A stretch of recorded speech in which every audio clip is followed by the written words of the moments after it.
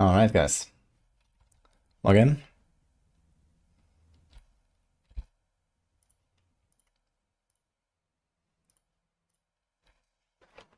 Welcome to stream. Hope the server works today. Okay.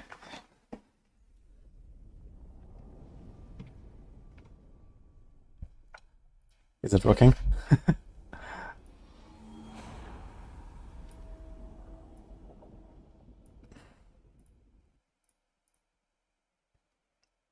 Hi, cat.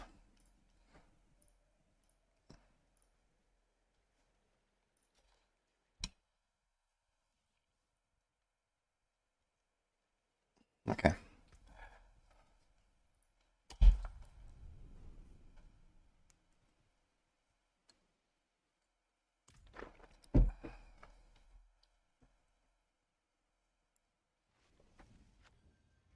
Too bad these pants are garbage. I think my build will actually disagree with that.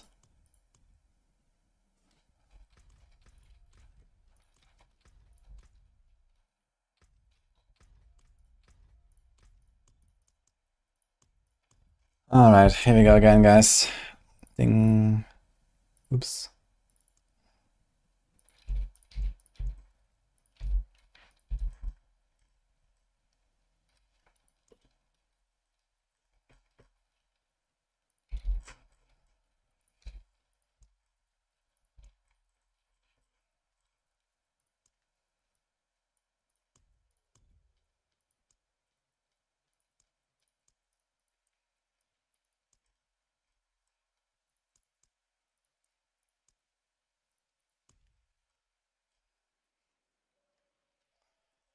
Okay.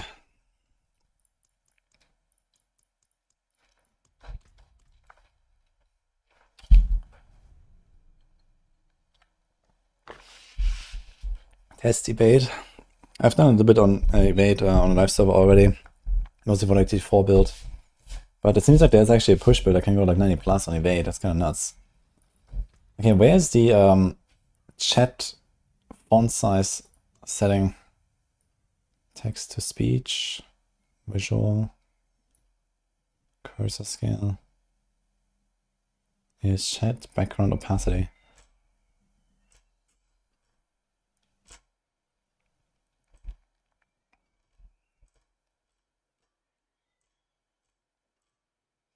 Like my chat is so fucking large.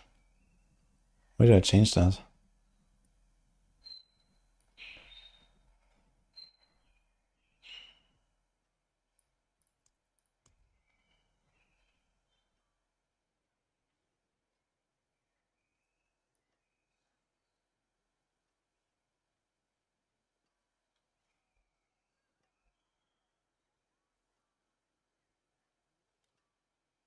Graphics.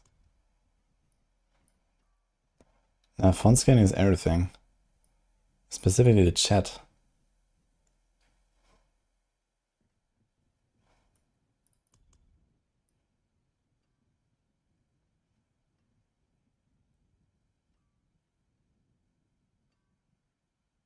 Can't find it.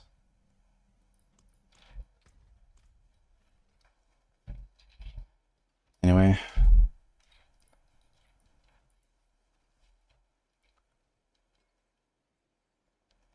Rudy is snacking. Rob is already doing pit 150 with Barb. And because Rob always likes to do stuff that is guaranteed getting patched because it's just a massive bug. Like there's no point in even making that since it's just like some infinite damage bug.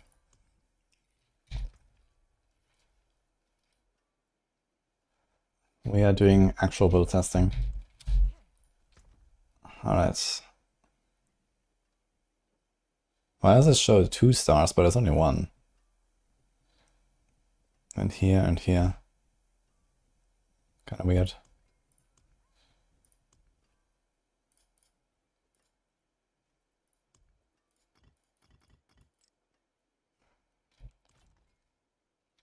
Now is there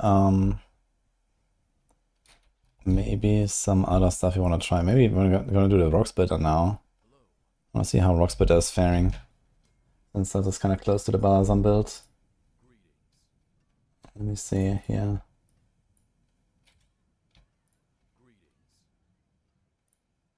Second stars on the aspect.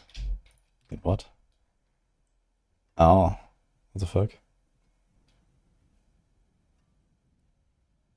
Yeah, but it's a different star. It's like a unique thing. I guess it just doubles them or something. Yeah, whatever.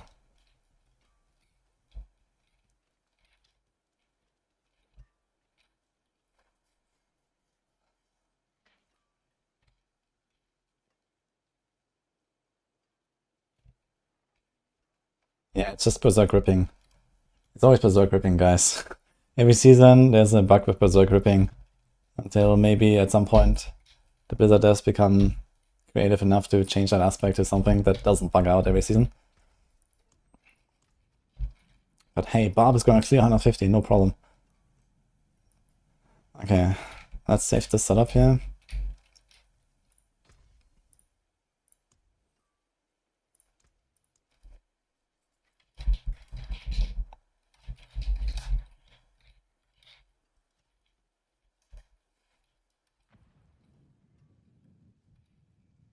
What? I removed 2 letters and I can only put 1. There's a space. Okay.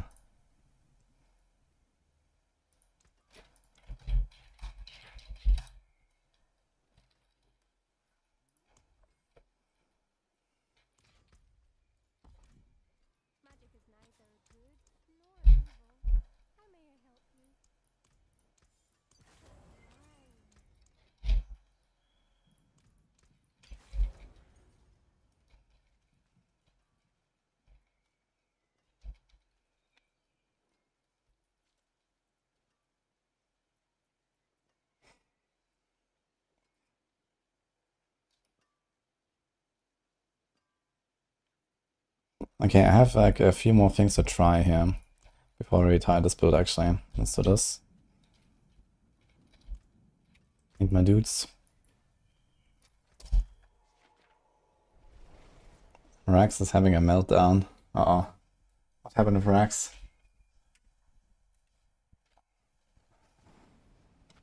Any good rogue builds for season 9? Yes, rogue is looking pretty fine, I think.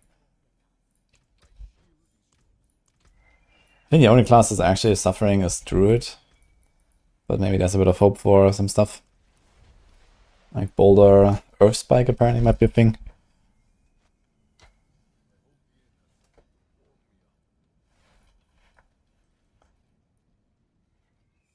All the PTR bugs. Okay, fair enough. If you like make your build and then you can't roll your item and then you get DC'd and rolled back.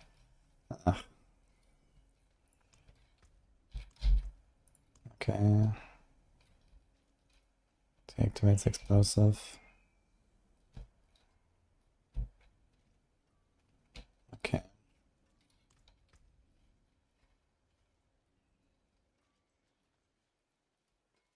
Yeah, I'm not gonna make a new neck now, but this neck could be a lot better. Just missing 2 stats and the temper actually. And the temper it has, that is actually good, is absolutely terribly low roll. Alright. And it's also missing a GA. Just missing 2 stats. This temper could be different. This missing a stat. This missing a stat. That's kind of okay.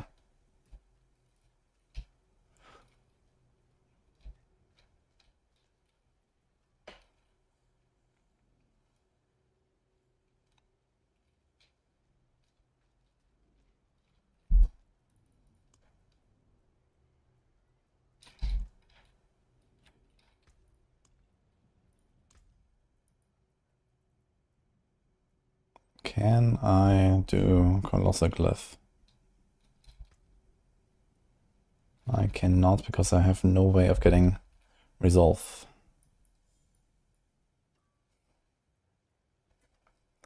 Unless we drop Scourge.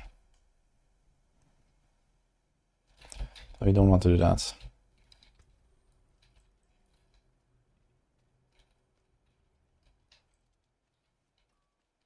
Can you do something better than POC? This POC Q is not the way, I think. It's not a Kabaleka build.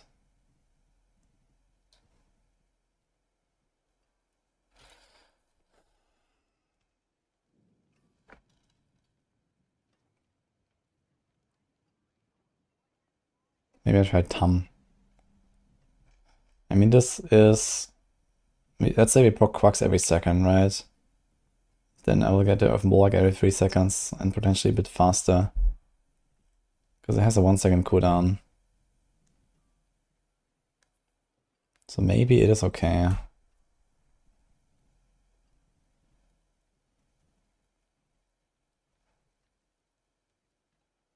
I feel like some skills have like these ridiculous runes like this. And others, they just don't really have anything that feels decent.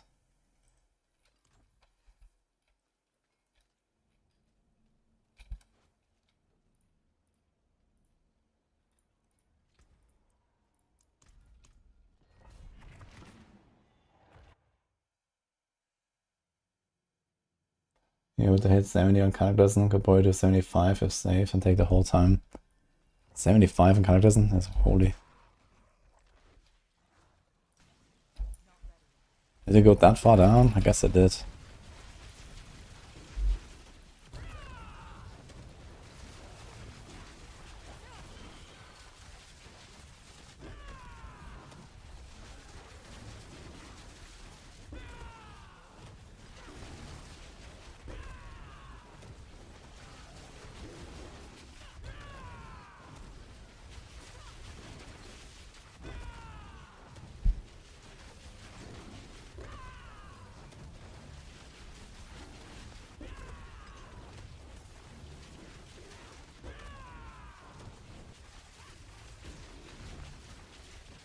My god.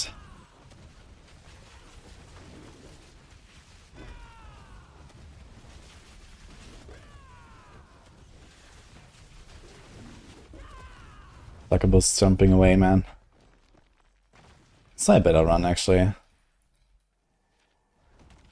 Like, Succubi is not it.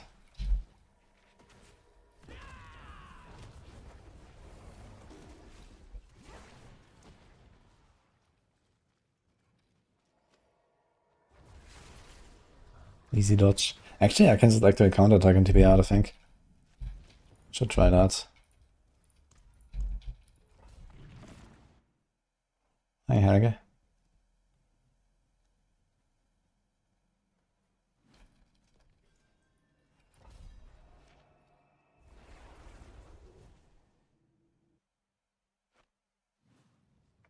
Druid is at ×4 buff to keep up. I mean, he just got nerf ×4 from the overpower nerfs, right? And then Cataclysm got like a target nerf. I mean, the Cataclysm nerf was probably fine. And I expect it still remain like a pretty good build. But I guess we'll see.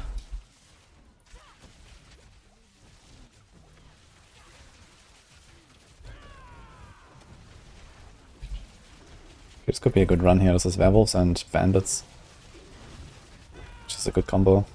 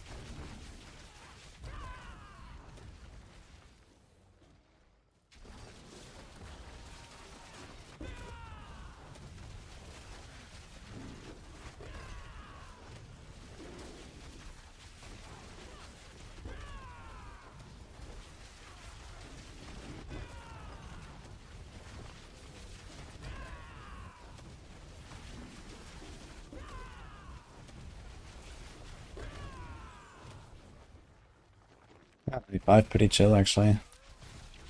Good map.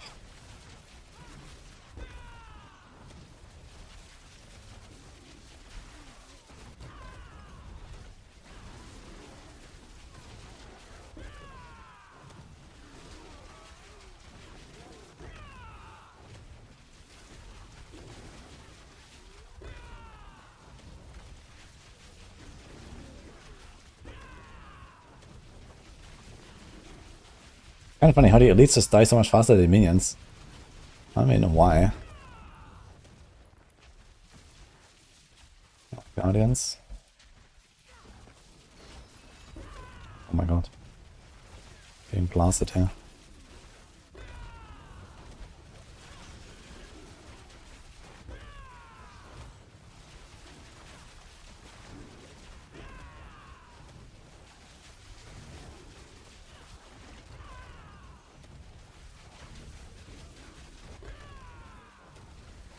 Yeah, this build would definitely do 100.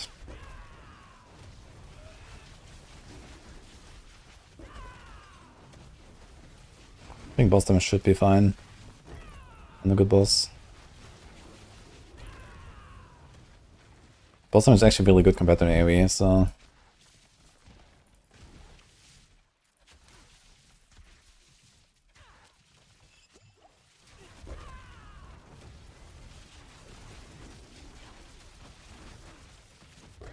Lag.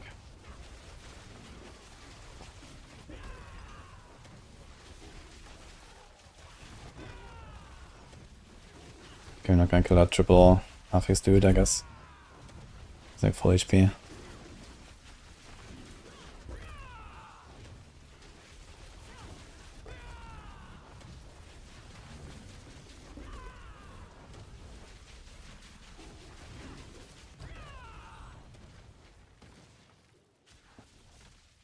Dual Guardians and a pack.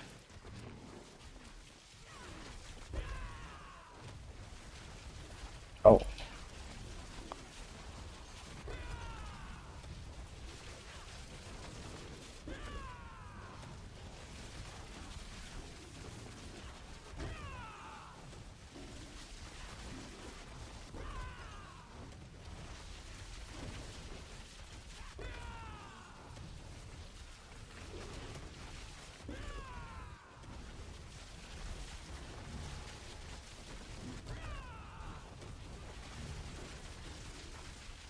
Try to focus on a triple guy, actually.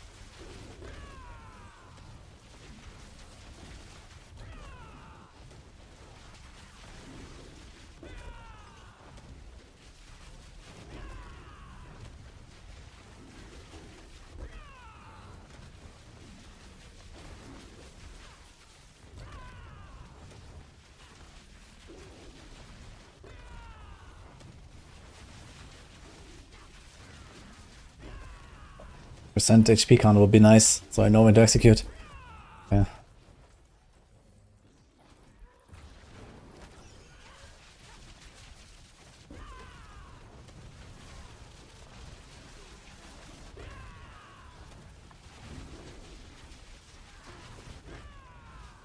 Sometimes these guys die like super fast and sometimes it's so slow, I don't understand why. I compared this to the previous elite that I just like 1v1'd. I don't really have like any density scaling on this build, so it's kinda sus. Dude, 8 minutes, what's going on? That's all the time.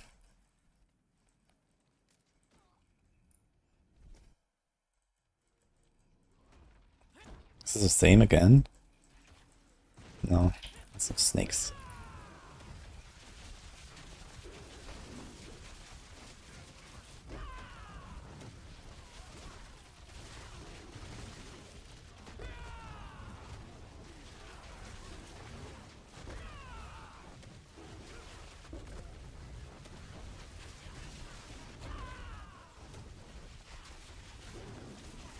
What's that again? New pants are trash.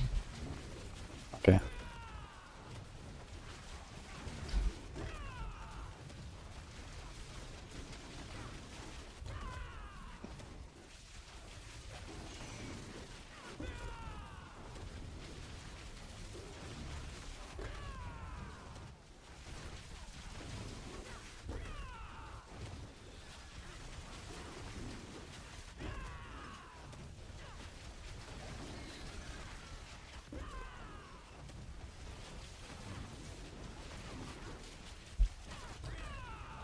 It's kind of interesting how Rahia can block this explosive affix, but he can't actually dodge or block it. It just hits you. But Rahia prevents that. Very strange. It's like a hit, but it's like unblockable. It's like specifically.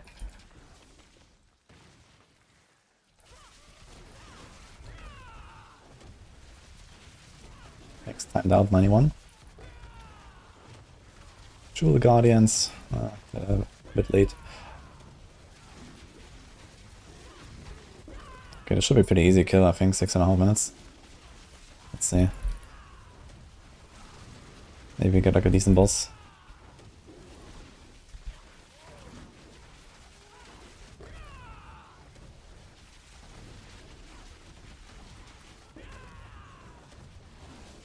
Like now I do like 0 damage again. It's kind of weird.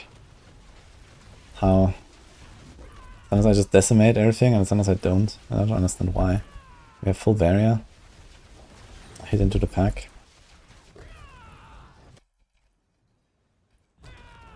Resurrected Malice. So if he doesn't like constantly move out, it's gonna be fine.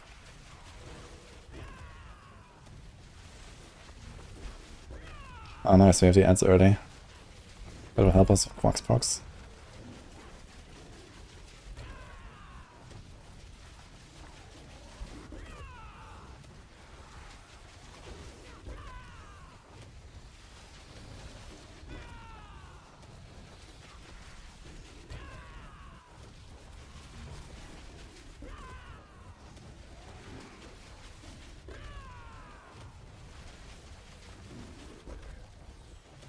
Should be almost in Croc's range.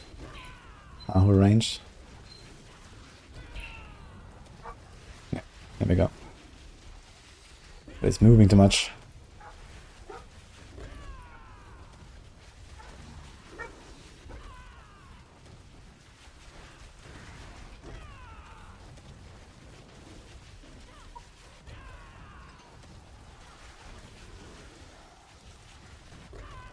To like move behind him so that he doesn't move out of the Mystic Circle. Dude, I need like Mystic Circle size temper, dude. That's what I need. Or just push him into the walls later, maybe.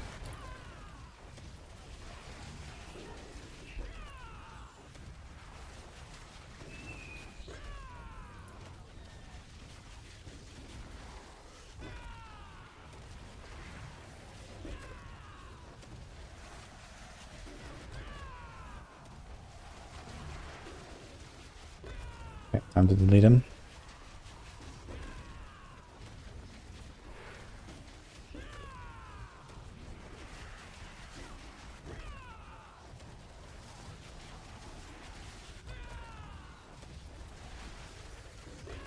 That's a pretty fast boss kill actually, 2.5.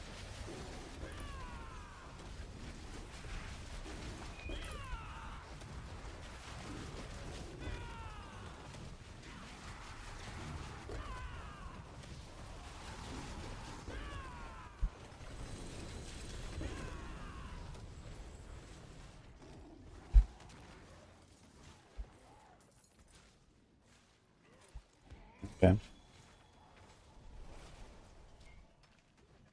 Hey J-Rocket, thank you man.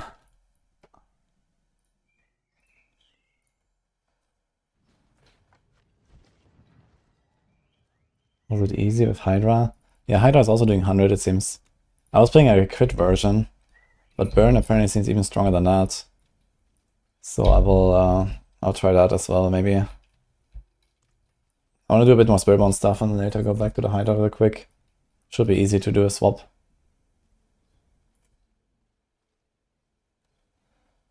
Is the Hydra build gonna be shown? I recorded a video about it actually earlier. But yeah, I've done like a, what is it, 85 or 90 of it or something. And apparently if you go Burn instead of crit, it's even stronger. Try 150 now, lol. Well, the problem is 150 is... Wait.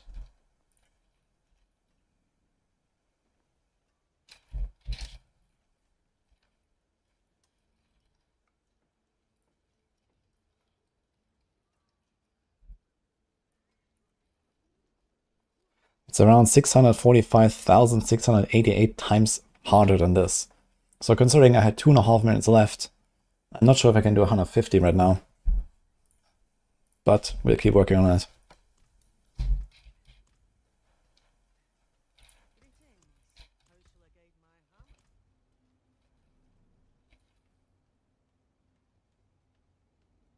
Cook a boss build. Well, I mean, the Hydras go... They grow really large. You could consider them boss. Easy to do 149. Yeah, 149 will only be like 620,000 times harder, I guess. So that's pretty good.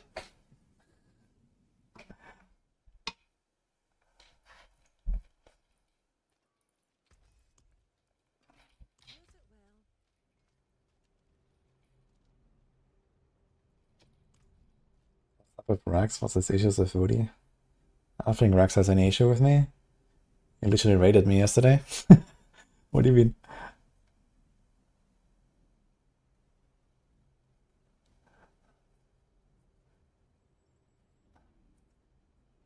How to get GA Razor Plate on PTR?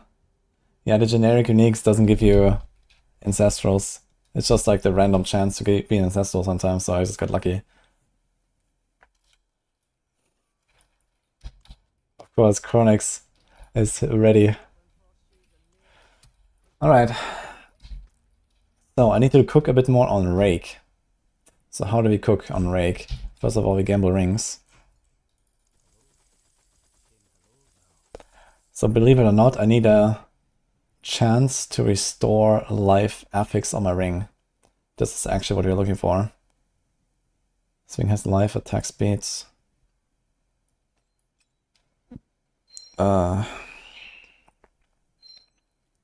guess I could just take that. How's my rest on this? My rest is actually fine. Yeah, perfect. Damage over time. Yeah, fuck it. I guess I'll take this. So... Oh no.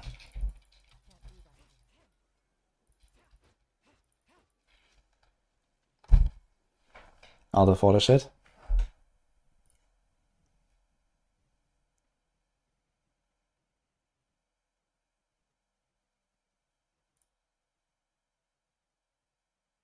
How's the new Pants Fawn spelled? OP, OP.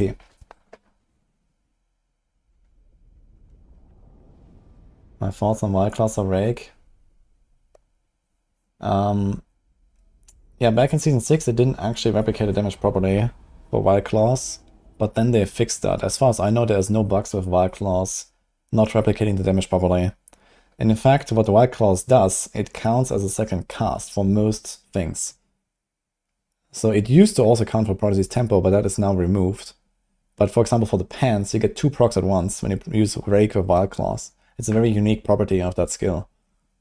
Or Gorilla Main Hall and all this kind of stuff is doubled. So I was actually just going to respec to Rake now to do this again. The problem with Rake is we cannot abuse the Jaguar Main Hall that well. So, you know, this Quill build here, this whole purpose of Quill is to proc the Jaguar Main Hall a lot. Because we hit, you know, 100 times per second on every target. But you can get a lot of extra hits with Rake by using Ravager, and that's what I want to do. I need to try to fit in Ravager somehow. Because with replenishing Ravager, you can get a lot of hits. You can actually proc the Spirit Hall pretty often, even on a slow attack build like Rake. But Rake has Rake has double the base basically, because you get 2 procs for the price of 1. But he proc the Jaguar Hall much less. Like so much less that it's actually weaker. But maybe the Ravager can save it. So that's what I'll try. And the builds are on the Discord. We've been running Gorilla, Eagle on Rake with Ebawaka. Yeah, I mean, if you play like a Kapaleka Rake, you're not gonna go far. Like Rake, base damage is just so weak. I don't think that has a chance against anything, really. And certainly not like stuff like the Quill Banazan build. Thank you, Paluziak.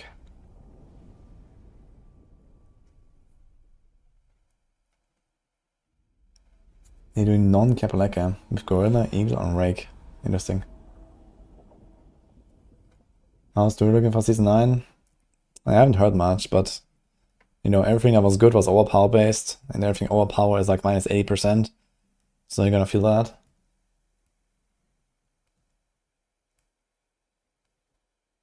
The season can hit 100% crit with the boss power. Wait, which boss power gives you 100% crit? Spiritborn is gonna be good, yeah, with multiple builds.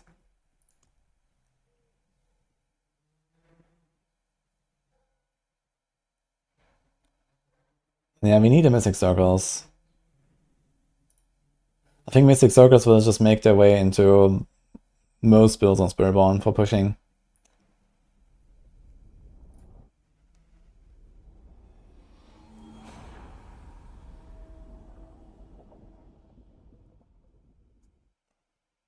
Yeah, Rogue is looking very strong. Druid, as I said, I don't really know. I think Druid is gonna be kind of like lower end. Thank you for fake blood, by the way. Appreciate 2 years, man. Yeah, I can send me the Blind Grizz. But I don't believe in non-Caprileca, like, what is that, Gorilla, Eagle? I don't know. Like, Rake is already, like, really down bad. So there needs to be, like, a miracle. Here we go again, guys. Let's go. Ding, ding, ding, ding, ding.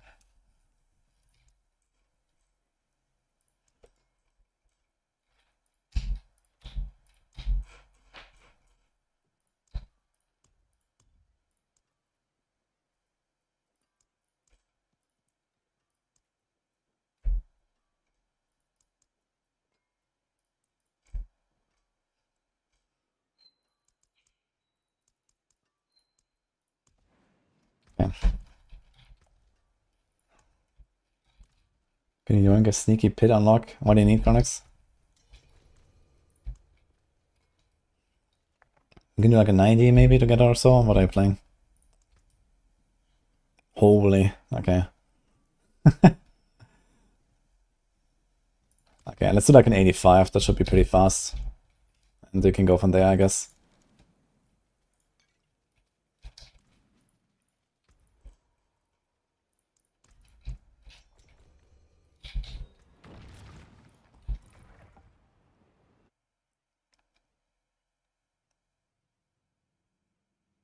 Cyberland still gives the passive effect, +1, yeah. Firebolts are a bit too strong right now with that.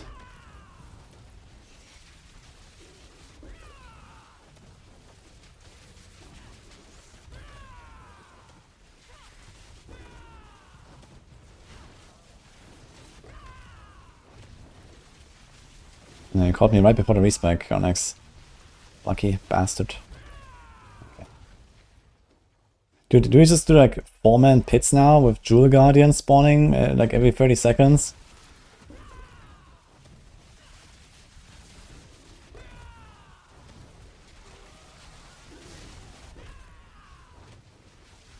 Onyx says forgot to masterwork. But did he really forget, or was he just rollbacked?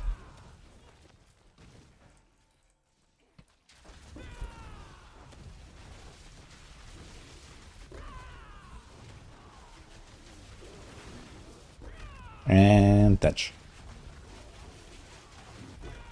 5k evade Spiritborn. Blasted by explosive. He thought he has 100% dodge.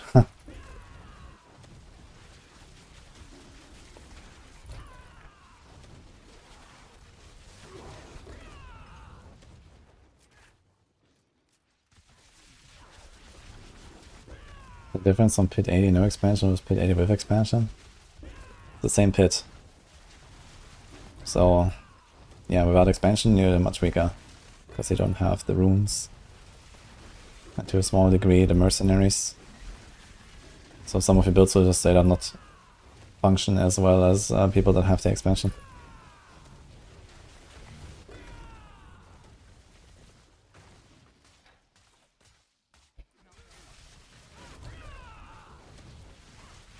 Holy.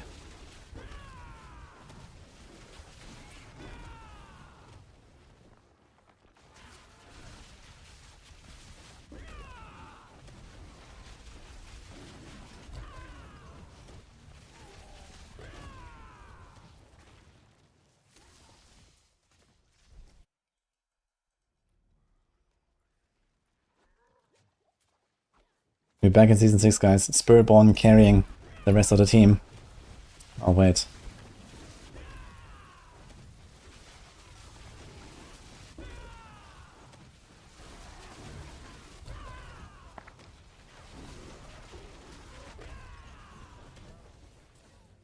Any fixes to PTR from launch? Yeah, they usually fix all of stuff. But I mean, we'll see in a month. Apparently the new minion glove for Necro is broken. I'm not sure what exactly, but apparently there's some bugs. So I wonder if you can even test that build. And then who knows what they're gonna fix. I mean, certainly the berserk gripping stuff. A bunch of stuff is broken with the escalation, lamp engines. Master working is completely borked.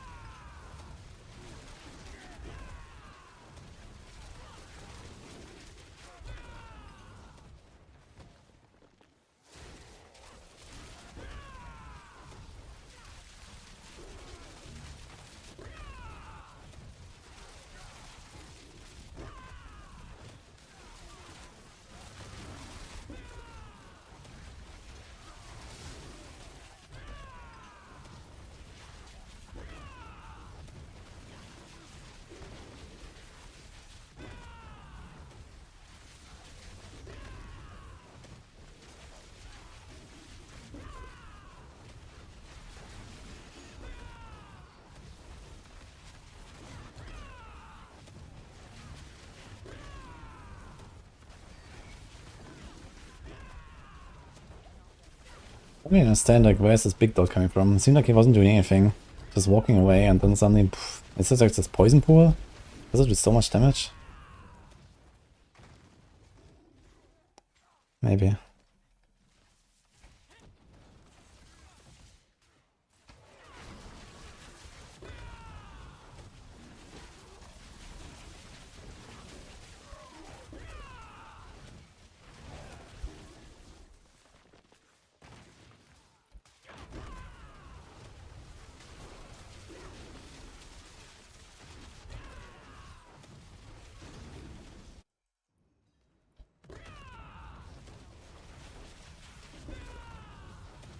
Alright, yeah, what a start.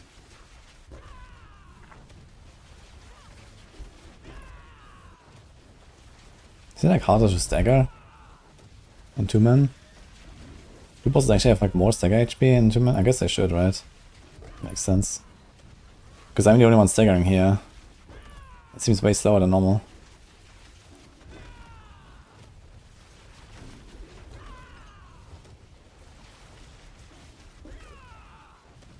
What the hell?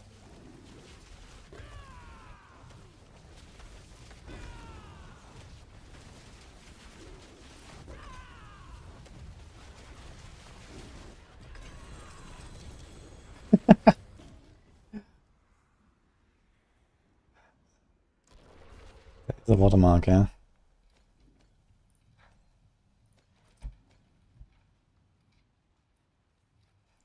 Okay, good luck.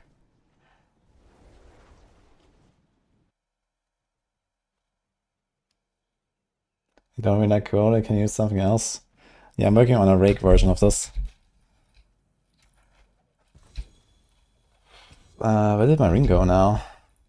Oh wait, I got a rollback. Okay.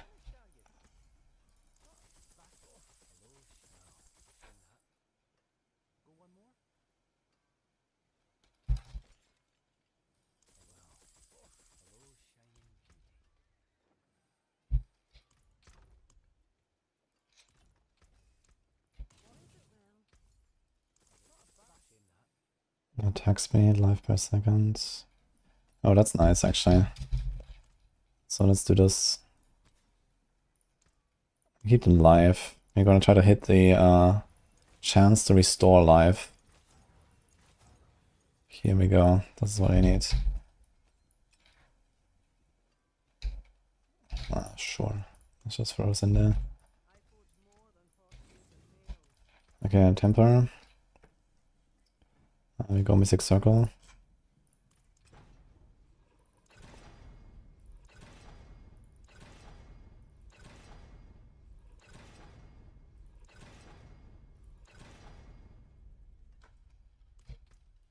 Beautiful. Maybe I could use that for like a rock splitter version of this actually. So let's see.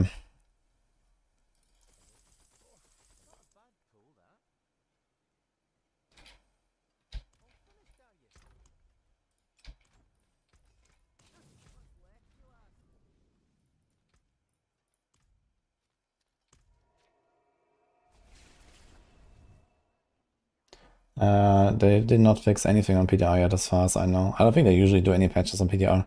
So I think this is what it's gonna be. You have to enchant first before tempering. Then it doesn't bug out. So I usually do it the other way around because you can break it while tempering. But yeah, in this case.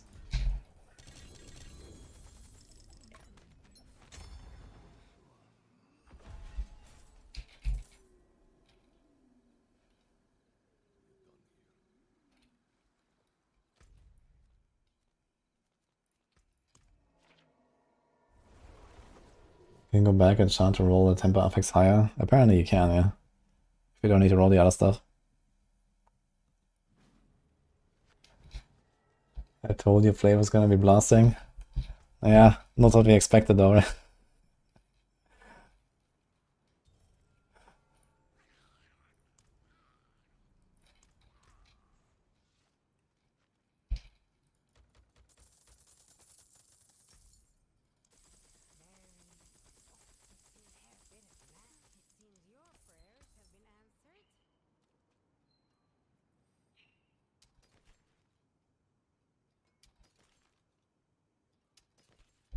Okay, that should work.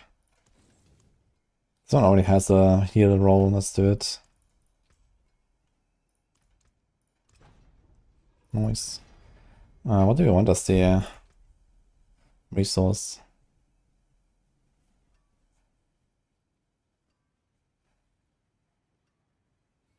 Yeah, I don't think you care about anything really.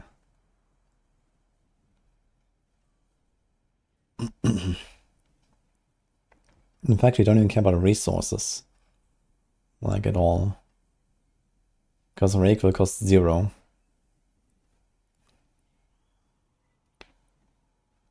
So I guess you go for proc.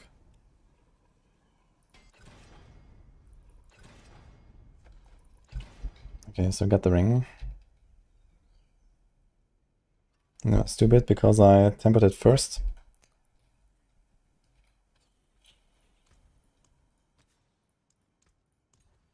Oh, here we go. Seems like this heal mod is pretty common, actually.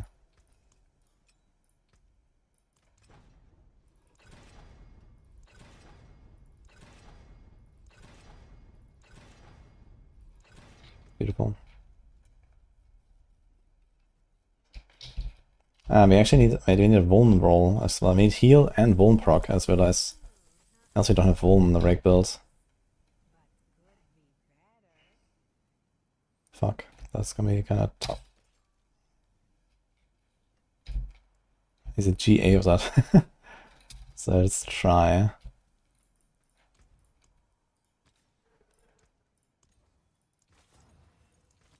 A pan-glacial worm. Thank you.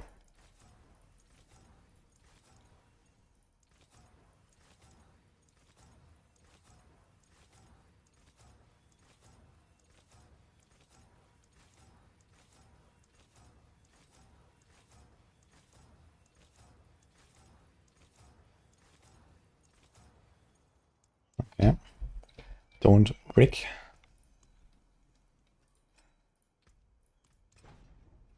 Nice.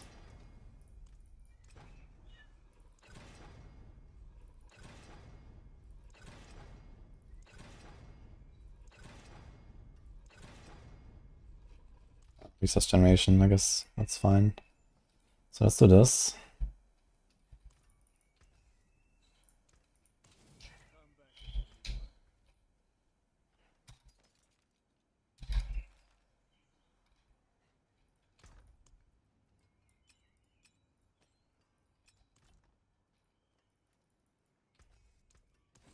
Okay, just to be safe, I'm gonna relock before ADC.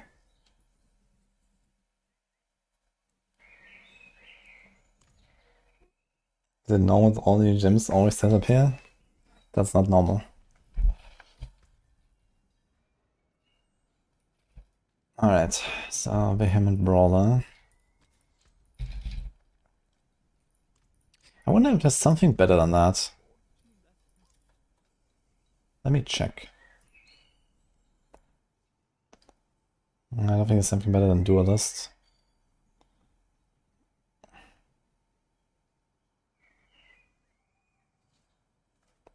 Okay, make another glove. We probably want one with rake size actually. Let's get another glove while we're at it.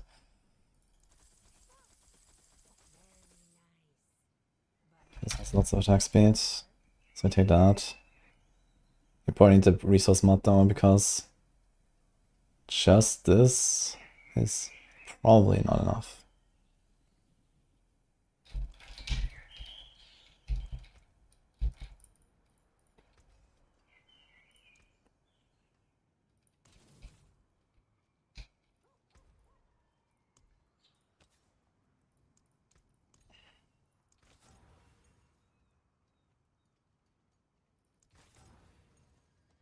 Oof. Oof. I kind of want to just roll this and leave it here. I'm gonna save this for later for something else. That is too good. Need more balls.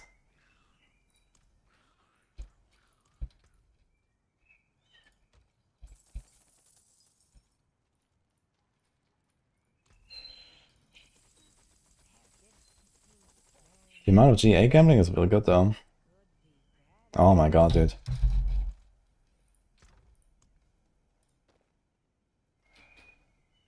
Okay, let's take this and roll attack speed, and that's probably fine.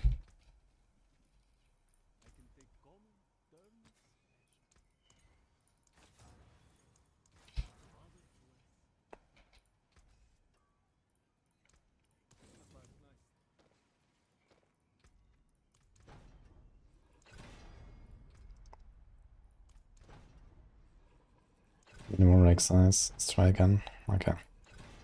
Good enough.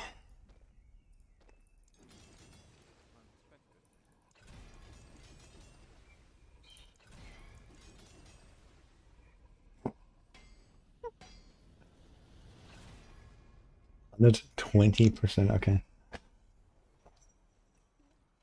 This master is so scuffed. The way this works right now. Okay, I did not actually roll the resource mods. I wonder if this is enough. We have only one here, 29. So it needs to proc twice. Every time I proc quacks. I wonder if it's enough. We'll see.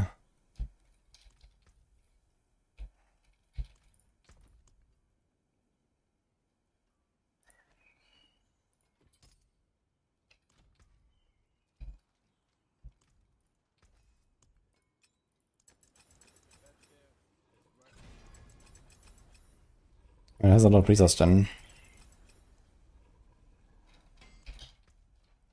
Good thing is with this kind of masterworking, I can actually make a very scuffed gear on the PTR, and it actually turns out to be somewhat of what you would have in the season, right? So that's kind of nice. Like, I don't need to really try to make good gear, because the masterworking will fix it for the most part.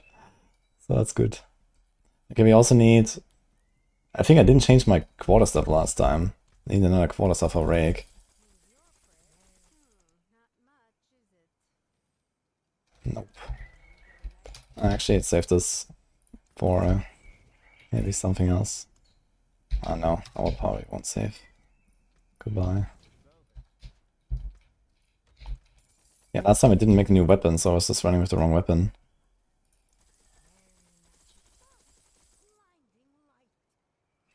That works.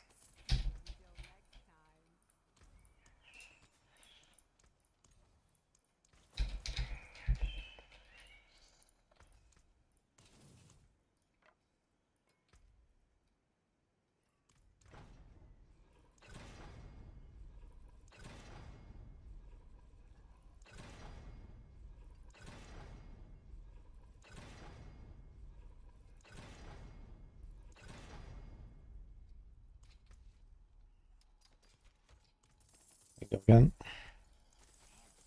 So this obol and gambling is actually really nice. You can get the stuff you need pretty reliably, pretty fast.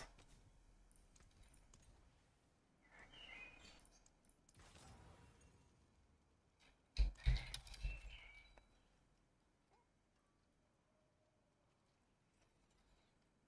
wonder if this chance to heal is fast enough. Maybe I should also put like one life regen affix somewhere.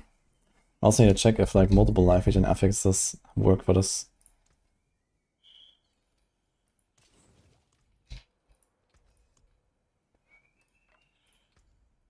So jog.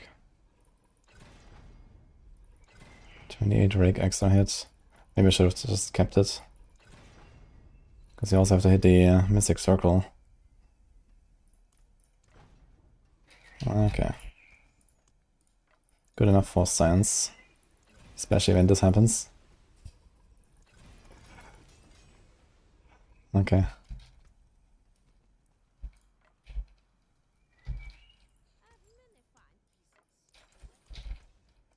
This is Epoch and Q. So you're gonna do mostly the same stuff. Ahu and Quax. Yeah, we don't have better options anyway, I think.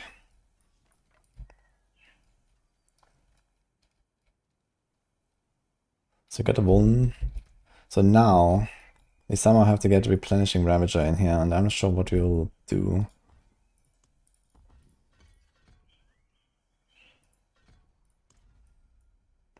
We need to get this, yeah. So I suppose we have to remove Scourge. Which means you also don't fear them away, which is okay, I guess. Let's try this.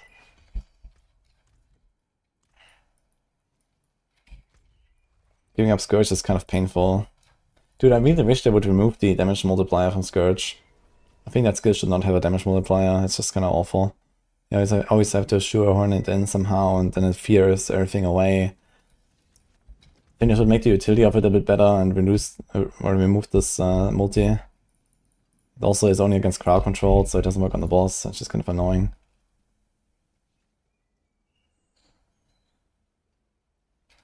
Okay, I have to change the glove. Actually, I have to equip this glove.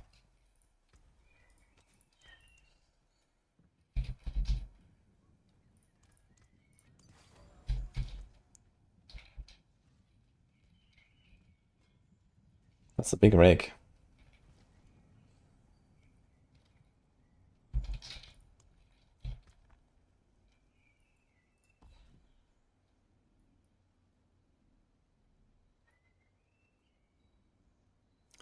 That's realize I have 3 in resilience.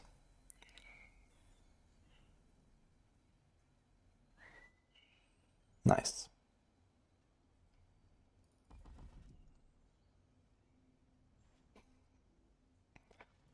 Very nice.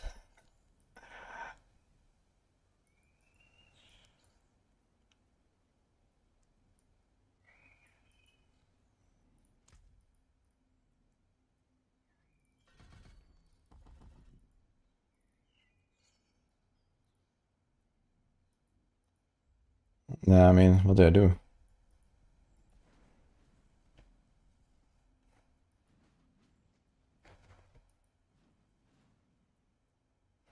I do wonder if Concussive Stomp would trigger this.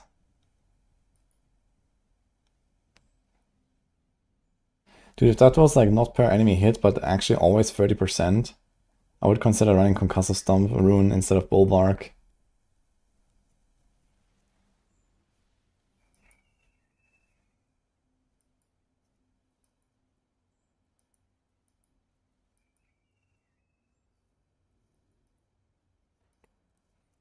I mean, I have literally nothing to put, so I can just...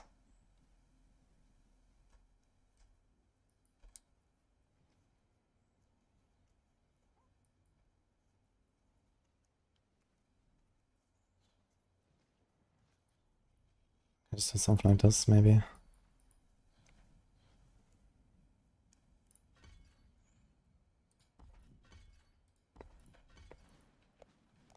Anyway.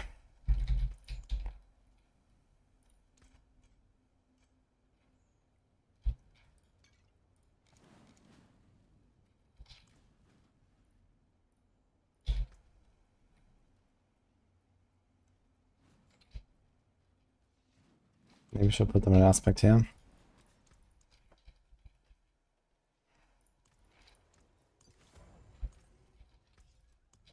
Do we change anything here? Headhunter, Hubris, Turf, Ritual, Revenge. This is fine. We still got Viscous. Yeah, we also have Sapping to get resources. We should get 100% between every Crux procs. Even without Glove and with just one Temper. Actually, we would have, yeah, one Temper here. And it might be enough because we spent 0. We just need to proc the lucky hit like 2 times.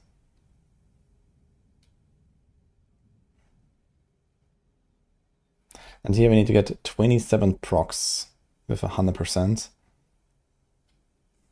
So we need 2700% lucky hit basically. And here we'd need, this is 15%, so it's like...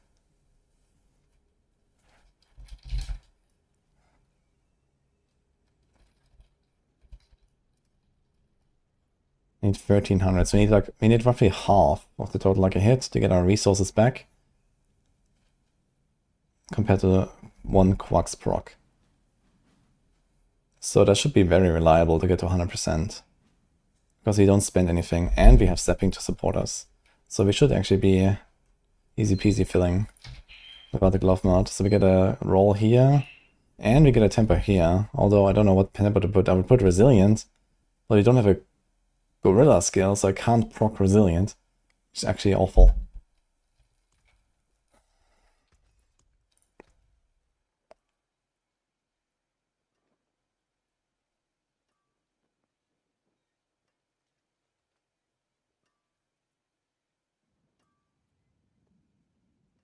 Detch.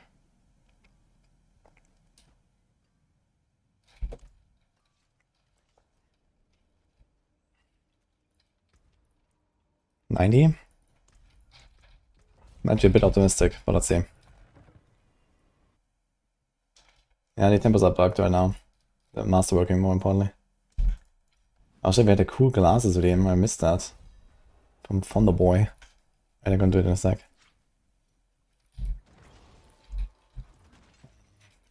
I've got...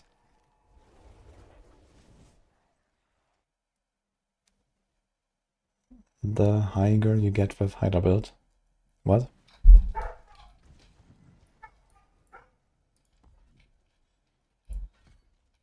Wait, item contribution 4. Okay. I accidentally spent the last point that I was supposed to save. You just click stuff. I'll do it in a sec. Oh, this is best monster type. Kind of crappy map though.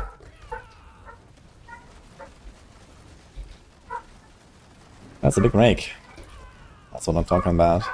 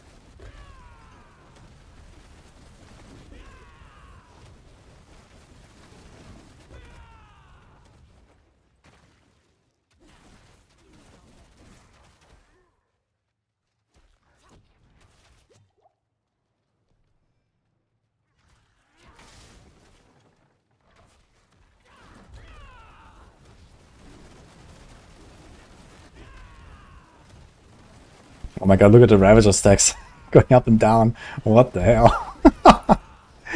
Okay. Wait, the elites are deleted, man. Okay. Yeah, that works.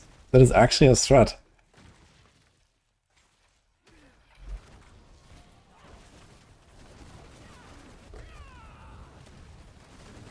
You need the density though. It's like pretty reliant on density. Look how he's melting.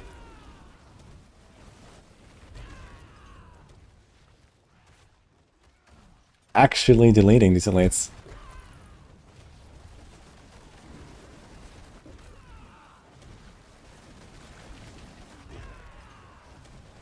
I should do the same on Quill. It might be even better. Because you actually have like the insane lucky hit on Quill. Can probably sustain the Ravager. You already have a lot of Jaguar procs on Quill, but it could be better.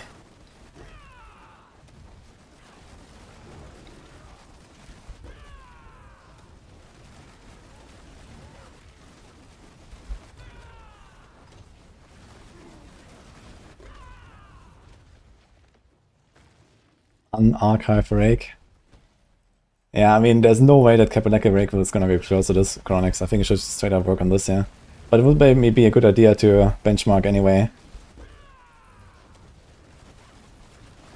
And you also have to see how we can make this like a T4 build. T4 is a different story. Because it's hard to actually proc the... Like, it is like a very slow-paced thing, right? With the Mystic Circles and stuff. So you have to find a way to make this good enough.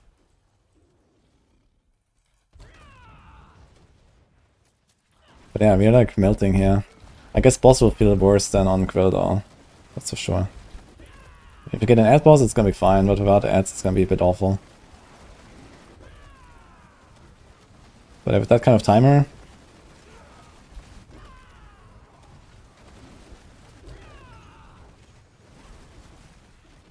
Dude, can I get a Fist of Fate in here? Shit, we need to test the Fist of Fate can double dip with the Jaguar Hall. That would be something. I need cap on the job.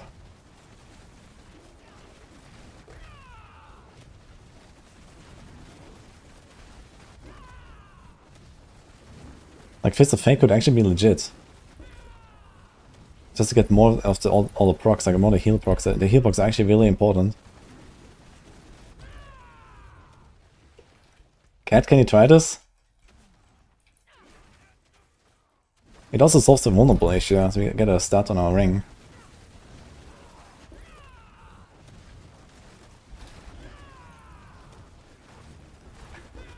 Yeah, just try Fist of Fate. I mean, it's gonna be kind of scuffed to try that, but it's important to know. I think this might actually be a legit option here. We have Vehement Brawler. We can definitely give that up. It's not very important. This thing doesn't have anything crazy.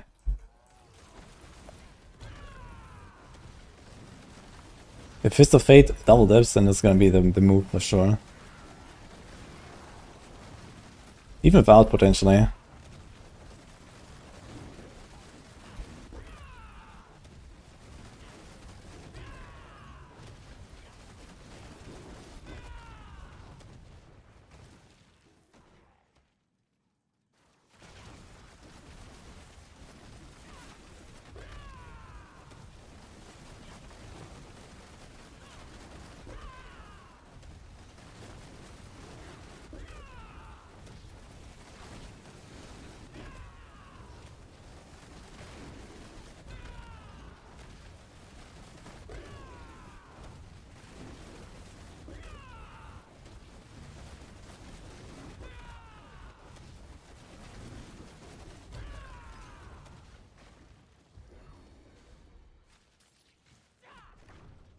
Actually, I wonder if I lose the 40 stacks when it times out, or if they stay. Kinda curious. Nah, they actually stay.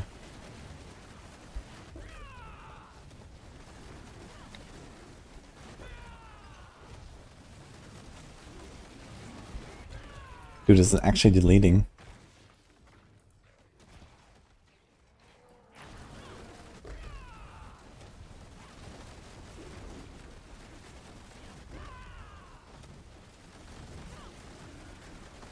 Yo, Jewel Guardians, let's go.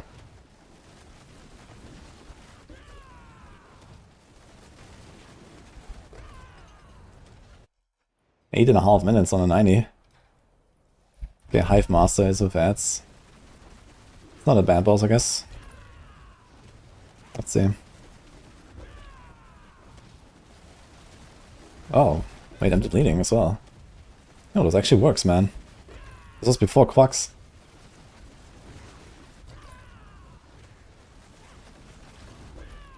Maybe spawning even more ads on the Tomb Lord. Okay, the boss damage is way better than I thought.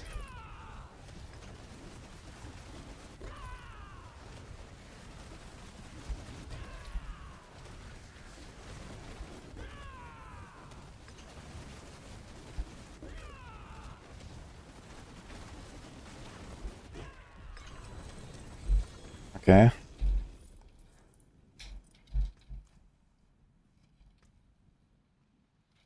Let's not go to a 95.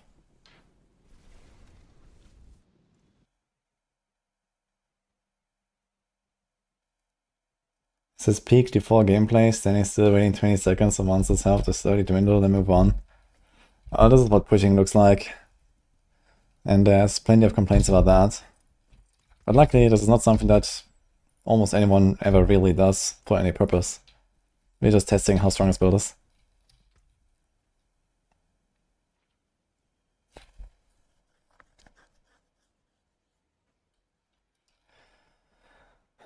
Okay, how the hell do I get a Fist of Fate? Is the question. Fuck, we actually have to test if Fist of Fate even works with Badazan at all. That would be good to know as well.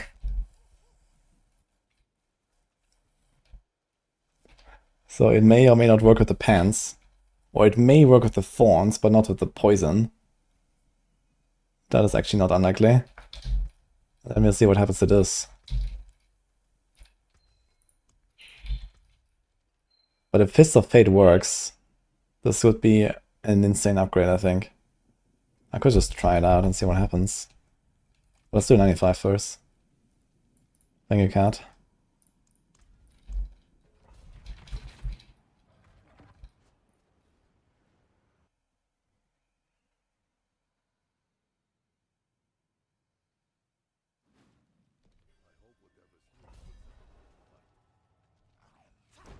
I mean, Pit 90 in that time, this is like top tier build basically next season, guys, with all the nerfs.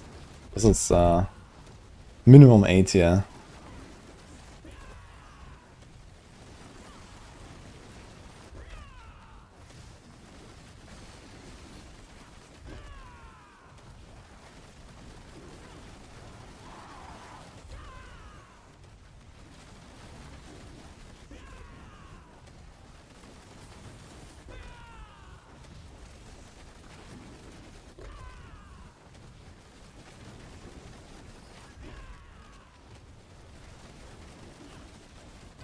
Kind of funny how the elites just die so much faster than the minions. Look at that. All the minions are like half HP left. It's very strange.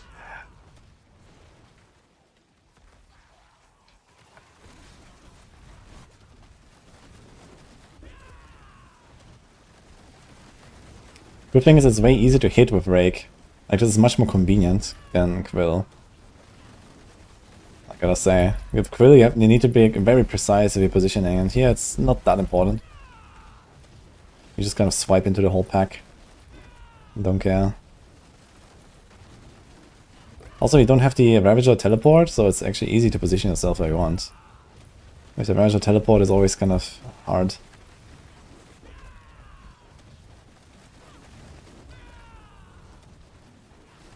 This is like a really shitty monster type to defend. These guys are always running away.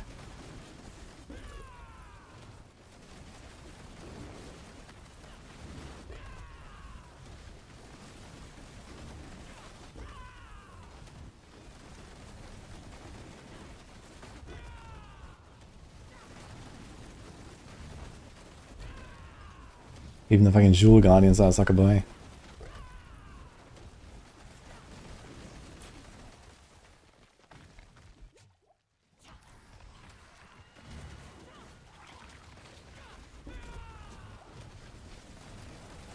Dude, is the heal actually gonna heal me enough? I wonder. Gonna take damage? Ah shit, I forgot. I've got to do the Bastion thing. I actually have too little damage right now. But that is actually going pretty okay. Okay, let me TP out. Need to remember, before every run you have to remove 1 point from Bastion. You do this. Then you go in. Then you press counter attack and then you put in a point in Bastion.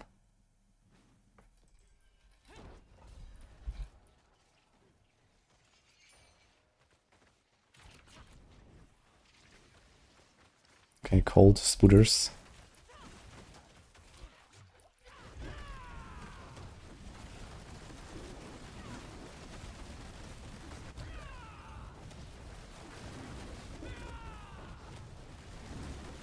Think fist double dips.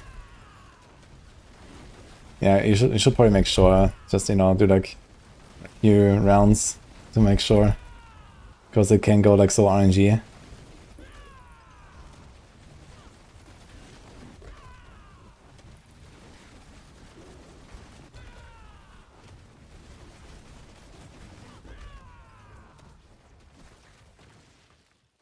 Both ways. Well, if it goes low, then it usually doesn't matter if it double dips low, right?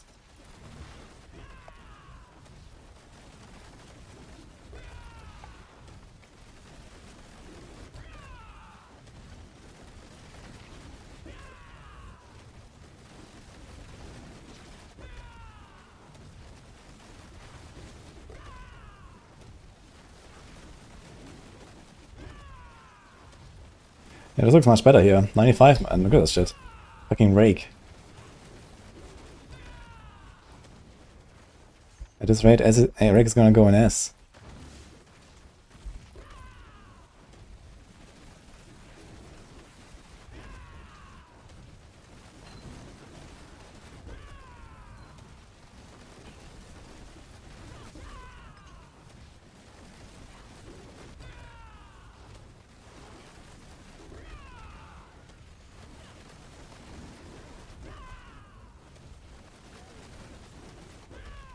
Does the Ravager also get consumed by the minions, I wonder? No, right? Because the minions always live very long compared to your elites.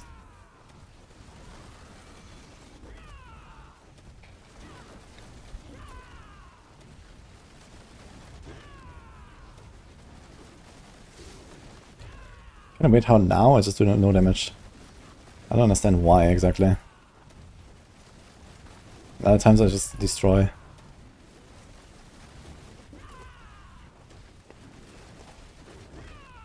Okay, finish this guy. This might be a bit optimistic. Let's see how long it takes. Single target this guy down. It does take a while.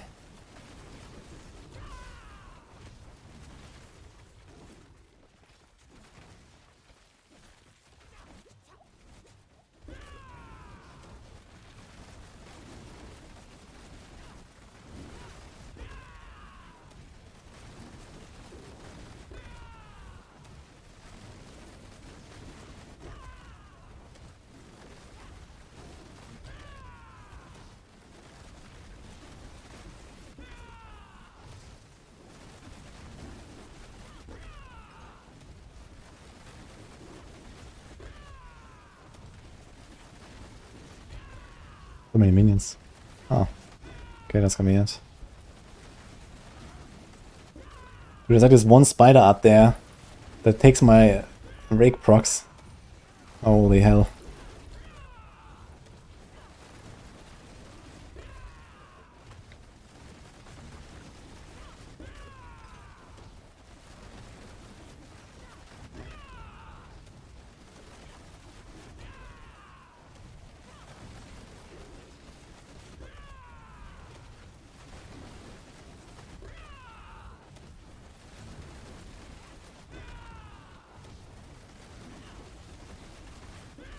Yeah, but for this tier, I think his pull size is just too small. We would have to like hide more stuff together and make bigger pulls to have a realistic chance.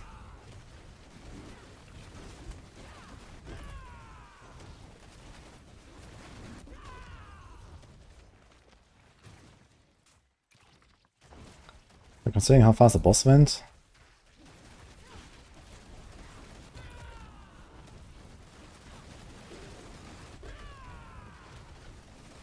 Interesting. Are the champions? Wait, the champions count as elite for Ravager. Huh. They don't really count as elite for many other things. That's funny. Consistency, guys. Who cares?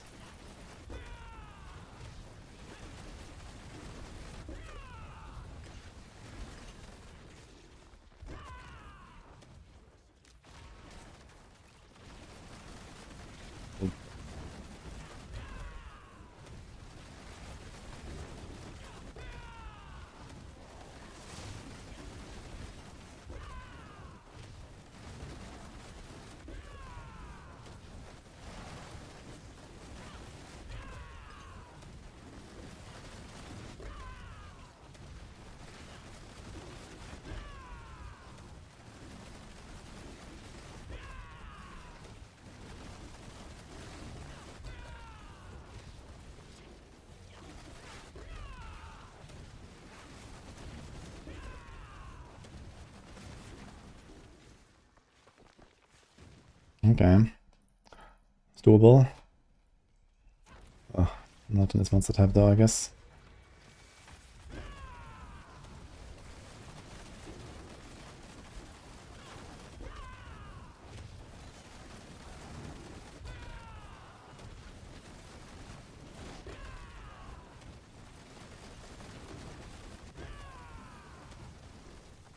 Try to get more.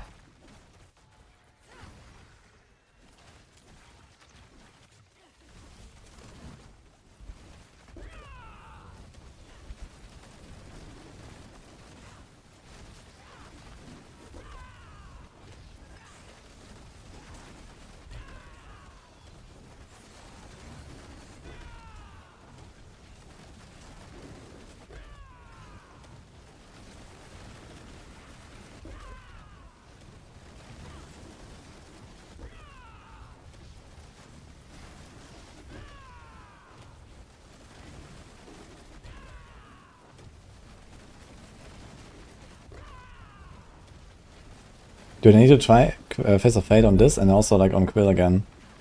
This made this actually completely nuts.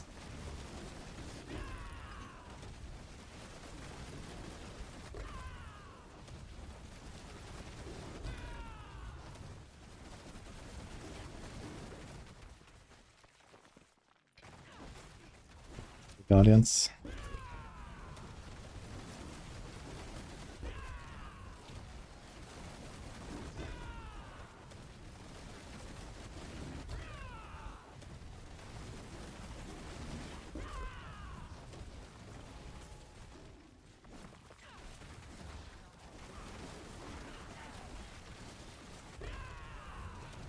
God, this guy keeps teleporting.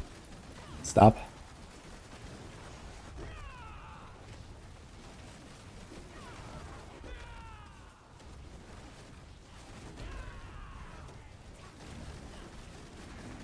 I have Conk on neck, yeah. I definitely felt a difference.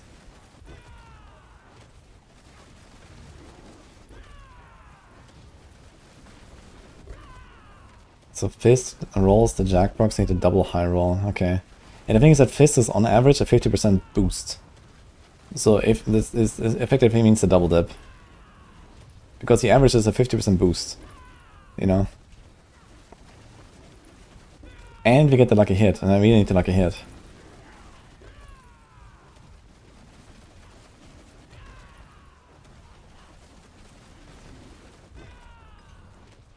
Okay, 6 minutes left. I'm probably like 2 to spawn.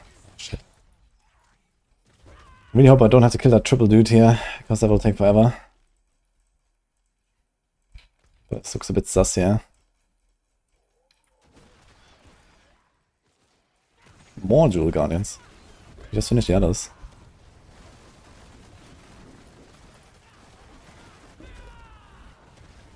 What is that knockback?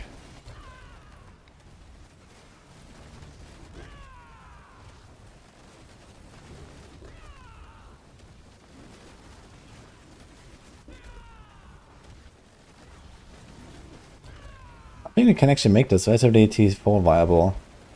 With like a life region roll. Maybe I need to check if I can stack life region rolls to get faster ravager stacks. Because if you can just rely on the life region, and not so much on a lucky hit, then you can actually just insta trigger your Jugger Hall on like every elite and just decimate them.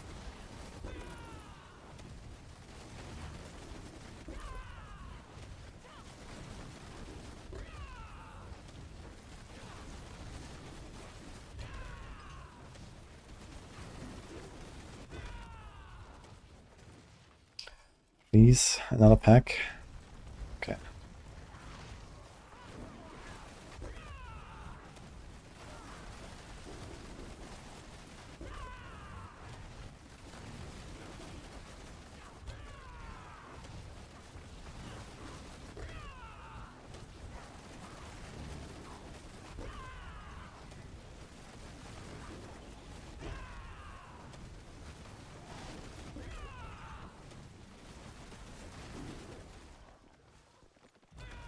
There's another one, okay.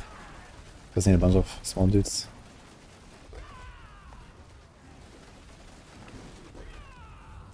Okay, 4 minutes. Considering how the other boss went, this should be fine. Oh, it's the same one. Funny.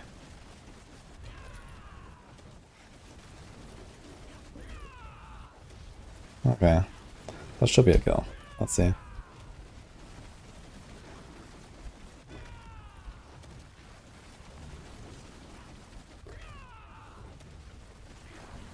Again, we don't care about staggering at all, so we always have full damage here right now.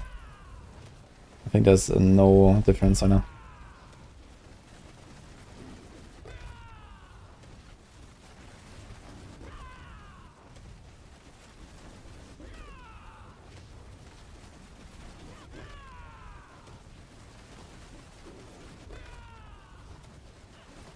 Oh, yeah, it's an easy kill.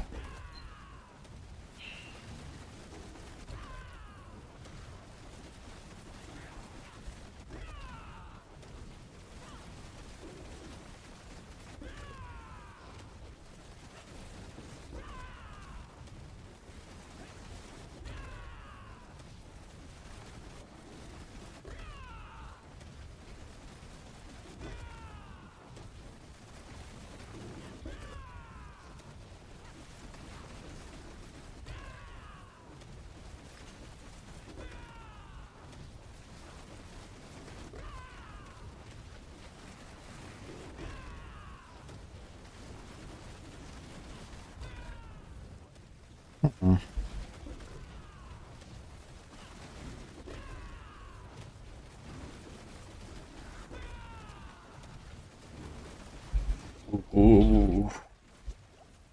Wait, does the cheat death jewel actually trigger? Oh my god. Okay, so I guess that is not happening now. Does the cheat death jewel trigger from dots? I guess so, right? If you would take fatal damage, okay, so that works.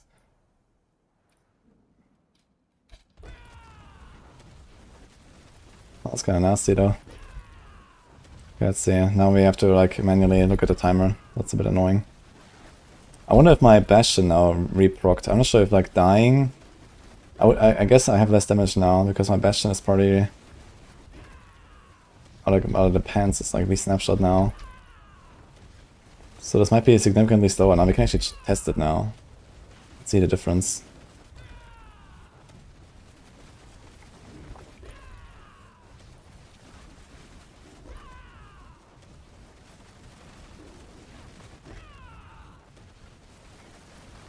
Also the fire is still there, not disappearing. It just stays forever.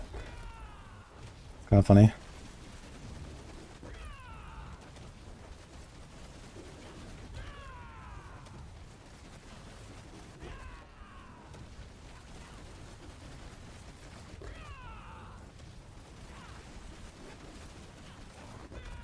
What did I want to test? It depends. Okay, I have a suspicion that Fist of Fate does not increase the dot or affect dot at all from the pants. But it may affect the thorns. That's what I want you to check.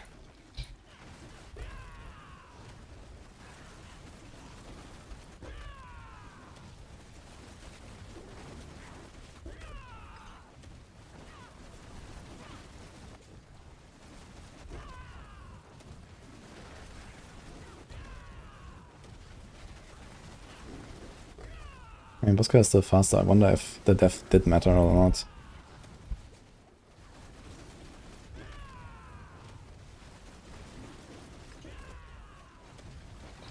Only 8.5k life with potion. Should have at least like 10, 12k, and then this would be much more chill.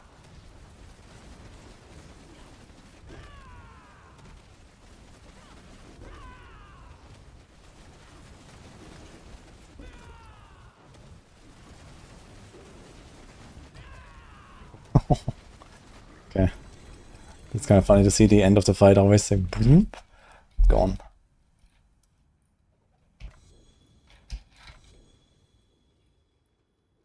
Okay, so very good. Seems like slightly behind, but let's see. I think this build would profit a lot more from Fist of Fate than Quill. Because we already proc Quacks on cooldown every time with Quill. So we don't get any value there, but we probably do get some here. Plus this heal shenanigans. Let's see. Fists. Yeah, I want something better than that. Let's see if you can.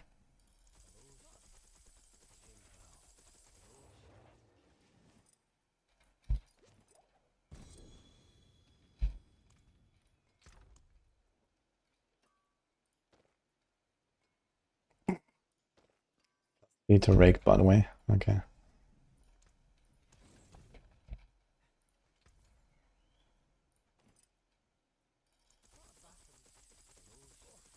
How reliably can I gamble that thing?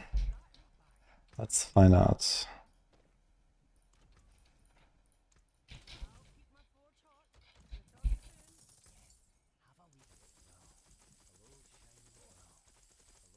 Peak visual clarity.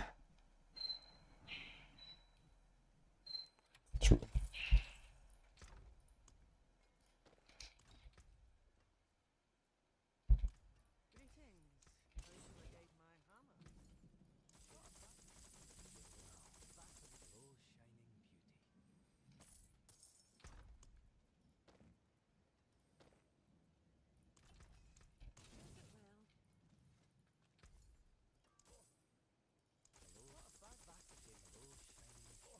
There's no Tyrant's Bane in this build. The extra damage at the end is just from Hunter. And like at 80% you get roughly triple to quadruple damage from Quacks. And then at 35% you get another double damage from the Hunter. So this is why the boss melts at the end. Nothing to do with Tyrant's Bane, I'm not running that. I mean, we could actually for 3 damage. I mean, I have literally a useless gem here. This one should not be used, I guess. Nice. But not a Fist of Fate. Oh, actually, wait a minute. Can't I just do Belial? Yeah, Belial is actually the way. We should go Belial. Let's see how easy I can do Belial. Should be not that bad with this kind of damage. So, Belial will do it. We just select Beast in the Eyes and get some Fists. Fist rolls the Thorns, but not the dots. Yeah, that's what I expected. Okay. Yeah, Fists really doesn't like dots.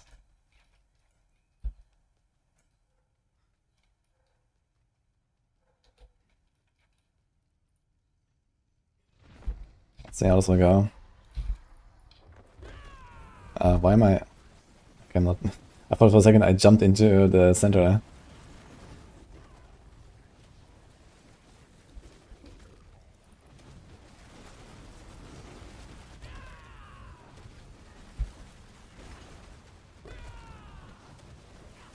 I have to jump out of the circle there. Actually, we don't have to, right? We can just stay in it.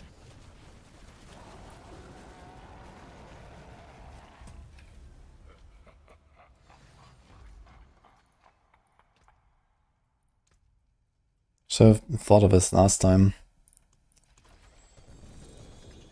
Glove.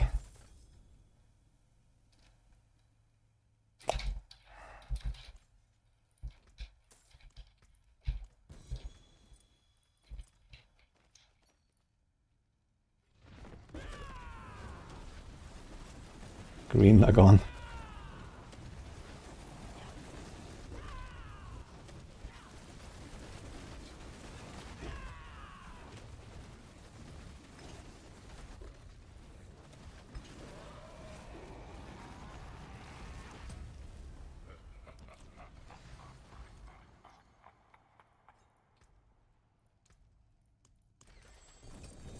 Yeah, it's actually OP. You just do Belial, and you get a fist this way.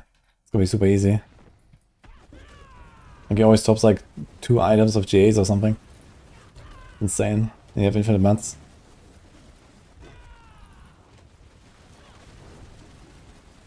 I should try this next season. Look how much more damage I do now. This was the Bastion thing. Huh. I wonder if we'd also lose the 20% Fauncy actually, now I think about it. And potentially Spiny Skin. I think all these things are not active, potentially, with the pants. Like, I do so much more damage now. You saw this?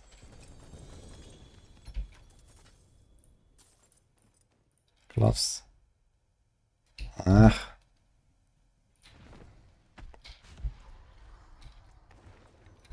That's nice though. Would Trash be better than Rake? Trash should proc Django a whole lot. But it doesn't have the double proc that Rake has. Like Rake has the double proc, and we also give up our two-handed for Cyber Zondak.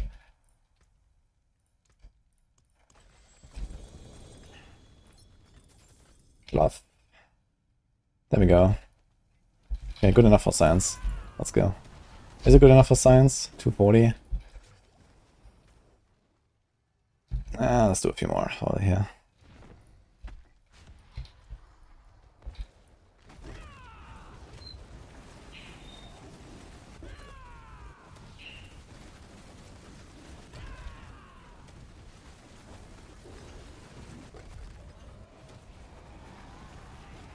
Is that the white beam? That's the season power.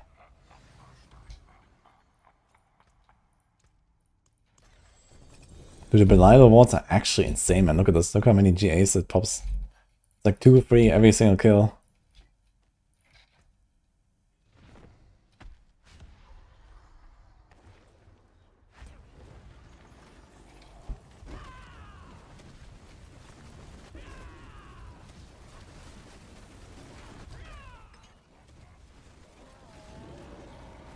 Yeah, wish you blood. Thank you.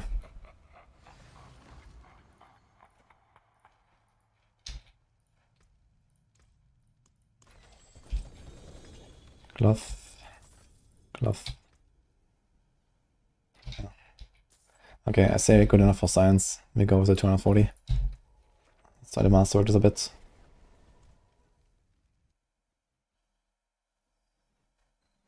I saw you all that last season in hardcore. I was in hardcore.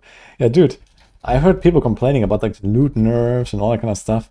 But if this is what you're actually farming, like this is insane.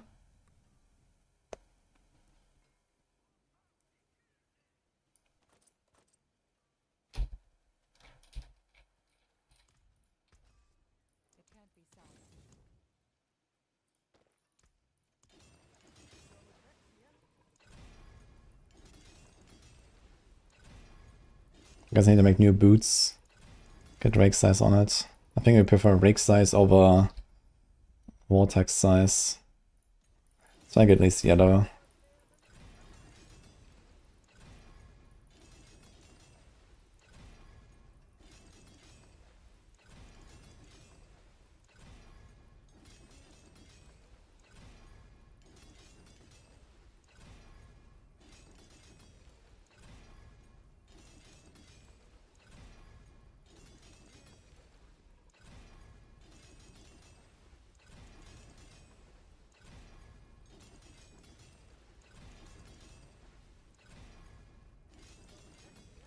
The strongest build in Season 9 for Spiritborn. That's really hard to say.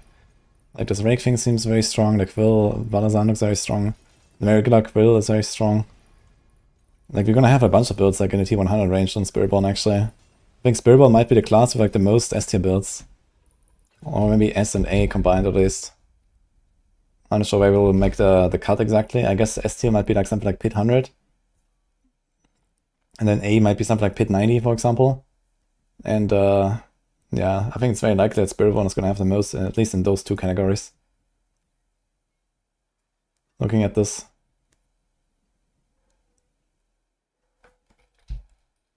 Okay, that works. So let's do that. I need other boots.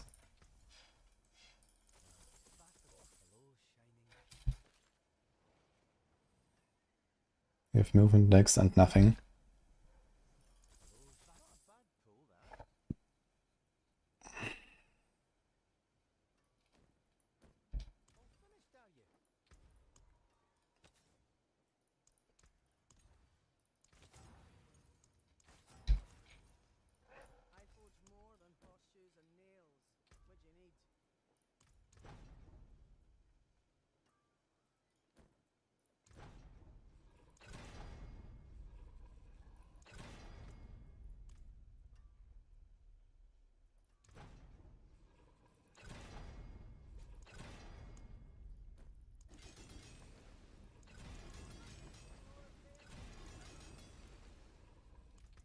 Yeah, so something like that.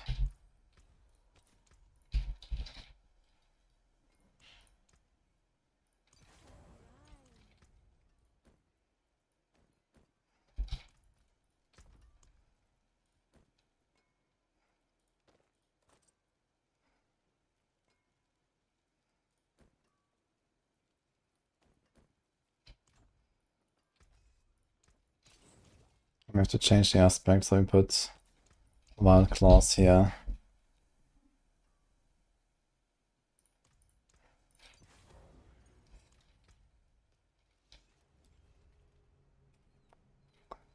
We have the double vuln thing here, so this could be Dex now or life. Probably life. We have decent enough Dex, and we kind of need a bit of defense. But I'm not gonna roll it right now, let's just see what happens. We lose a bit of Mystic Circle potency. This is 23.5. This is 26.5.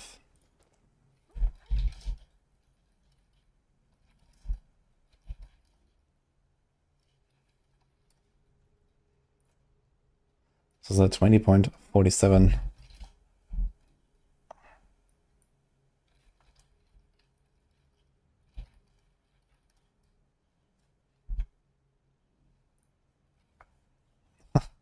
Just from the Mystic Circle multiplier, it's actually roughly 20% difference.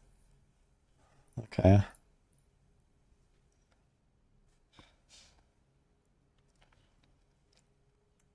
Fine. We also lost the vortex size, so this might be a bit scuffed, but let's see. Maybe vortex size is more important than rake size. I'm not sure. Worst case I can solve to these boots again.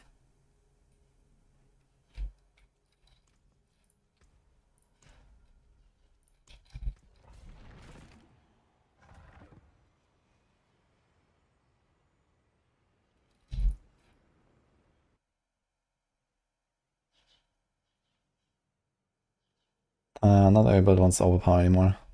Not many. Oh shit, I forgot the passive.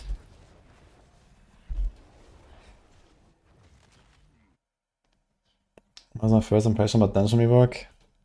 I recorded a video about it, but TLDR, it's okay. It's very rewarding. Insane for leveling as well. Insane for materials. But I hope that at least in the expansion we're gonna get like a proper like meta progression, you know, Atlas tree kind of system that expands on that.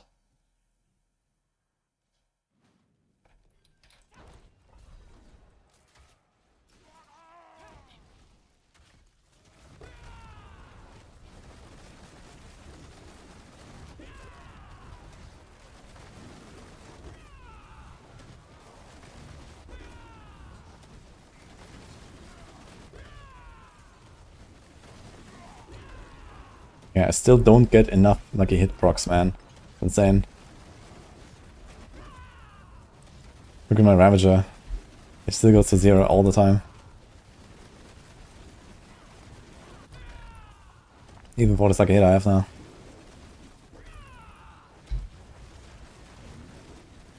Makes me wonder if I should just go Perdition Helm instead of Loyalty. But the Perdition has only a 60 bonus and Loyalty has a ×2.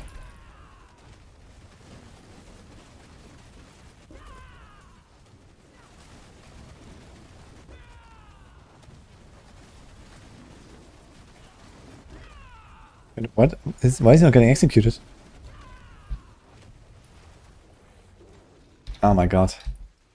I don't know if I'm in Brawl anymore.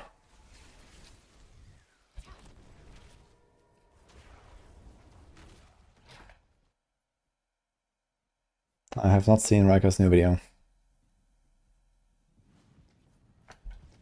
Why do I play with Broken Masterworking? It's just a replacement for actually good items. Items are shit. So the Broken Masterworking helps me to spend less time setting up a character and more time playing.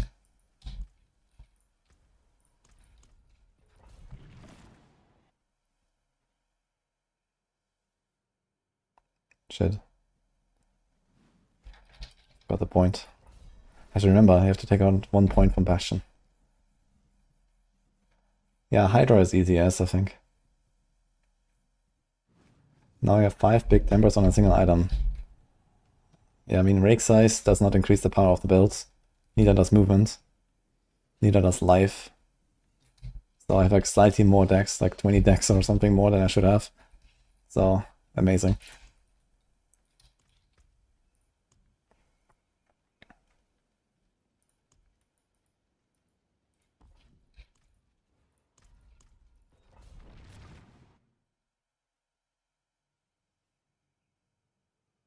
Mike talked about that last time, mana progression for his hopes.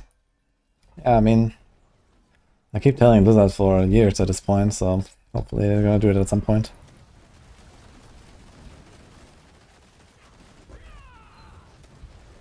Okay, let's go.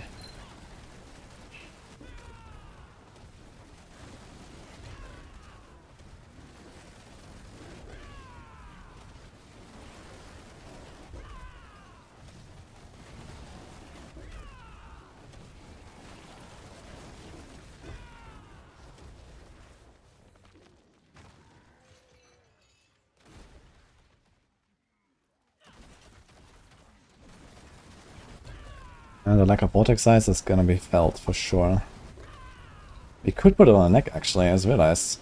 You have a utility temper slot on the neck. You can put the vortex size there and the rake size on the boots. Or the other way around. So that would work. Because we can't put resilient on the neck. We don't have a gorilla skill. I think that's actually the move. It's funny, but true. We put rake size on the neck.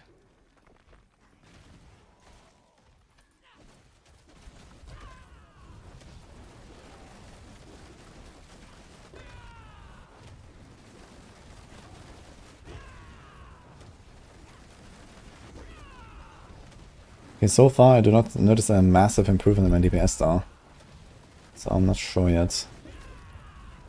I mean, my Fist of Fate is kind of scuffed. It's only a 240. It should be a 300, which might make it a lot more potent, especially when it does double dipping.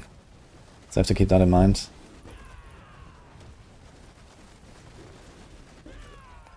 I think you're gonna see it on the boss though. The boss might be a lot better.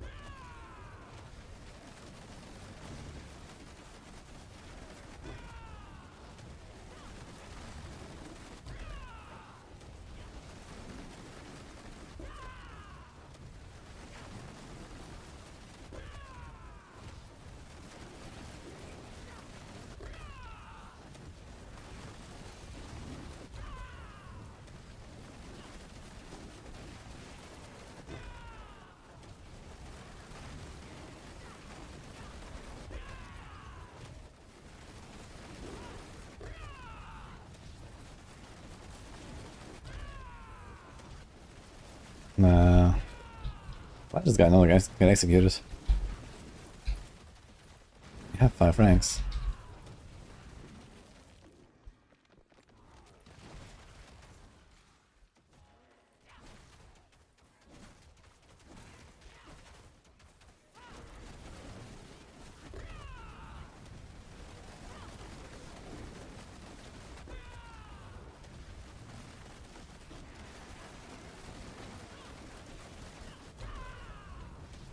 Where does it say Fawns?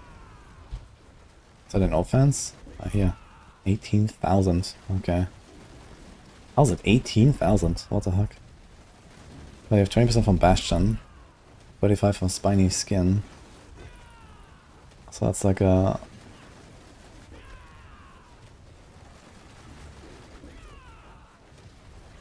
times 1.6 something. But it's still like base Fawns like 12k or so.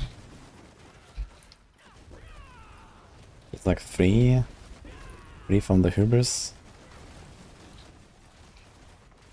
700. It's like 4, 7.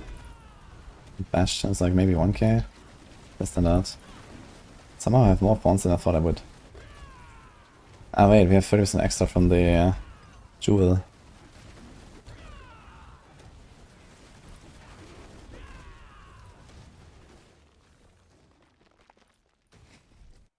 Maybe I should have tried to go for a better Fist of Fate. But yeah, if I consider I'm missing a 30% upgrade with potential double dipping on that, I'm pretty sure Fist of Fate might be better. Especially because it's going to improve my boss damage.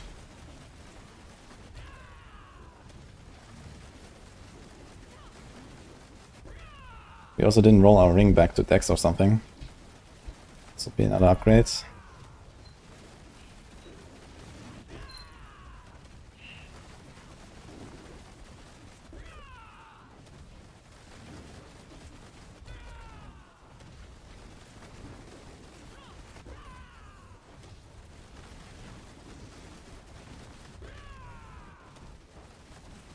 I also realized, actually, I need to walk through them with my toxic skin a bit more. I think I'm not applying my dots properly sometimes. We don't have Scourge anymore. We don't have auto. Oh wait, we do have auto poison. Never mind.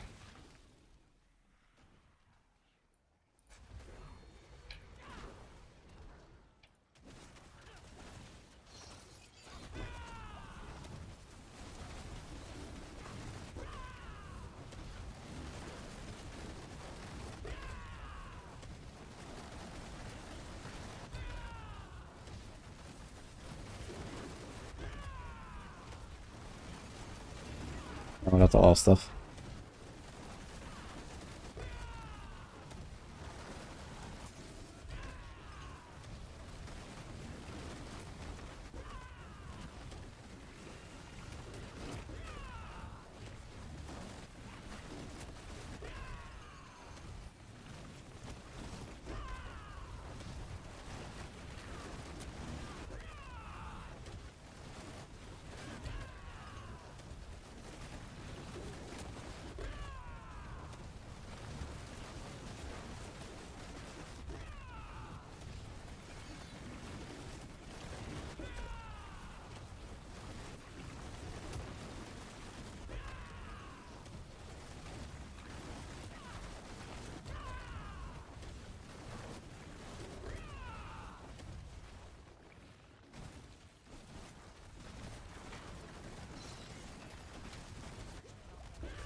This fucking Hellbound does so much damage. Actually, insane.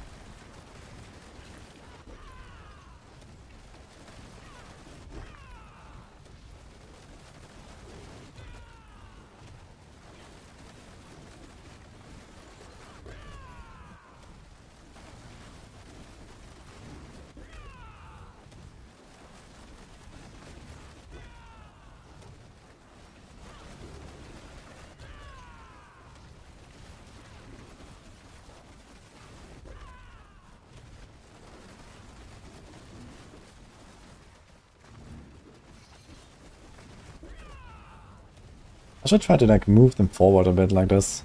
A bit more like D3. In this build we don't have any CC really, so I can't do that. I need to move to chill. We don't have revealing anymore. I'm gonna do this. I can like more easily actually just move the build forward and add more fresh stuff. But it actually becomes something like a D3 pushing build. Holy.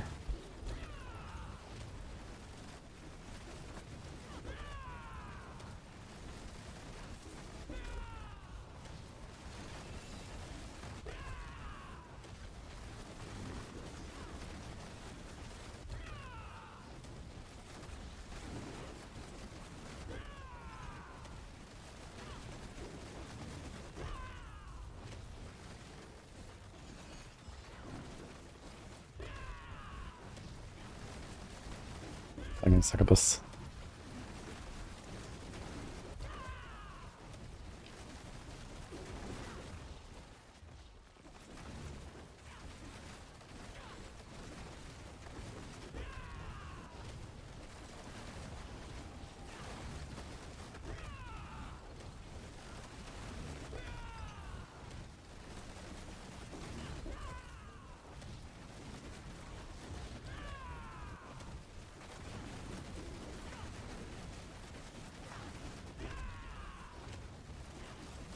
That one stuff is just really bad, they're constantly flying away.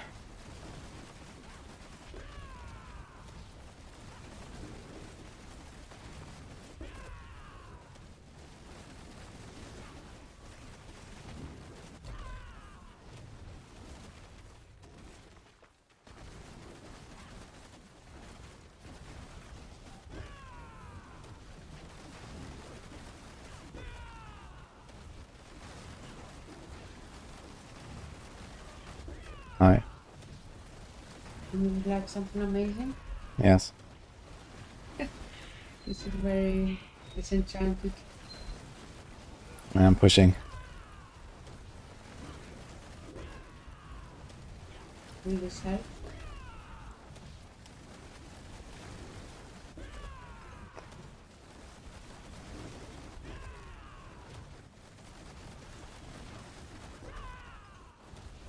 Hmm.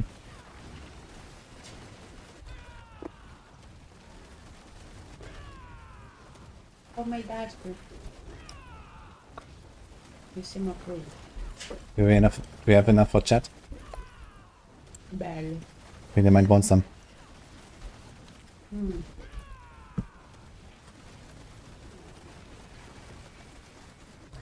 Okay.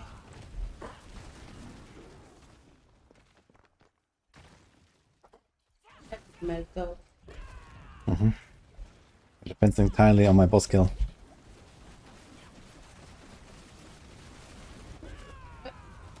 Eat it all. Good job.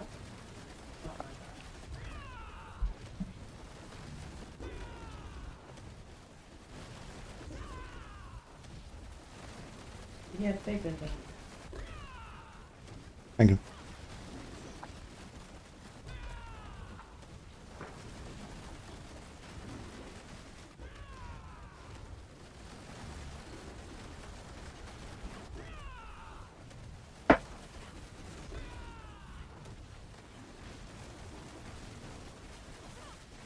Cool Guardian, let's go. Where did it go? Did you eat it from your shirt? Yeah, it's a fresh shirt.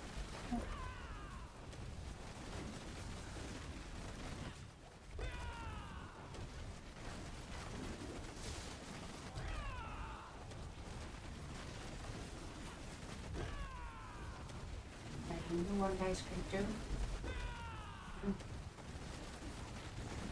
Actually, I realized I could let the ravager run out, get the 40 stacks, and do like all in one go.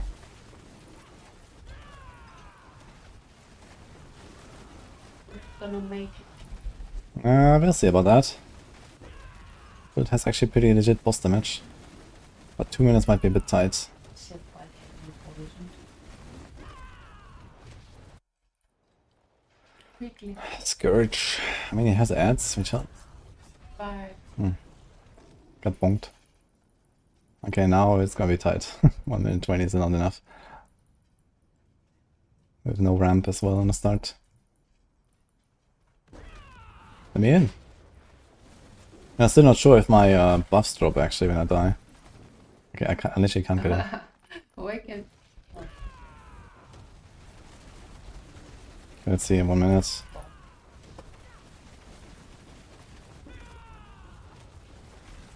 Whoa. Mega ball.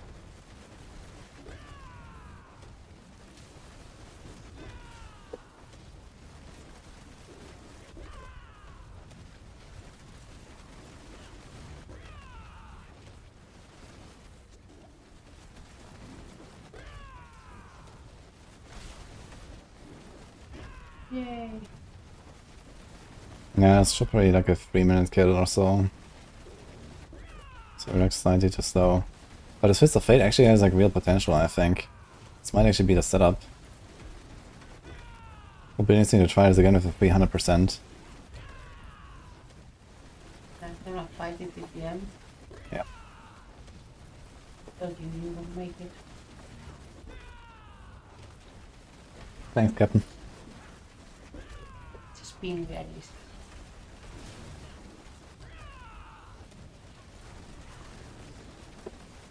Just melt your ice.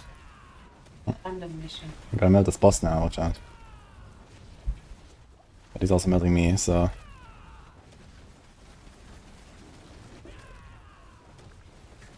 What's the damage? Yeah. At 80%. That's where it is. Look at your health bar. Wait, it's no drop of potions? We will soon.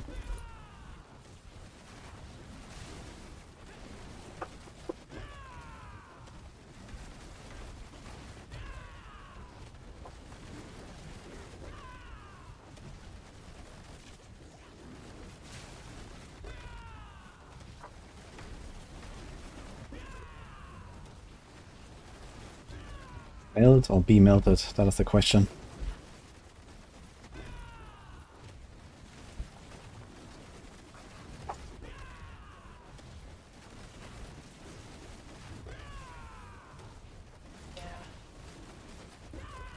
Fucking Druid guys are actually wrecking me way too hard, man.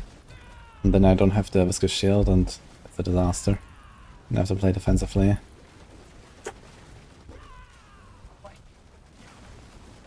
For science. Or what? For science. The cooking S tier builds. Yeah, it's a very painful thing to watch. And you let my ice cream melt for nothing. It's very cold. No, it's not. It's an ice cream. Yeah. Yeah. It's melting. What do you think? Mm-hmm. You made this. How? With milk and dark. It's pretty OP. POP, best in slot. Best in both.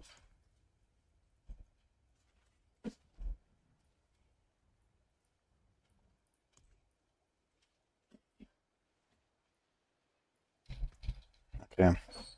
Yeah, this is actually very strong. So if we had 300 here,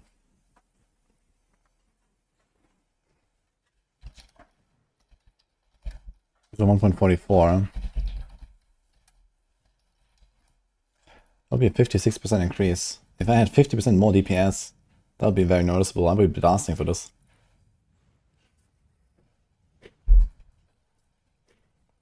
Well, okay, it doesn't work with the poison part, so we need to discount that.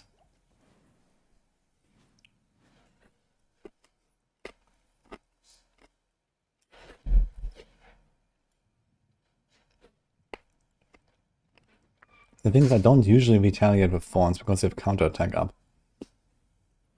But let's say the poison is like 60% of the total and the thorns is 40% of the total. And the poison is not buffed by Fist of Fate. So Oof.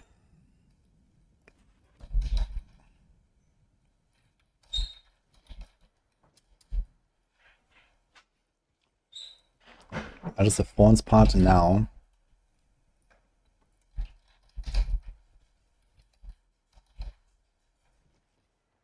And that is not affected at all.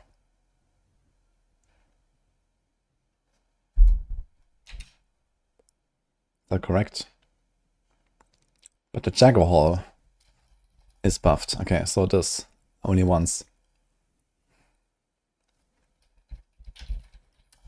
So this is my damage currently. And then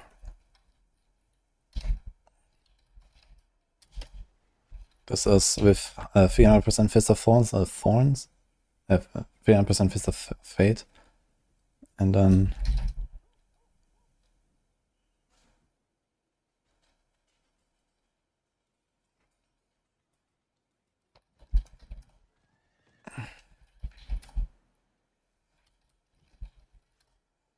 so we're still talking about a 38% damage increase.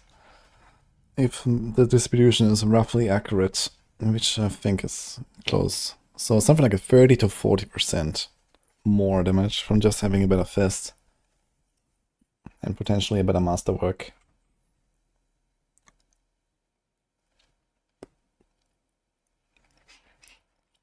That's like 1.5 pit tiers.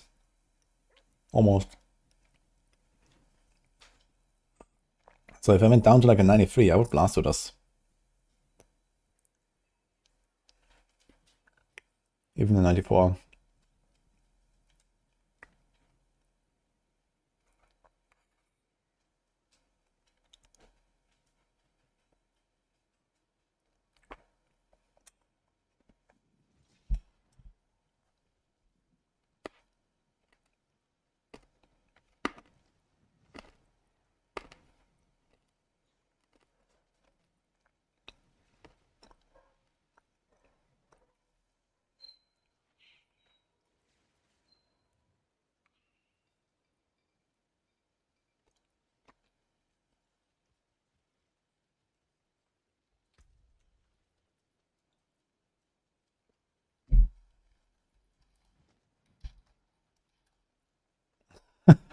Just 6 potion ranks on the neck alone is 46% DPS. That's 1.5 tiers. That's 1.5 tiers, so that's 3. This 95 is already quite doable. With a bit more fishing, probably even 96, 97. So that's already like 100 just on a better fist and then better neck. And this thing has 2 user stats. And no GA, basically. And the wrong temper. This is missing a stat. Now the question is, do you want to keep starters? I guess so.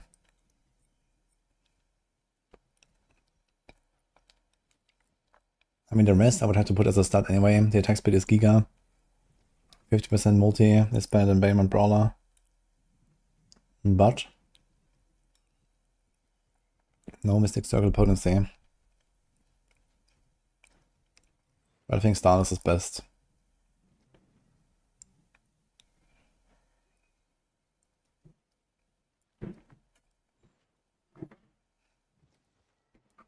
This rake X rate could be 77%, right? You could get a lot more rake X hit here. Which also means more lucky hits, which also means more ravager procs.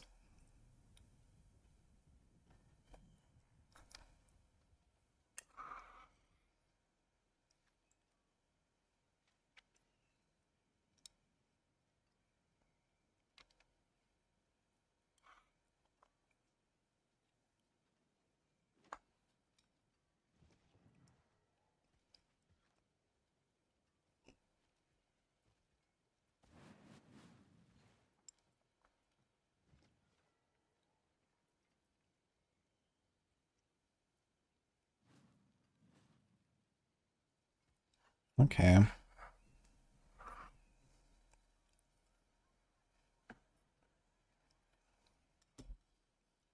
Okay, I have to test something now. And that is live vision. Maybe live vision is gonna be The secret sauce.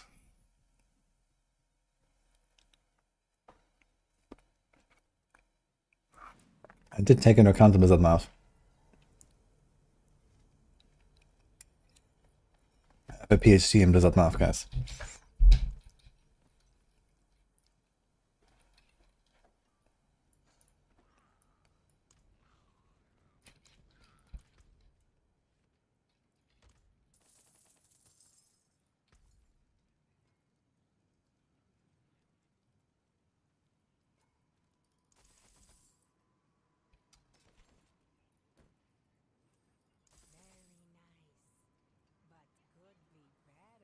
Can gloves have that? No. Pants?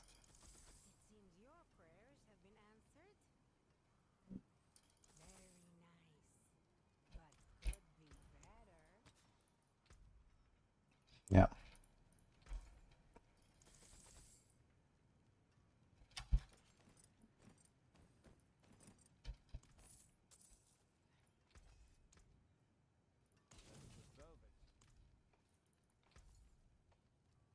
Chest.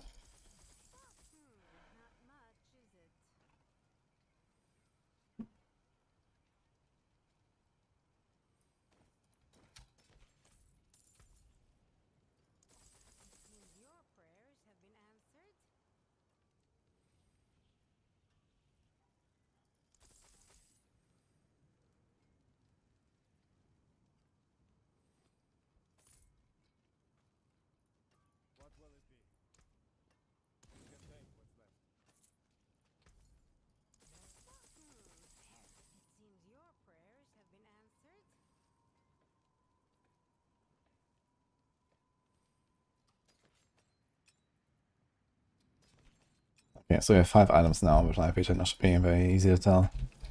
Let's remove the life per hit there, because why not?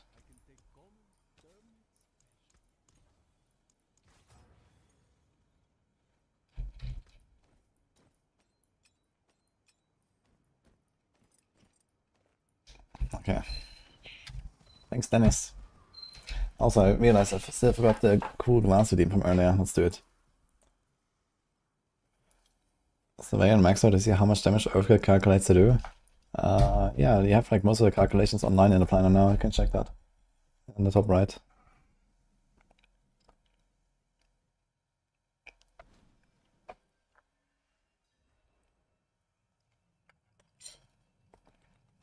Non-so-say-rendo. Bingo.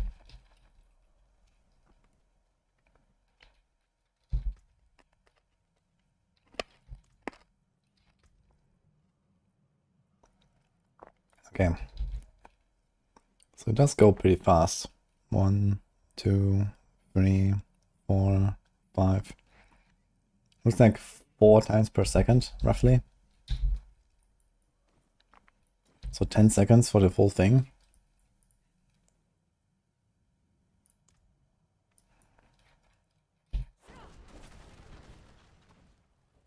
So just spend 4.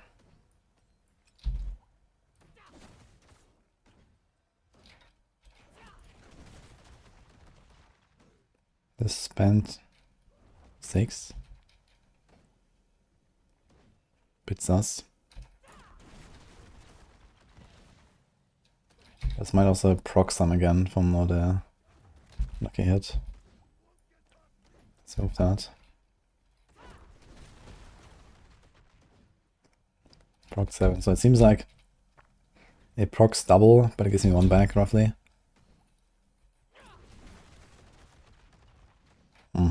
This was -8. Okay.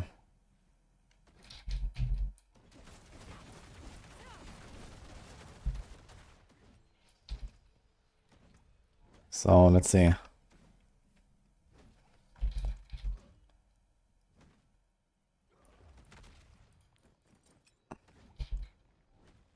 This does not seem to go faster. Okay. So get 4 stacks per second from having 1 life region roll. I think it would be ideal to have 1 life region roll somewhere to get more of the ravager procs.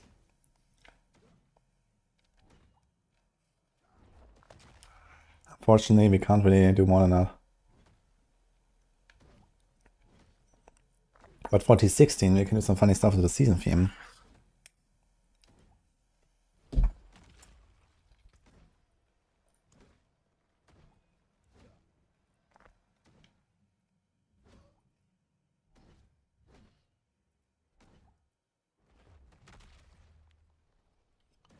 Once per enemy every 5 seconds. I mean, let's say we kill like 5 enemies per second.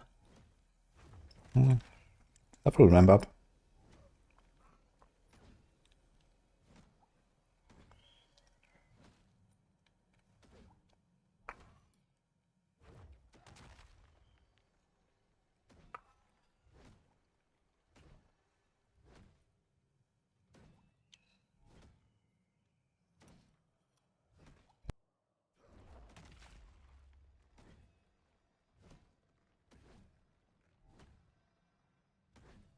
Doesn't fix boss damage. Boss damage is very good, it's fine.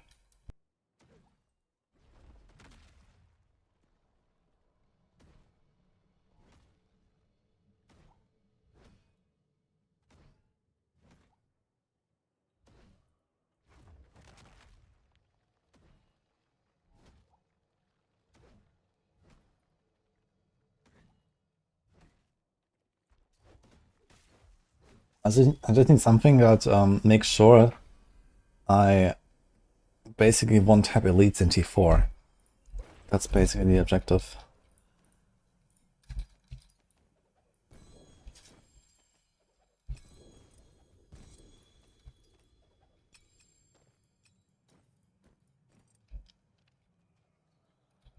And we have this as well. We get 1 stack per kill. And we get another stack per kill. Okay. I think this could work out. What is this? This is a denial. Perfect, because I need 2 of them.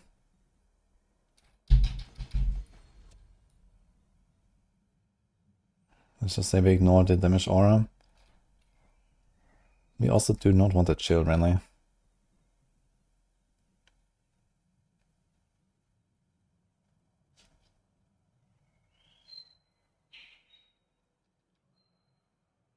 We kind of want Summoner, we don't want to disactivate this.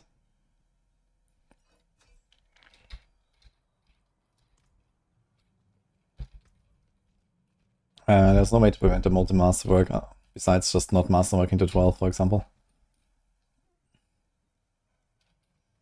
Okay, we need regen.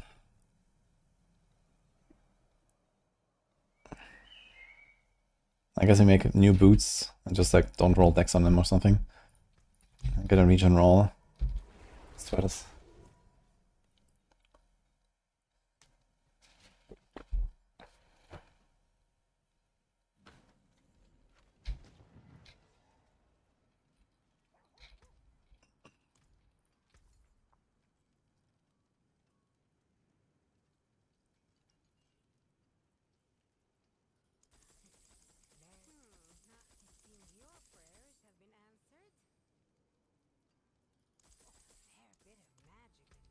Actually, that's of curiosity. It says like 2 ranks of toxic skin. I wonder where they will end up if I just like randomly masterwork.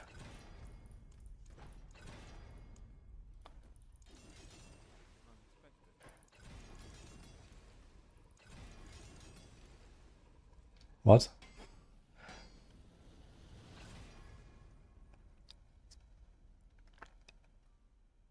This was normal.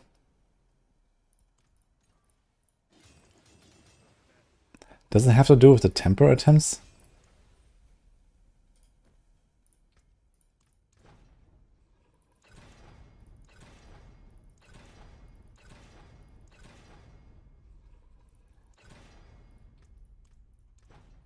So that's still broken, okay.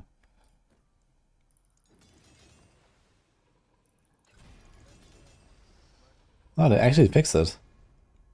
Really? Cool, the rake fawns build. It's kind of funny how we've come full circle. Because pre-expansion launch, this was expected to be one of the strongest builds in the game. Rake, Gorilla Hall, Thorns. But then it kind of fell flat. Especially especially because of all the shenanigans with the bugs and capital stuff we discovered. This didn't really keep up in the end. And now we're back. This time it's actually pretty OP. Alright, so to fix that, here's life regen.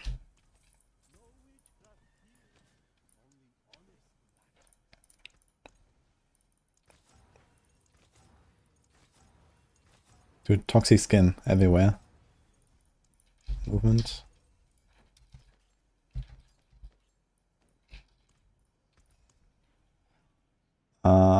Rake size, I suppose. For the 16 wouldn't be need vortex, I feel, but I kind of want it anyway, I suppose.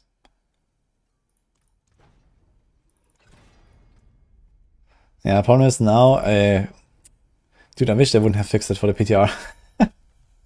Because now I actually have to try to roll good items.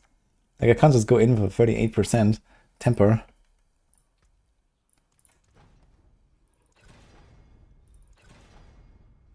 Okay. We definitely don't want to hit that.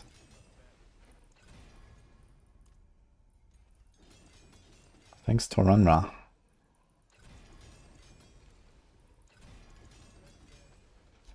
Okay, let's do this.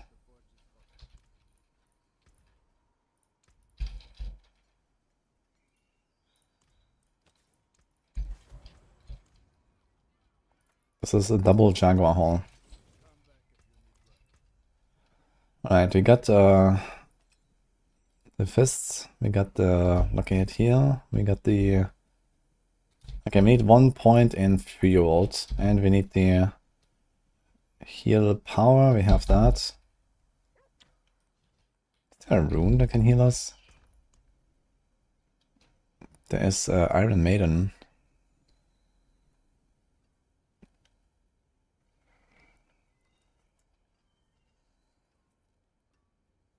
It's another stack per kill. But we might keep the quacks, it's fine, I guess. What else is there? There's Cry.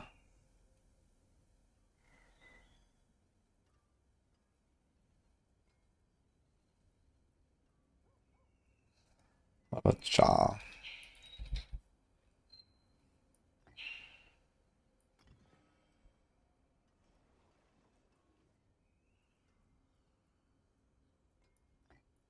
Let's try Buck Jar. We might have enough damage. See that? Well, Lane's power. I'm not really a fan of that. Can we get like a stun in here?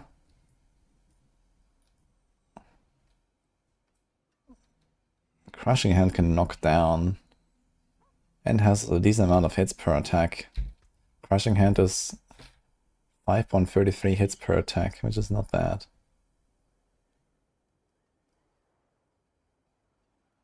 With unrelenting aspect. What's the tempo for Crushing Hand? Extra hit.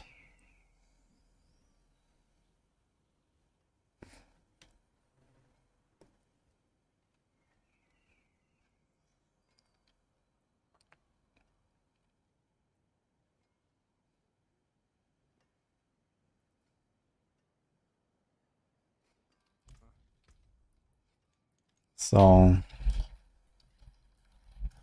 it's 9.4 attacks, 9.4 hits per attack. That's a lot. And we can get a knockdown to get the retribution aspect. So Crushing Hand could also be a candidate, but Crushing Hand is already strong enough anyway on its own. But we could also play this build of Crushing Hand. Might be worth trying. Ancient Reservoir. Ding ding. That's my attack speed. Ding.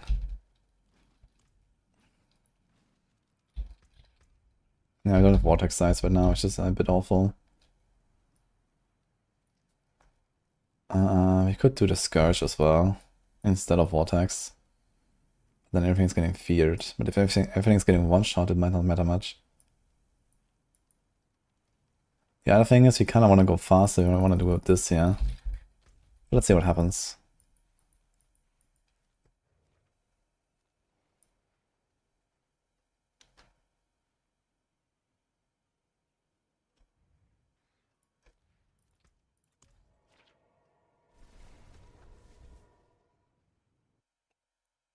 Hydra Sorc will be most played. Yeah, I think Hydra, while it's like very hype and new and stuff, it's also gonna be relatively boring for a lot of people. I'm not sure.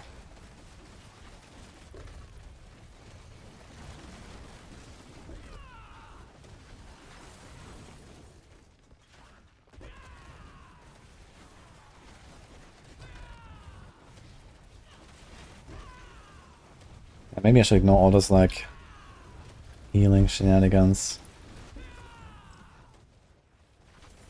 Oh wait, experience wells are back. Really? Didn't you delete them? I thought they were deleted.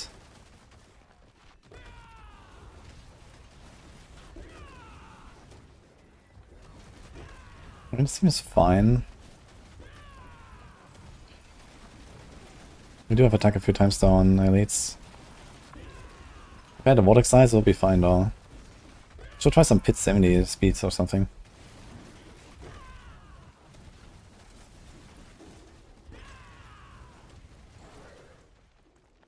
Okay, log out, dude. Enemies hoard knowledge, granting extra XP.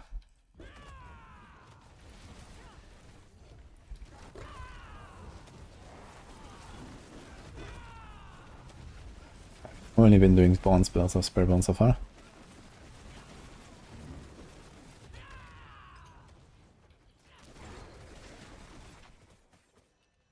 Yeah, basically, I guess just play like Evade or Crushing Hand for D4. And then do this for push and stuff. I'm not sure if we can really make this like a convenient T4 build, where it's like it's just one-shotting everything. The Jaguar Hall synergies are too important. Even D4 you can notice that you just don't one-shot stuff.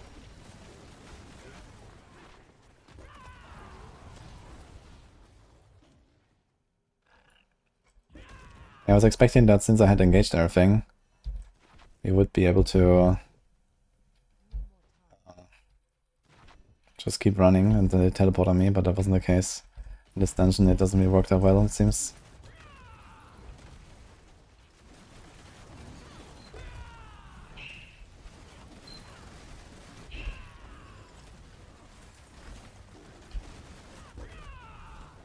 So what if I do this? Oh, we don't have a Petition Helm though, but we have Gorilla.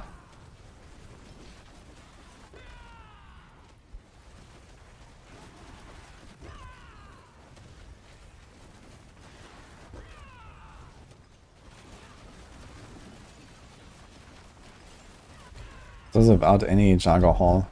Maybe he's gonna go for direct damage and just kill everything. That might be fine. We don't need Jaguar Hall in T4.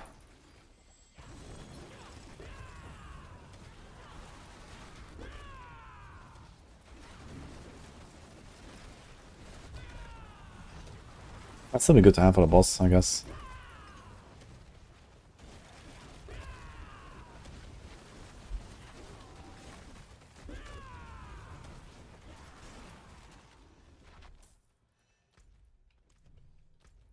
Missed that thing. Or you could do Gorilla main and Petition Helm.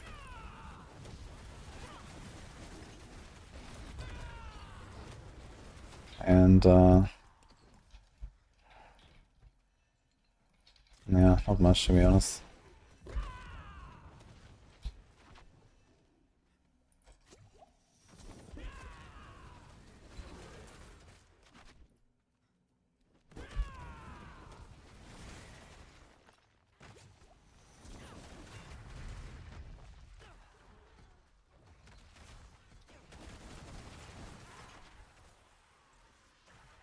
Interesting.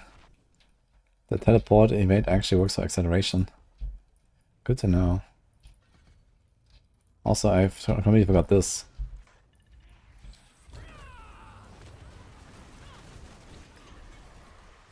Okay.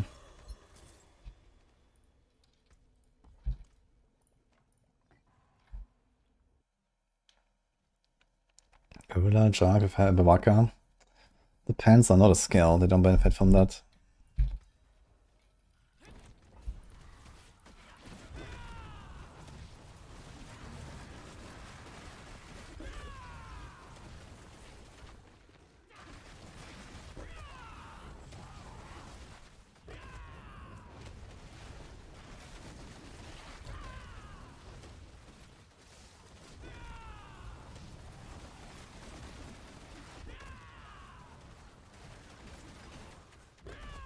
Would the bar for S be lowered? Yeah, the bar will be lowered for sure. I expect like S tier will be like anything that does like 100 plus. Seems like we have a lot of builds that are around 100. So like, I don't know, Bone Spear, Blood Wave, Death Trap, Quill, Balazan Quill, Balazan Rake. I think all these builds will be like S level in the tier 100 range. Earthquake, Barbs, there's like gonna be like 2 or 3 of them, I guess.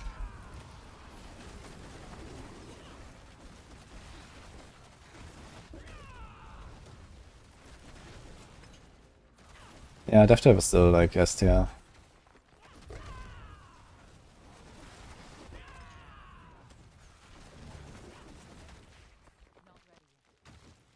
I didn't do Touch of Death yet.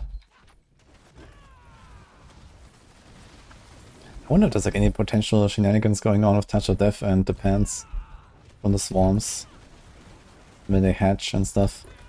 That could be interesting.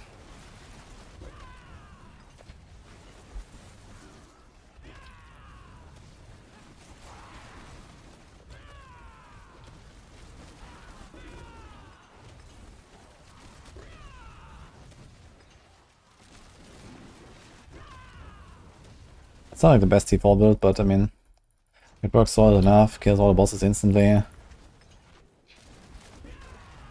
just don't like turbo one-shot entire rooms.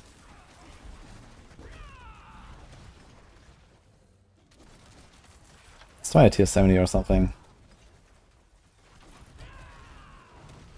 What happens when I leave, like, a 9 version escalation run? It just ends?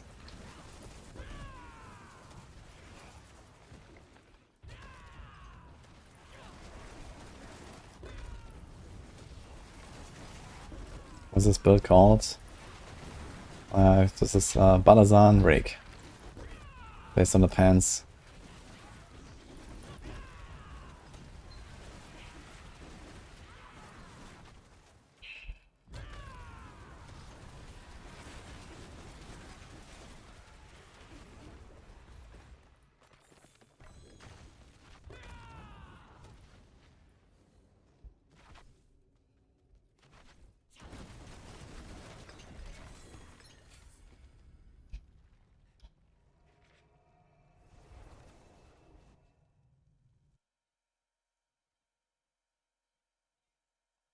This is S tier.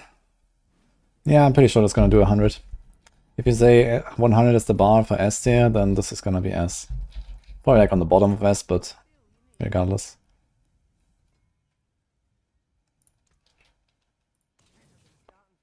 It's a glaive.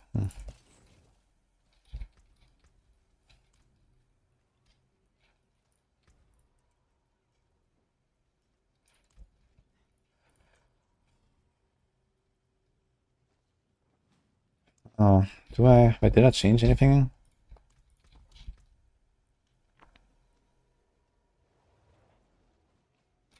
Wait, I never put the fuel here as well as. Oops. Let's do it now, I guess. We can take this out. Okay. So we actually have a lot more procs now.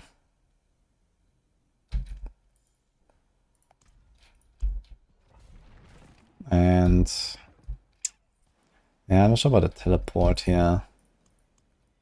I think if we're gonna go fast, but still have damage, I want to do this. Hook Fox is just too good to insta-kill the boss.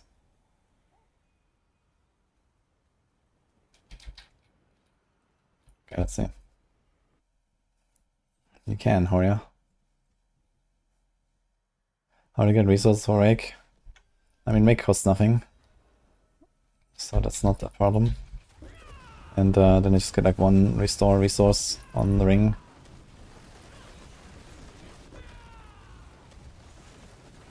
Okay, this is surprisingly tanky. Am I missing something?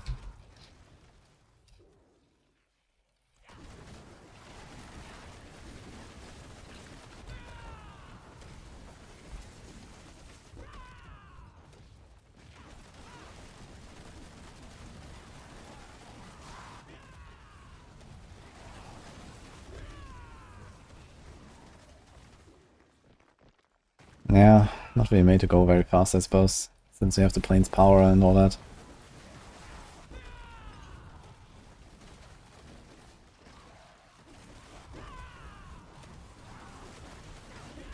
I think what you have to do is you have to put sky power in here so we can carry the circles around.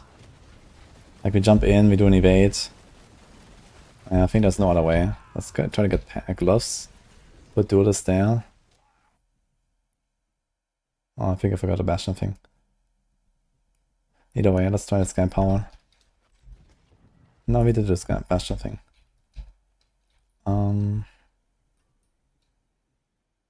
This.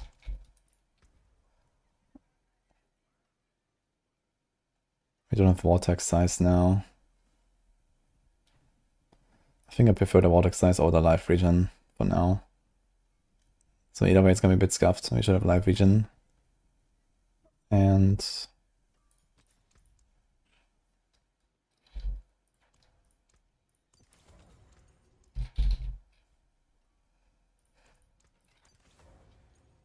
casting an eagle skill. So you can only do this with the vortex. Gonna be a bit scuffed.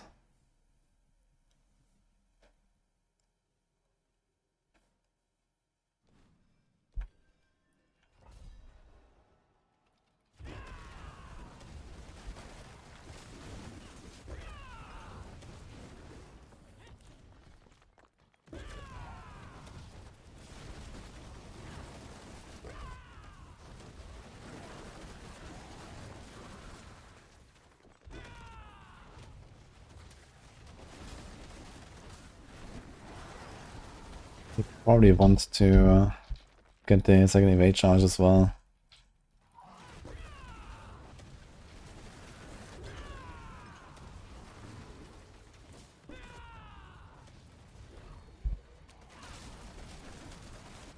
Definitely more convenient when you just evade in and you get your circle. But yeah, sometimes I don't cast the vortex inside a circle and it's a bit scuffed.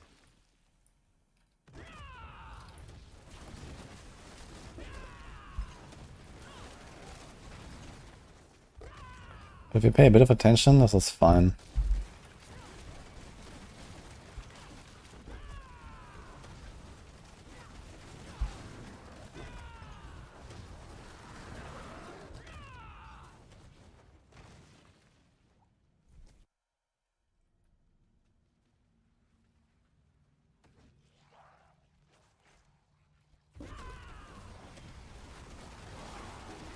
Because I make sure we don't engage with vortex, because the vortex will be cast before the circle is out. And don't get the proc. So first get the circle and then do the vortex. And the rack, thanks for the subs.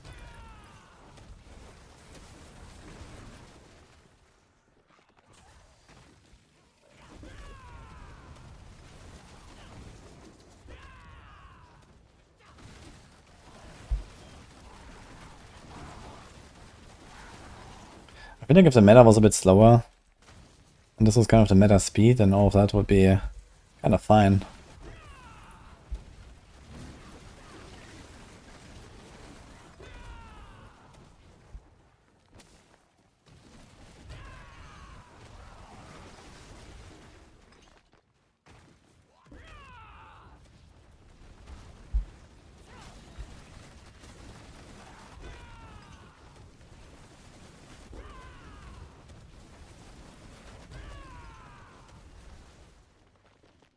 Well, yeah, this is a pretty difficult question. Depends on what your goal is, you know. Like everyone says, oh, D3 is such a casual game. It doesn't require any skill and stuff, but on the other hand, D3 is also like, you know, it has leaderboards built in, has a lot of try-harding going on, and so on. More than basically any other RPG. Outside of like, you know, PoE gauntlets or something, where there's actually like prizes to win. So it's like, okay, is D3 actually the most competitive? And then does that make the game hard because you play PvP against others, basically? I'd say yes. So also D3 generally has like the kind of like the most complex builds, like playstyle wise. of like the RPGs. So, you know, PoE is kind of like hard, mostly because it's like hard to survive and all that. And D3 is not hard to survive, but it's hard to, you know, play a build optimally in many cases. And then you have like D4 where it's relatively face roll, but then making a good build is really hard because of Blizzard Math and bugs and, you know, 1,000 things you need to know. Like nothing is intuitive in D4. So that makes creating a build very tough, but on the other hand, the game is very easy, you know? So even when you have a shit build, you will be successful.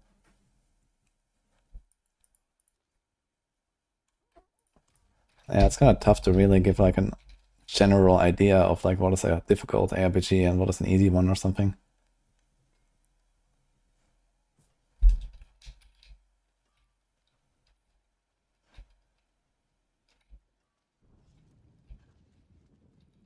Okay, I don't like farming of this, I gotta say. But that's okay. Should we try a crushing hand version of this? Maybe we should. Let's see. Just out of curiosity.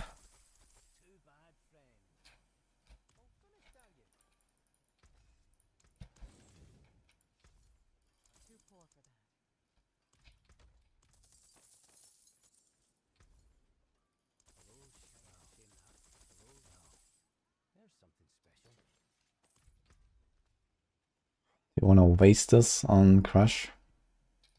Who cares? Let's go.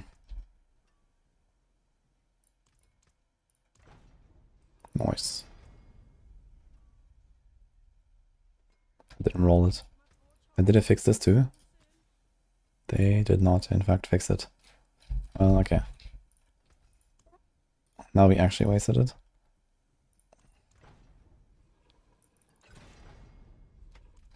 Okay, so we have this.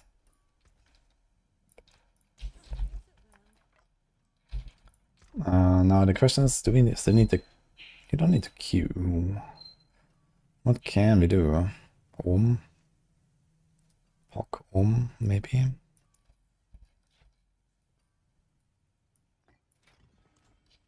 You might have enough barrier with Auspicious and Crush. And we have the knockdown.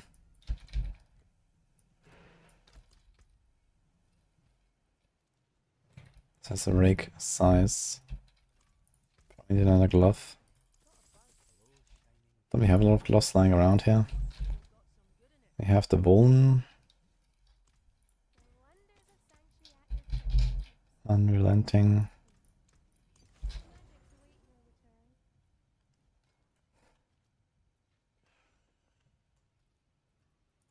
Fist.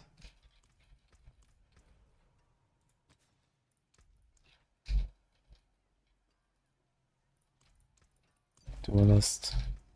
Chark. Loyalty. Yeah, I think we don't need to change much else. There is crushing hand size, I think. But it shouldn't really matter that much. But we should have it here anyway. Or rather, this should be vortex size, and then crushing hand size should be here. It's easier to replace the boots than it is to just make new necks all the time.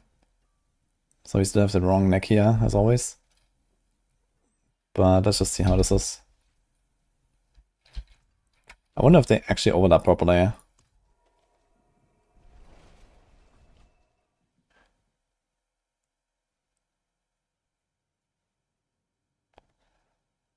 Yeah, I mean, the builds are all just variations of the same stuff, right? There's some tweaks right now with the Balazan. We actually have to try Rock Splitter with this. Rock Splitter is actually a very different build. But we'll also run the pans, maybe. The pans will be even better once they work on attack rather than cast. Yeah, they will be especially good at instantly crashing everyone's server. If they do that.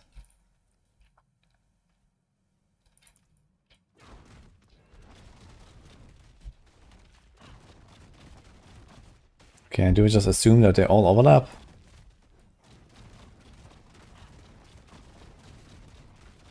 And they're obviously not gonna make the pants work on attack. Like, this is the functionality, it's just the wrong tooltip. The build is already like top tier. They can't just only give it like a times 100.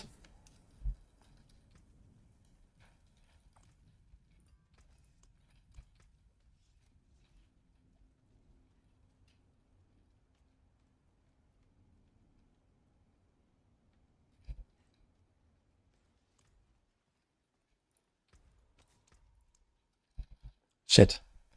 Since they fixed the masterwork, now we actually have to try a little bit. Did not expect the fix.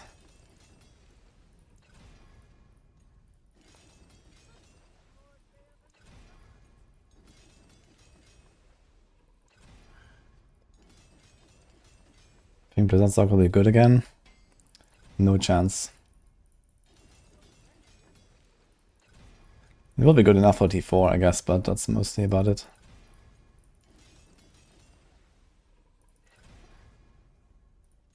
Nebulizer is working just fine.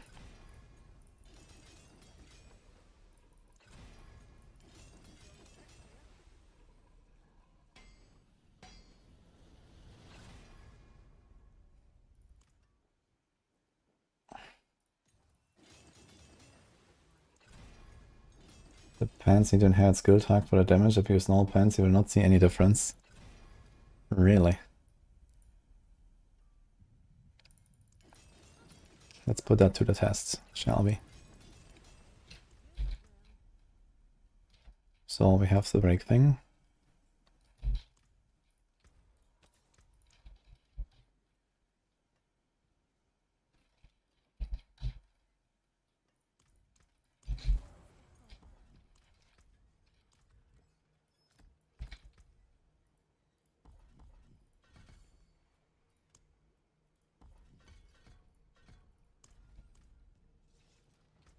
Okay, so you have to set up as always. Rake, coolest.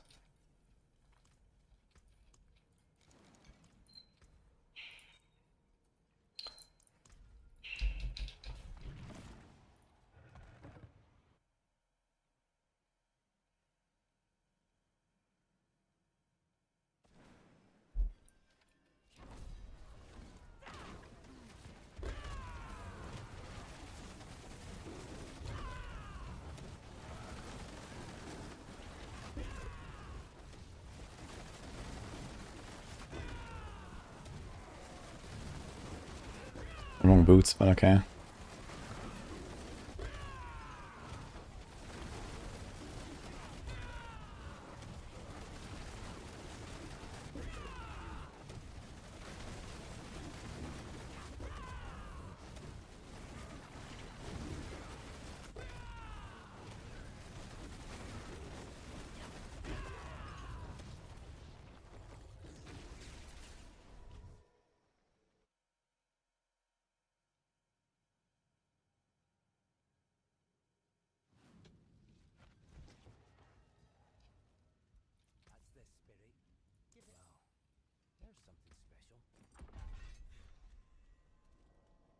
Okay, let's see, guys. I just got an achievement for equipping the yellow pants. Dot bills are in a bad place in this game. Yeah, they generally don't just slow down the game, that's the thing. But this needs to be done in the expansion, I guess. Alright, let's do this. The hard carrying of the circles without the pants, guys.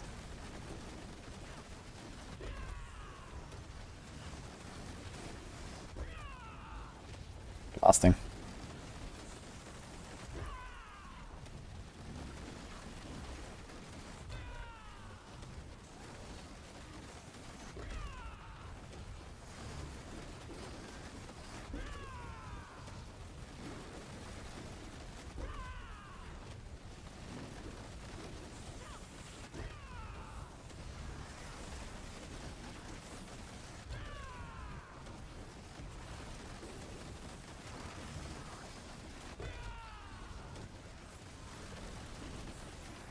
It's just the damage rise aura. It's fine, just kill the damage rise aura and then we kill the rest.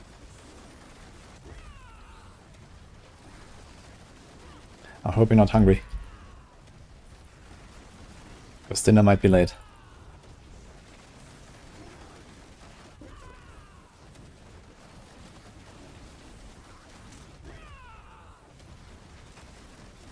Okay, scroll over them. And we're currently comparing pants to normal pants. Some chatters are chatting and saying there's no difference. But we are slightly falling behind currently.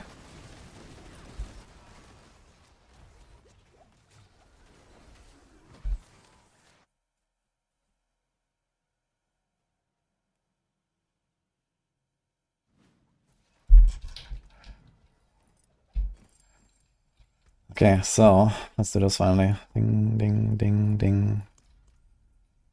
I wonder if we do want the knockdown. But the one thing we do want is resilient, actually. I can actually go resilient now.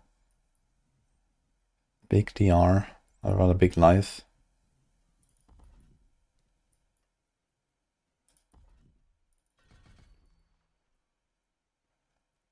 Let's do that.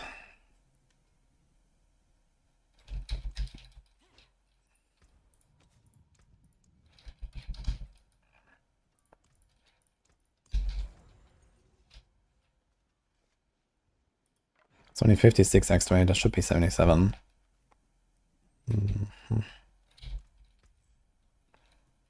Also only 22 in the Mystic Circle. But I guess that's fine. Can we change anything else? Can we change the room? This is Pok Om. Kibahu Quacks. Unrelenting.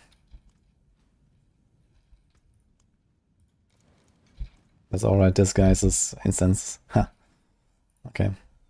90, let's see.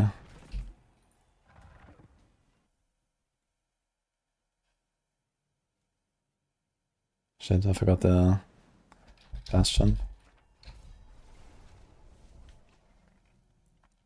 I mean, we are circumventing the bug right now. It's just annoying to do. So the bug is not actually impacting us once we figured it out. You just have to remove 1 point from bastion and put it back every single run.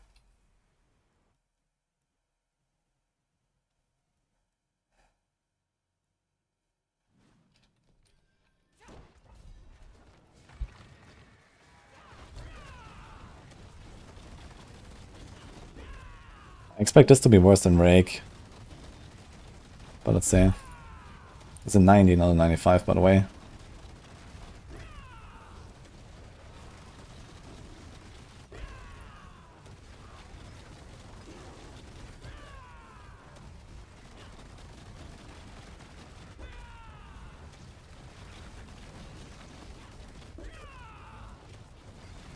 And we don't actually have enough barrier, I guess. We do go up to 100.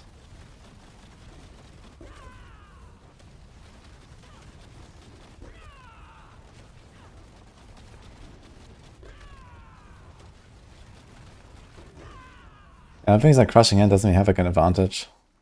Okay, we get barriers, but we can get barriers anyway from Cure Rune.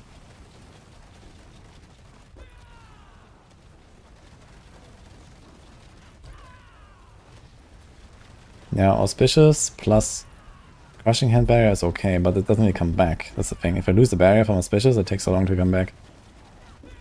I think a Crushing Hand barrier cannot be buffed by a barrier generation. So you only ever get to 30 and then slowly get Auspicious up. And if there's like dots on the ground, then I don't get that. And then we lose the double dip. So I think we're probably better off just doing Cure Rune anyway. You might have more damage. Did I do this?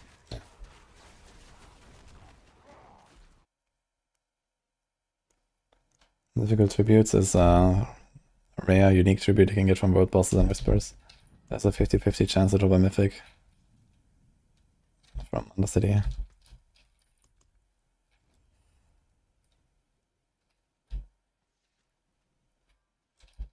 Where's the queue? So let's do this anyway. But I can probably put Dex gems. Because now we have more barrier. We also have more life. So it's definitely a much more tanky version.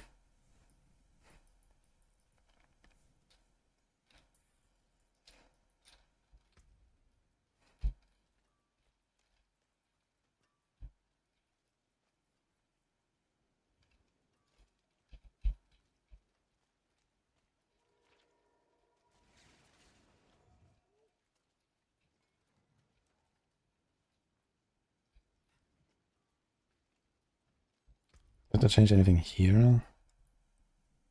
No. No. No. No.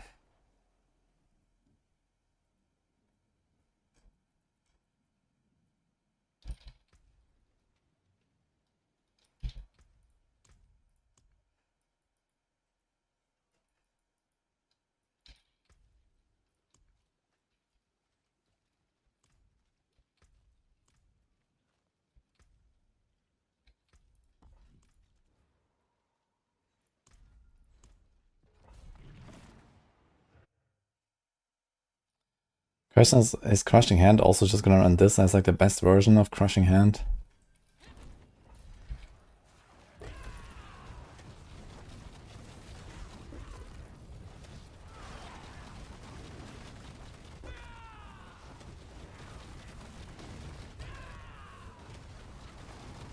Definitely feels much weaker though than Rake did. This is only a 90 and it feels slower than the 95 Rake.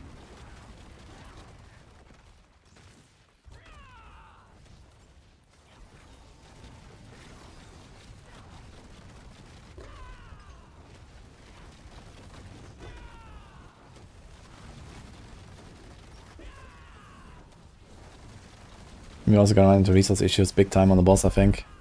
When he fights single target. We can probably try it on the triple elite there. Try to single him out and see. I think resources is gonna be a problem because the lucky hit is not that great. And then we are standing there and we have to like wait for the delay. On Quill we get it back very reliably, and if not then we wait half a second, we have it from the season power. Which I'm not running right now actually. Wait. Fuck. Actually, I do run it.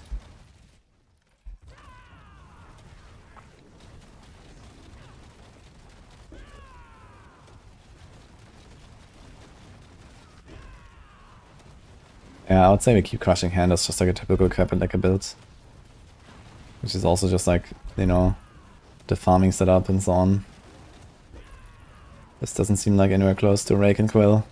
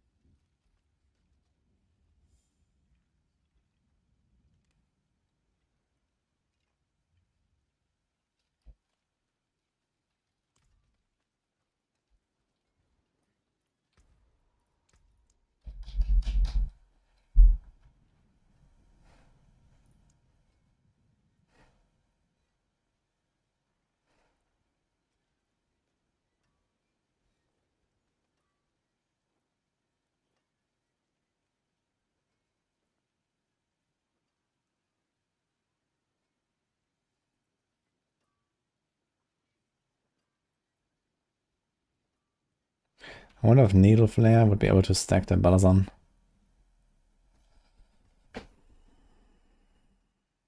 I mean, discounting Fist of Fate, you go from 600 damage to 1200 damage. It's double if you have a fully stacked. No, actually it's more. You go from 600 to 1500 times 2.5. Because I don't think I actually have this poisoning effect very often. And since we lean so heavy on the poison, we could maybe look for other poison synergies like Bane Glyph, Noxious Resonance even.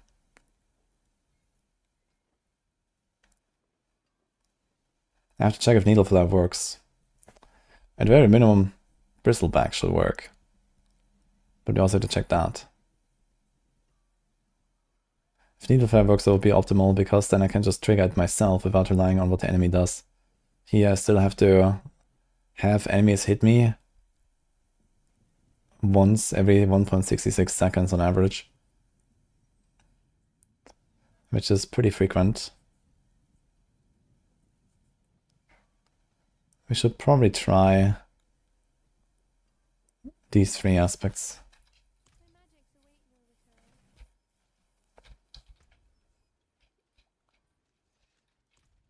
What each attack means?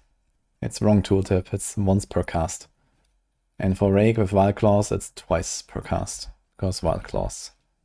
Shenanigans.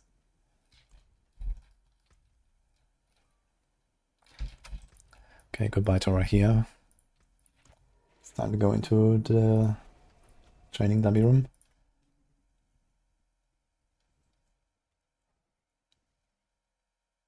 Let's go with a whole trigger pants.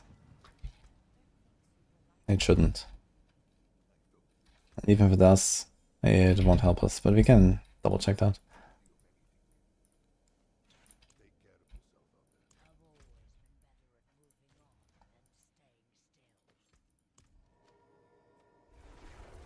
Now, attack is supposed to mean every hit effectively.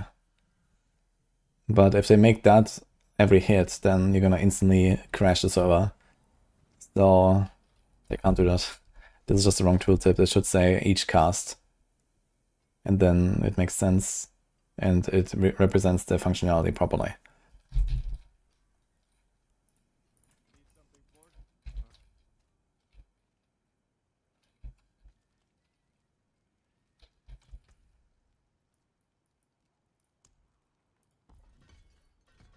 Let's just save this real quick while I add it.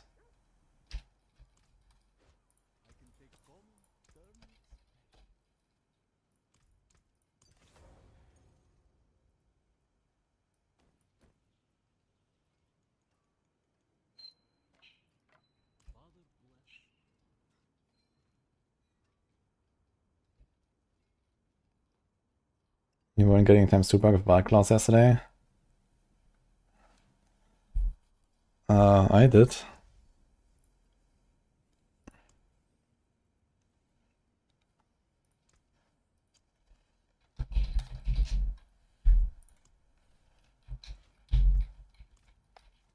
Noxious Work of Prodigy, that's what you're about to find out.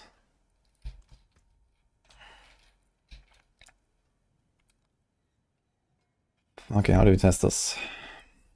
First of all, let's get some obols.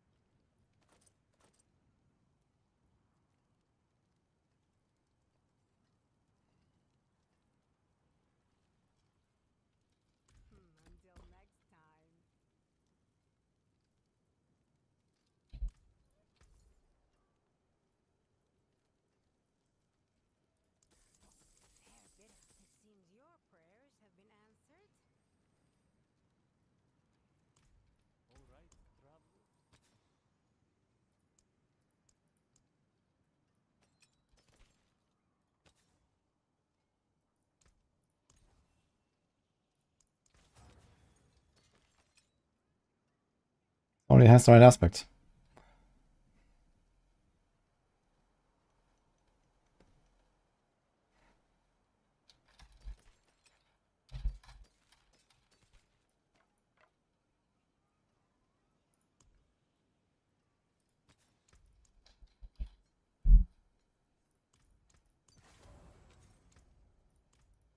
This also is a right aspect.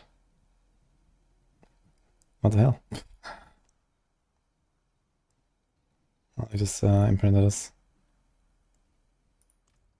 Well, okay, we can't actually make enemies move. And I guess we can't really rely on that anyway.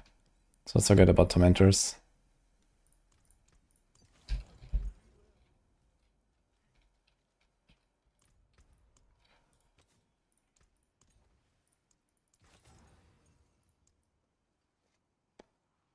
What the hell?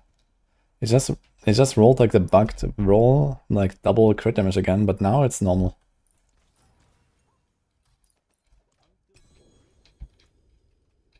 Shame the Fawn spins are not for Barb. Yeah, Fawn's Barb is very far off the charts.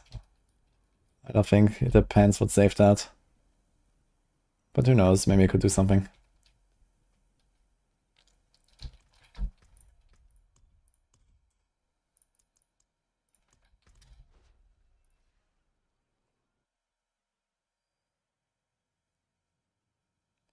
Okay, so what happens to the pants to be less powerful is they seem to snapshot your Fawn's value when you zone into a dungeon or the pit, which means you do not get the hubris glyph here. You do not get spiny skin,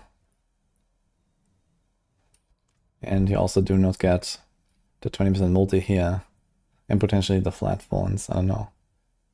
So what you have to do is you have to zone in, press counterattack, and then assign 1 point. And this will give you the right value.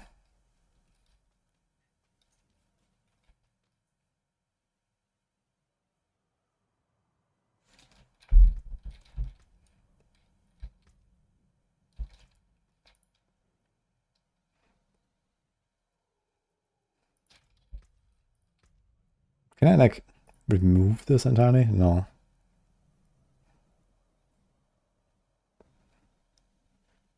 Guess just do this.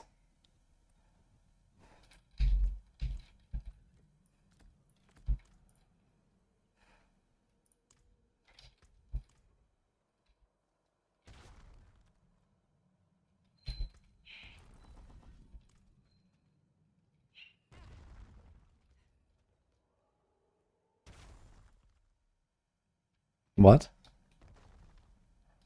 I just crit with my fawns?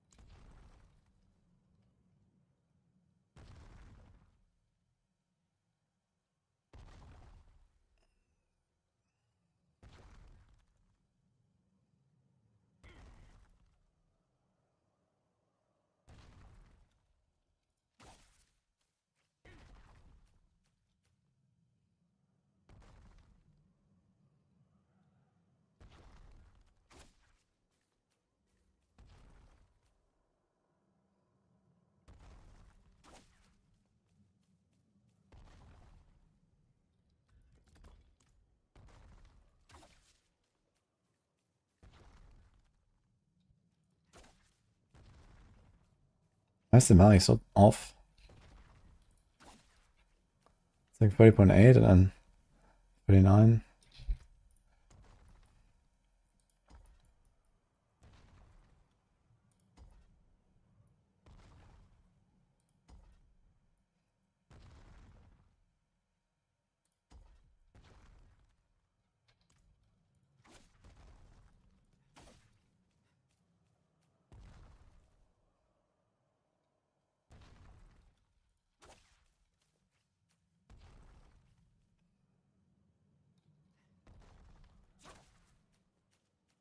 Okay, 22. With any other like...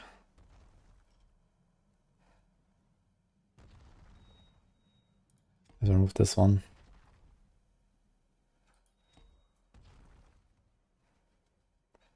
Actually, I wonder if Turf is snapshot.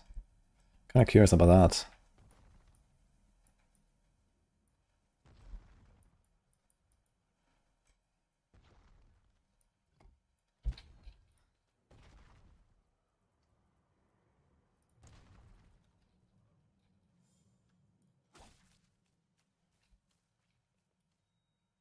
It seems like it just stays.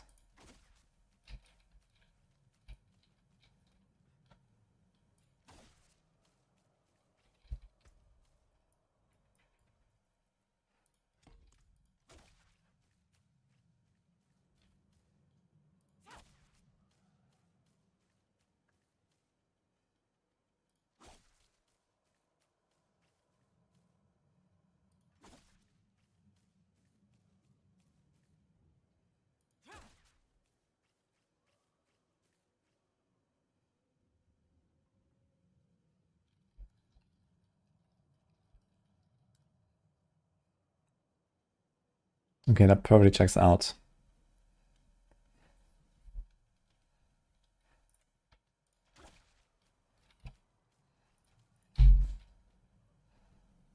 So at least that is working. Let's do a sanity check. That should do 28.3. Is that correct?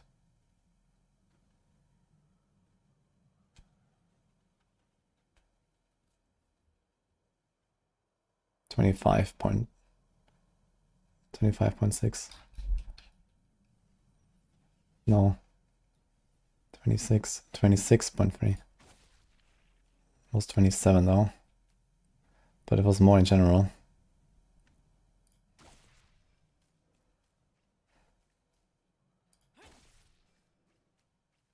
But it seems pretty much exactly triple. So that seems fine. So the numbers check out.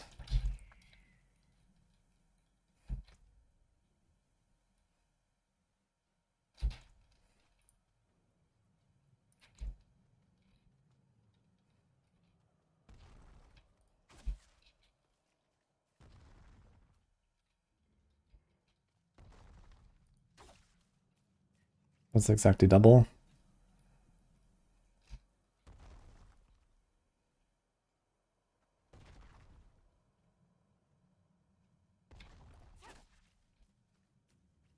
That's exactly triple.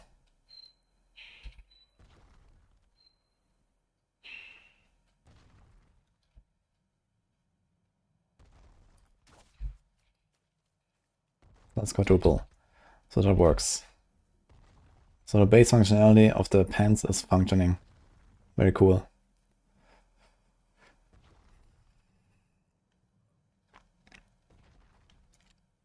All right.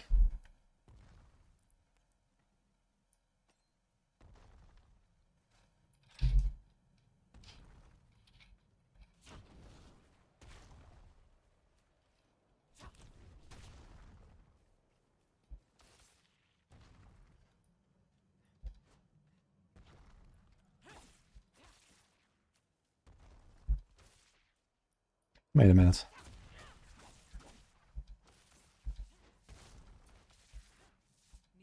Okay.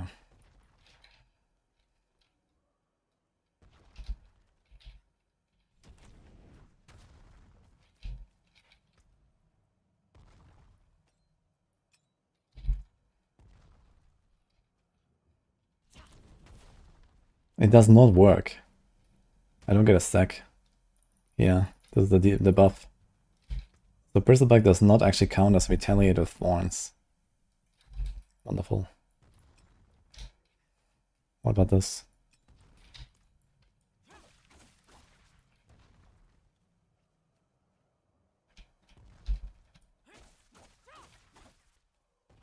This also does not work.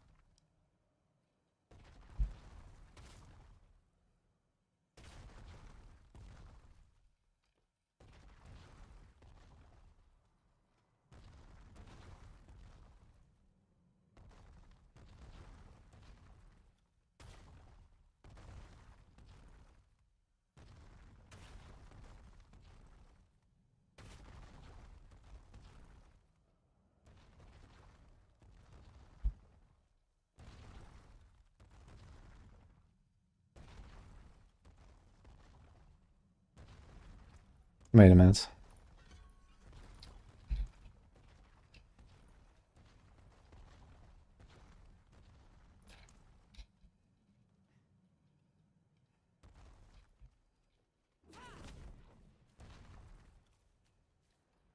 What? Wait, so blocking works.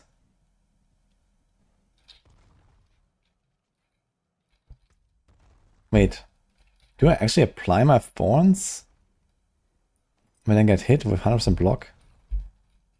Because sometimes I see block and I still see a damage number. 21k. Huh.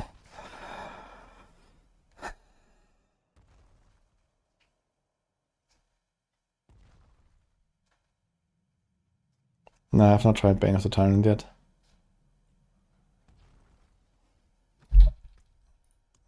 Why does that work?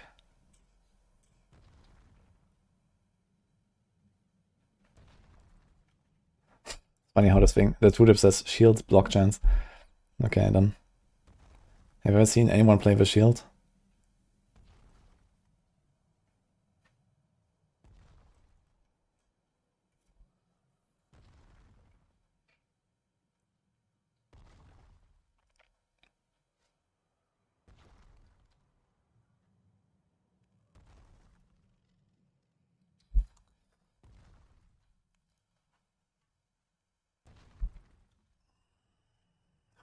How much damage do we lose if we just do not run Hubris Glyph and counterattack? It could be so much more tanky, and we get some thorns here. And we can run Colossal Glyph and we get Resolve. I think the build might be stronger if you just go Armored Hide instead of counterattack. We lose 3000 thorns. We gain 400 back. We gain 20 DR. 35, 40. We gain like at least twice the damage reduction, I'd say, under most scenarios. And we get the poison bonus. Like, this must be worth. Like, the poison bonus alone is better than a glyph. He's gonna play this with Armored Hide instead of counterattack. We just don't run counterattack. Which sounds like a joke, but it's not.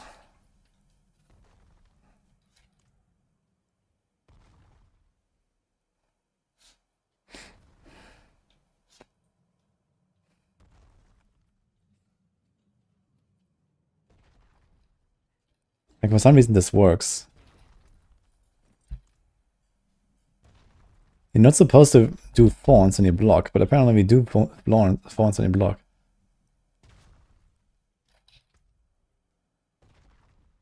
And unless this just doesn't make any sense, right? That means when you dodge or block, you trigger a thorns attack. This was specifically designed because block was not supposed to trigger thorns, but it does. And it does trigger the pants.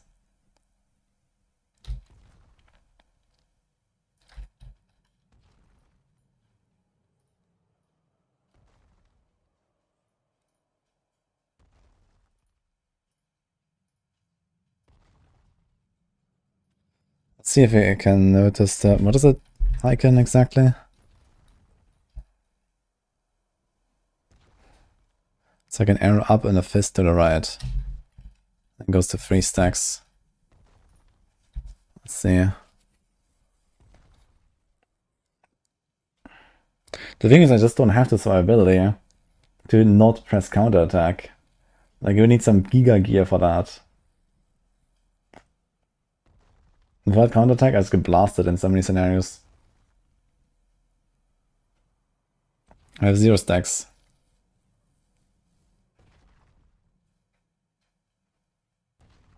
Here's 1 stack. And the thing is, the more I let them hit me, the more I lose the barriers. And then I don't do damage because of Viscous Shield missing. Yeah, this was 70. Let's do like higher.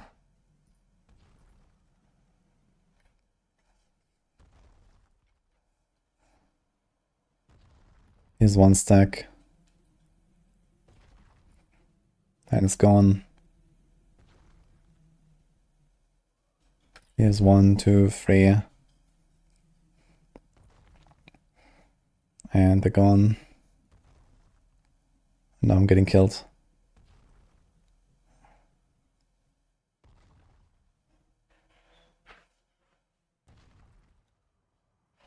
Bristleback and Armored Hide. That doesn't help us. The whole idea of Bristleback was to get the proc while we have perma counterattack. But it doesn't even work.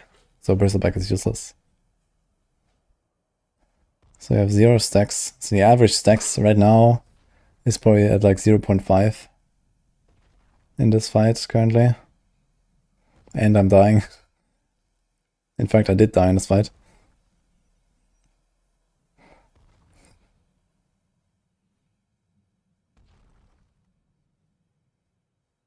He has 3 stacks. Yeah, I mean, you could do like, okay, you have counterattack, and then you let it run out. It only lasts 3 seconds. So you let it run out for like 1 second, you keep it down, let them hit you, and then you press it again. So they want you to time it. So that is an option. And then you don't need to do the Armored Hide. But the thing is, you just take so much damage on this build when your counterattack is down. Like, he's just fucking squishy. There's no resolve. There's no block. You just get fucking blasted by everything. Like, I can't survive this fucking dot here. It's insane. There's no defensive aspect. You can't fit any defensive aspect. The only slot where you could do that would be the helm, but you can't give up the helm.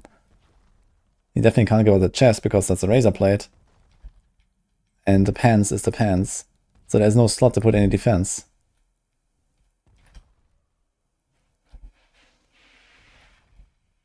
Okay, let's see this.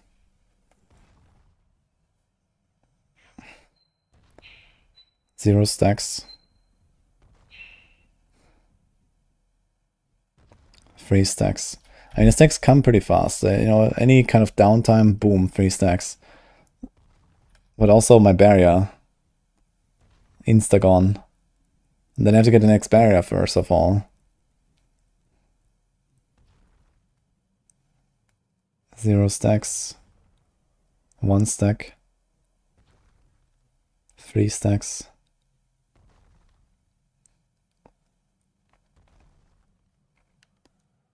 Three stacks, but yeah, look at the barrier.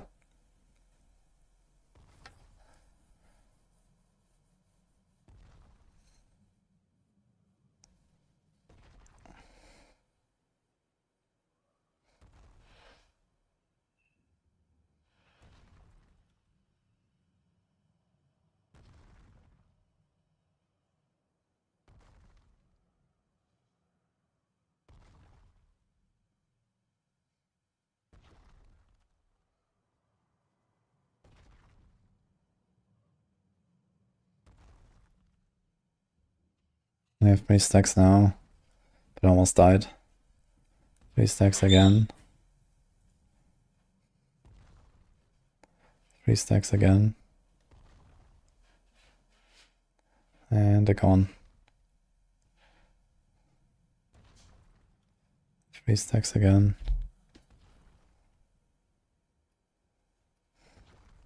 Yeah, every time I let the counter track drop for like half a second, I get 3 stacks, but I also lose all my barrier.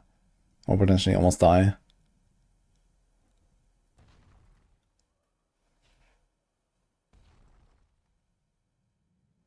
And if you go Armored Hide, you have no such issues at all. You just have good DR, and you always have the stacks. And you don't have to time anything, you don't have to worry about survival. But I guess the maximum potential is a bit lower.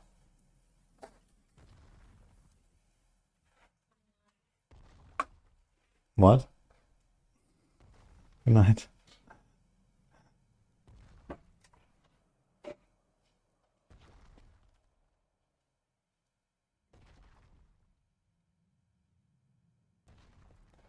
Good tempo, Armored Hide duration. Not needed. This is a Prodigy's build, you have Perma Armored Hide.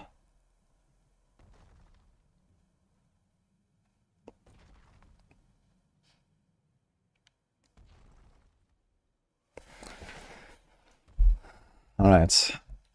So how much phones do we have? 840. It's like 2.95, 3.55, 3.6, 4.2. It's 4.2, 7.2, and with this 4.8. So it's 7.4 over 4,800. The 54% increase I get from Hubris. Is there any other phones? Actually, there is a bit of phones. How much is that? 60, 90, 105, 135, 150, 165. Okay, then.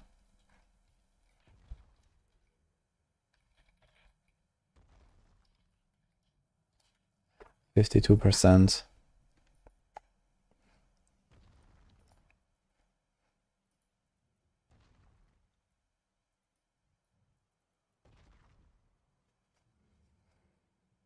It has magic buff, which is okay. And has vulnerable, which is okay. But we do get another glyph that has a secondary. Maybe. Because glyphs are kind of awful on this class. But you would get Colossal, I guess. Now Colossal, we have 8 stacks. And double dips. So that's a 34%. We get nothing from the primary effect though. And we get a slightly better legendary effect.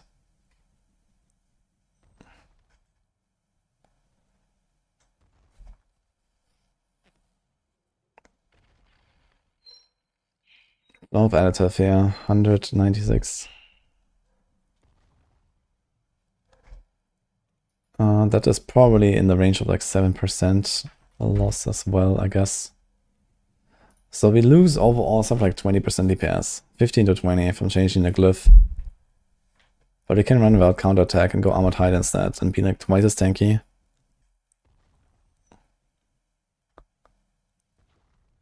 And we always get everything from the pants.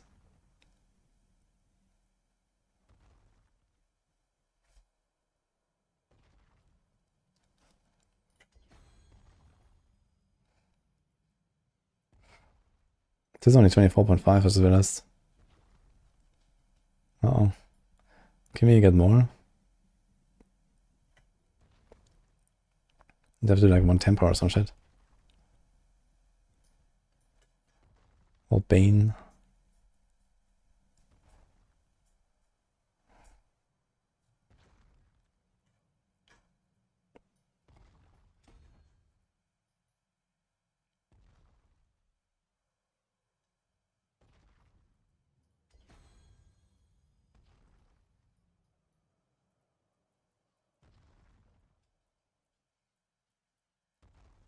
What do we have? Turf.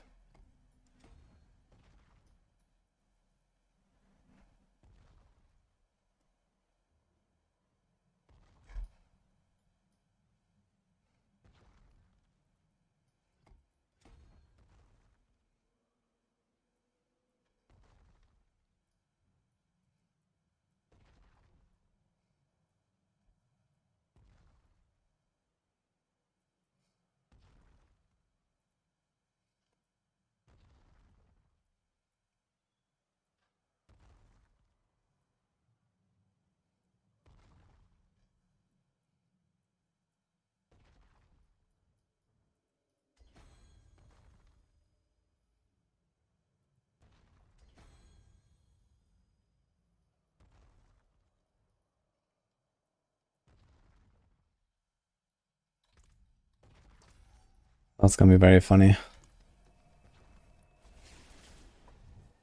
Hello, Slip, 56k.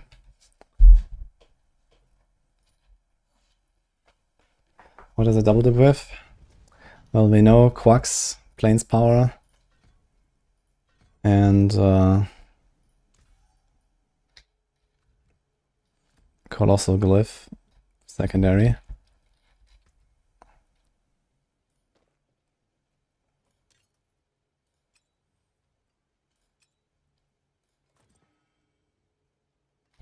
So this one's useless. This.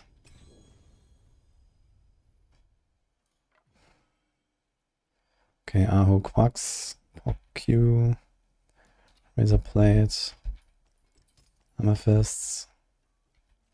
Okay, okay.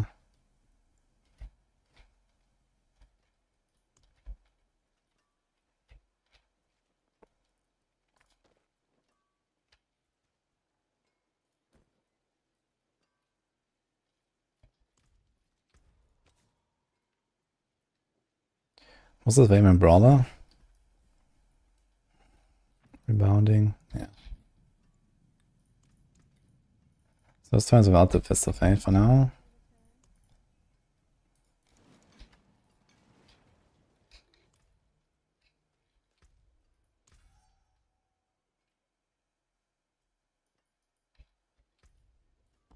Okay, anything else we changed here?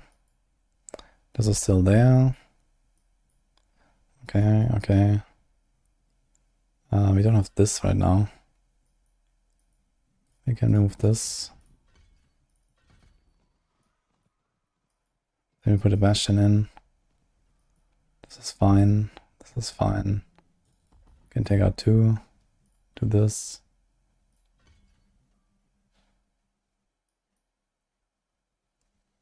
Okay, this should be fine. We get 5 times 80. This is a 90% and then this is 2.3. Okay, this is okay. This is okay. And we do this. And we do this. We get our dudes.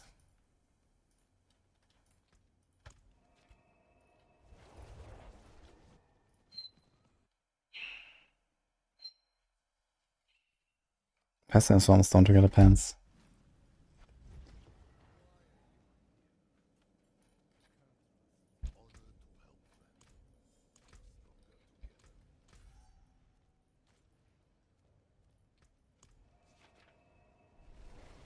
I'm Exile. Yeah, we're cooking hard here.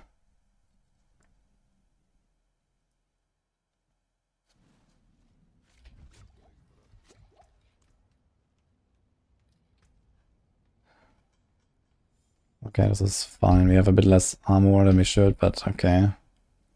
Got a vortex size, rake. Okay.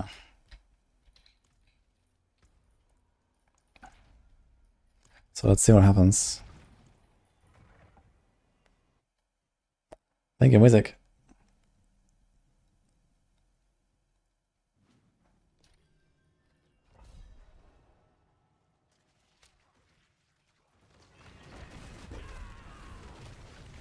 Oh shit, I have the numbers on. Is this type of gameplay fun? Yeah, pit pushing is not very fun. We have to do something about that. But it is what we have to do for determining how good a build is.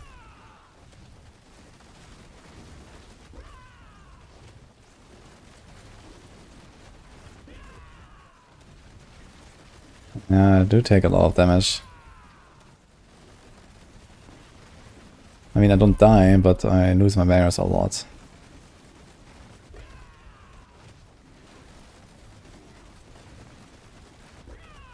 This actually seems worse than before.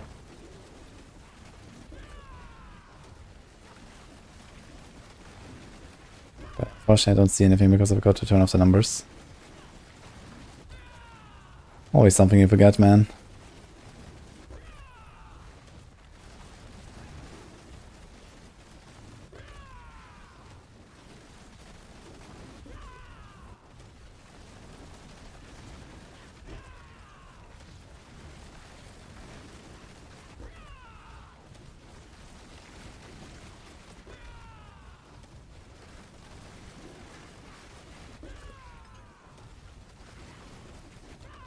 Yeah, so far it seems horrible.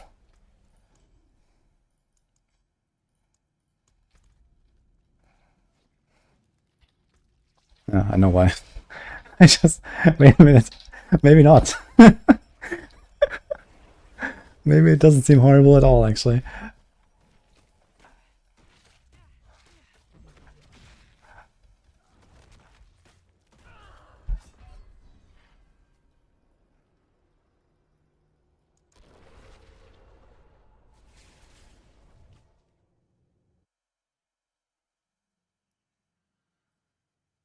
I just killed them without the Jackal.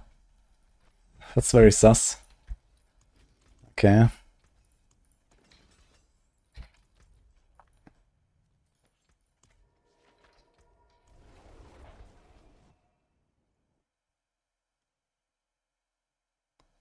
No rogue stuff. Well, we have a lot of Spiritborn cooking to do, then we can do rogue later. Spiritborn is a bit more important currently. Andes? Yeah, Andes will happen as well. I'm quite excited for that one actually. Andes is very fun. Shit, I forgot the... The problem is without counterattack we can't TP out anymore. Reliably. We also don't have the stealth from Shroud. Like, why can't they just add a fucking portal so I can walk out of the pit, man? Is that too much?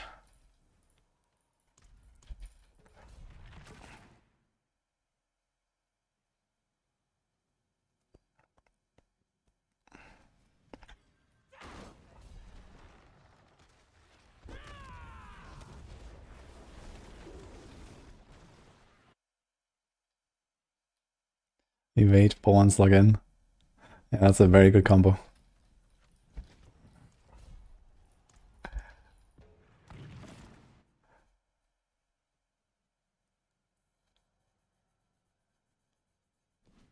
I have a lot of videos coming actually, by the way. Don't worry.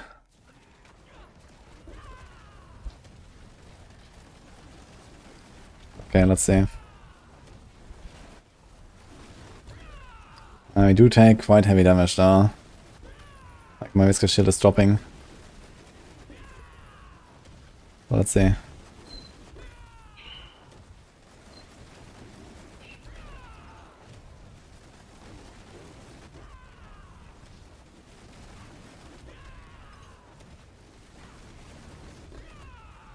Yeah, this looks actually... looks like something.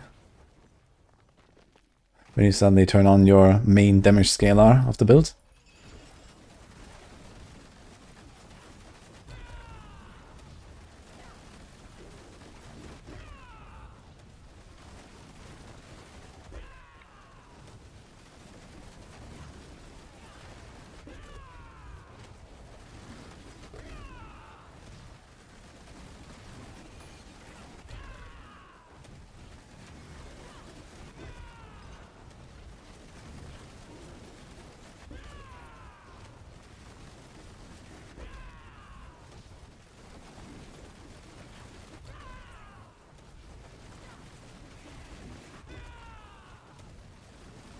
Oh, this guy's actually too slow at hitting me. Yeah, I just had 0 stacks for like a second. Now I had 3 and it expired. Because I guess I got 2 CC'd. But you want a little bit of CC, I guess.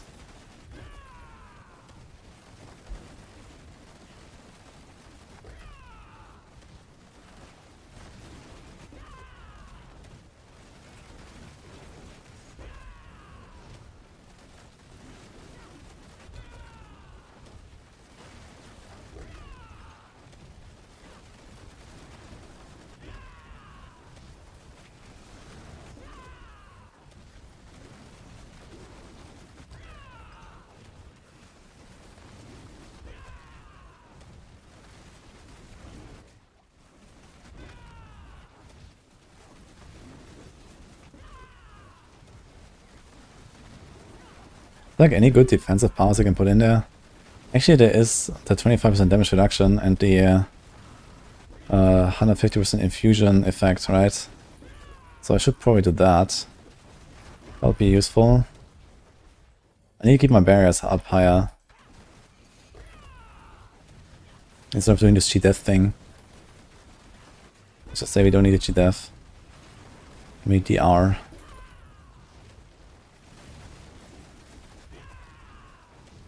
Because they just break my barriers. And there's also like a season power of barriers.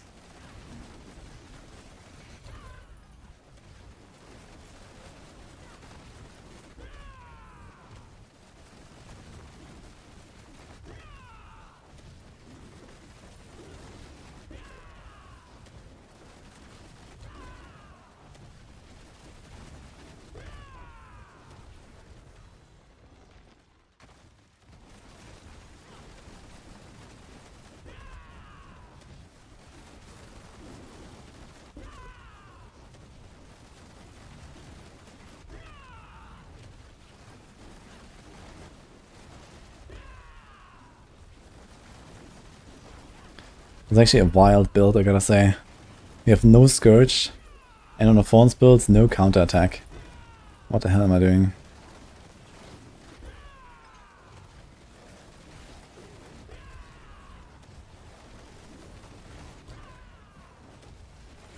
How much passive Thorns do we have?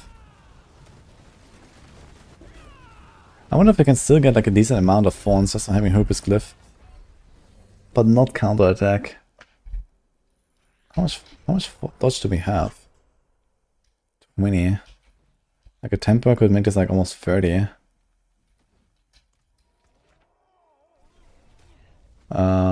We can have dodge on the boots, right? Could have like 35, it's like 1,000 thorns.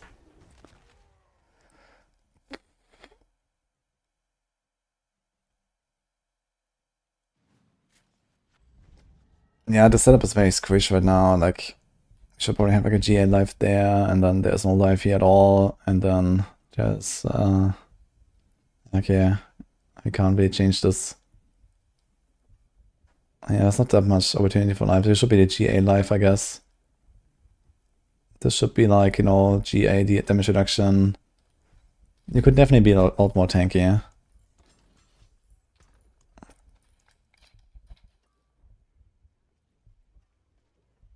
Wait, that's the wrong one.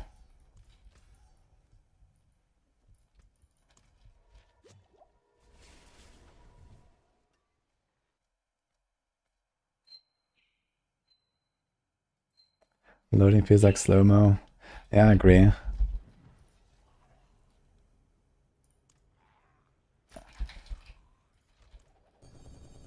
Oh my god, they don't have names. Beautiful.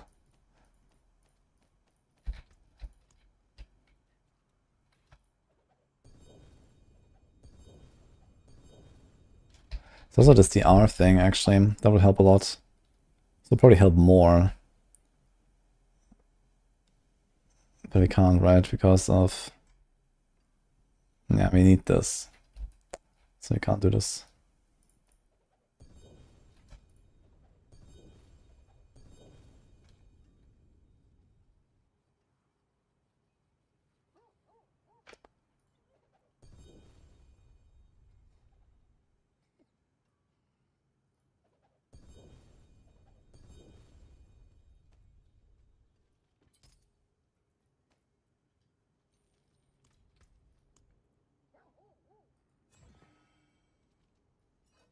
$25 DR.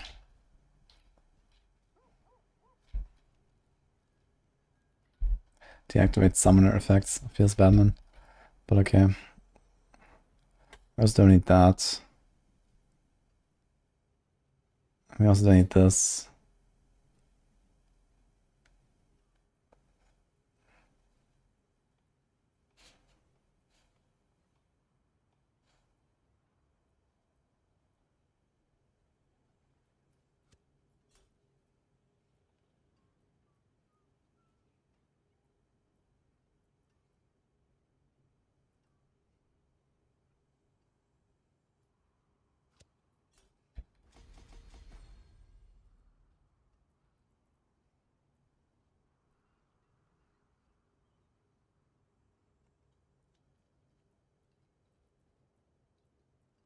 Yeah, I can't do propulsion. It's the shortest cooldown. Which is nice, but it's gonna knock everything away. This is every 5 seconds.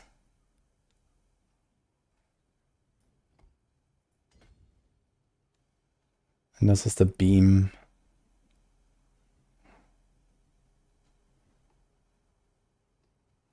Let's try this.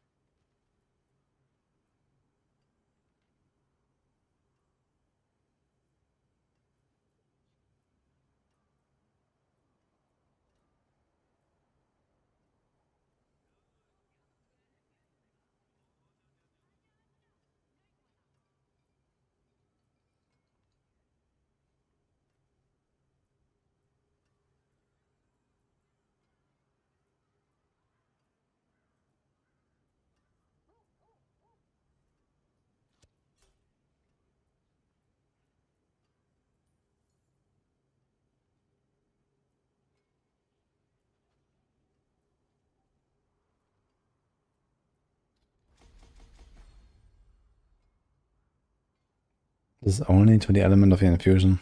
Blech.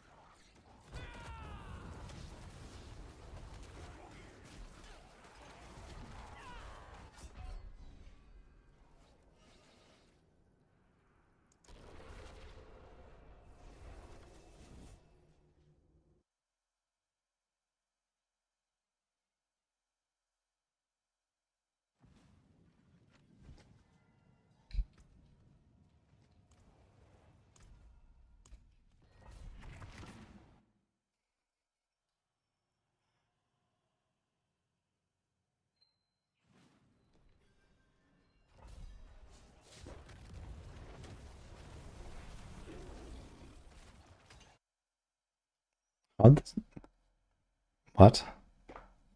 How did the health potion just drop there? Also, we still have this here, right? Oh, actually we can use this now, as I realize we have resilient now. Okay, we're fine.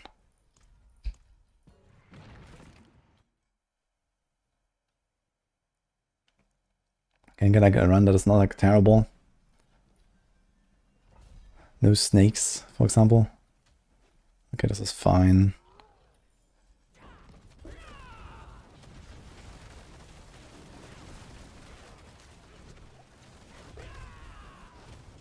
Let's go.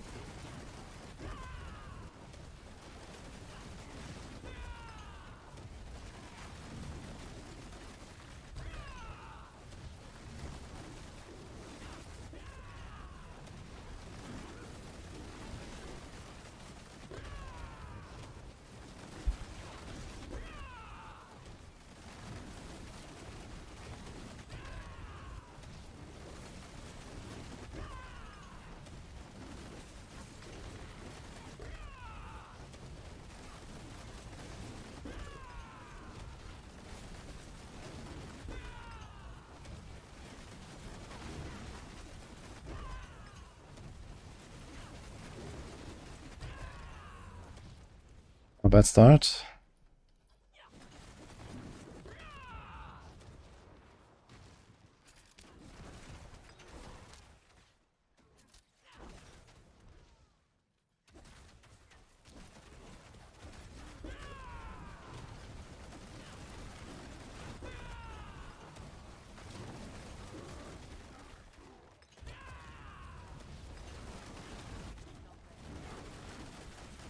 I don't have to death anymore, so I gotta be a bit careful here.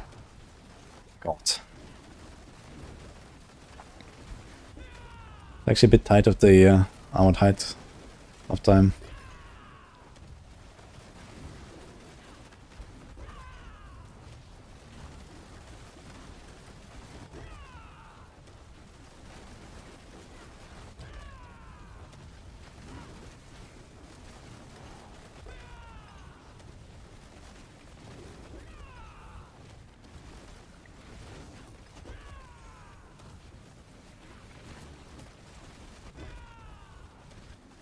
Okay, the thing is that so far it does seem a bit better, but not that much, because I lose my barriers so much compared to before.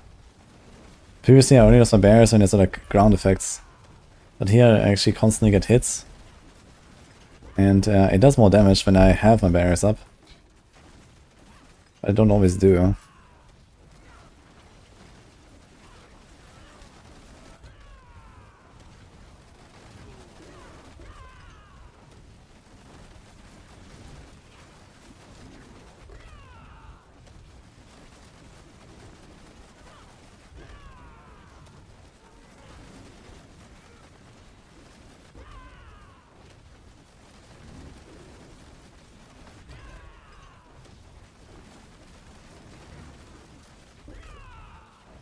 And the thing is, I'm not sure if we can, how much tanky we can make this. A bit tanky, I guess, but...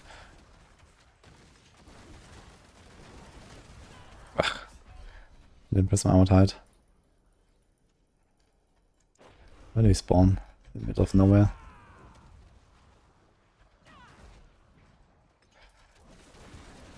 With counter-attack you are safe. Safer than this at least.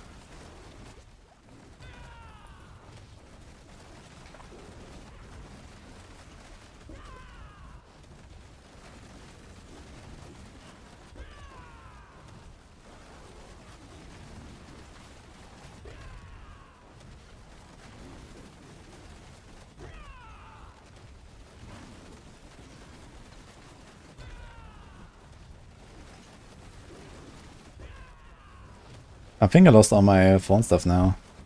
Nothing about this. Is that actually so? It seems so. I can test this in a target dummy room actually. But I think it cannot die. If you die, it's ogre.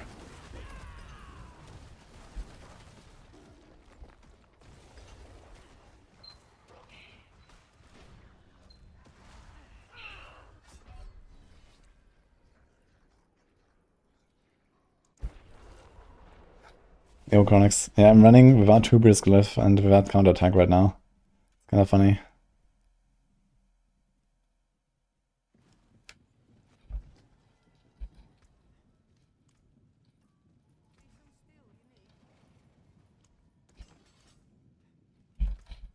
Hmm.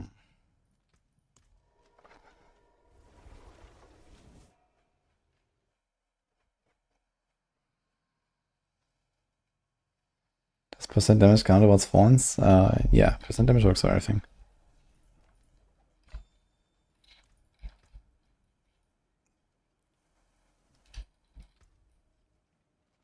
Wait, what did I just test? What did I want to test?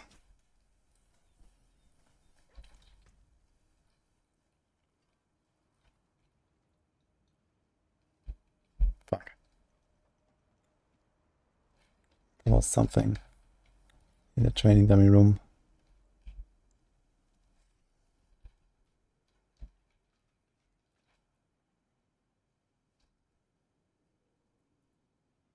Ah, dying. Okay, I remember. We need a touch of the Craze God for that. Okay, this.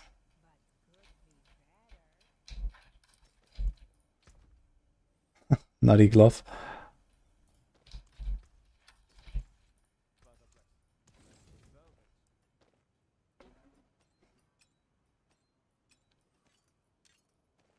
So with those gloves you can die in a training dummy room, so that's why we want them.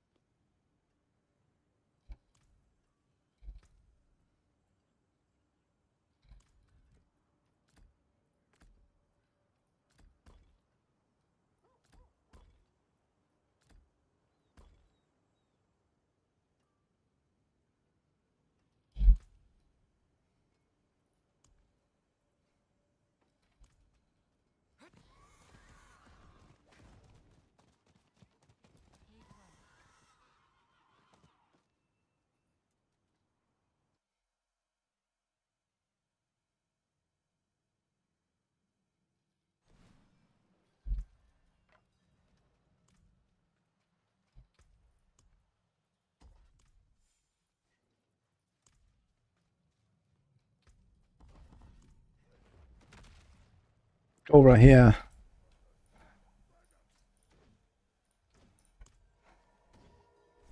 Dude, there really needs to be like a disabled mercenary button in the training dining room. This is annoying. Every time, man. Can I please just like right click, dismiss them? Or something like that.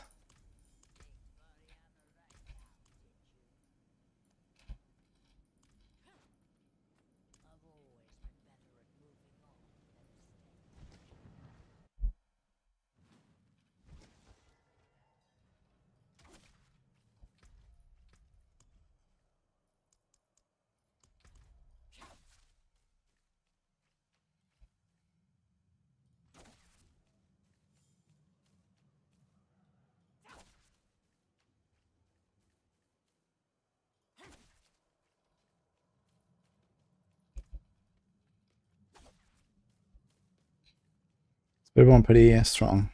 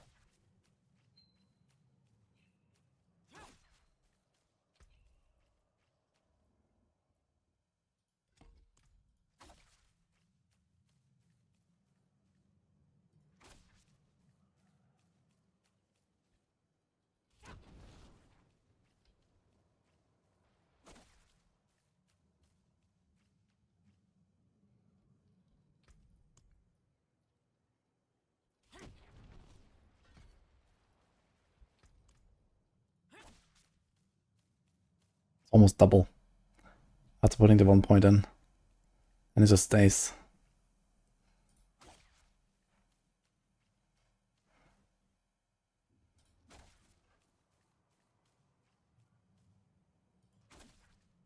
Because now it thinks I have counterattack up all the time.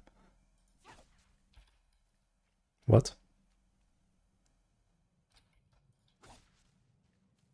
Where did that hunter come from?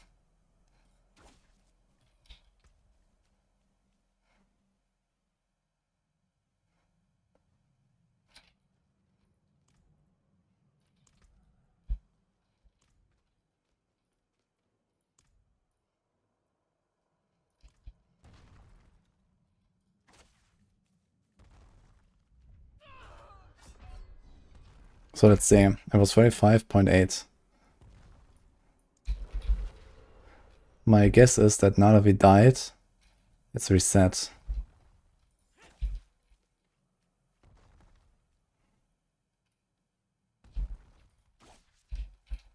Yeah, if we die, the run is over.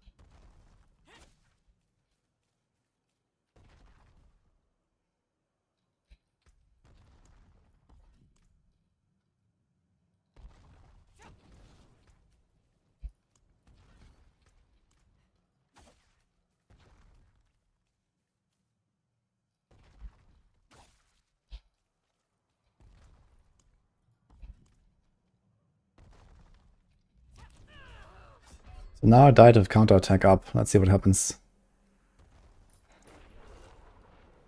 But I imagine it matters what I arrive with. Yeah, look, that's like half.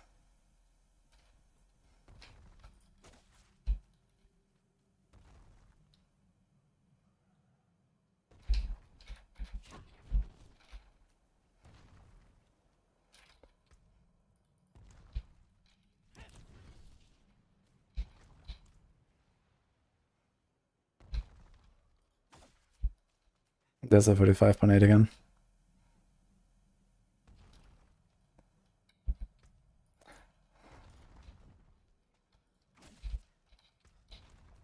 Interestingly, removing a point does not cause...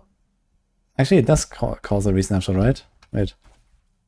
Yeah, removing a point or adding a point, both does it actually. If I do this and remove one again. Yeah, okay. So either way, a change in the points re-snapshots it.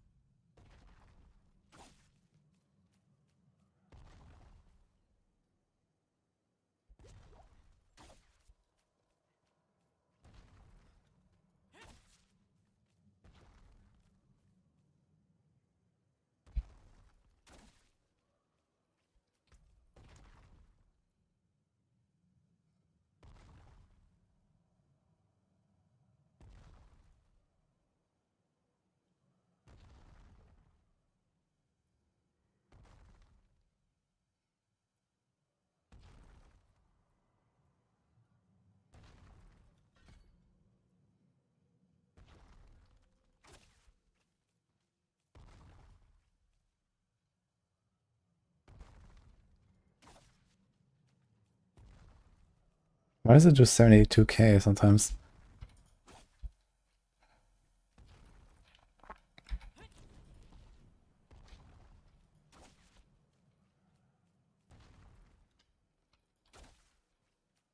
What?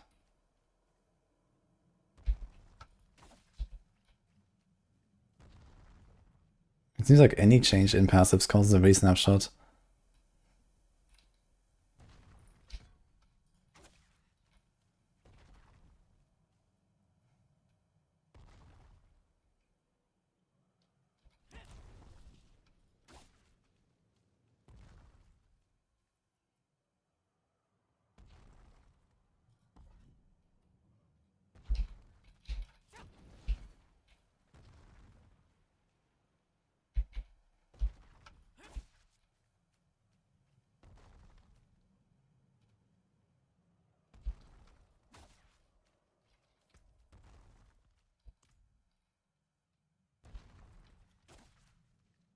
There's some shenanigans here.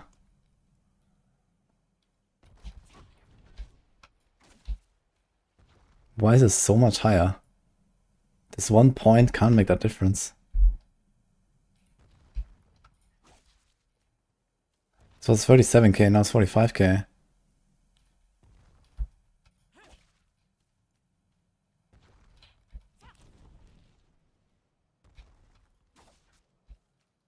$36. Oh no. I have a guess.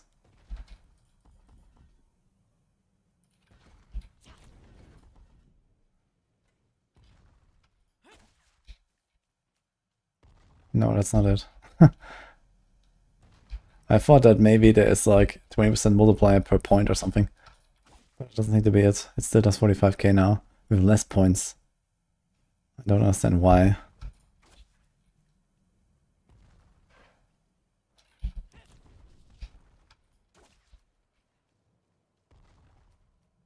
There's something up with this. What the fuck?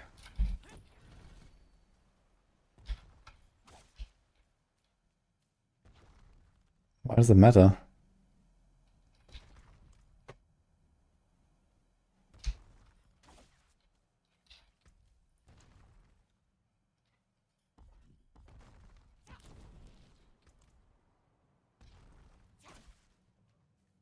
It doesn't.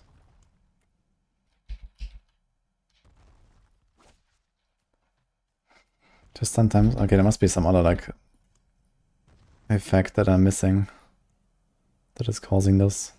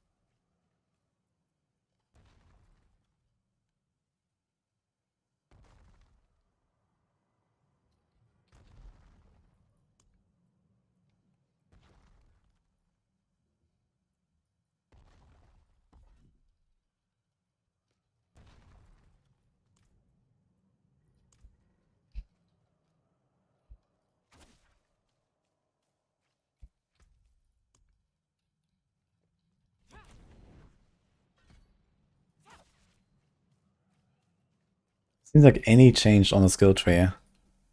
What about I put an extra point in armored hide? Yeah, it seems like any change on the skill tree does it.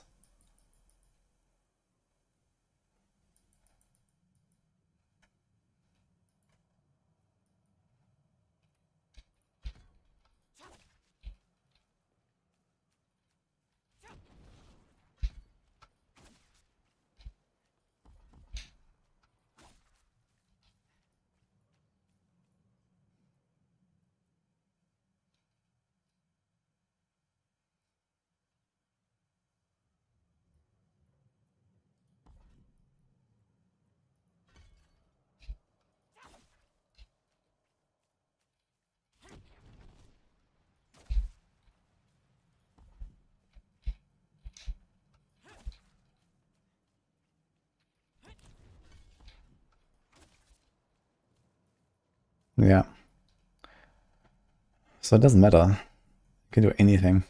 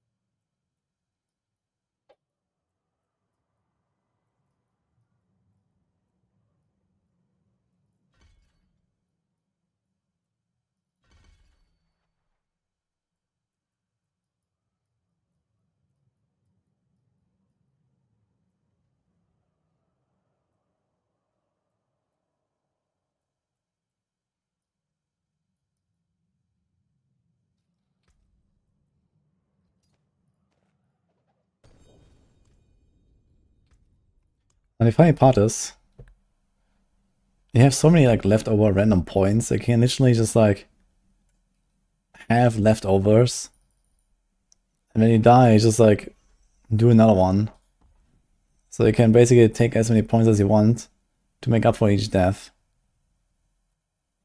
Every time you die, you put 1 point after pressing your buttons, and you fix it.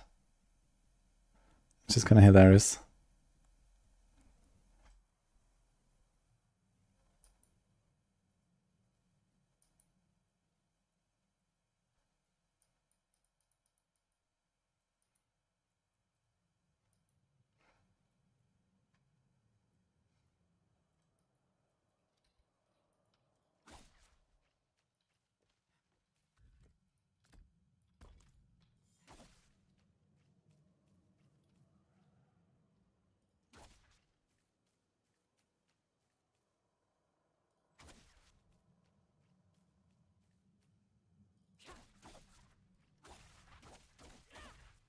Why is the silence do like 430k?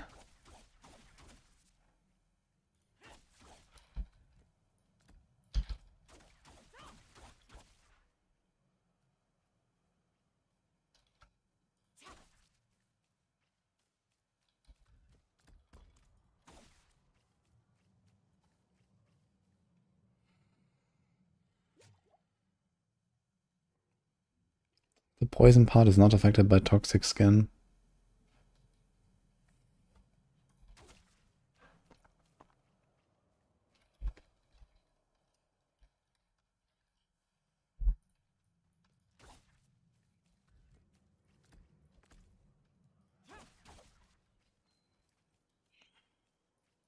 The thorns part is doubled. So that's why you don't see such a big increase, because the thorns, instead of 300, is actually 600. The poison part is not buffed. The poison bar goes from 300 to 600 to 900 to 1200. So fully stacked, that poison is double of the thorns. And not quadruple. And the total boost goes from 900% damage to 1800. So with 3 stacks I do double damage.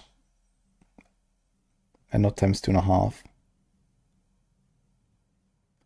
So it's actually not as impactful then. Plus it doesn't get affected by the Fist of Fate if that's the strat. Okay. Alright. What we have to try now is Fist of Fate with the healing.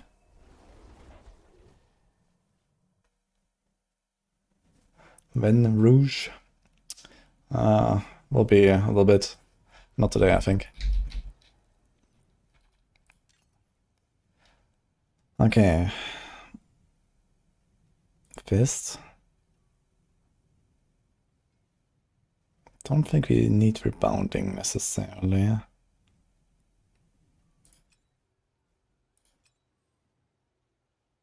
I don't need the Vuln.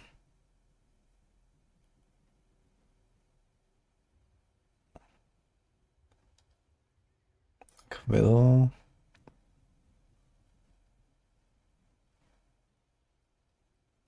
Loyalty. We need a healing ring, which also has Vuln on it, which is kind of pointless. But for science, we're just gonna do that. Because it has the heal effect. This is the vortex size. I mean, I don't think we need the Fist of Fate, yeah. We're probably better off with normal.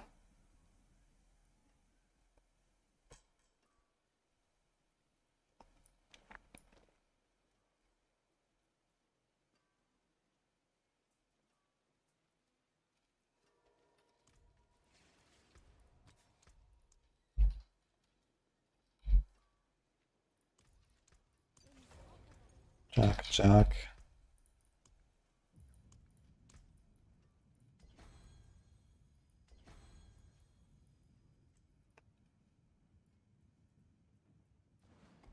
Revenge.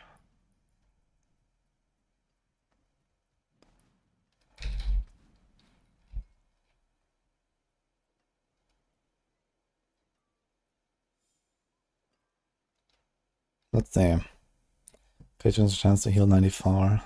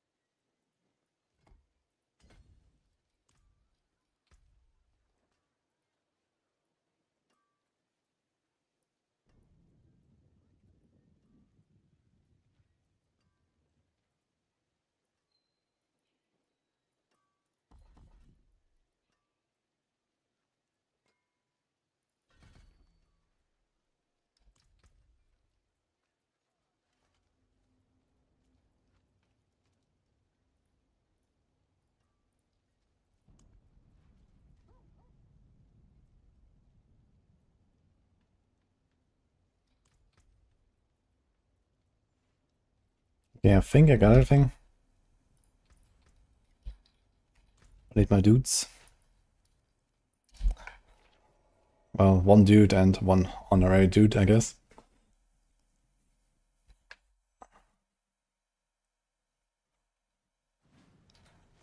The cosmic anomalies trigger the pants fawns when close to enemies? Really? That'd be weird. But I guess I should check that as well. The thing is, we kind of just like trigger them all the time, unless we put it on the toxic skin. On the toxic skin, I can prevent using it when I don't want to. But we lose this as well. We also lose this and this and this. Yeah, we kind of want to cast it regularly. Anyway, let's load up 100. Fuck it. Is Thrash good now? Of the pants, it could be something. I haven't done it yet.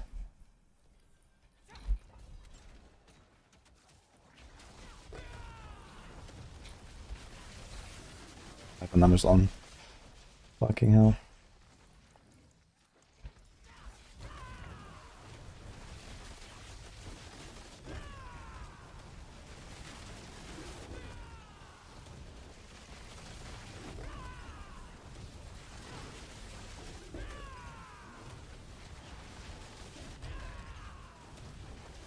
But even with crit, I don't get enough heals. That's actually nuts.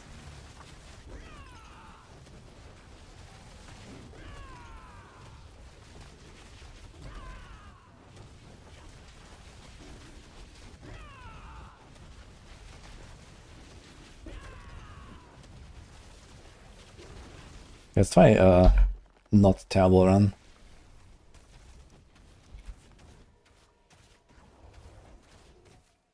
I didn't do it Rock Splitter yet. It should be an upgrade to Rock Splitter, but I'm not sure how much.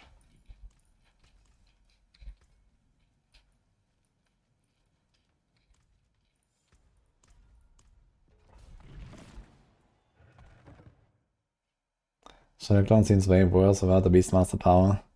Yeah, I mean all the summon builds lose a lot from not having that, I guess. That's true. Okay, we got Knights.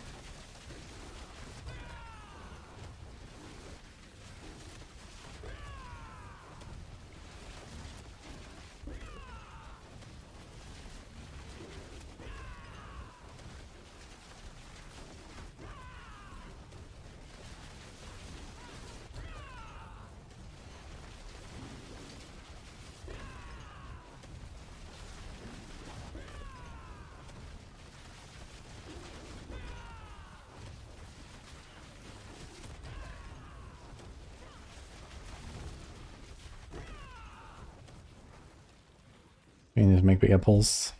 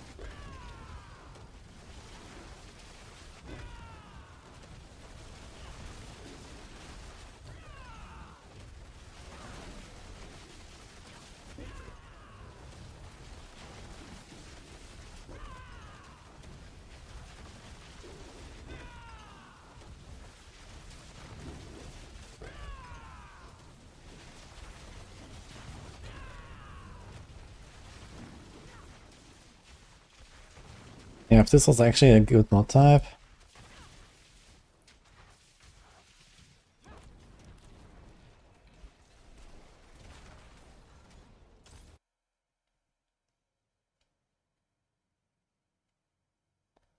Why is getting basic damage on Rock Splinter build?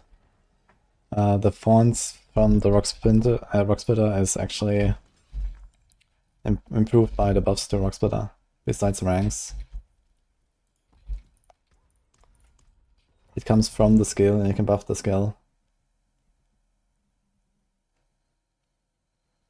Hello, boiler.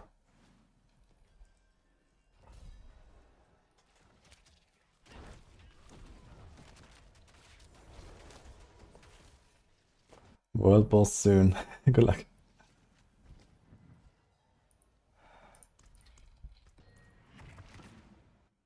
PTR is 6 more days.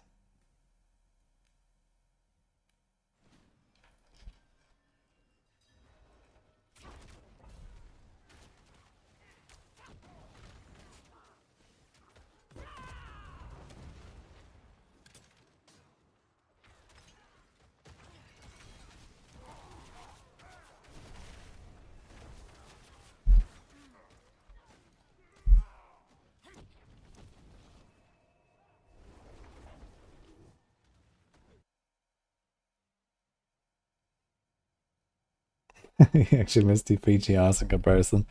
Yeah, they did a lot of things right.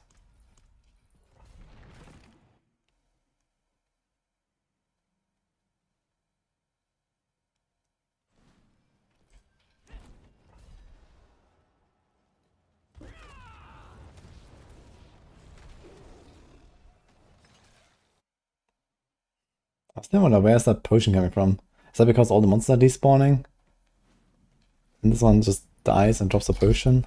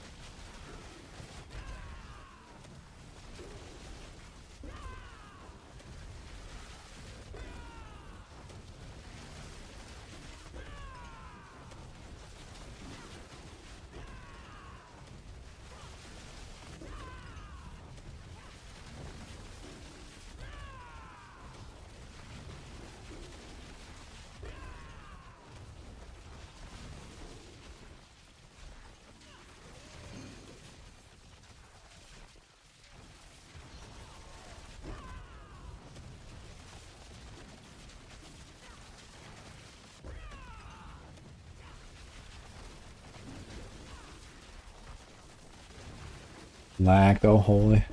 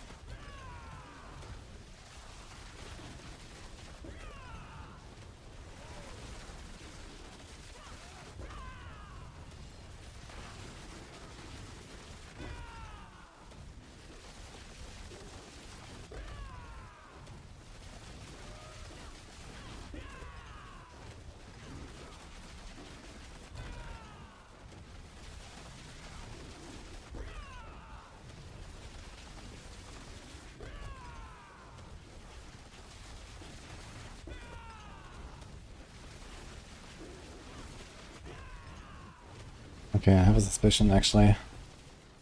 I have to test something. Oh, Riker. Hello, guys.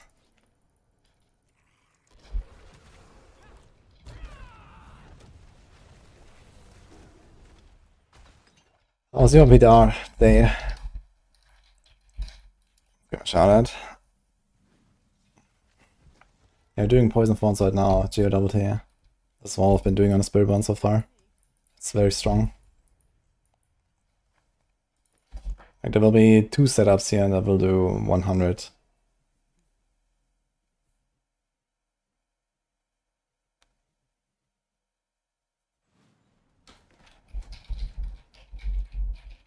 Okay, so how do we do this? Let's get off right here. Poison trap with combo points. Interesting. Hello, Katiana.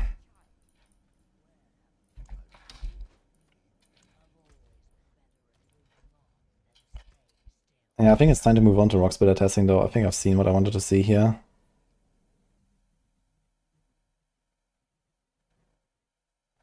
Fifi.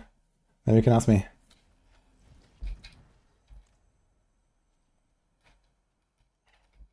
So I have a slight suspicion that pressing potion also re-snapshots the thorns. I need to try that.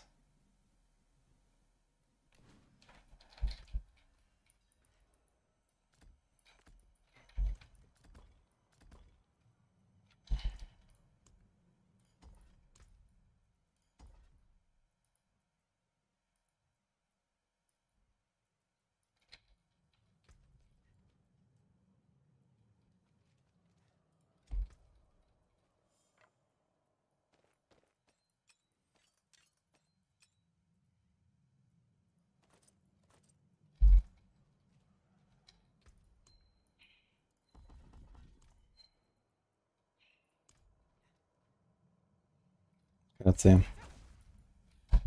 Don't have the numbers on.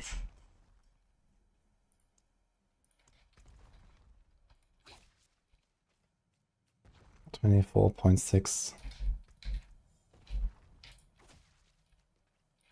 Okay.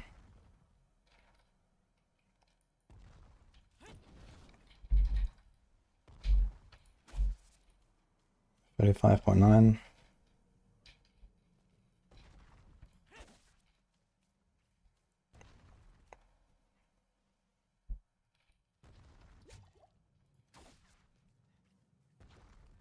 No, seems like it doesn't. Potion in D3 always triggered a snapshot event, but it seems like here it's fine. You can press potion. Okay. All good then. False alarm. I think I might make a second character for this now and do the rock splitter. Probably, I mean, besides the razor plate, I mean, there might be like a few things that will like carry over to rock splitter, but yeah, we'll see. So let's just make it fresh one. Make this character here, so I can maybe do more testing because I'm not sure if I'm completely done with this for now.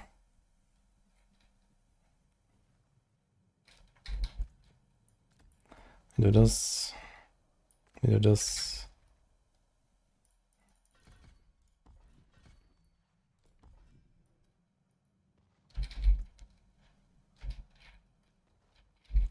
How do we build rock splitter?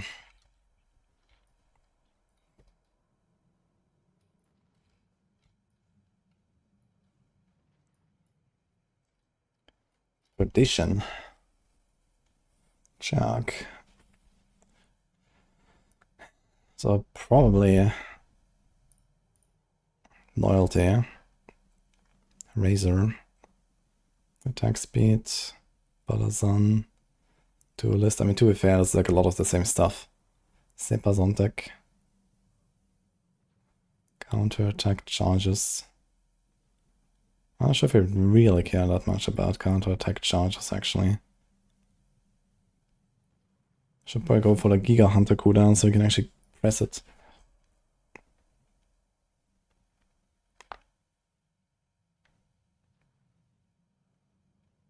And while we're at it, we can also try a thrashed version of this, I guess. Which might just be better.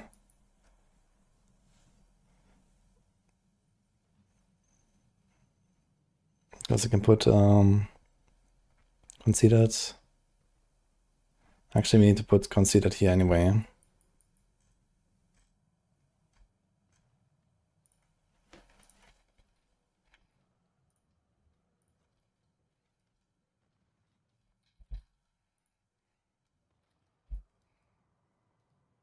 Also, this attack speed does not help us.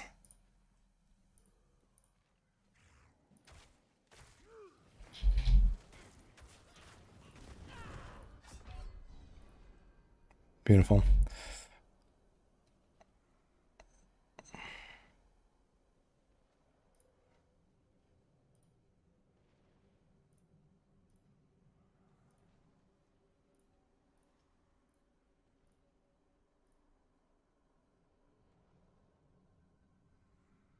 Maybe partition is fine.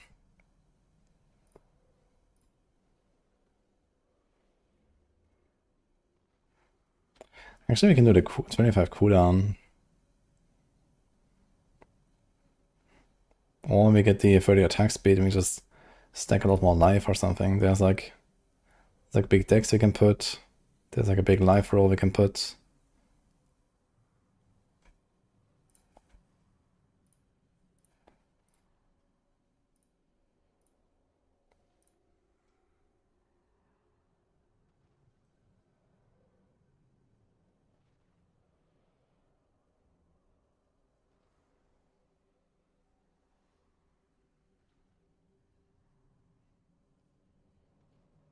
Probably, actually.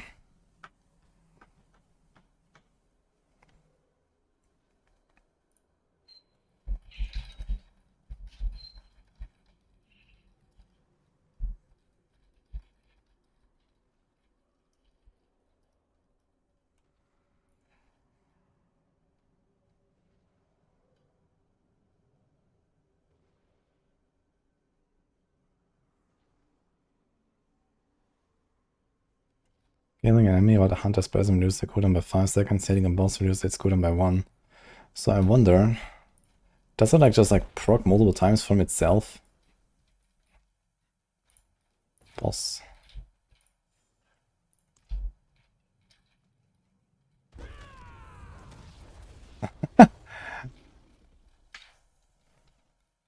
Nice nerf, ladies and gentlemen. Okay.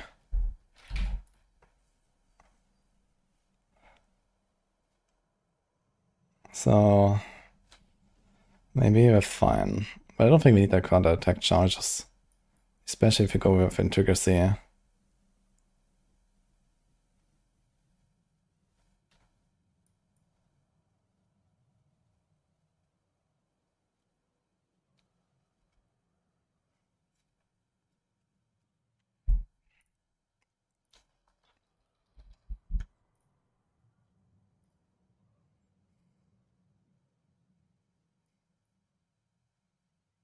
$11 seconds.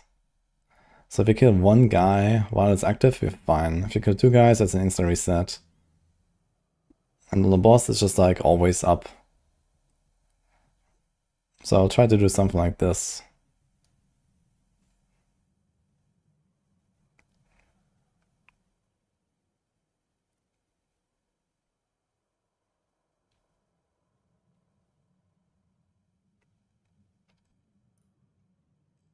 This round's Colossal, Hubris, Revenge, Turf, Ritual, so it has all the stuff.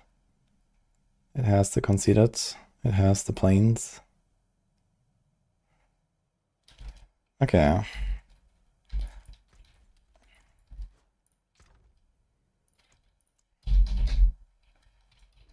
Oh my god. Just good with Thunder Spike. Okay.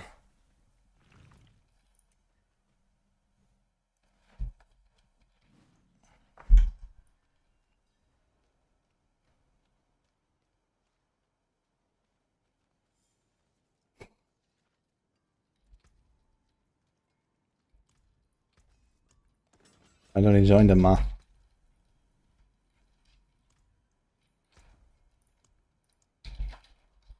Yo, thanks, Fabricator.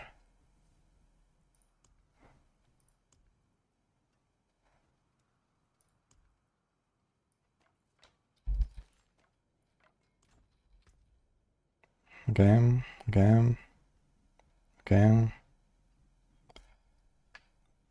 Rake size, huh?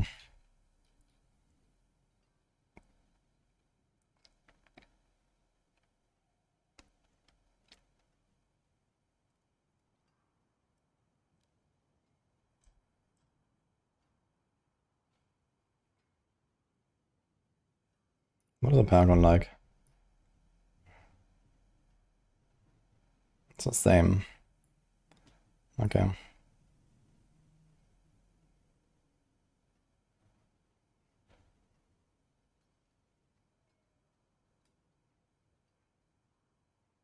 Should probably do Fist of Fate.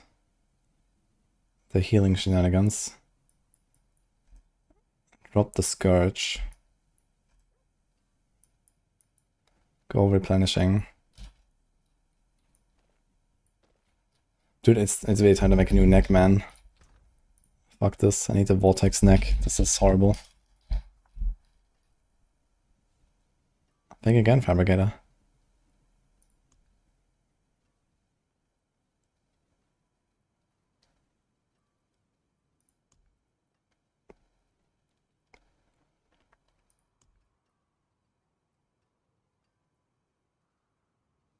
Let's just take that.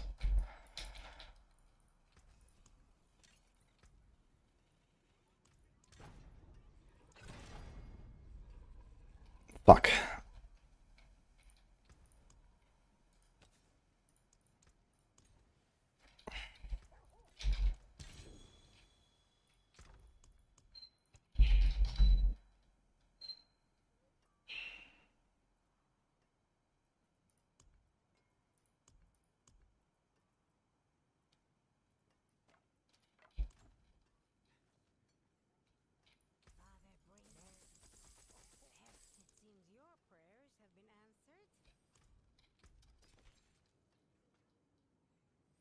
I mean, is this movement, percent damage?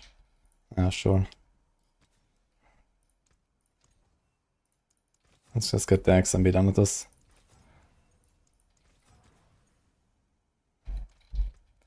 Very mid-roll.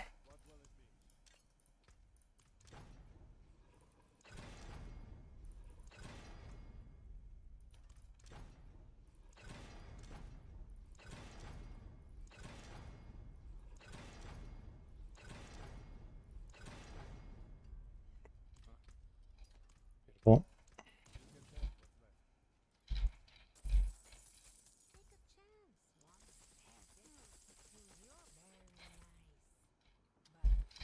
Okay, better.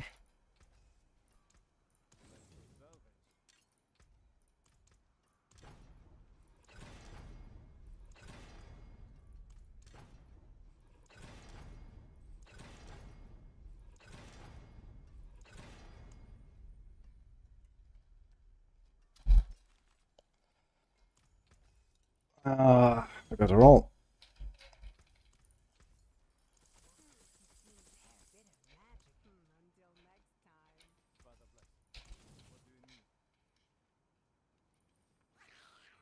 Yo, holy saint, do you ever have anything else to say? Besides those two words every day?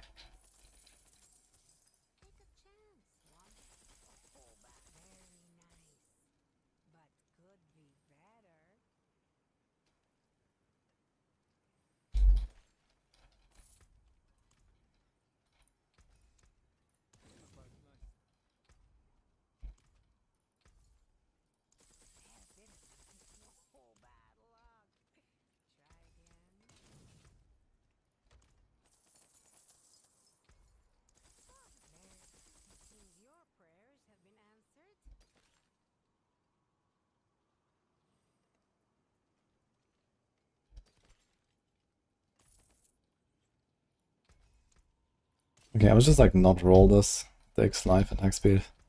Sure.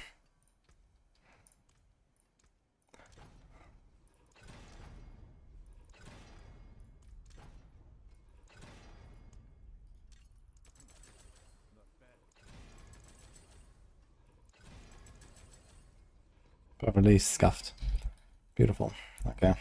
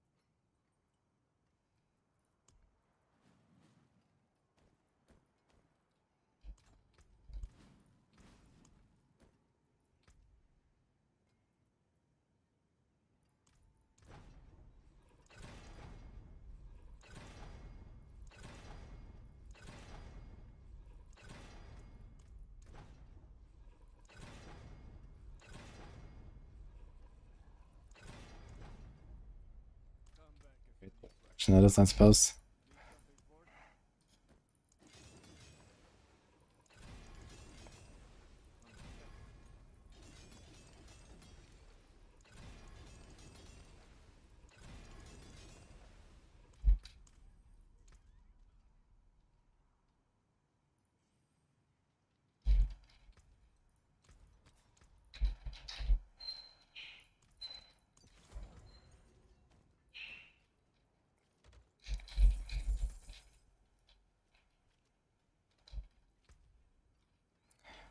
Okay, mostly just need to fix the skill tree a little bit.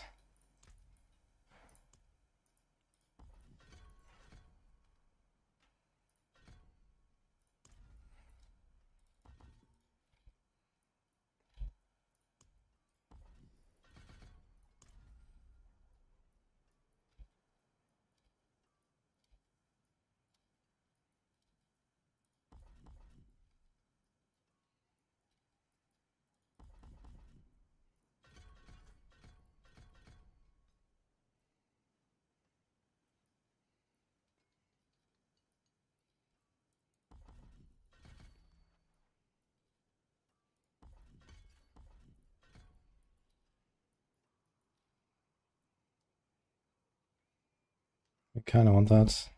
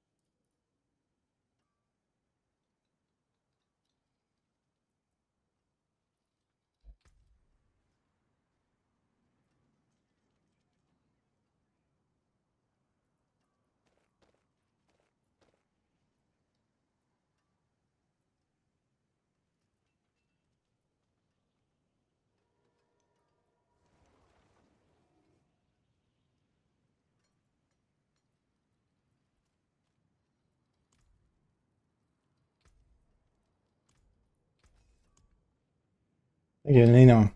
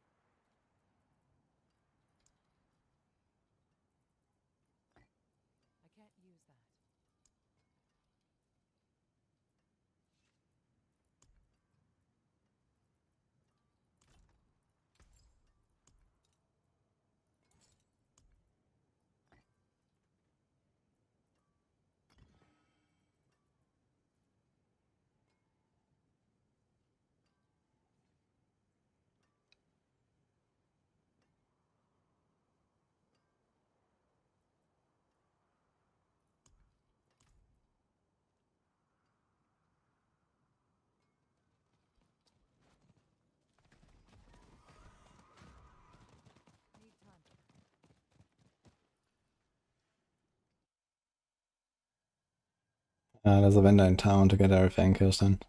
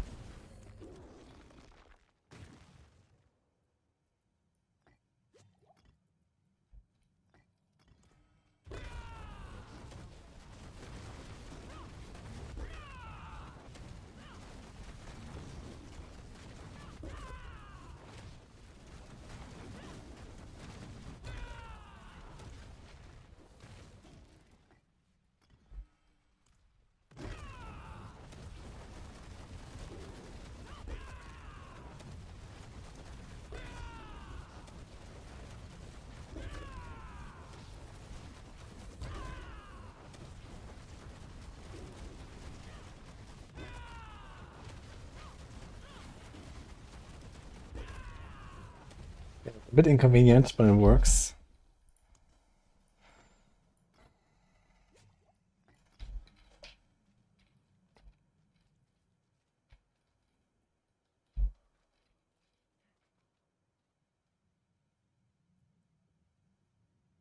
Wait a second.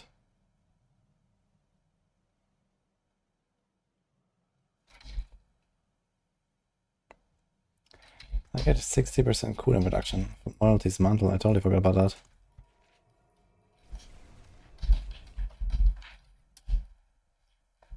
One temper is enough. I feel like a little bit of extra. We also need to remove this here.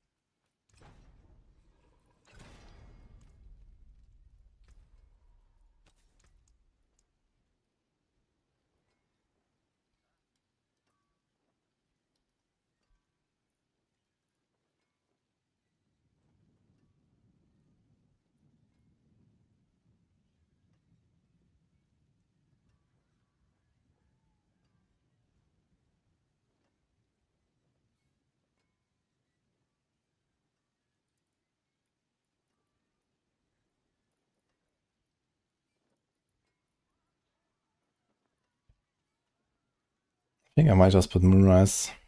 It also gives us attack speed and move speed.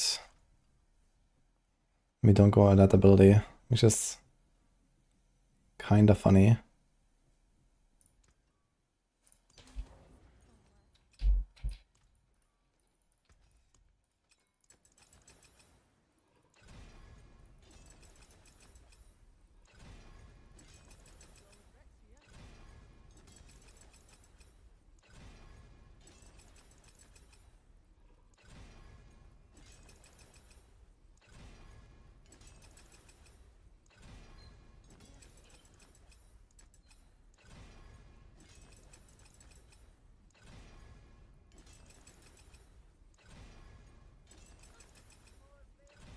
Seriously.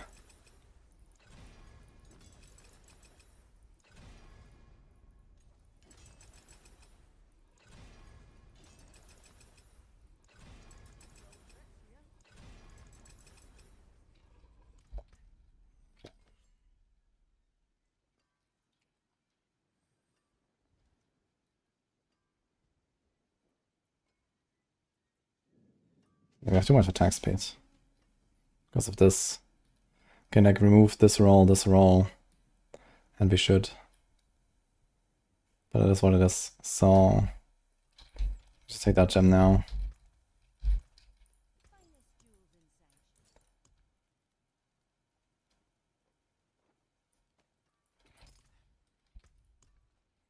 Give it the R. Damage resistance, the barrier.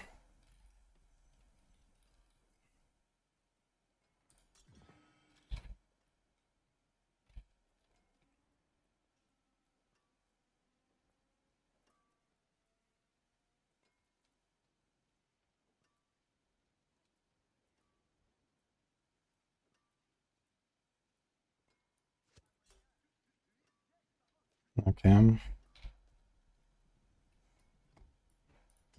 Okay. I think it's 9.8 seconds. So even without any kills, it's actually pretty fast.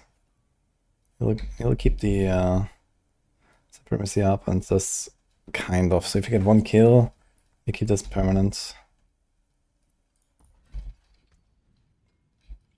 How much more cooldown could we have?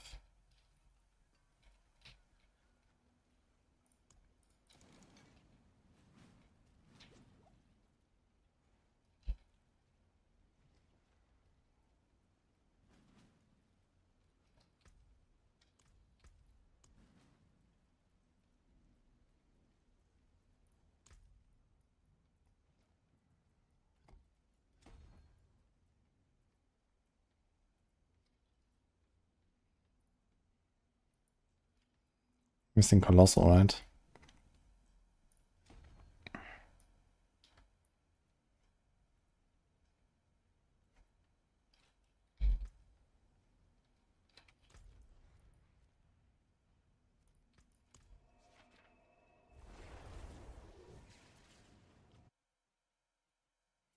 Now compare this with last Epoch crafting. Oh man, I wish. Imagine we had something like half as good as last Epoch in this game.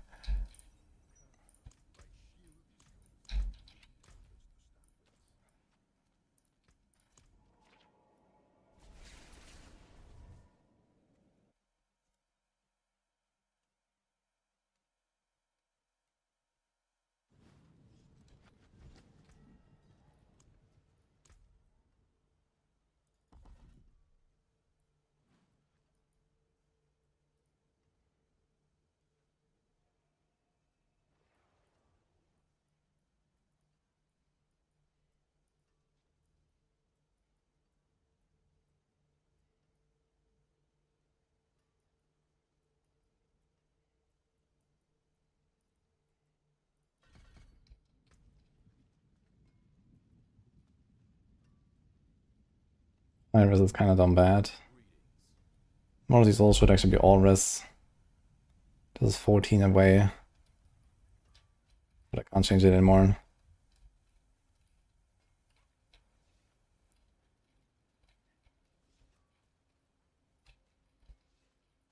Are we knocking him down somehow? I'm not sure if I have a knockdown. We have it here, I guess. Okay. Okay. Okay. Okay. Fuck.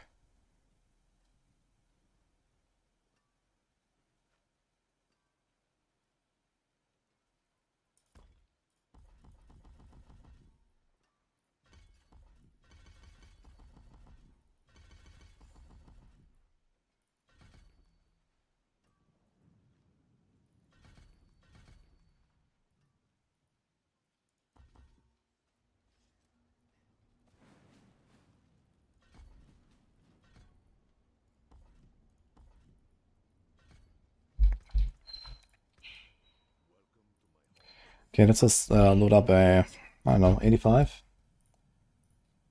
We'll see what happens.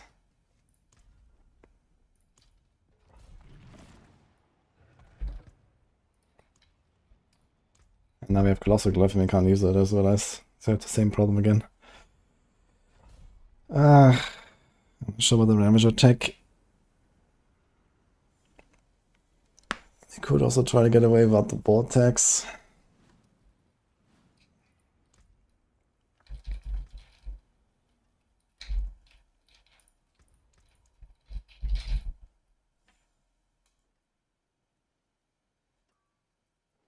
We don't have any slot though.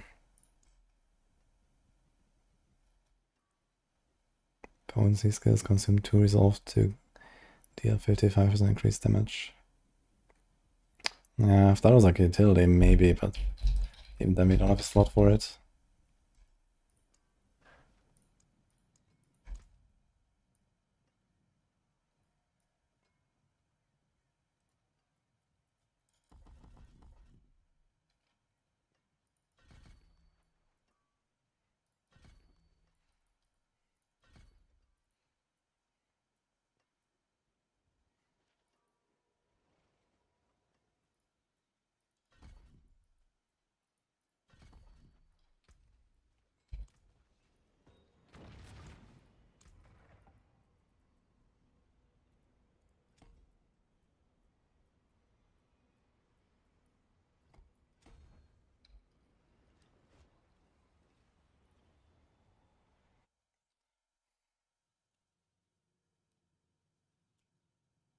Holy, okay, 1 second.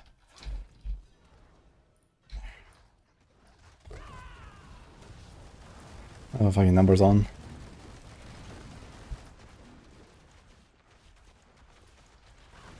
Okay.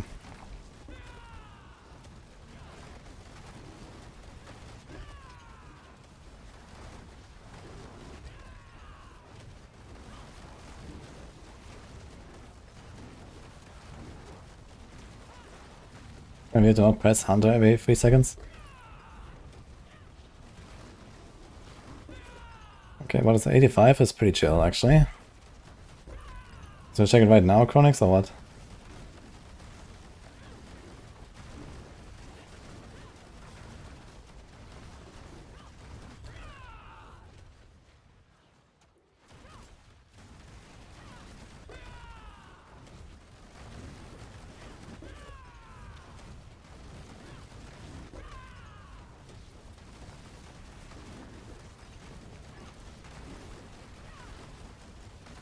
Okay.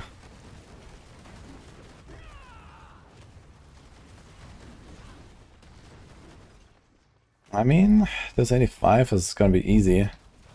Oxford I can do 90 with this, for sure.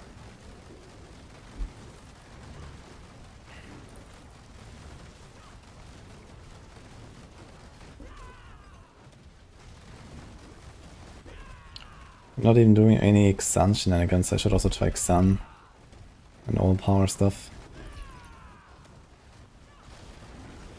Should see a little bit how it is on the boss.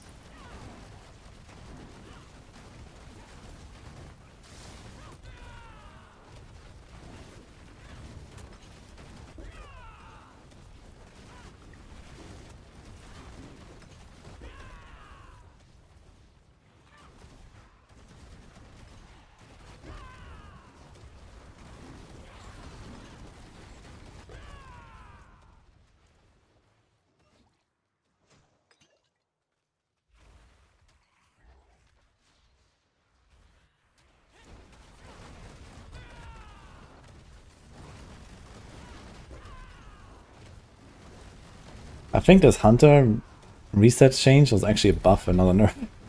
When I think about it. I don't know, man. This seems like a buff to me.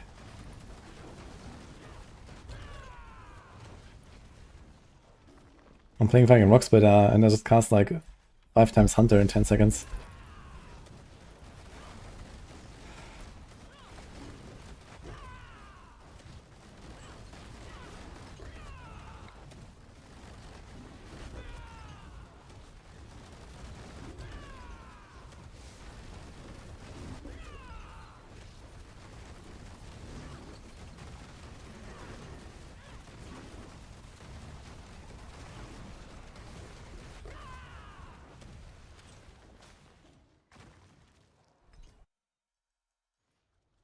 Definitely slow down rake. I mean, I had no expectation that this was gonna be the rake. Just wanna see where Rock Splitter lands with the new pants. And then move out. I mean, Rock Splitter is that Chronix or is that Cat? Not sure whose job it is right now. I still want to kind of like see a little bit how it feels and, you know, maybe discover something. But I mean, this is still pretty solid.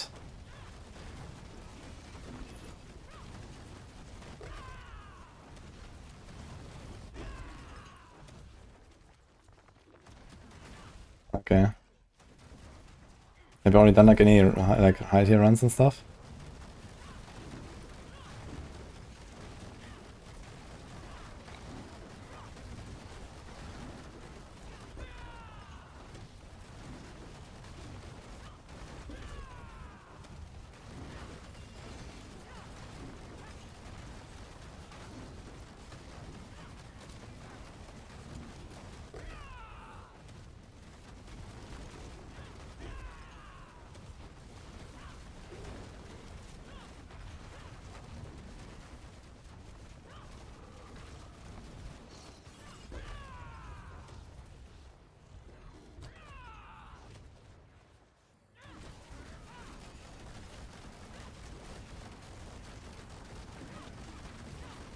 Not sure how sometimes I trigger my Quaxurun by just spamming my right click. It's a bit weird.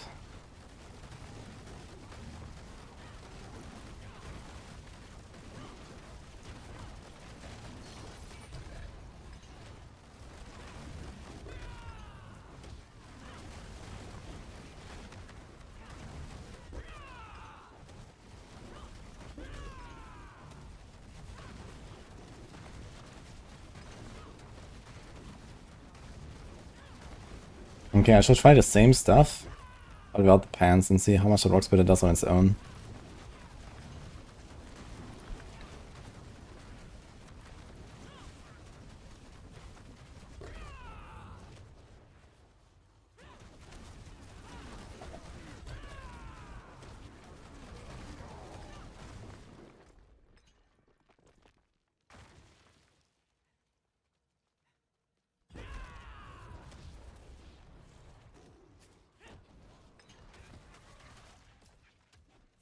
The counter attack triggering? I think the counter attack actually randomly triggering the Mystic Circle there. Beautiful.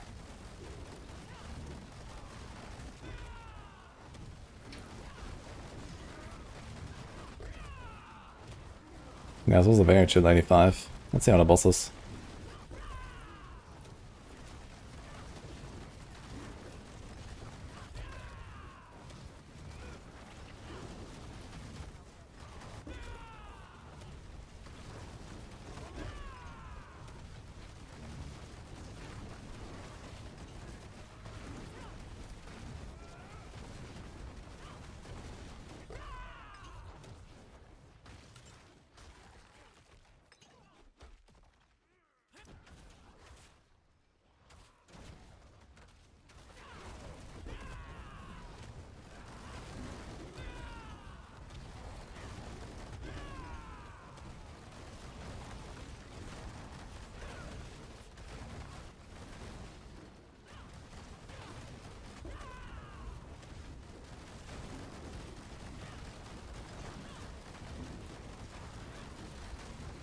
It still works. Someone told me I did a 90 of evade. But I don't know the setup exactly.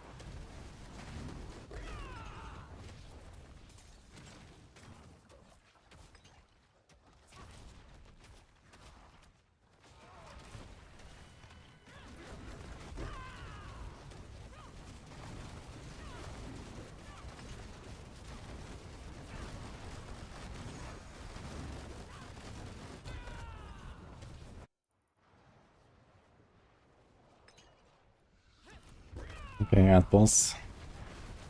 Let's see.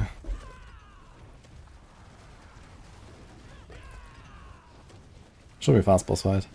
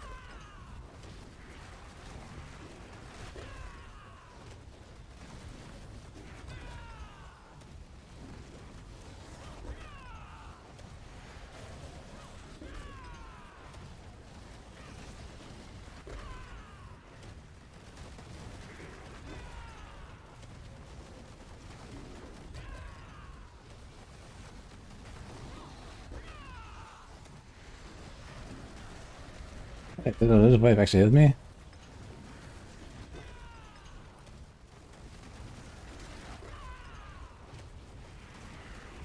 Kinda wanna see this again.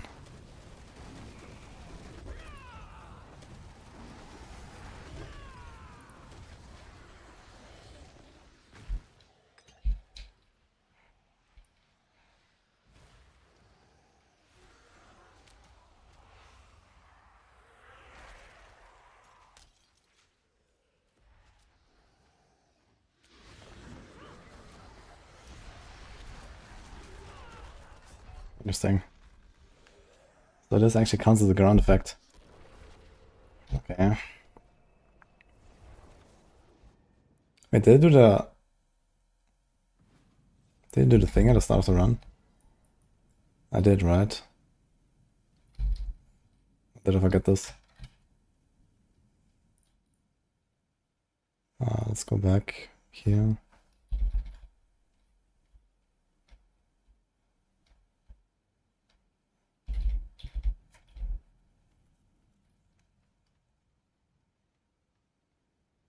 Okay, we did. This was the run, right? Yeah. The floor 1. What is that? Succubus, werewolf, demons and werewolves. So it's like okay.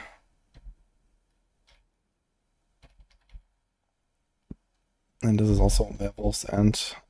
Okay, so that's actually a good monster type, yeah. But both shady maps.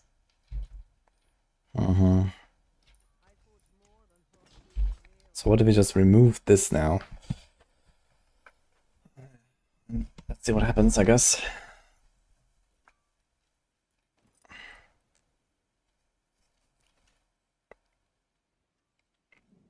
It's probably not really a reason to remove it, right? What would you put? This thing has a lot of thorns. So even if I put like, I don't know, Tibbot's Will or something, we're not really gonna get that much back.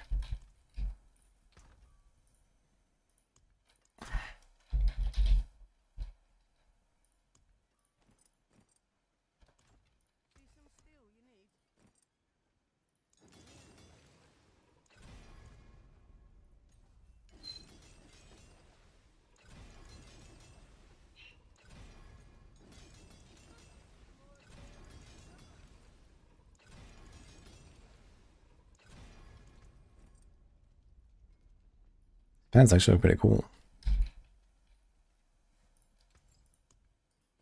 I don't think I've ever seen a transmog.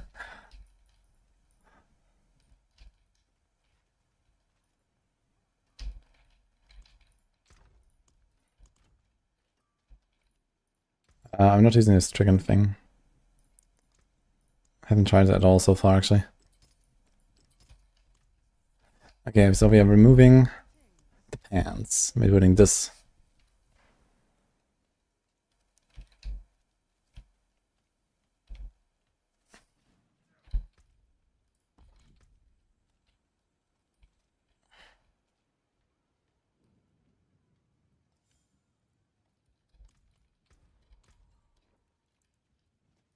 Let's see what happens.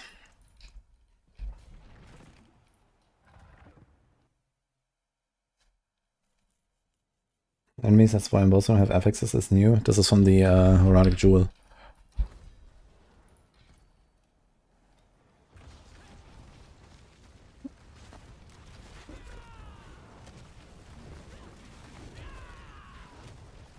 Okay, no pants. Let's see.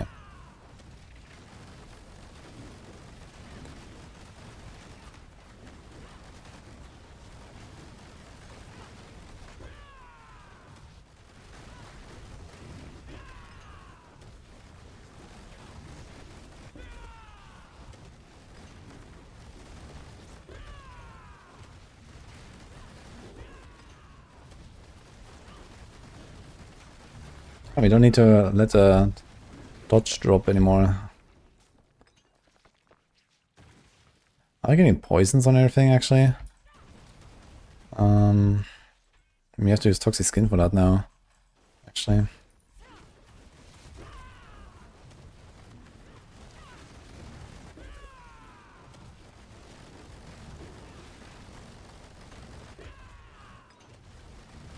I don't really need to stand still. It's just that I don't get a damage reduction. So I can just walk through them like this. Or the Toxic Skin. Damage is still fine, with no pants.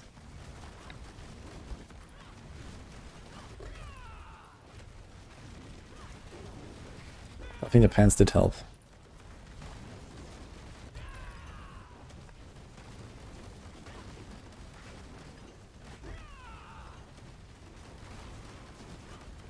Like, this is a pretty juicy map here.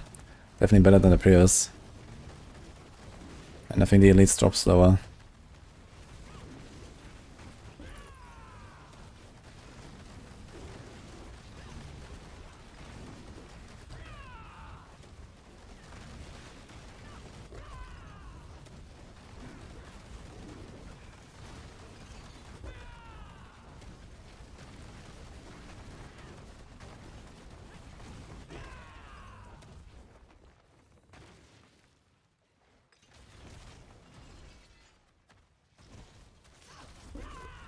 If we didn't have the unhindered, this would also be a bit more of a struggle, I guess.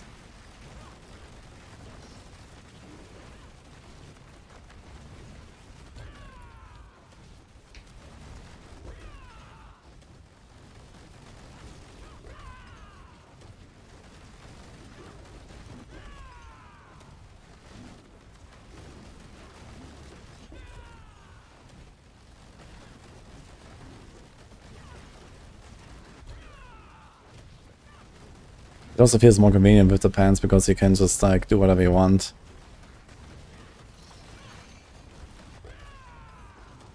Here you have to like move the toxic skin through the pack. I mean, it is good. It's like pure rock spitter right now.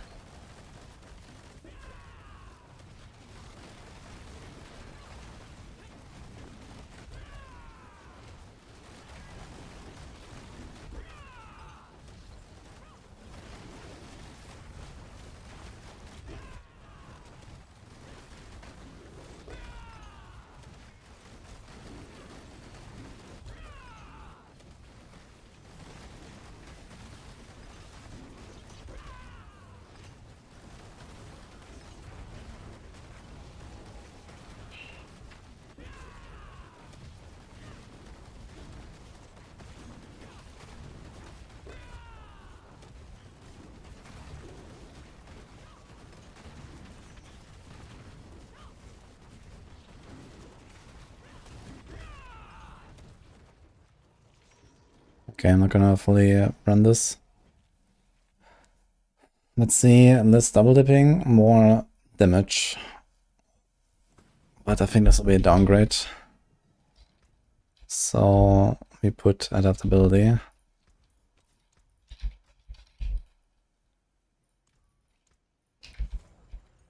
And we need to put this.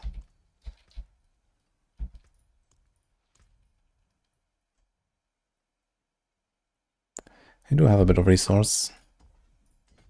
We do that. And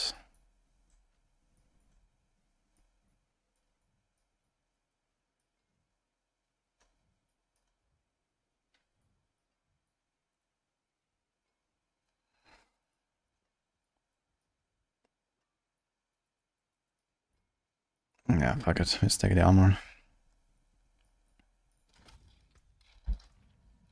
It's 166. It's like almost at times 2. Okay.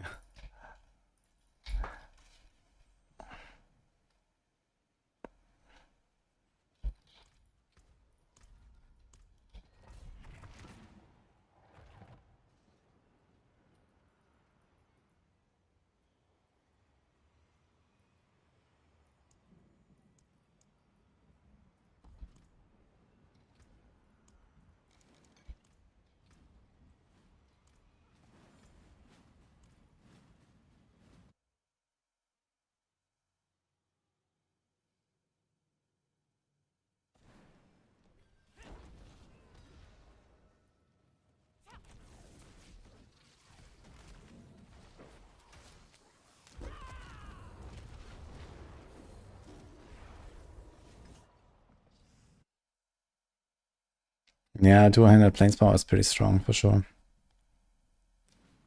Also, I wonder.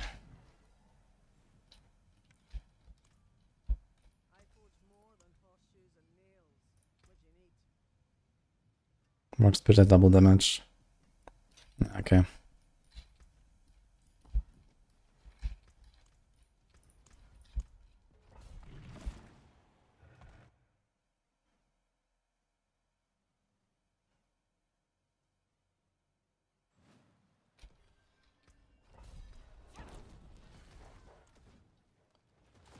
Kind of shitty monster type.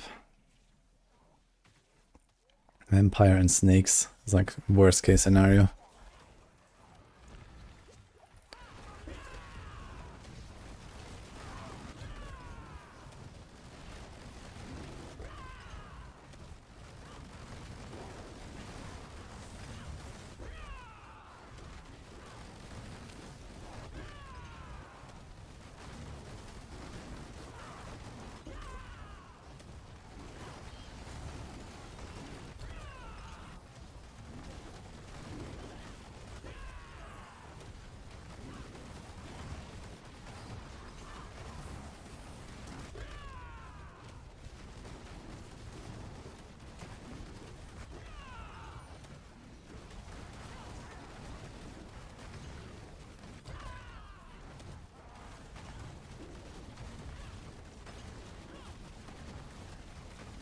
Okay, so if somehow something happens to the pants, Rockspitter will still stand on its own. Also, I realized I was doing like the snapshot, and that doesn't actually matter for Rockspitter, right? It only matters for the pants.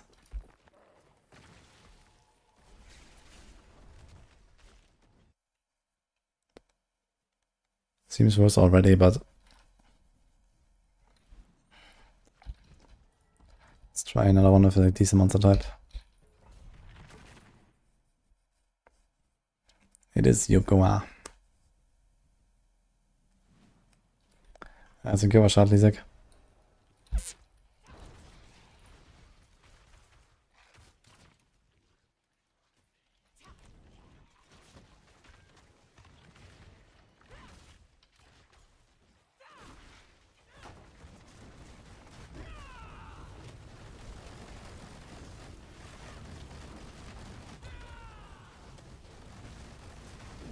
Oh no.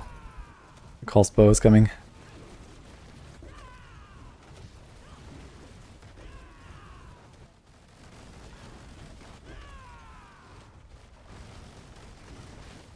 That is very funny, man.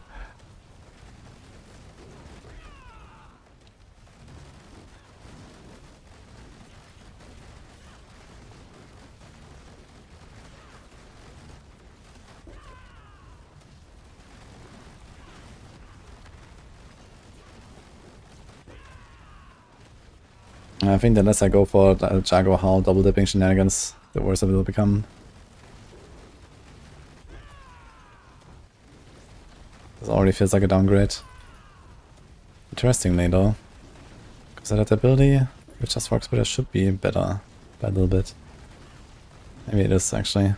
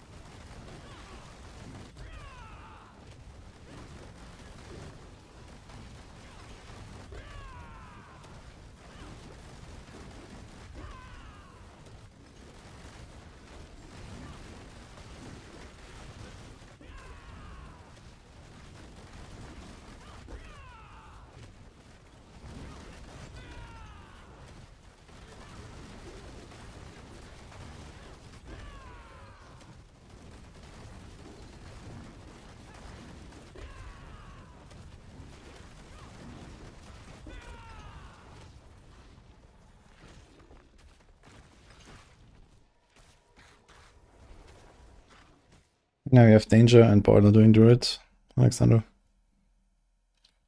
Quivoli is good, yes, Versic. Both the standard Quivoli and with the Balazan pants as well.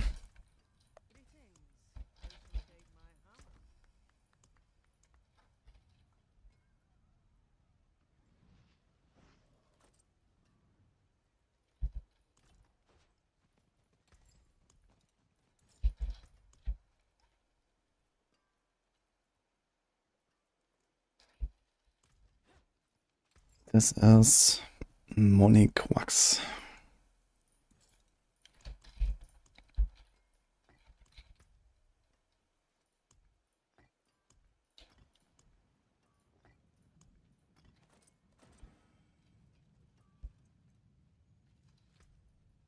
Do we keep this? Probably do. This should be worse though. Like noticeably.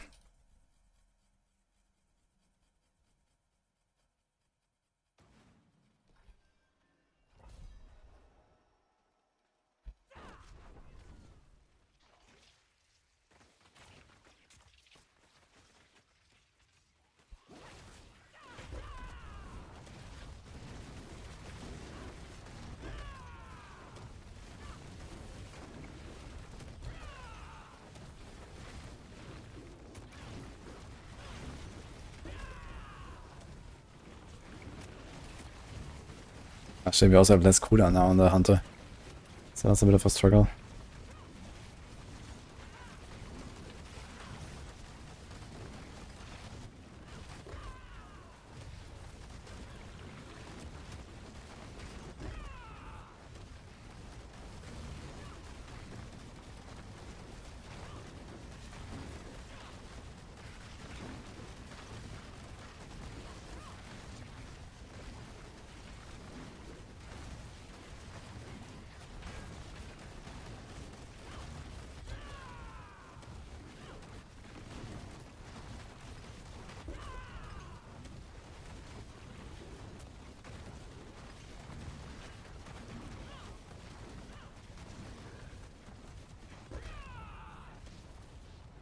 And just that the cooldowns is already scuffed, I think. Even if I put more Hunter cooldown reduction, I lose the counter attack value. So we can just do this.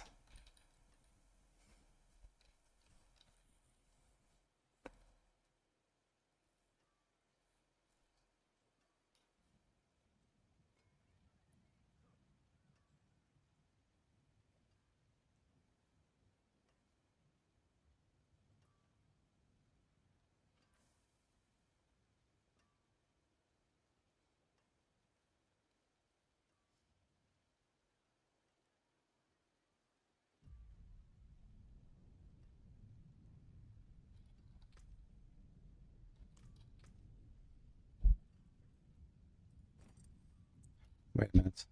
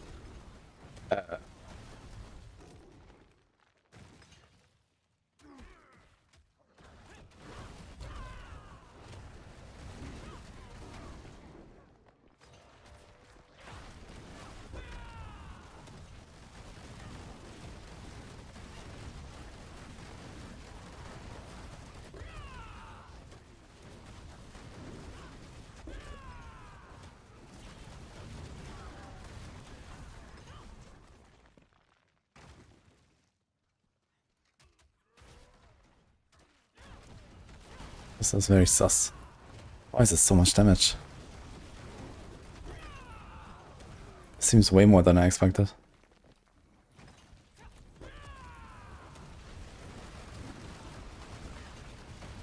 I wonder if Noxious Resonance double dips and then Jaguar Howl double dips.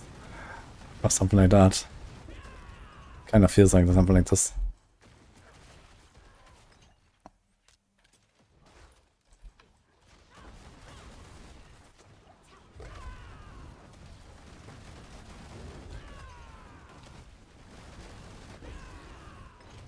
This is ridiculous. What?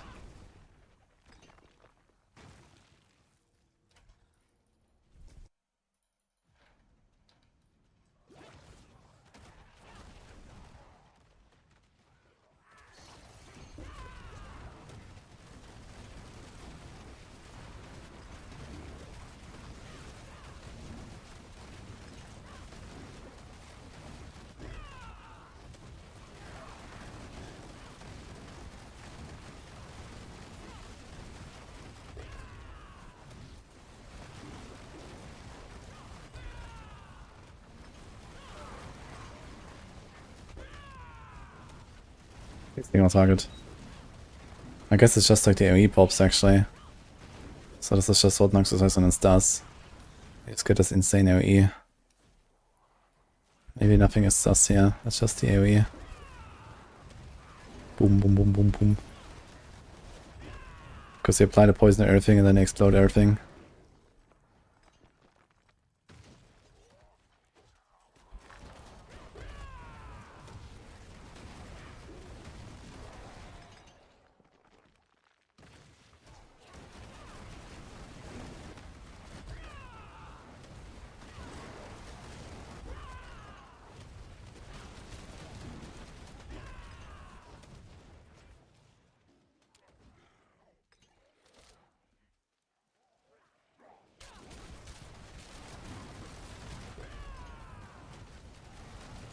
Dude, I'm kind of tempted to just Vortex Intricacy instead of counterattack. So I can boost stuff, man.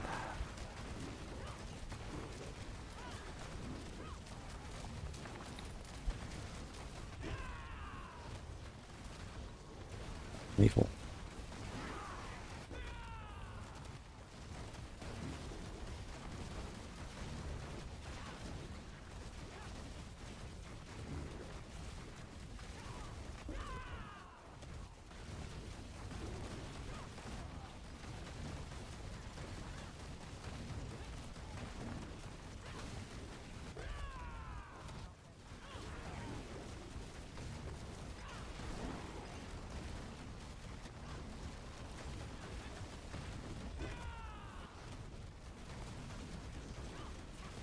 My second time is a struggle though.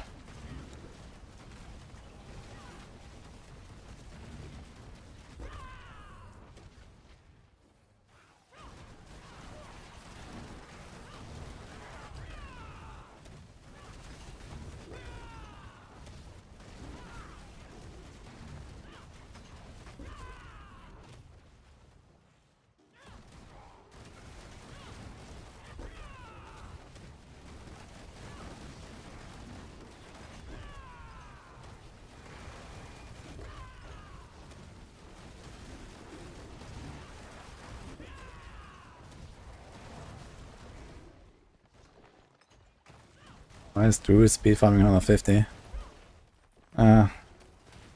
Just some bugs, I guess.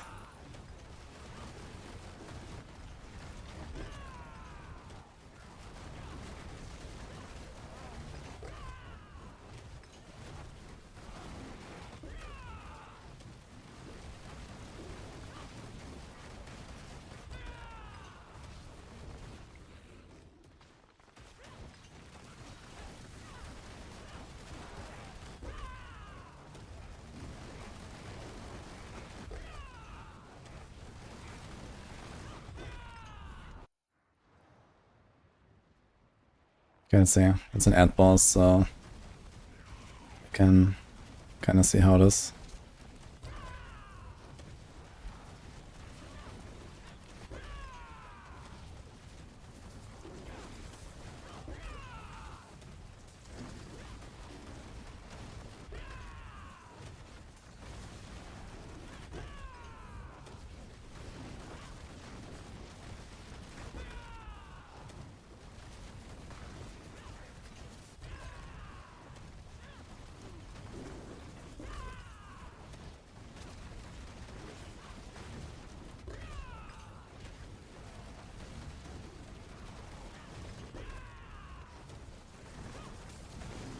Maybe we don't actually need toxic skin on the bar for this. And that would be hilarious.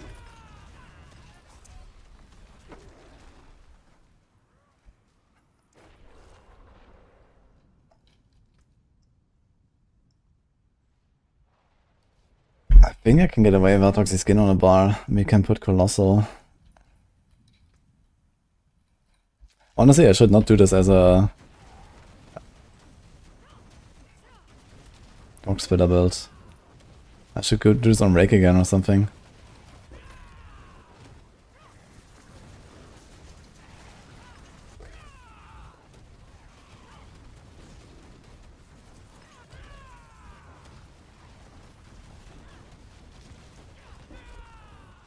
What's the cooldown on this? 0.5 seconds. 9.5 seconds. Okay. It's like a slight downtime, but it's okay. Yeah, the thing is that if we don't have Toxic Skin, we actually get back the Armored Hide. We're gonna be tanky. Thanks, Faldias. Also, I have much less damage now, I realized, because I don't have another snapshot.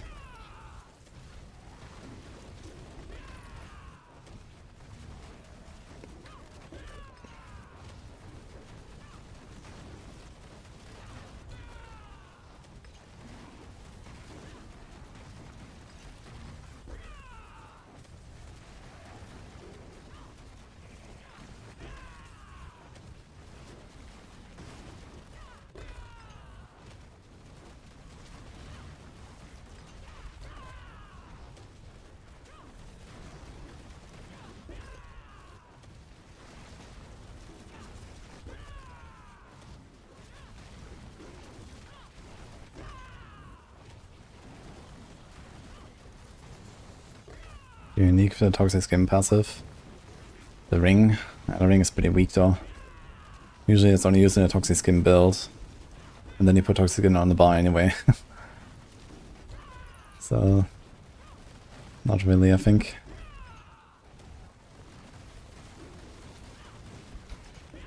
So I'm killing him right now for like maybe half my damage or so. Because I'm missing all my Thorns buffs. On the death.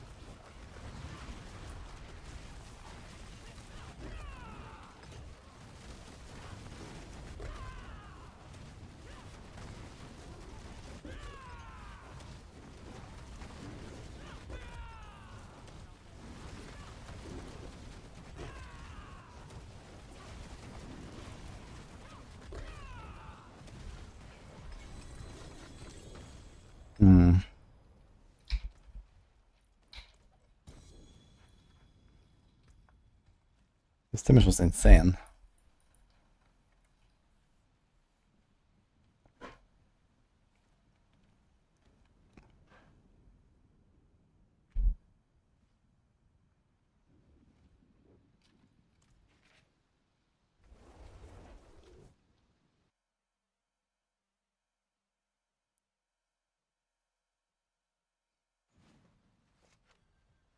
I mean, number one, the Paragon barely matters.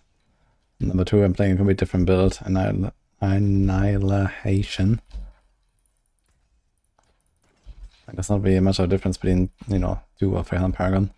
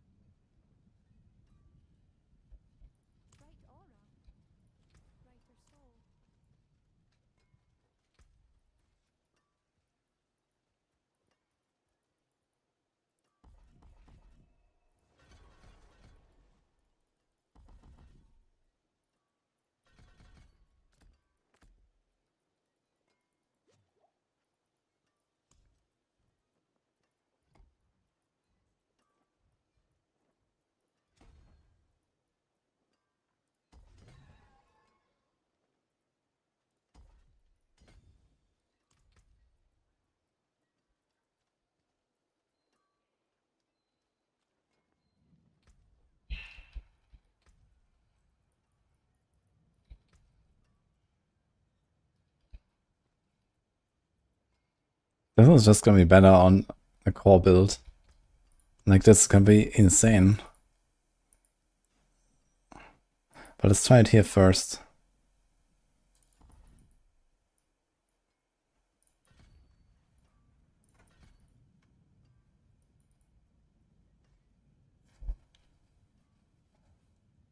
One resolve every 5 seconds.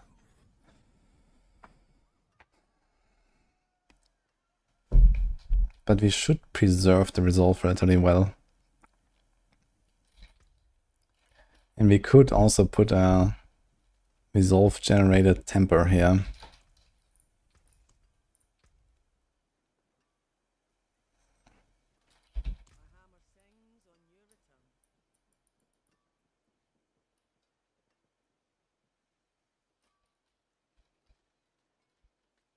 Yeah, I think this is just like not it.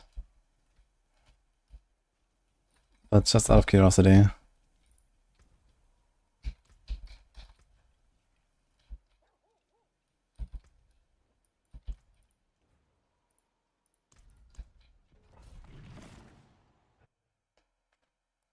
I'm using click to move in this game. Oops.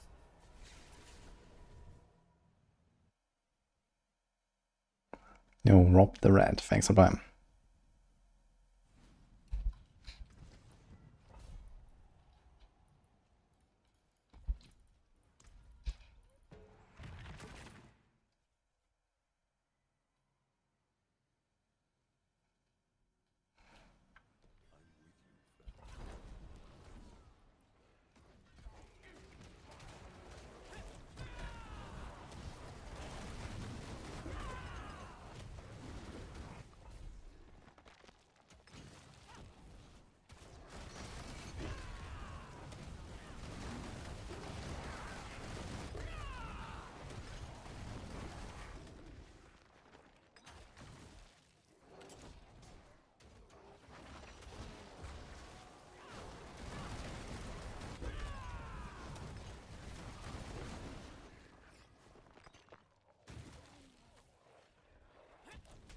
Okay.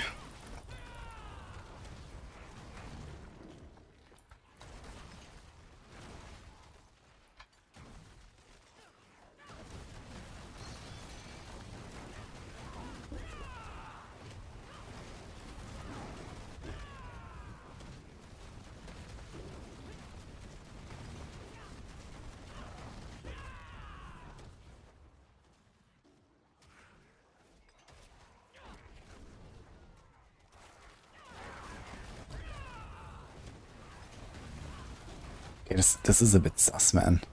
This does so much damage. Why?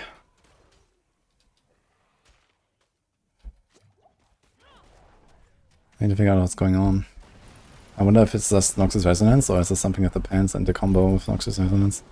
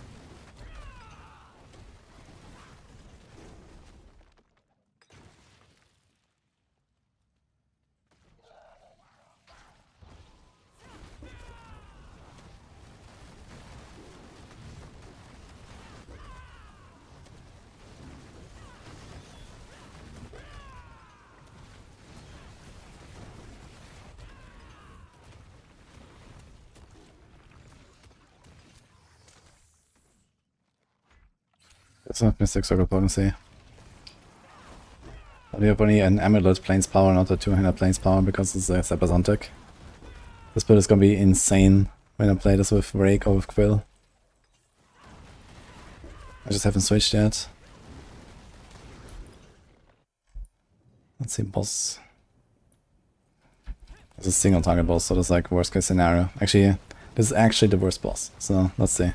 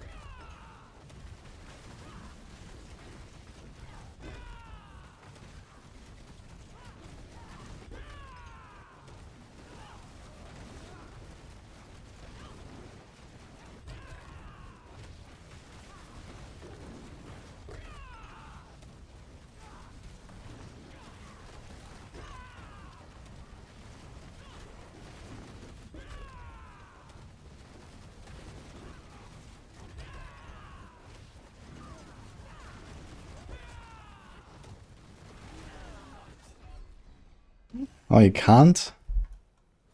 Interesting. You can't dodge the slam? I had counterattack up. But apparently it doesn't work. That's weird. Okay, so even like the worst case boss is actually doable on this tier. Quite easily. So even all the way to 90, we can kill like even like Modest Judgement. I wonder what the fuck is going on. This damage seems way more than it should be, I feel. But maybe everything is correct and it's just like the density scaling.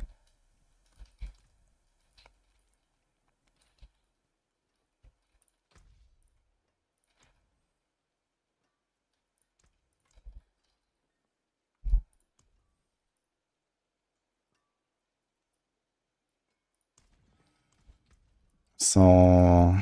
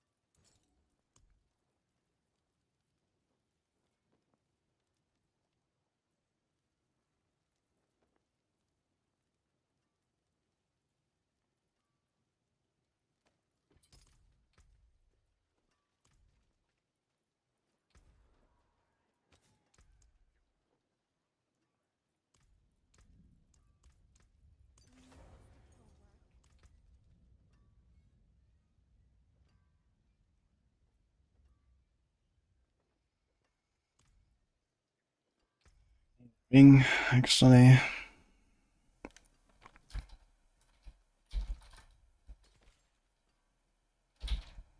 Have to make a ring real quick.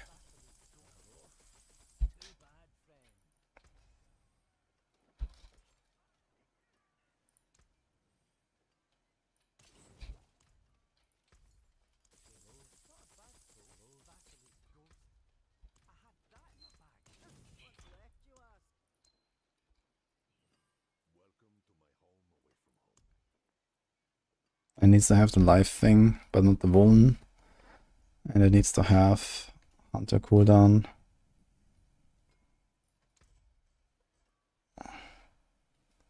And attack speed.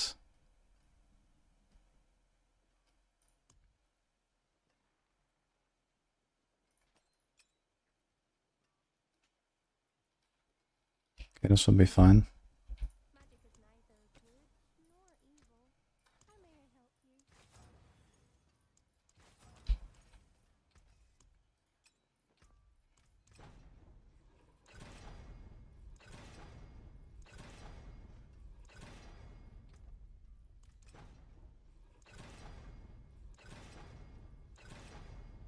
Dude, Temper Skulls will be really nice for the next PTR, man.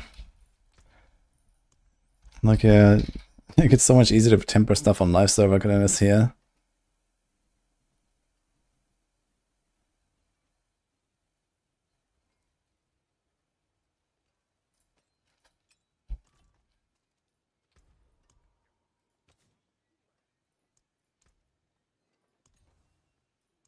Wow.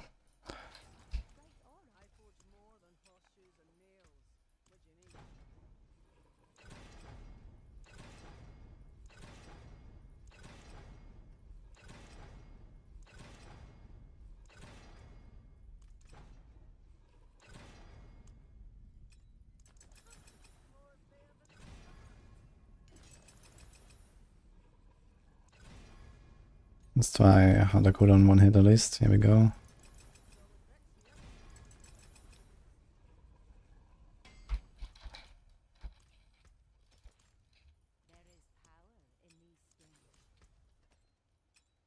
Okay, so we got this.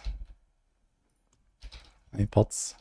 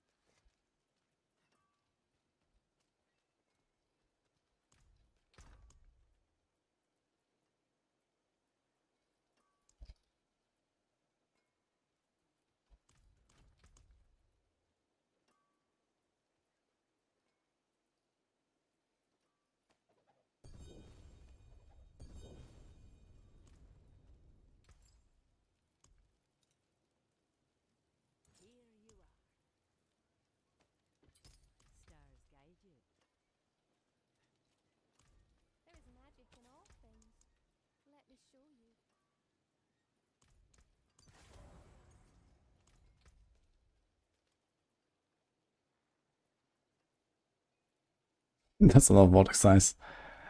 I have way too much. Should be like barrier gen or something at this point. Okay. Okay.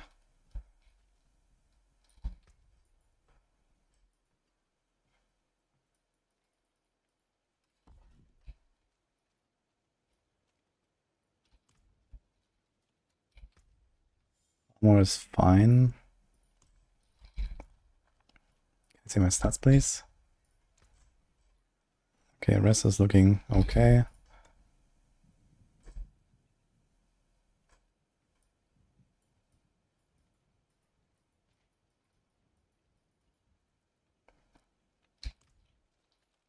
Okay, let's open 100.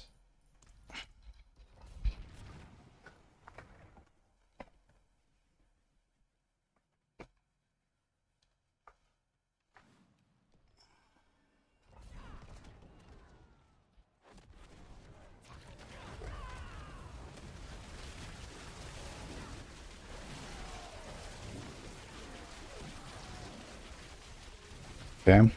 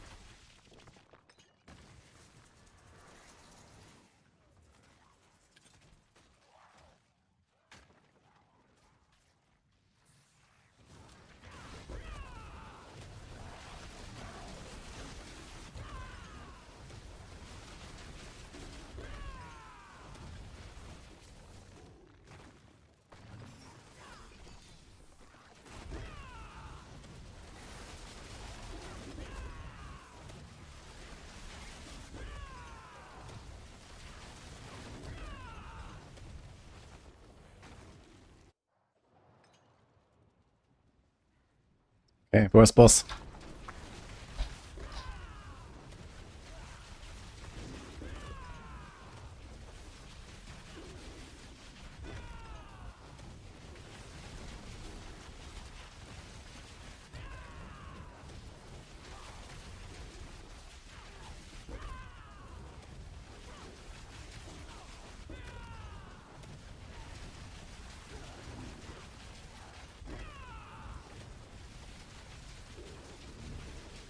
I need to try Tyrant's Bane. This might actually do something. Okay, we have to hope for some... Ah, shit. I wanted to see how long it lasts, but we lost the snapshot now, so if... We have to wait for the Jewel Guardians to spawn so that we can get Crux procs. If you don't have any ads, you don't get Quax procs, and then the first 20% take forever. If you get an ad boss, you can kill him like 5 times faster.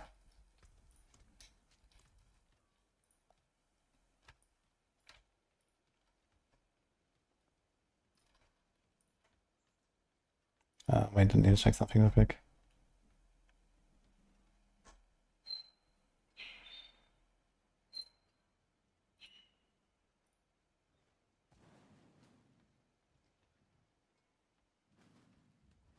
Dude, what the fuck is this?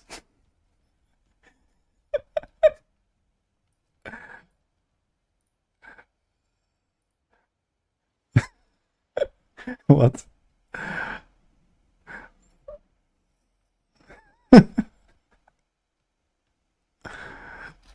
Okay, this is what Codings wanted to show me earlier. The sun. It's like one of the season powers, right? I don't even know what this is.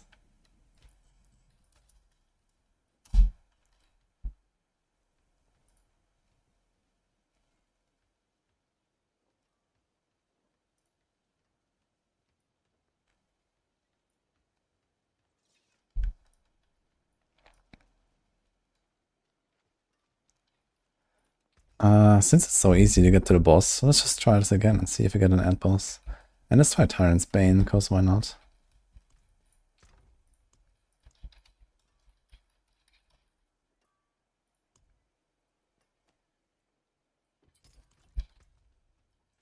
What's my crit chance? 32.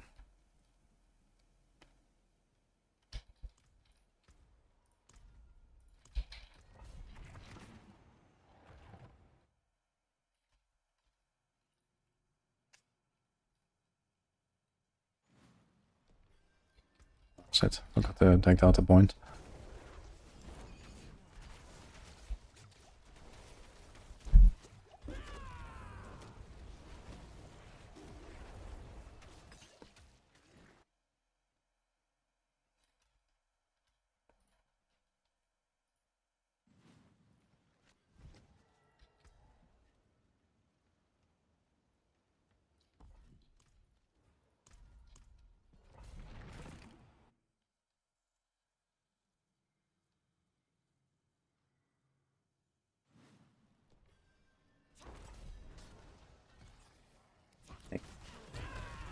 The beast snakes. Thanks, Tyrant.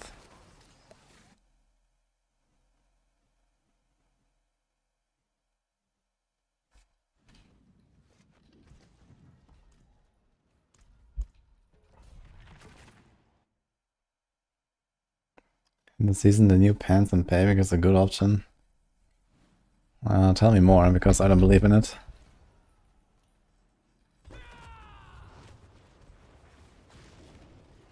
Spooter.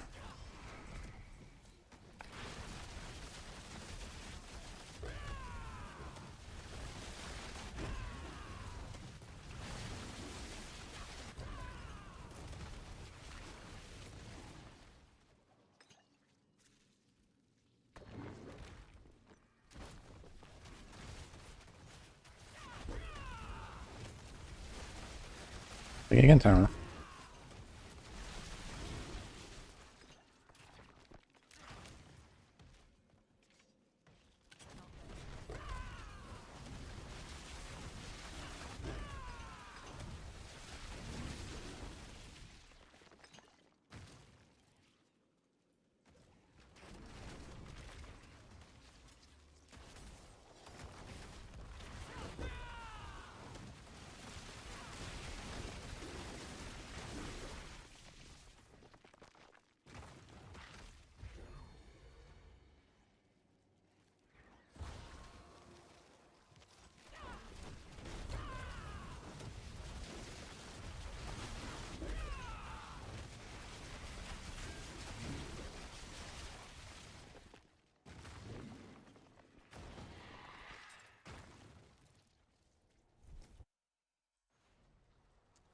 Okay, pretty chill.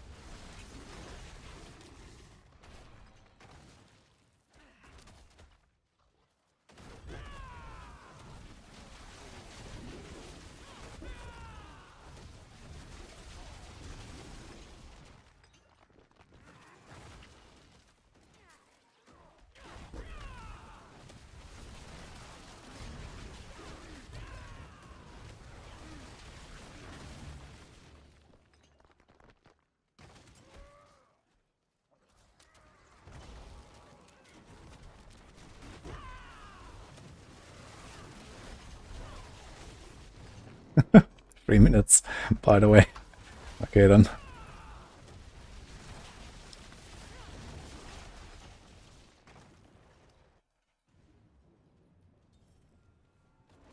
Bramble. Okay, also a terrible boss, let's see.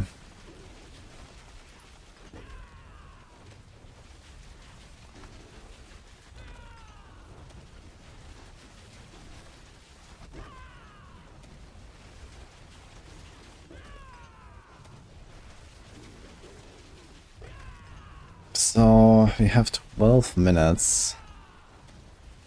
At the last third I do around 8 times this damage. And at the and from 80% on I do quadruple the damage. So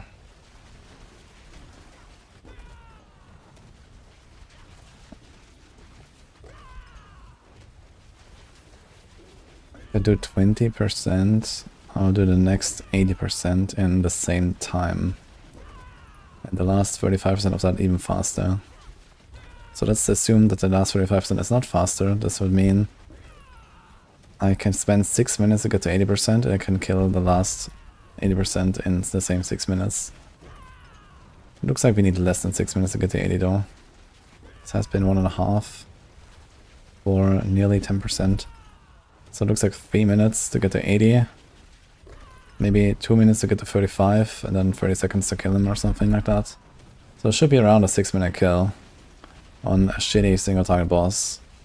And we still don't have Jewel Guardians, so it means, here they are. So I need to make sure I don't kill them too fast, but I need to proc my quacks on them. So I need to somehow deal damage to them, but not too much. Okay, somehow I blasted this guy, fuck.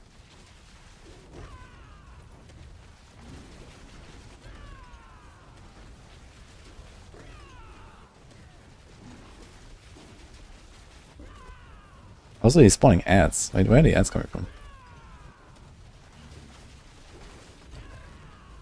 Holy shit. These two guys actually hurt, man.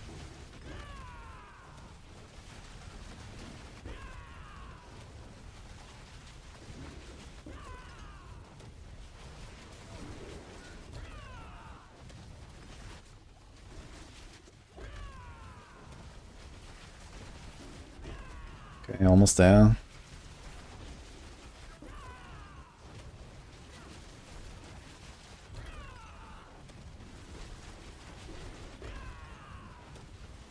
There's like this fire from the Jewel Guardians, it just stays forever, it seems.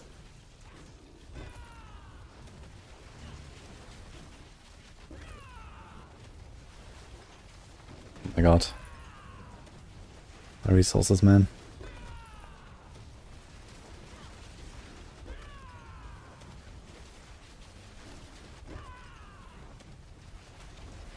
Okay, so my prediction was about right. This is like around 3 minutes to get to 80. He should die in the next 3. And there's 2 Guardians again. Actually should die a bit faster if Tyrant's Bane does anything. But right now I'm not sure about that.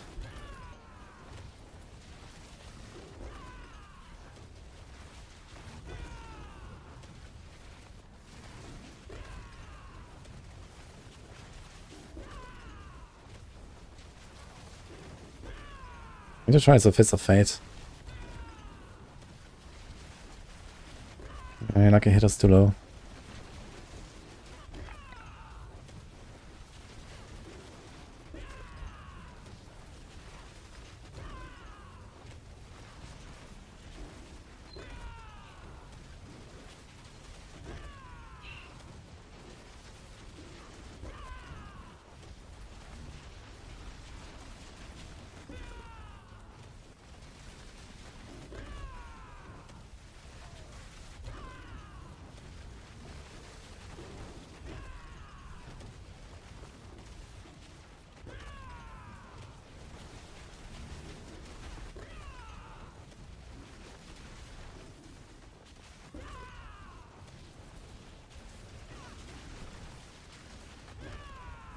Yeah, so I think if this was like Spirit Caller, I would kill him in sub 2 minutes easily.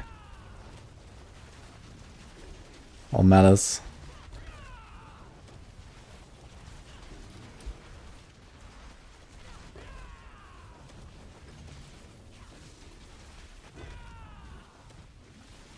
Because you also don't get the stacks on the pants.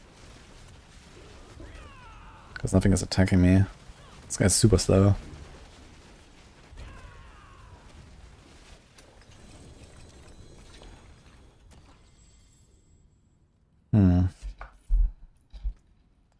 I'm gonna keep going until I get a net boss. This is very easy to spawn bosses.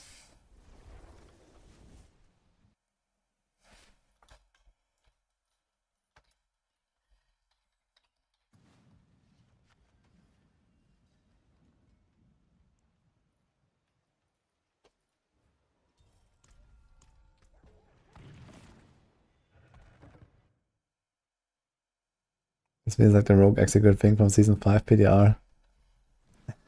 Yeah, this is just how Noxus Resonance works. Every Noxus Resonance build is like this. And here we have like a lot of AoE scaling. It's not as bad as the Vashan build. I mean, even Vashan build was killing bosses, you know? So, you can kill bosses somehow.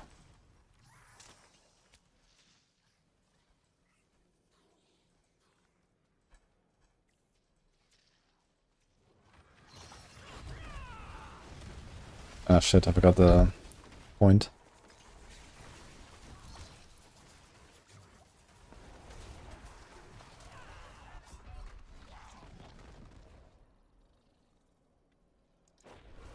What the hell?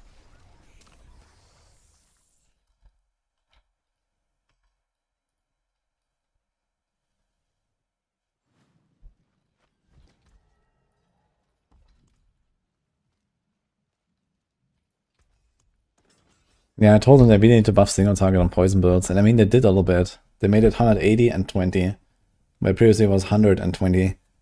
So they already buffed the single target quite a bit on poison builds, compared to the AoE part. But it's just the AoE part is so crazy. And like you do the vortex, there's 20 targets, everything goes kaboom, you know, and that's it.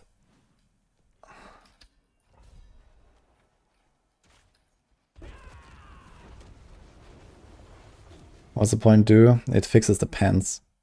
The pants currently snapshot too low thorns value when you zone in, and you fix that by pressing counterattack and putting in the point in the next 5 seconds. Actually, in the next 3 seconds. You force a new snapshot with your buffs up, basically.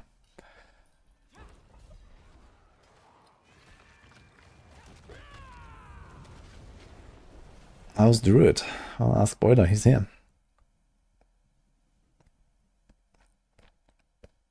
Minion Barb and basic skill to new boots. Yeah, lunging strike should be kinda nice, I think. And flay. Flay for push, lunge for farm. Sounds like a good idea. Pepper hands, yeah, that's what I expected.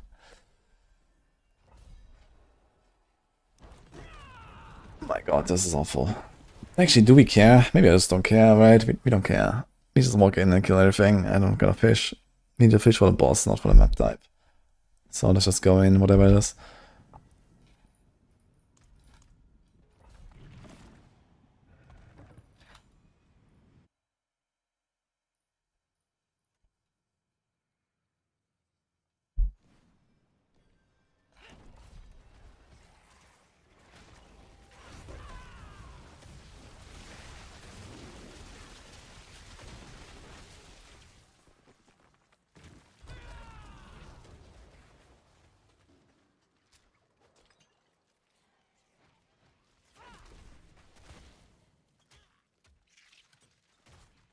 Just menacingly walk until you find packs.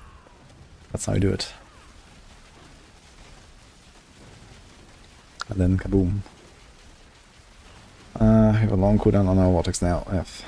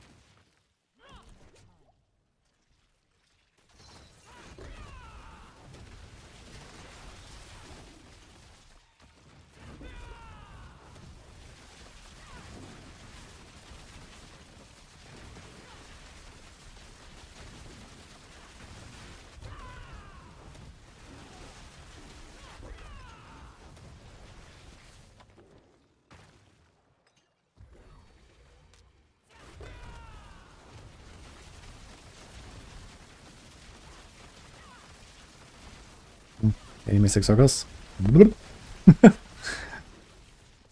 Okay. What resets the cooldown? Intricacy for Vortex. And nothing else.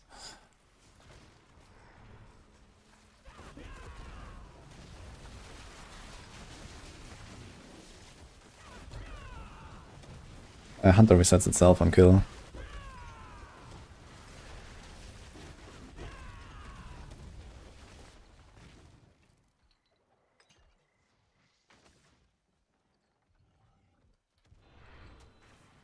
Wait, where did it go? Oh, they're invisible. It's kind of crazy. Even when there's only 2 targets, I destroy them. But on a single target, no. It's very weird. I wonder if they actually did that. Someone said that maybe they were they did it upside down. Like maybe the AoE is 180 and the single target is 20. Which would be hilarious. So even if I have 1 extra target, I do like 6 times the damage or something.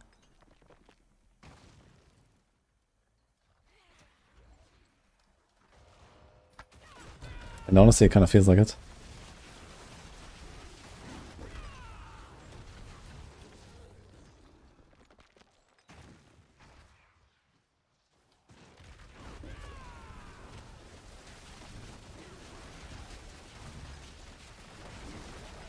But it's gonna be a pain to test this.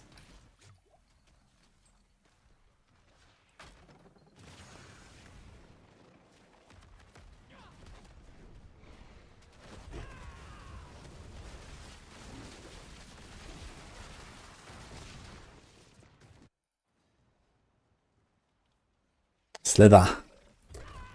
Do a try. Slither has ads, right? But I think they spawn kind of late in the fight. Let's do like a proper boss. I'm not gonna bother like 8 minutes with this shit. We can spawn like 2 more bosses in that time.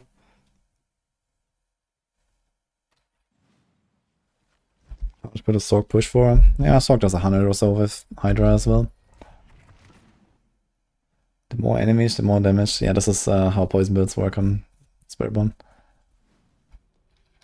Got the point again.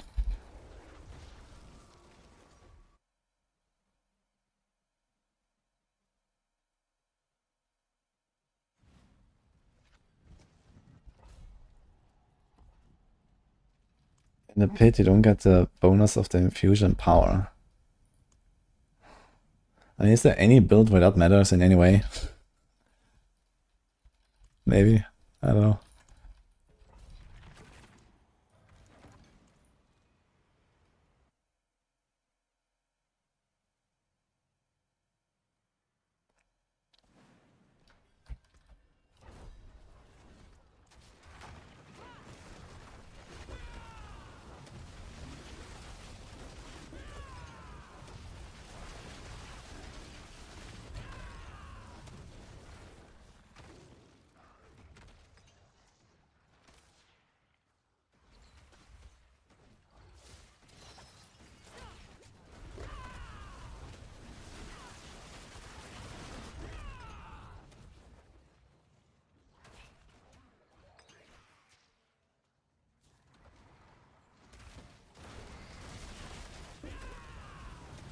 The thing is that pushing at this pace is actually relatively fun.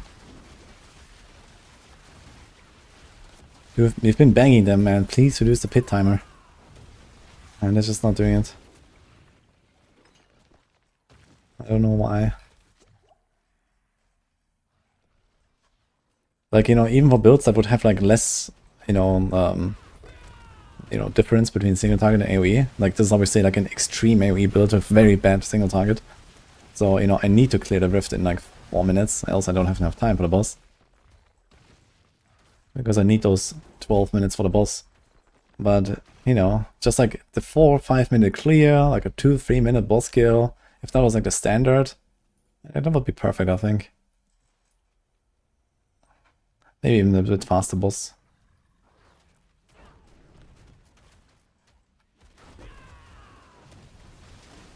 Make stuff OP and it's quicker. No, it's not. Every run is always 15 minutes, you know. That's the... You always max out the timer, you know. And what happens is...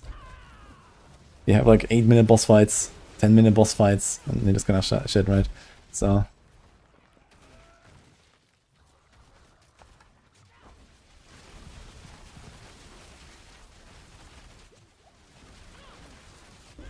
like in general, they just need to speed up the pushing. They need to slow down the farming and they need to speed up the pushing and bring everything a little bit closer together, I think. Like the middle ground speed, basically. It's fine for pushing to be a bit slower and more tactical and all that, but yeah, farming is also too fast, basically. But what we have right now is just like, you know, boring, right? Like, who wants to do 50-minute pit runs? It's just boring.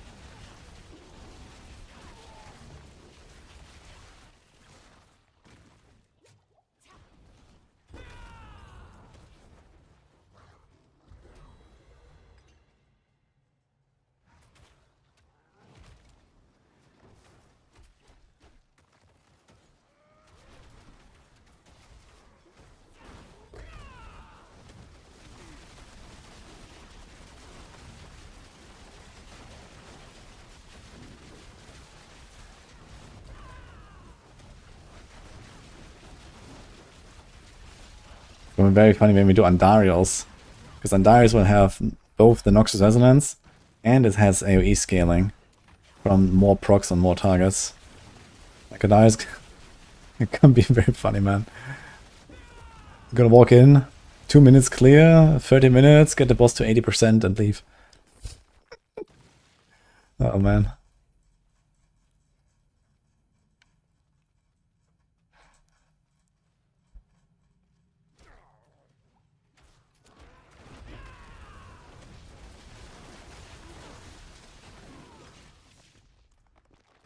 Amazing. This is, well, let's call it Thorns, but not really. This is Thorns in disguise. It's actually a poison.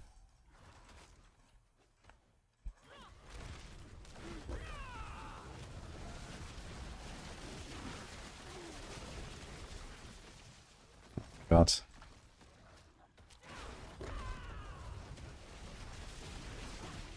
Okay. Any apples?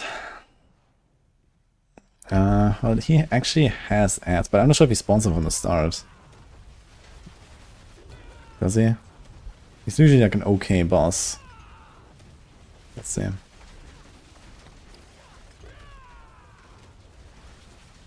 Okay, he does spawn ads from the start. Not that many though, I guess.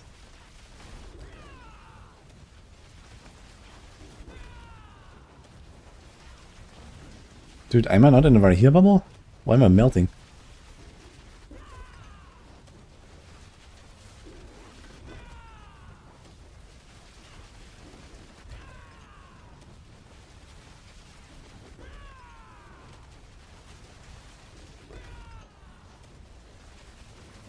Okay, this is definitely a lot better than Bramble. Already.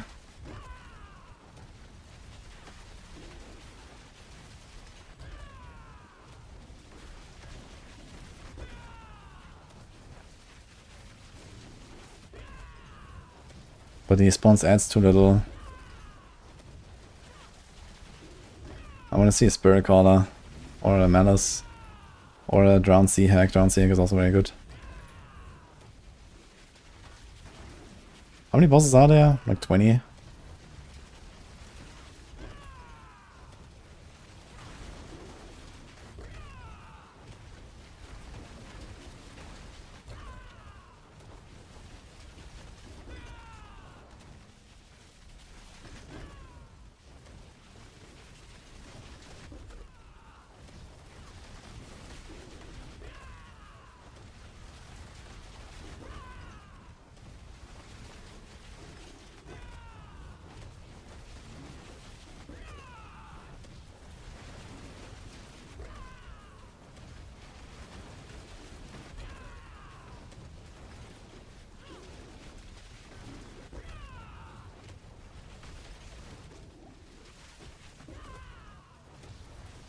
Yeah, the ads are very few.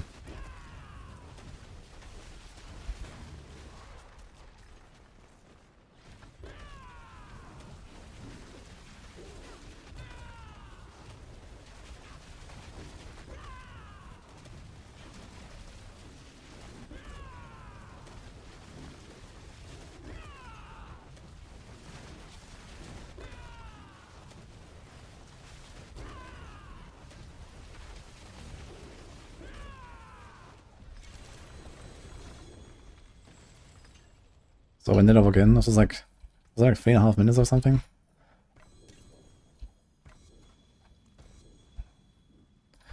Spirit Card will die in 2.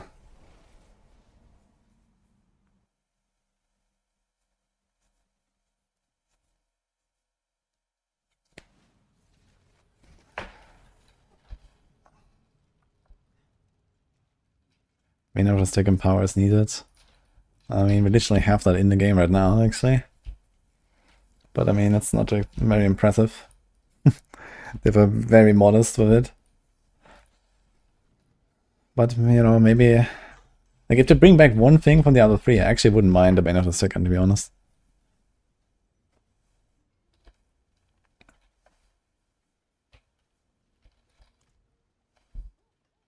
But ideally, they would find better solutions.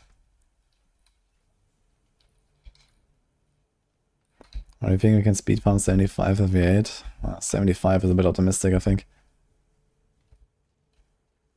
Am I using Soothsayer? No. Not sure what do you want to do with Fell Soothsayer.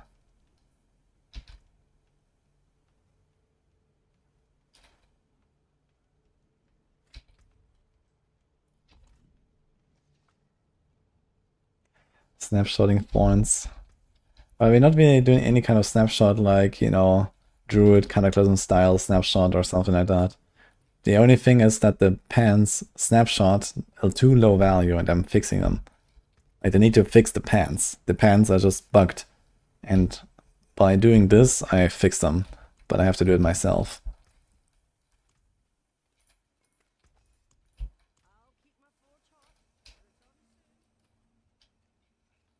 So Vehement Brawler is not necessary. But there's not really much else. It's a 30 unconditional multi. Well, sometimes it's actually down, but it's 8 seconds, so it's pretty much always up. There's not much else.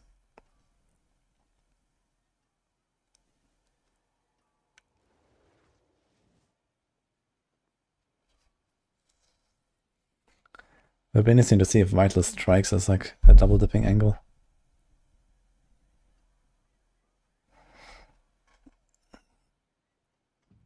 I mean, what else do we want to do here?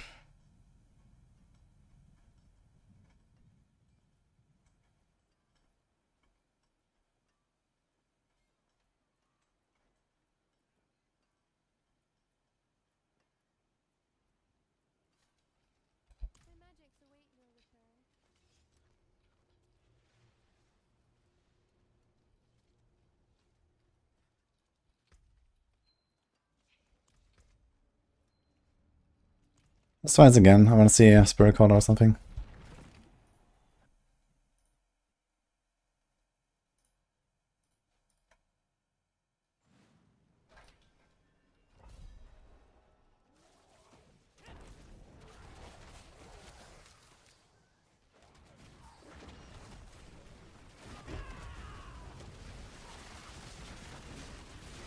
I need to make Andario Spiritborn next. I think Andario could actually be stronger than this.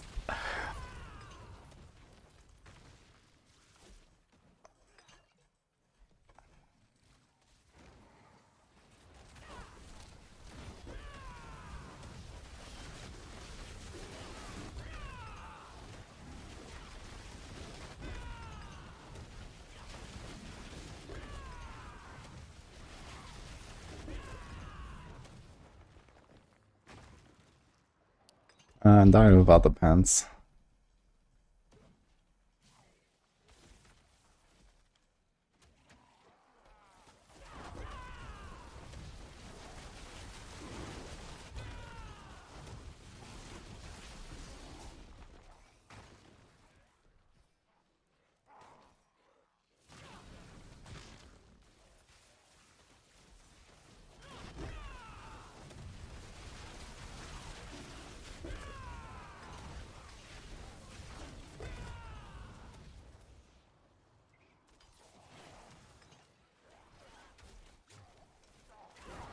Actually kind of sad. Both unyielding hits and reducted force now do not work for Andariels.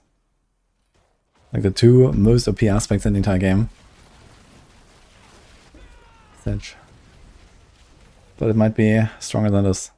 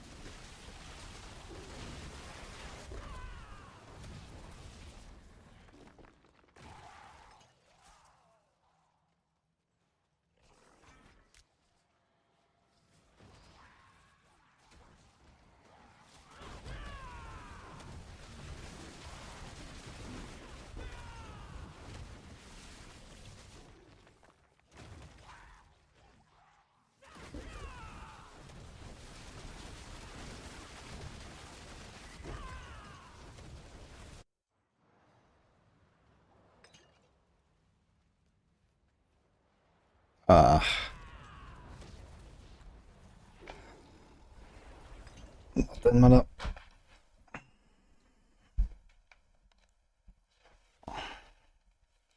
Once bugged of the pants, you can make a command.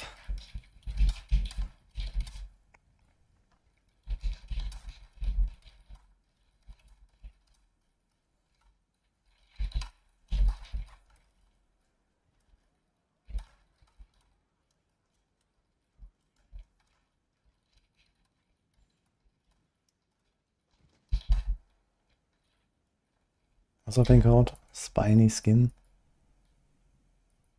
No.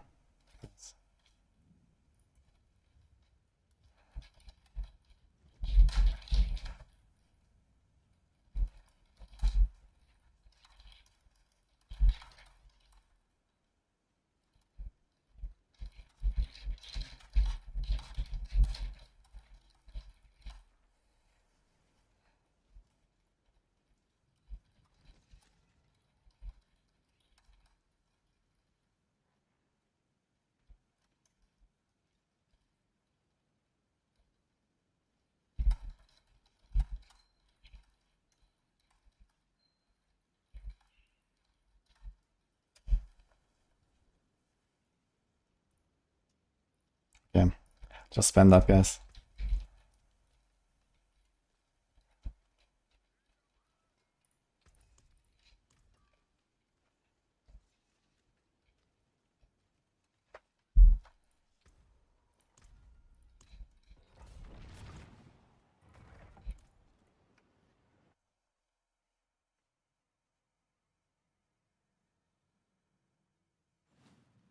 Yeah, I think there's other bugs like that as well.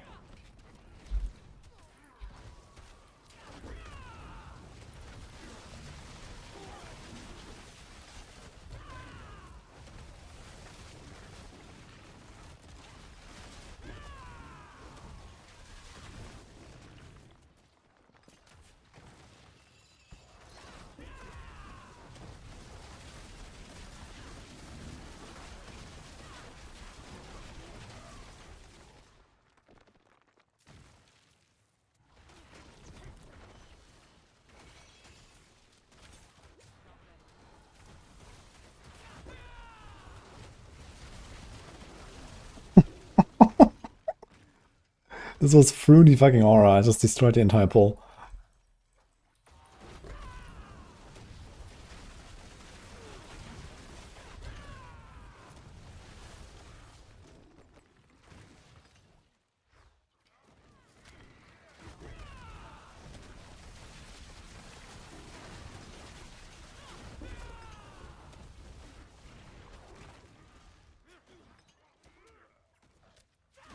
I'm gonna put on damage numbers for floor 2, even though I'm not gonna see shit. Maybe we can go back and look at it a little bit.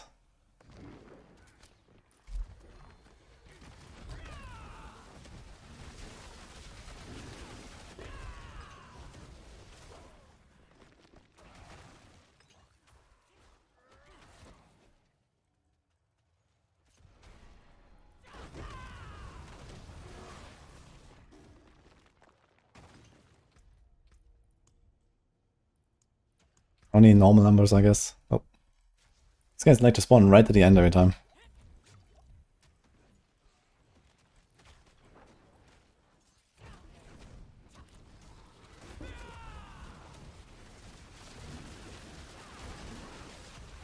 Anyone sees any numbers?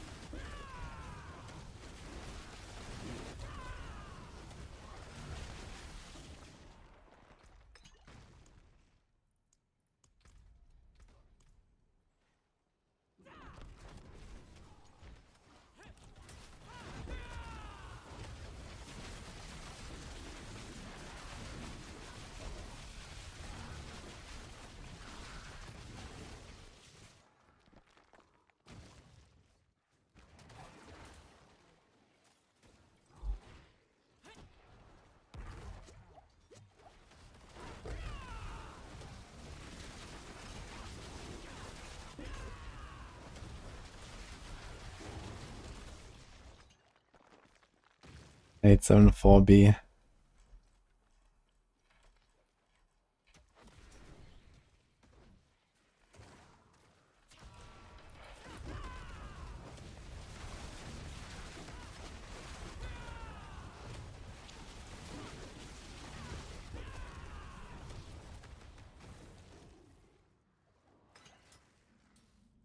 I still don't understand why Sanders just pop out a health pot. Like, where's that coming from?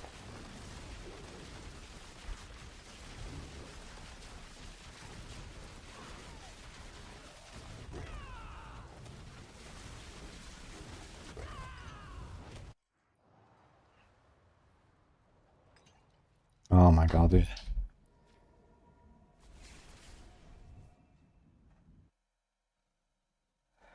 Watching some Quill again. Yeah, Rake wasn't far off from this. I should also try a Rake version of this.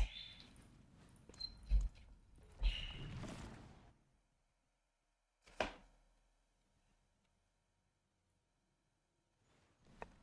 wonder if Rake would have any advantages here that it didn't have before. But I don't think so. I think the difference between Rake and Quill should be exactly the same as before. So Rake was a little bit behind Quill. But I mean, it's like a few tiers.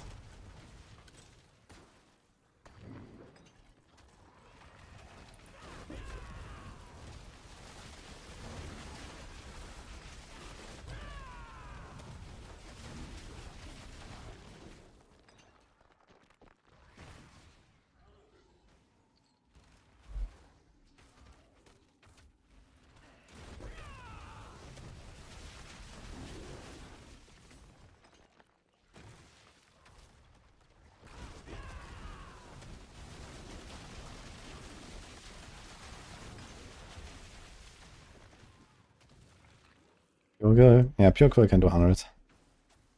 On live server it's at 107 or 108. So the overpower nerfs should put it pretty much exactly at 100 without any other changes. Because you're still gonna run the same setup. Which is effectively almost the same as this now.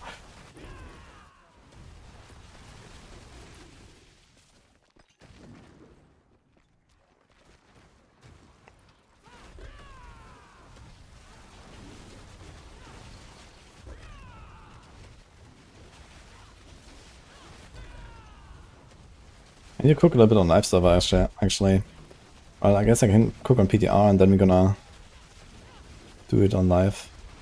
It's the same build.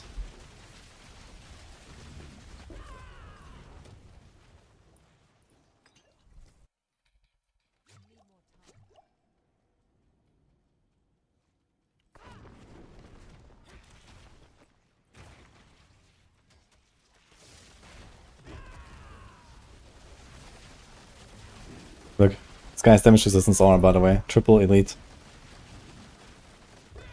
Just kill him. Who cares?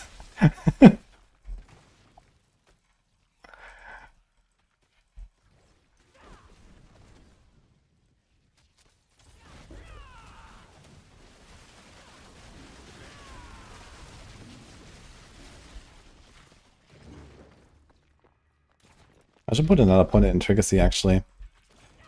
There's no reason to have only one.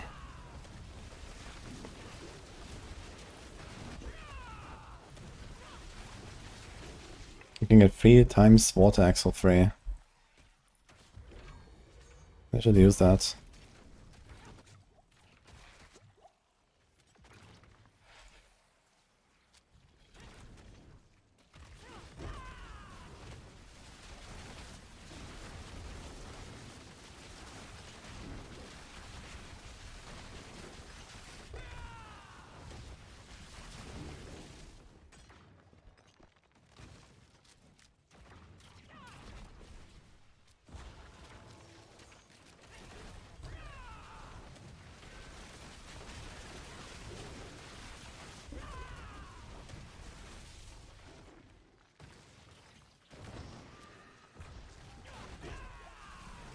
Close.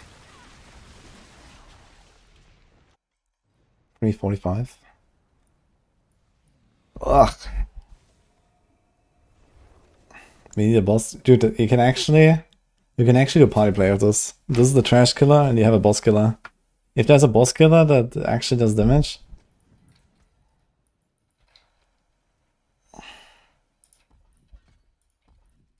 Let's do this. Can I get a good boss or something? Like what's going on?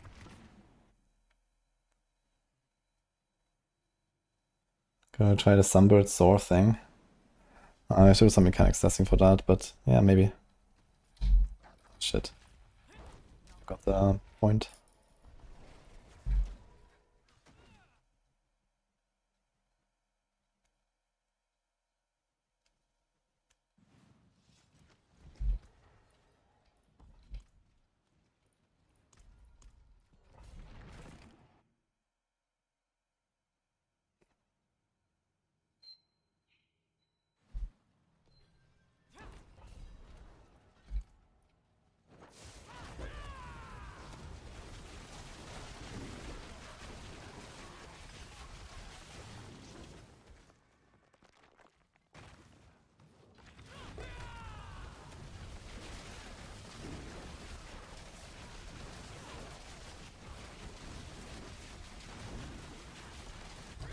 Actually, I think 3 intricacy might be too much.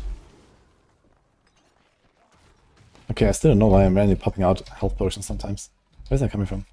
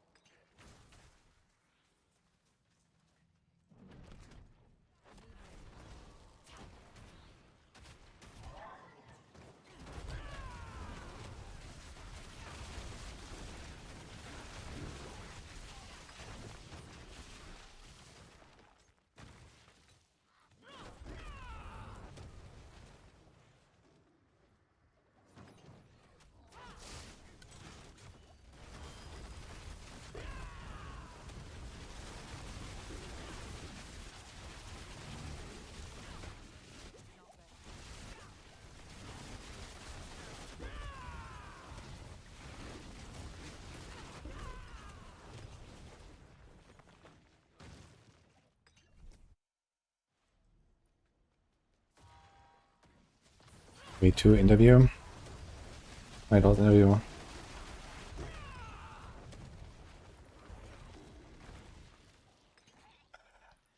Try and Jonathan, okay. Yeah, I should listen to that at some point, but probably after PTR.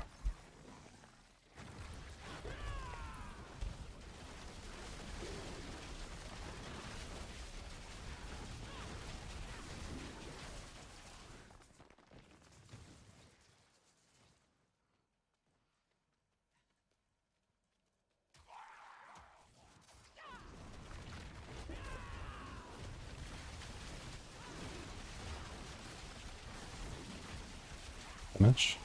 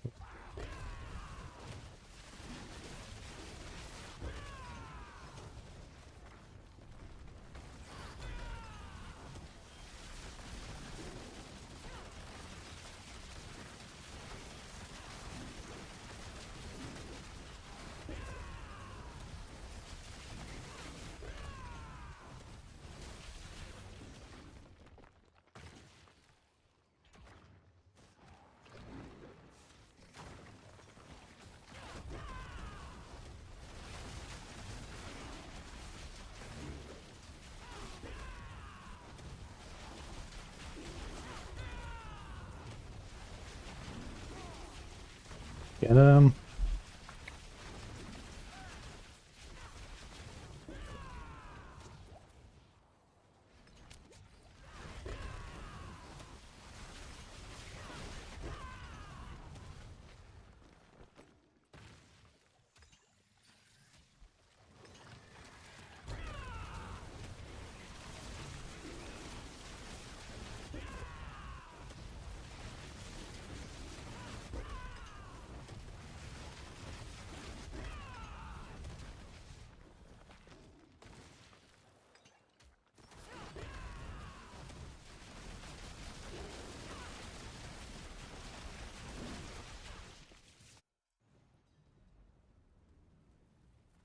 Okay, here we go. Yeah, this build is like pretty easy S tier. Look at this. Okay, we got a boss. And 10, 15 or something. Let me zoned in. Let's go. And we get even more. Ah. From the Tomb Guardian.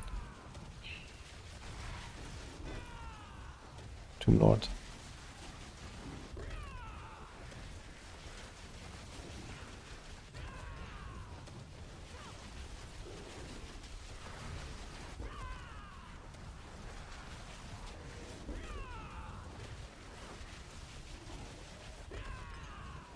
Any ads?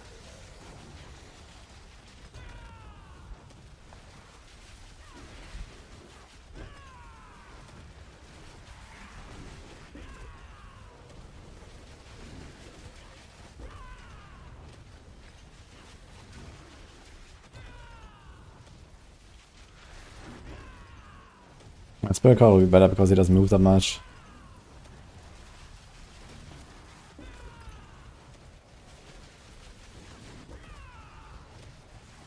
Okay, that's actually a 130 kill. Look at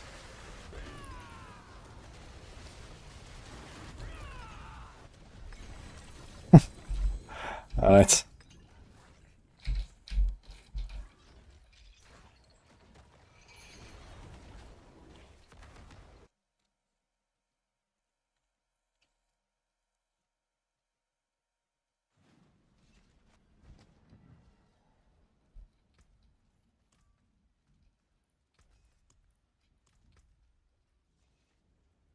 Yeah, this is interesting setup, I gotta say.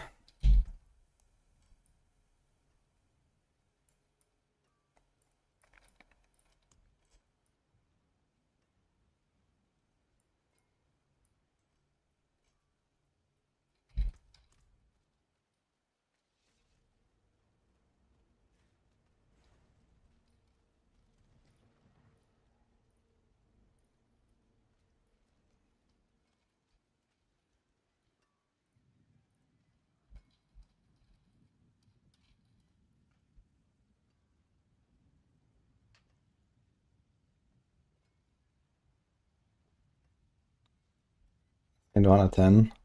Yeah, I mean the AoE clear will not suffer very much. Like I can go into 105 and clear AoE the same.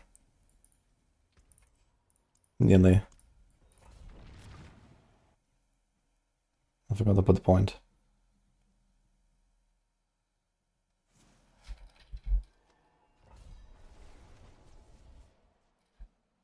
The boss is gonna be well, it's like roughly 3 times harder, I think, on 5 tiers higher, right?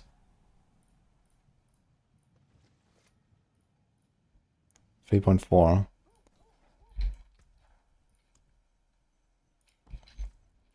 But the ads will live longer, slightly. So the boss will not actually be 3 times longer. The boss would, I would imagine, like the same boss on 105 would be maybe 4, maybe 3.5 minutes. What do I name this build for the site? You might just call it Balazan Spiritborn or something. I don't know.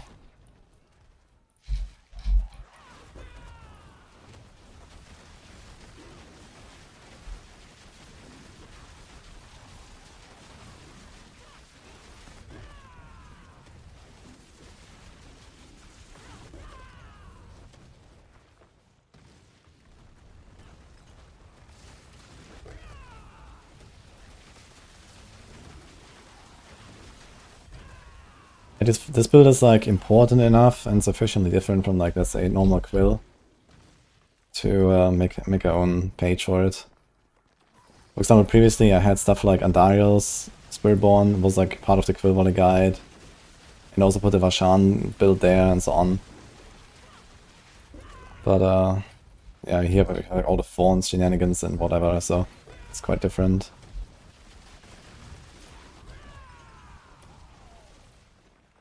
Maxed Battle Spiritborn XDD.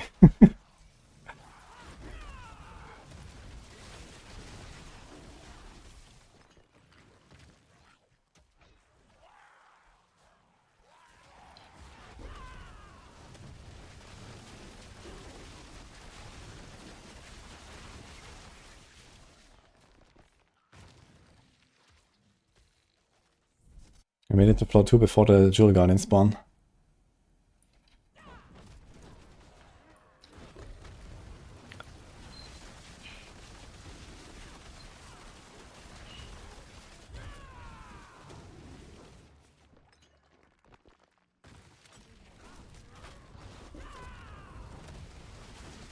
Where are they?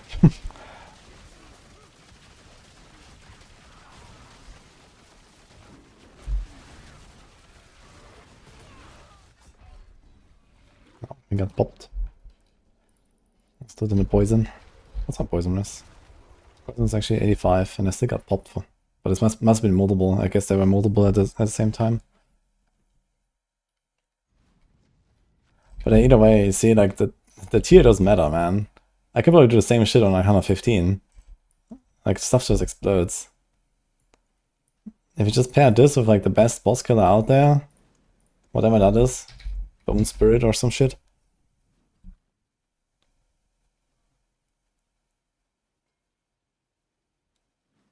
Quill of Ballas.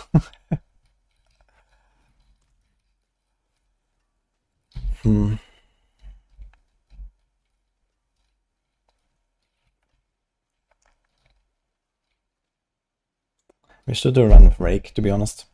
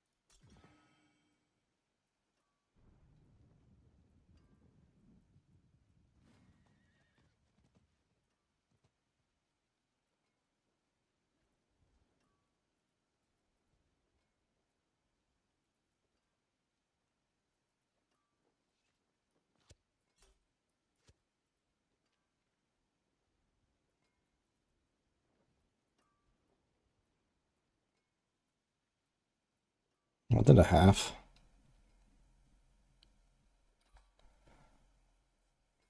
Was just everything? I don't know, dude. Effect size.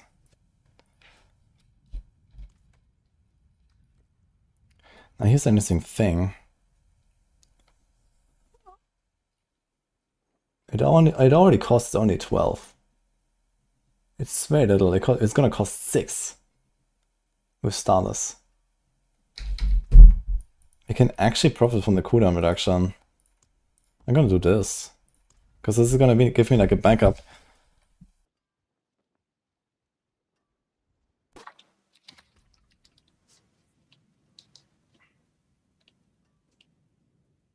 We don't have Hunter.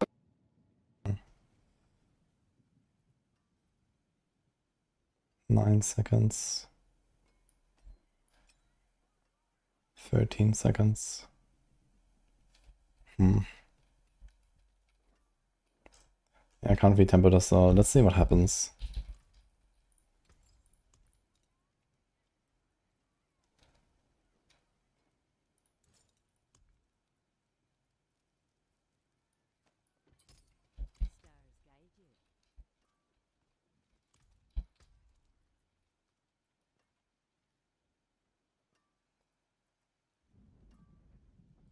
Rake size.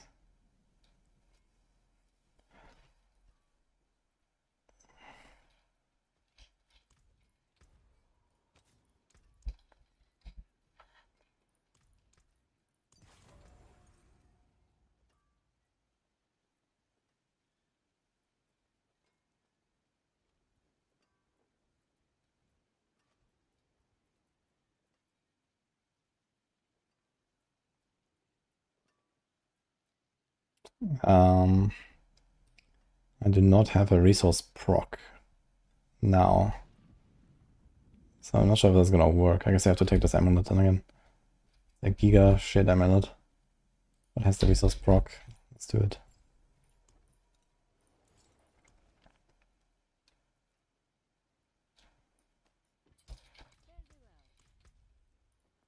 Did we change anything else?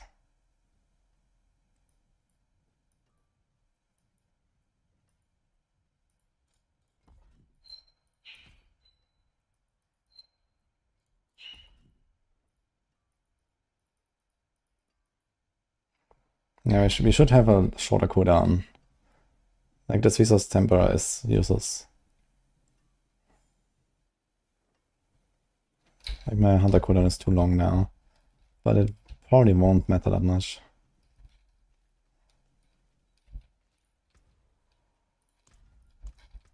House 5.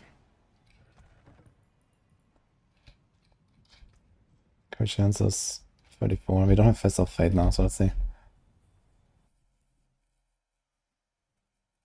Andari is a better with Touch of Death or Stinger.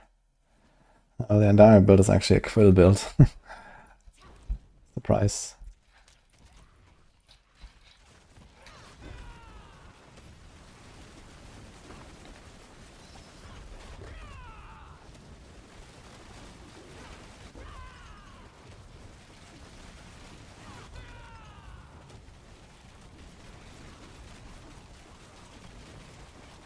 How's the single target here? Let's just do 100 because I've benchmarked 100 a little bit. Let's try to make a new ring while we're at it. I want to do this properly.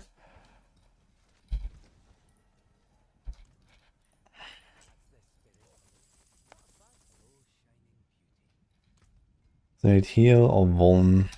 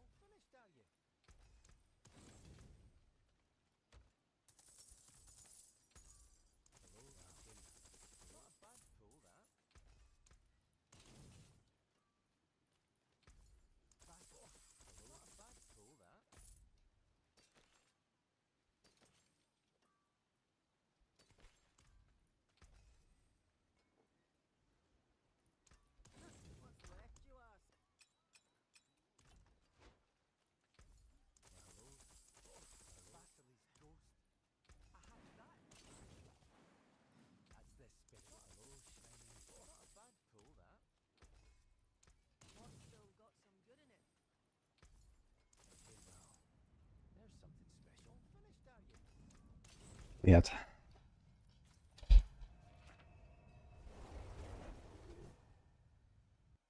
Barriers are so annoying on monsters. Yeah, somewhere along the way they did like a change where barriers just, I don't know, give them like 90% damage reduction. Like the damage reduction aura, pretty much. Or something like that. I don't know. You just can't destroy them. Can I get a ring? I gotta break it, watch out.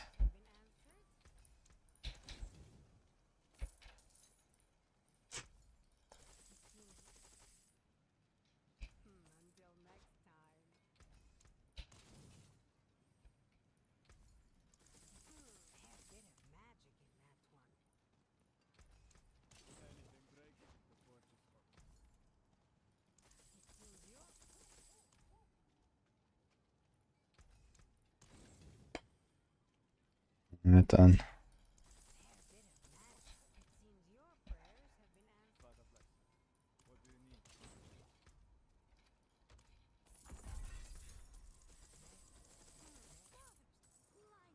An achievement for 100,000 nobles.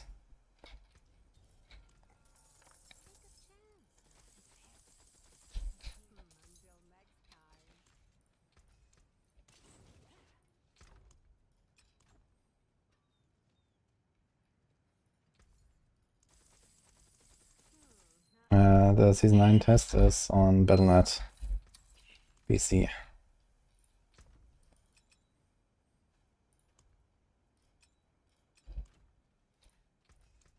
The good news is we saved a lot of rings now.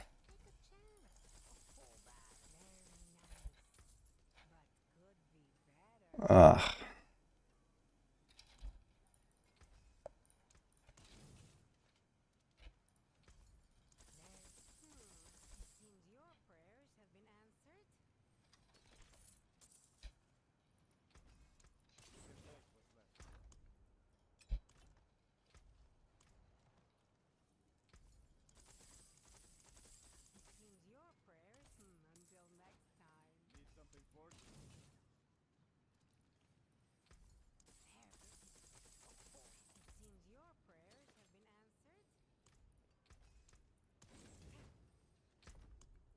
All the rings, but not the one.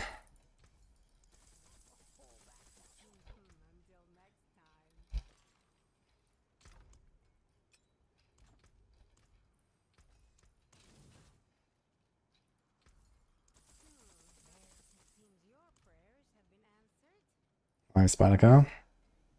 Yeah, I've been cooking a lot.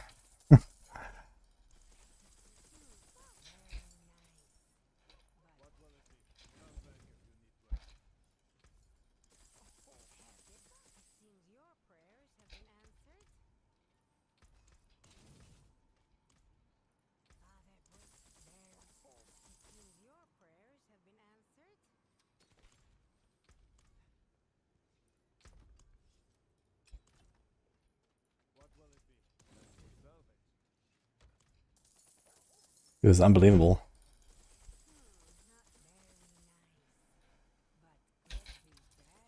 Holy shit, man. Can't get that ring. I need Vuln or heal.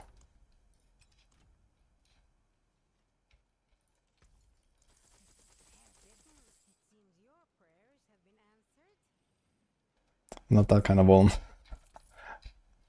That's a bit too scuffed.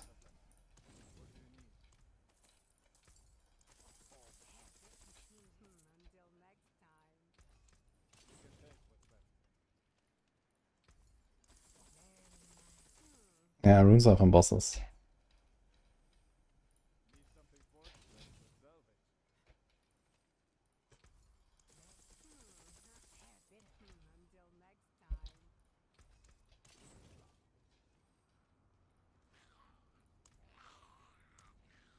You actually have to go again, man. That's insane.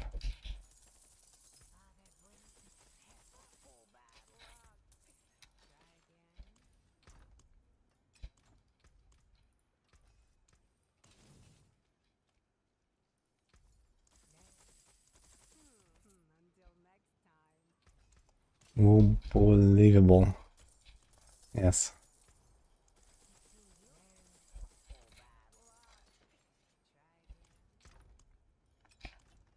Interestingly, my stash is still not full. Even though I expected that a while ago.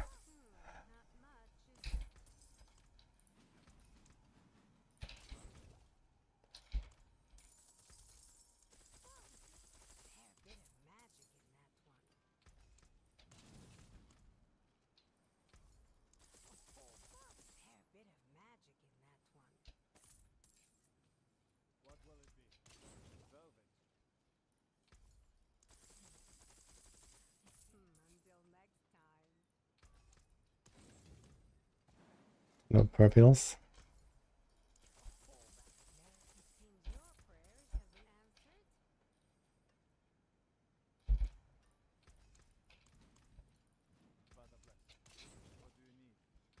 I'm gonna clear inventory because these are the items I used for the builds. I'm not gonna put them in a stash somewhere. They'll stay on this character.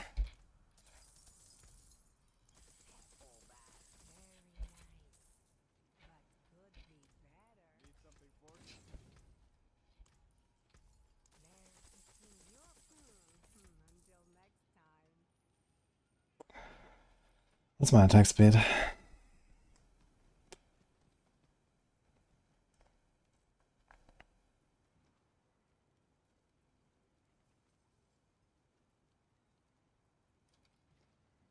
Fuck it, I'll take this. Let me take an attack speed pot.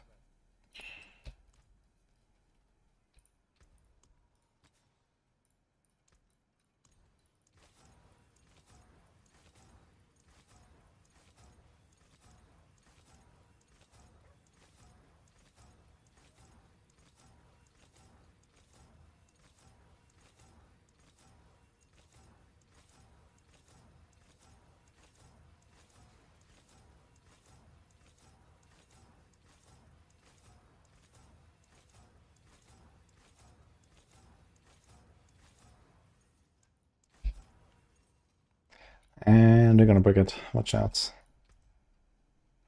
It would actually be faster to go do Infernal Horde now. If I break this and try to get a scroll.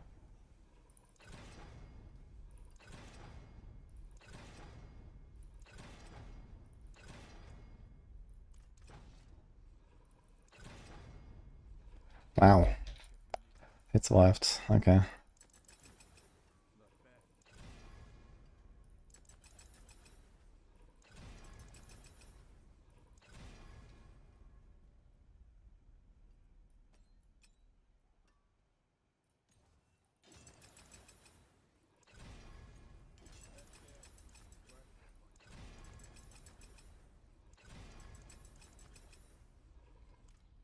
So that 9.7 seconds. Oof. Alright.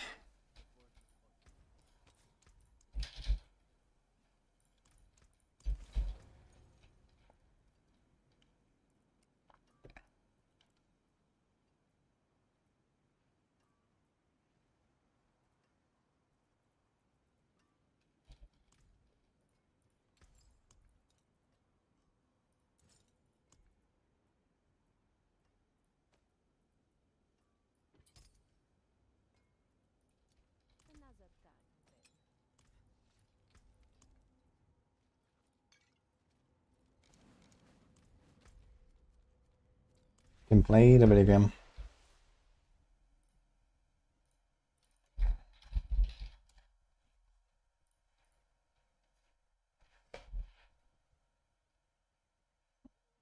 Yeah, we have that technology from normal master working. They fixed it. Yeah, we want the chance to heal. This is part of the build.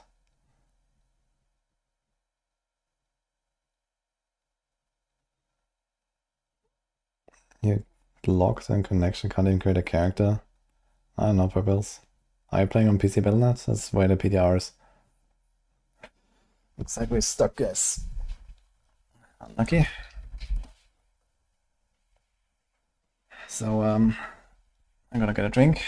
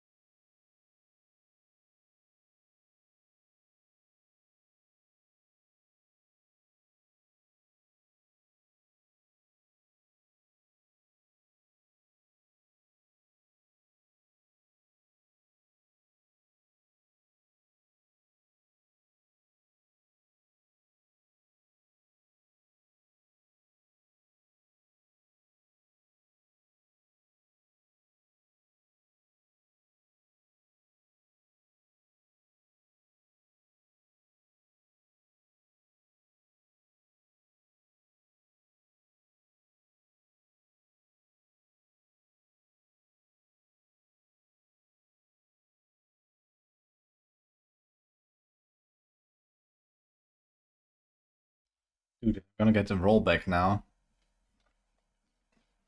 Making that ring. What the fuck is going on here?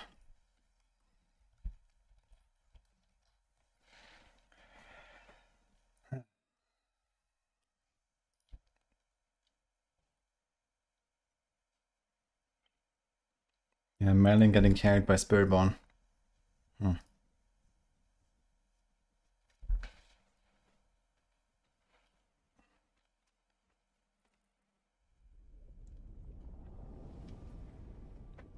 I like Flurry, but the helm is just bad. Yeah. Like the thing is, the helm is like kind of a side grade of Perdition. I don't know, maybe slightly better than Perdition, but not really. And then it kind of like, you know, breaks a lot of the typical synergies, like, you know, spend energy to get preparation, to get no witnesses, to get cooldowns, and so on. To get a second wind barrier, like all that stuff.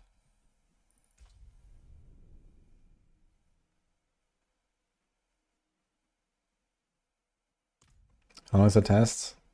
5 more days. Actually, 5.5 roughly. Okay. So do we have the ring? Yes, the ring survived. Okay. Very cool.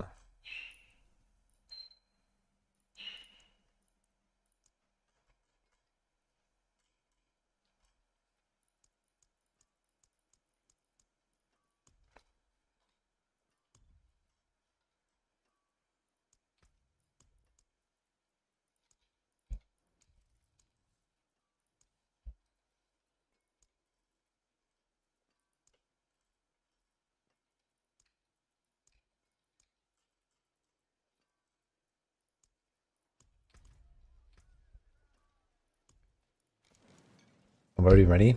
Refinement Brawler, conceded, wild class, planes. Yes, yes.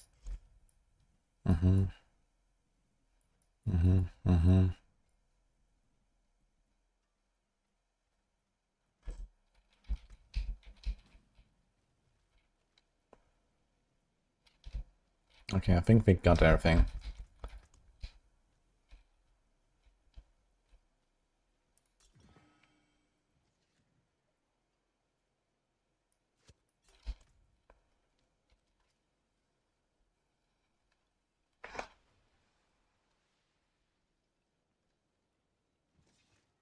You're making such a ridiculous build. Oh no. What's that gonna be?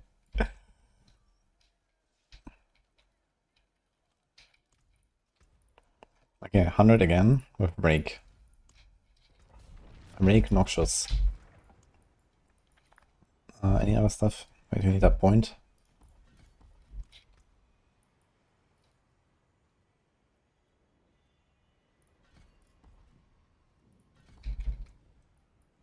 Okay. We can actually go for resilient now, as realized. Wait a minute. We do have gorilla skill on the bar. Nice.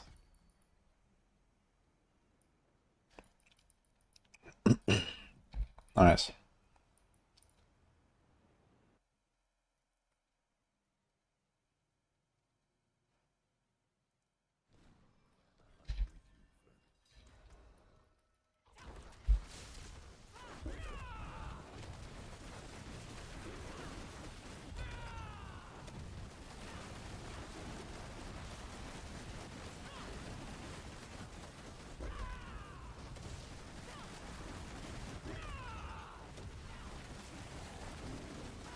Definitely not as OP as Quill feels, I gotta say.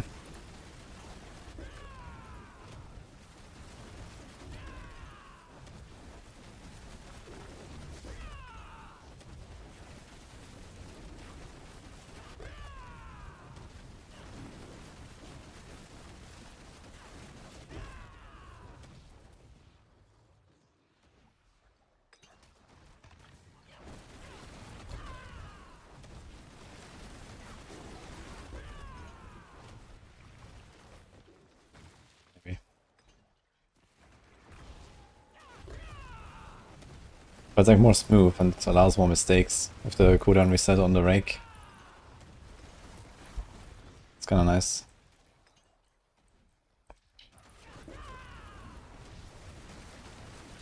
Wait, how did I not proc intricacy on anything?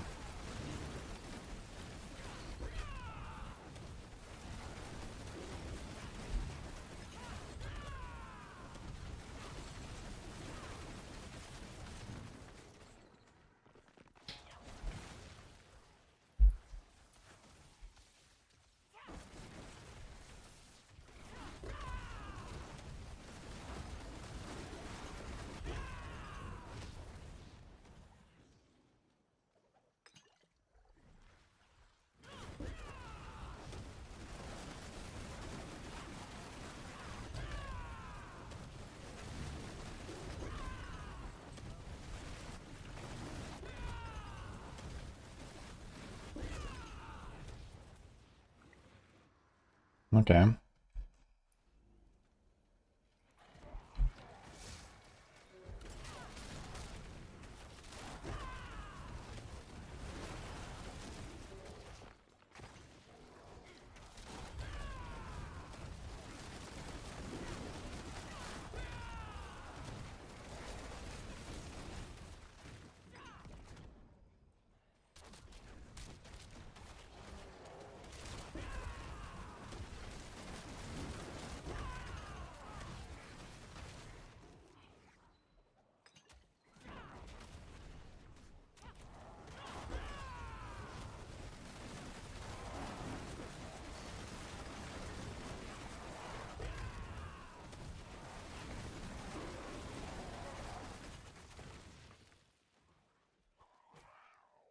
I guess I'm gonna try one single target boss and one AoE boss again. Let's see.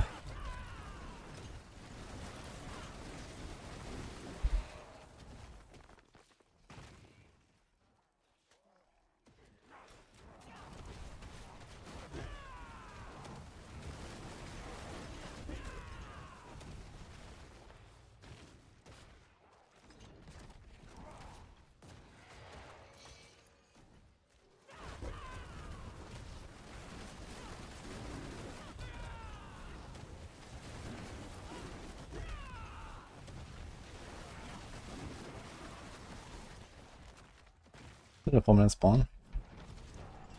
Really great map.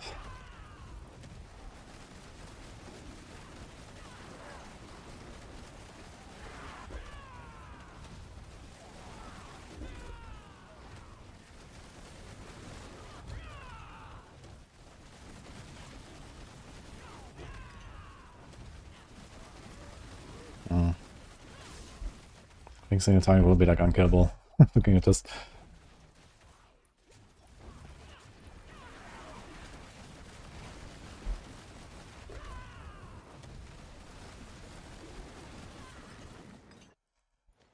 Let's see. Chief Marauder. Okay, so single target. Let's see, 10.5 minutes. I wonder if I can kill it in time. But I think we can.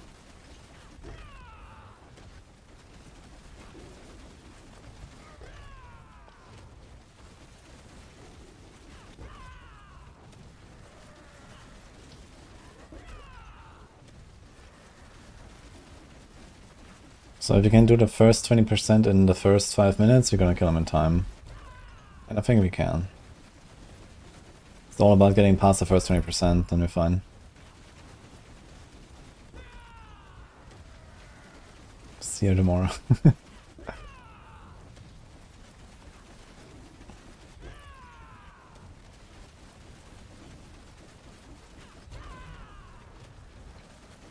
I mean, you're gonna get some Jewel Guardians. Probably twice on the way there. So that will help a bit.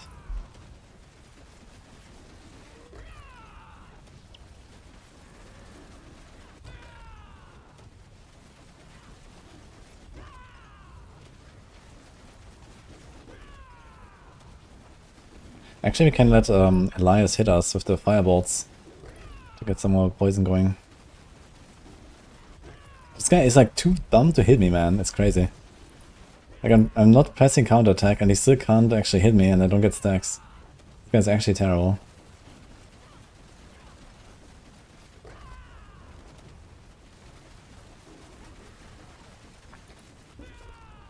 Okay, here we go.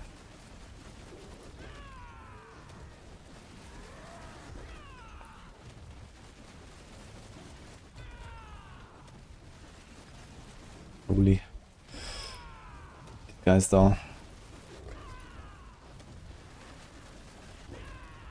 It's interesting how I don't really notice any damage improvement from the ads. And now, kaboom. It's kinda odd.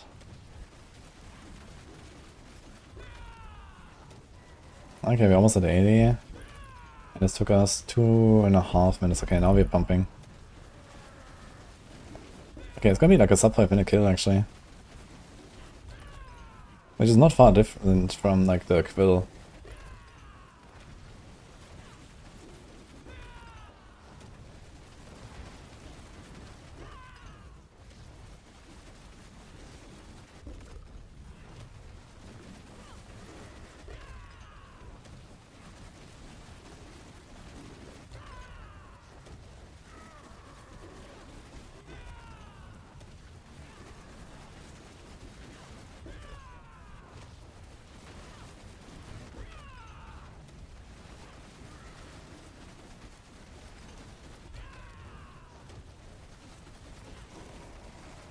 Seems like there's a cooldown how fast I can get the stacks. Because I clearly got hit by more than one from my light's projectiles.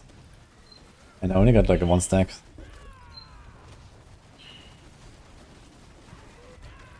Weird.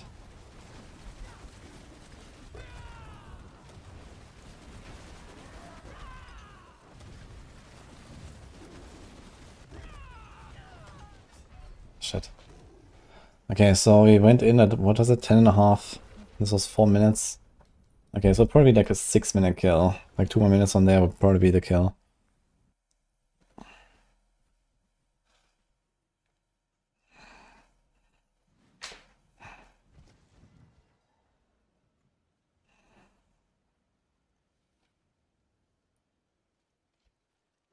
Let's try to find an ad boss.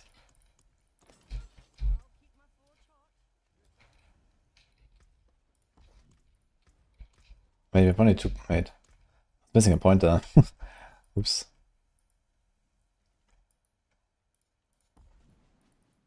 Okay, I have to put the last one there.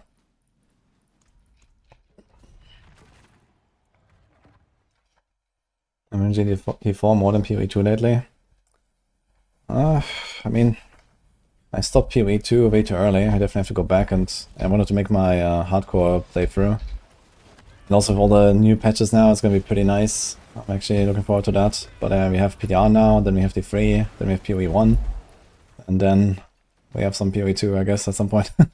Late June or something. So until then, kind of on hold. Just kind of busy.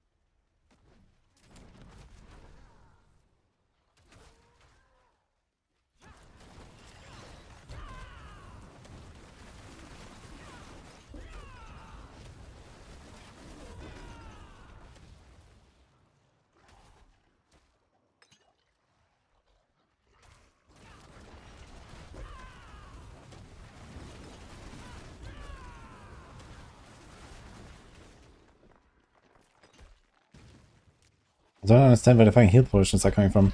Why do I drop heal potions sometimes?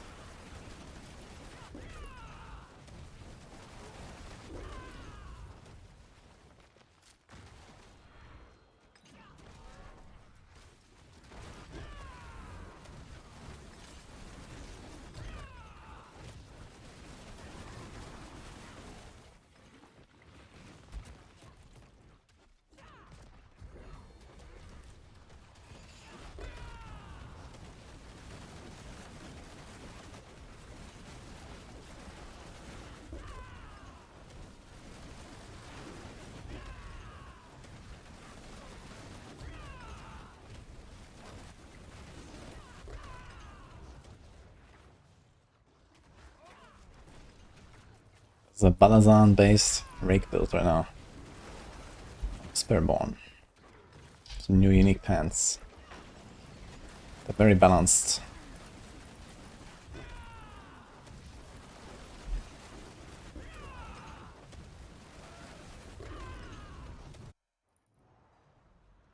Nice, okay.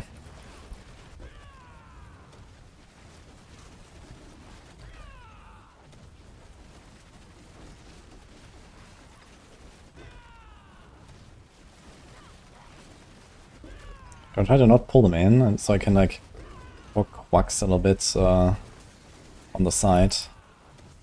Okay. That's definitely gonna be a fast kill. It's gonna be sub 2 minutes, I think. Let's see.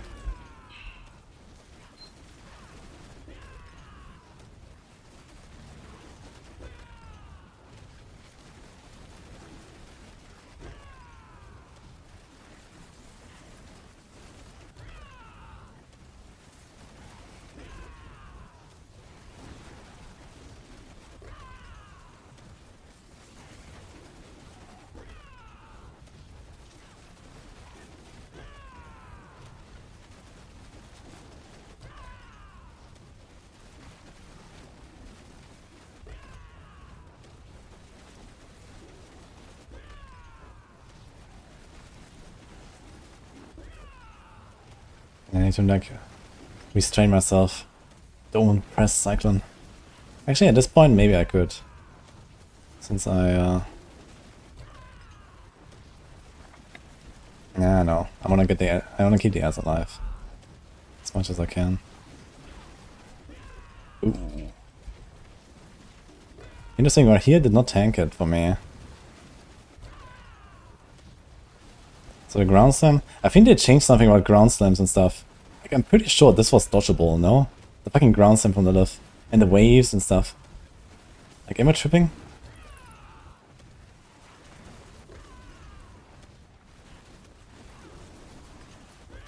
Did it change something? Yeah, 2-minute kill actually, that's insane.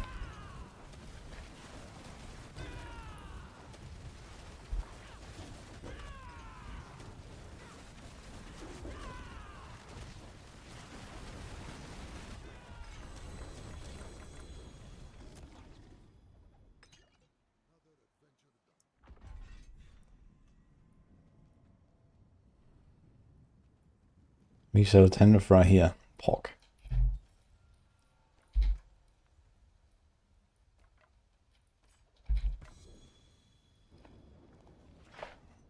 This is Noxious Resonance.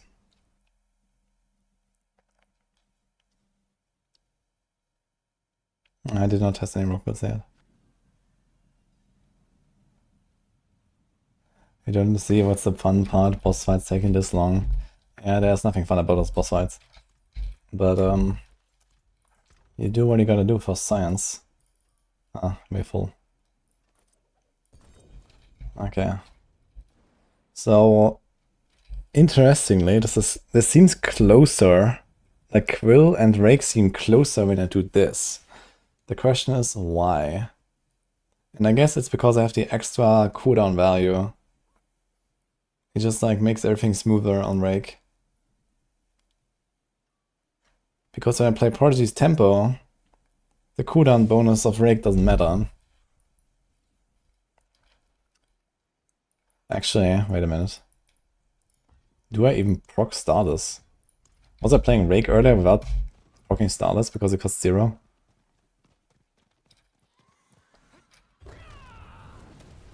No, we do get it, even with a 0 cost, okay. Yeah, so I think it must be it. It actually puts Quill and Rake really close together. They're just both S now.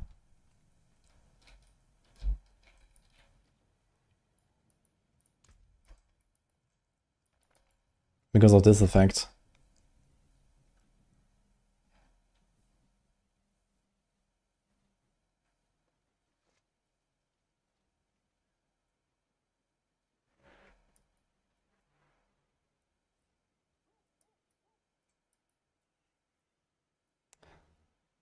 It's also just more convenient, to be honest.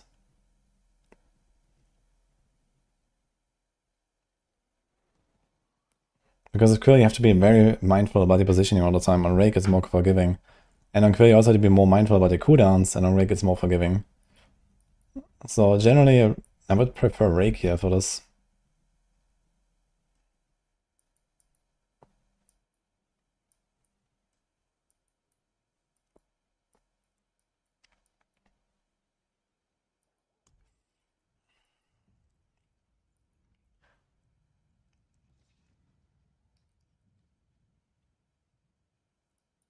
And we need to go bitter medicine actually. I'm running the wrong Paragon. Okay, we need to keep Viscous.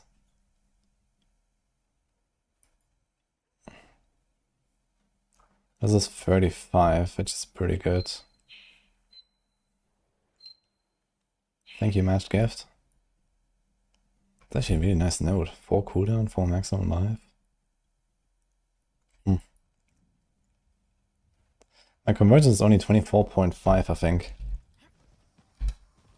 And I can't really solve that. Bitter medicine is 40, yeah? So do we drop conversions? That's fucking blasphemy, but I might do it.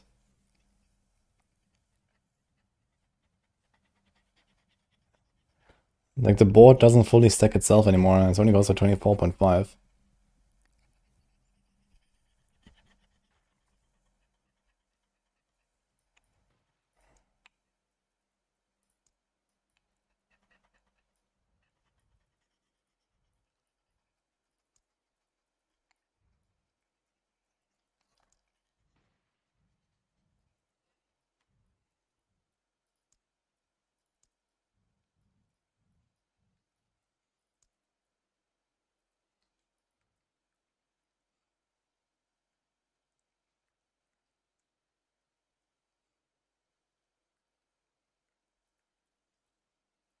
Is there any sneaky way to get more?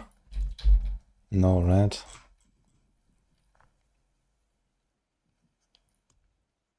This doesn't help us.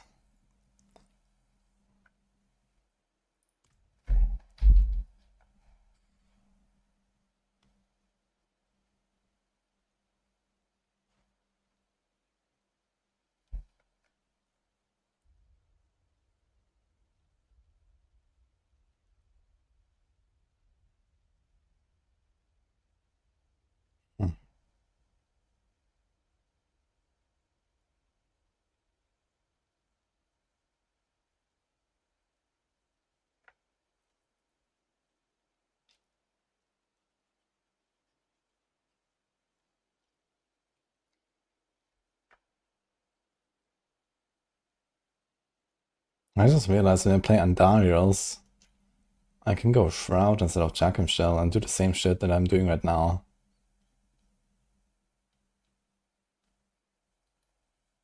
It's actually okay. We don't need perma 100% block anymore.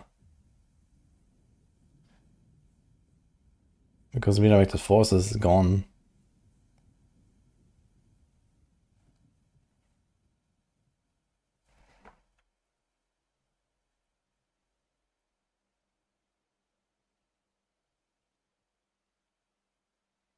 I wonder if Andara can beat it.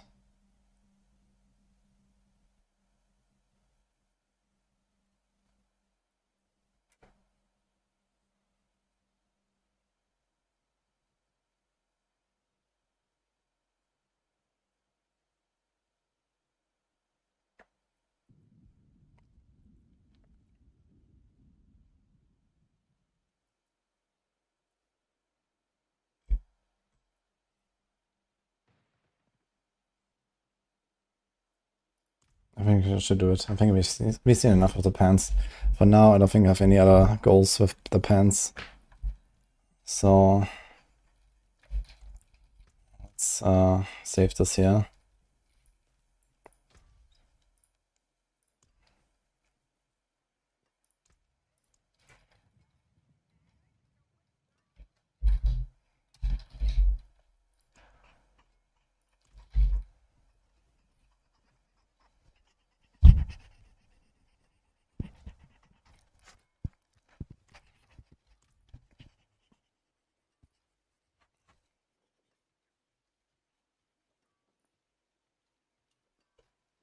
Merlin, touch the keyboard, please.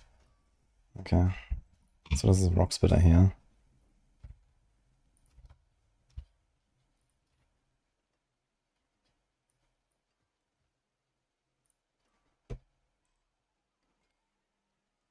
Oh boy. Alright. Let's fix this.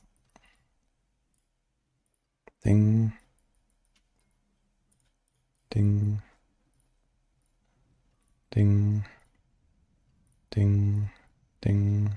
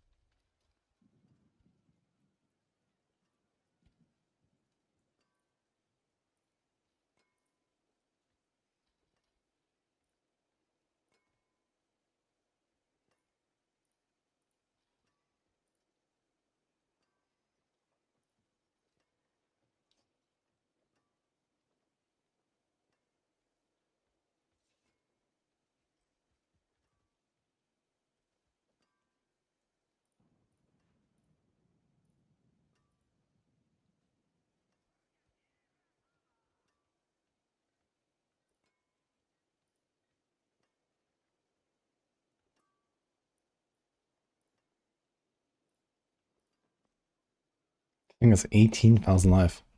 Like almost double what I have right now. But we have to put a Vuln proc here.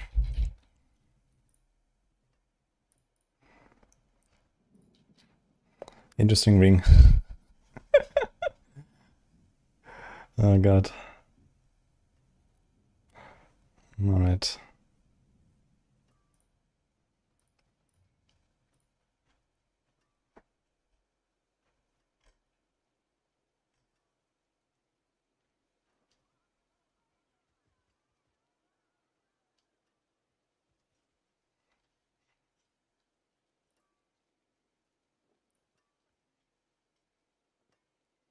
Now the funny part is actually now we can do Scornful Light. If you assume 2 stacks per second for this, how long does it take to get 20% bonus? 30 seconds.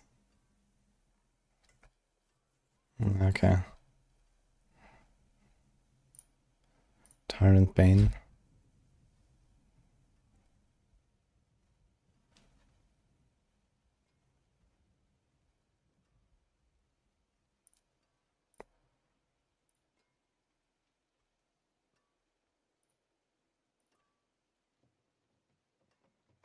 Now the thing is, you can put the heal effect on the weapon and put Dex on the ring.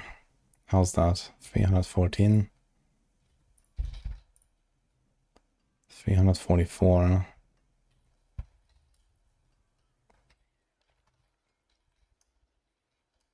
$7.25 increase. And damage over time. 100, 200, 900. 1050.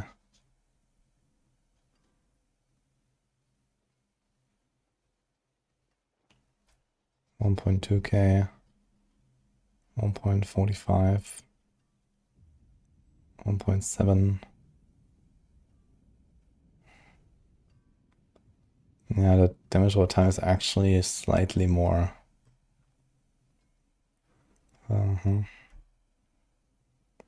And also less dodge chance.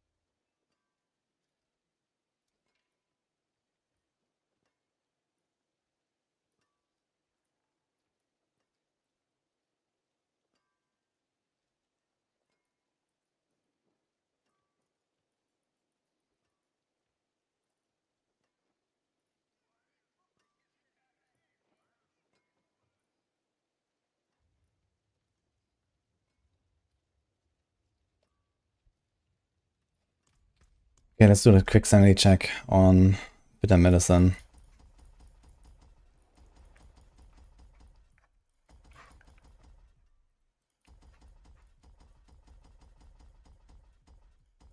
That's gonna be hard to see.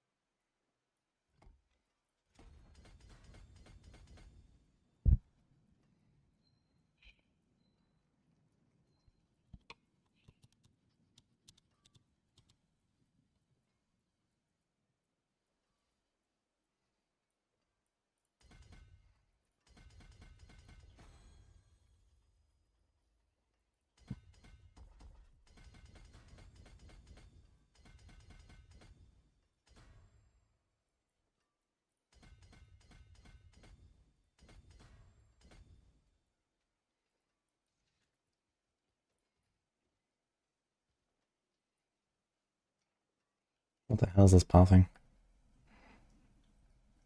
Also, you have 12 points left.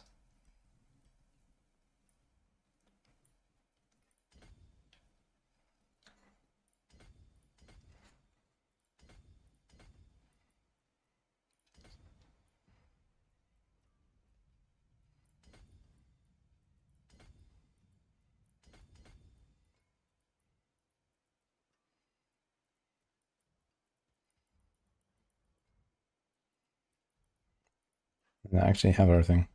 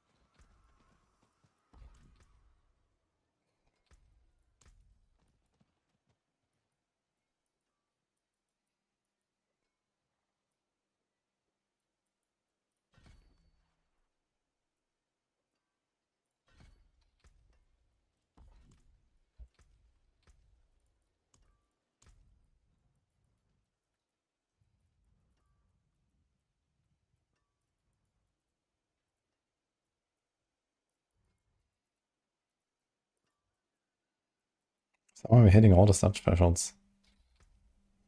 The 80 all stats makes it possible. Missing a bunch of armor though.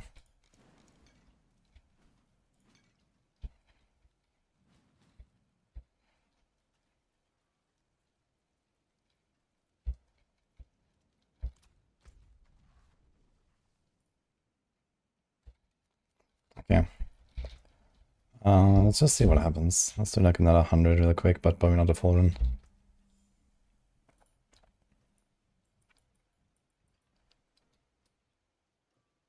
Because that's how often do we heal 100%?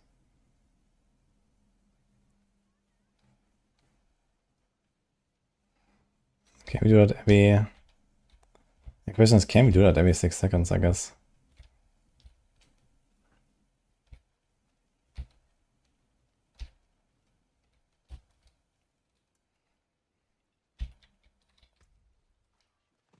This value is 95. A great value.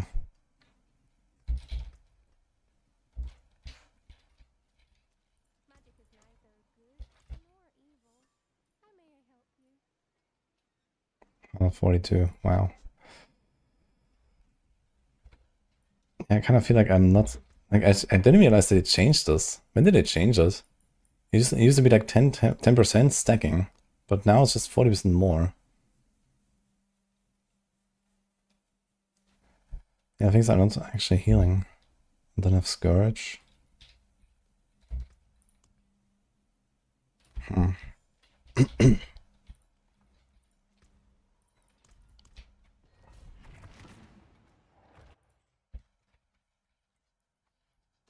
How's it going? Spiritborn is pretty OP. We heal from Hunter, I guess. So we might be fine.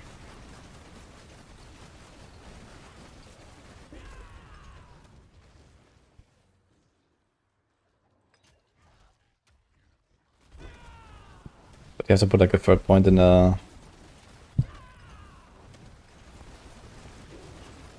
Hunter thing.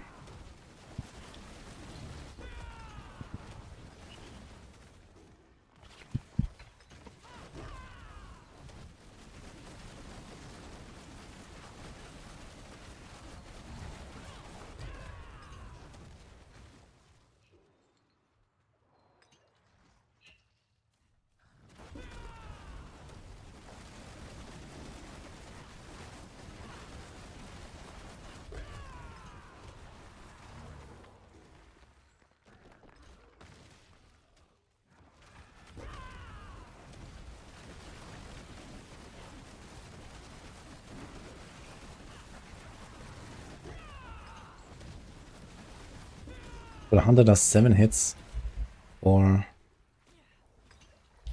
4% healing, 6% healing. 6 times 7 is 42%. How much healing received do I have?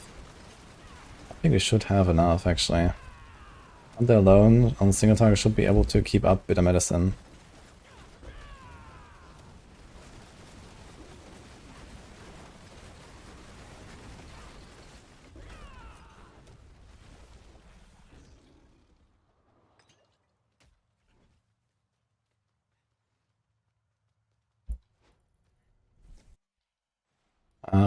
I've not tested a stricken actually, I just put it in. Didn't really feel much of it. It stacks very slowly if anything.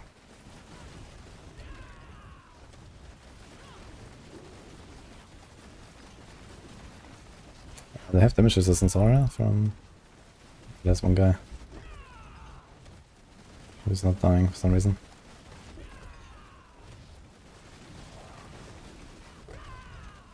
Barriers, man. Very balanced.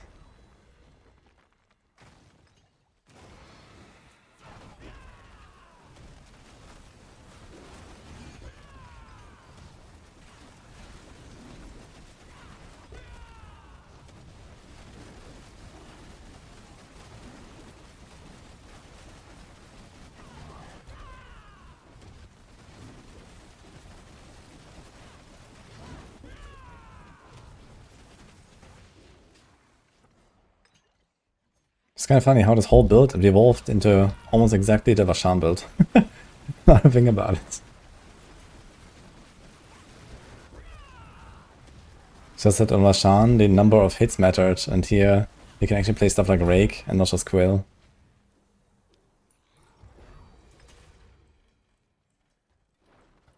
We didn't have Noxious Resonance.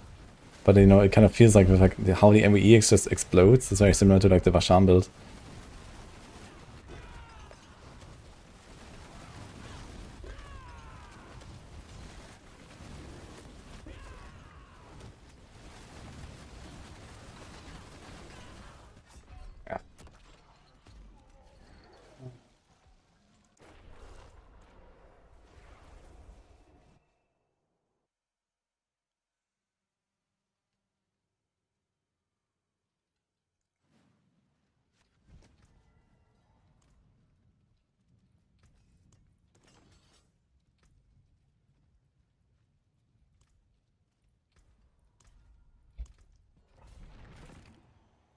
Okay, let's get an extra point down.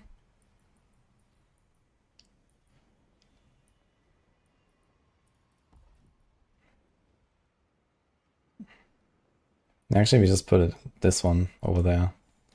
Okay. I should check how much healing received I have.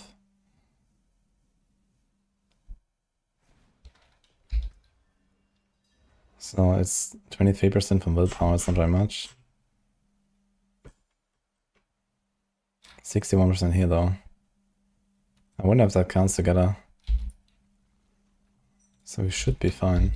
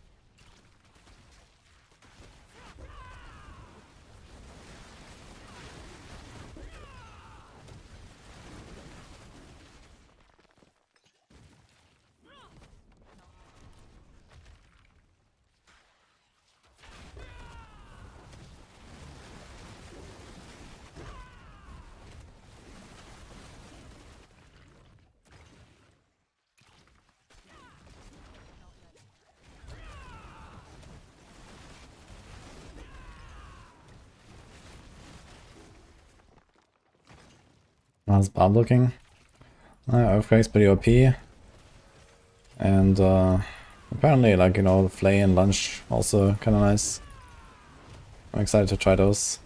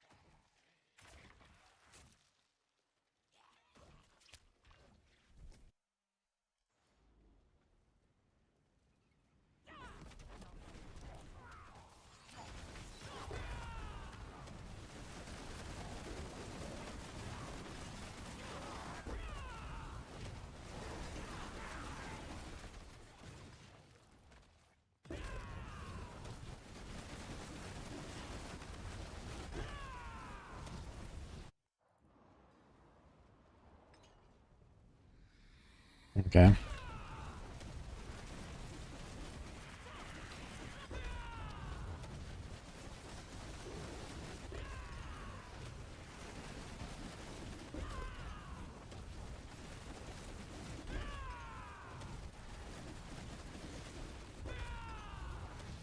He probably moved out of the circle right at the start.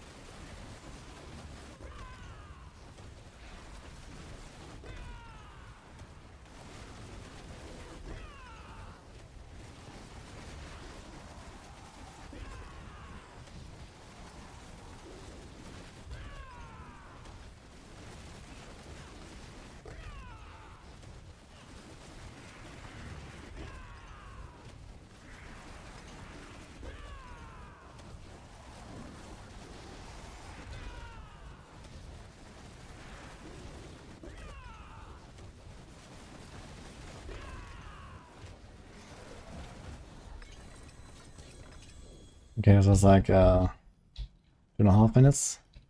Pretty similar to before, right? But the other one was Spirit Caller, which is probably a better boss. He moves out a lot of the circles. Hi, Terry. Okay, I think we're gonna go for the bit of Benison strat instead of conversions. It's a very interesting Paragon board, man. Good thing is that it kind of comes online earlier with less points, I suppose. There's actually a lot of healing received here. Here, I can get a lot.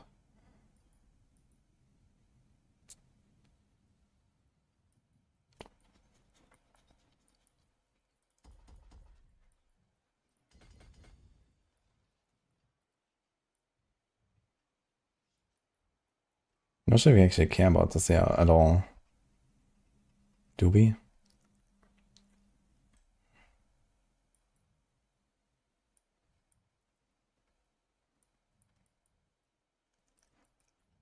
think it's literally the first Spiritborn Paragon board that I've seen that has taken all useful nodes. Because Spiritborn Paragon is usually pretty crazy. There's a bunch of nodes that just don't really do much.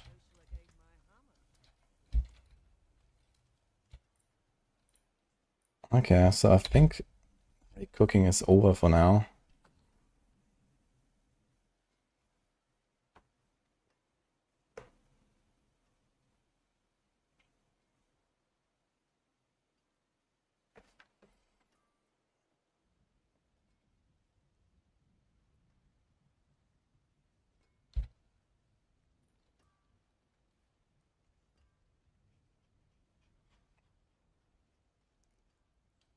It wouldn't be such a bad idea to put Resilient here and then restore resource here. It's like a slight loss and makes it more tanky. More tanky means you can face tank more and you also can keep counterattack down more. I think that's actually a good move.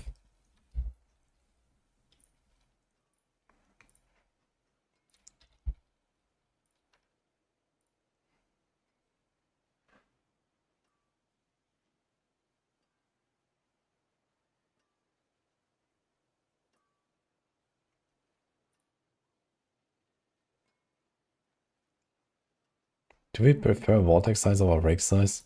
I think yes, actually.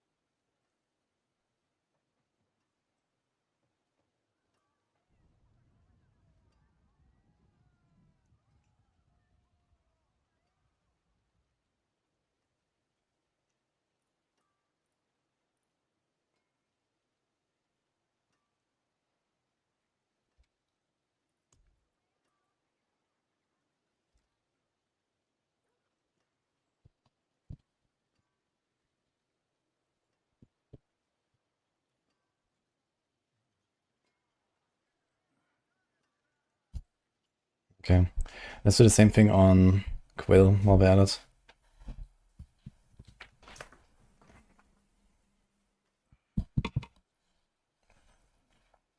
Firestorm was fun, but problem was you cannot scale to the Spiritborn not having fire multi.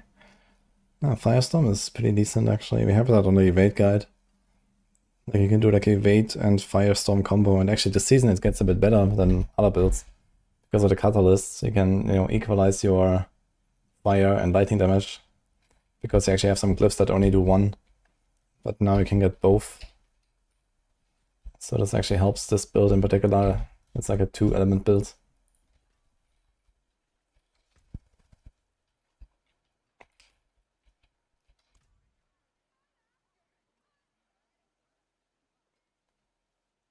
Yeah, performance-wise, these builds are pretty equal, it seems.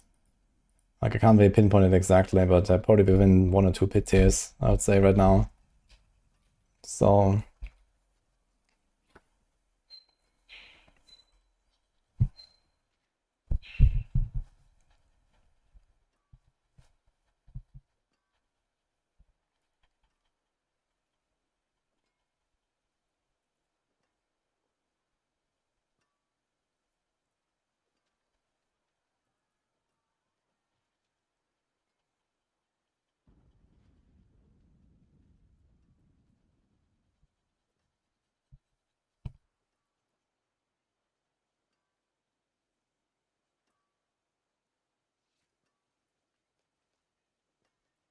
yeah, I think we got what we wanted here. These builds are pretty insane.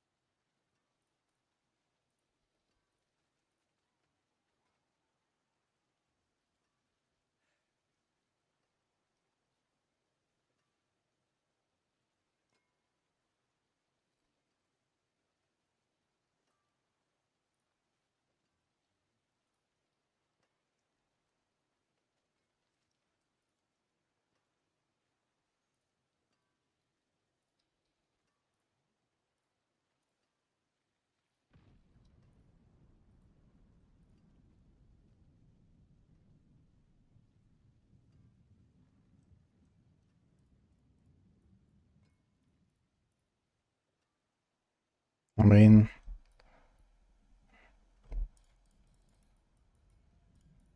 okay, let's do this.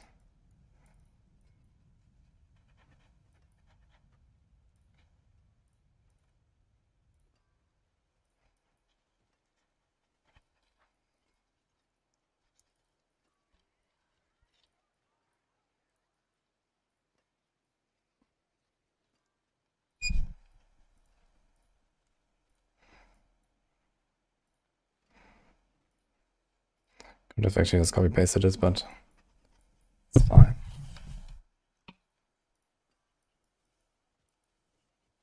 I could put 2 here. Okay. Okay.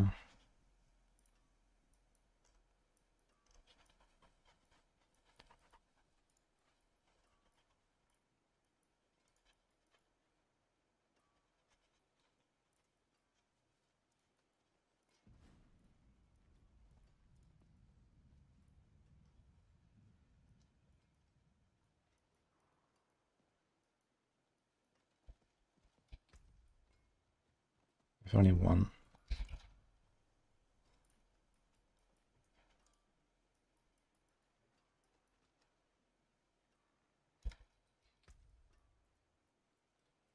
Three.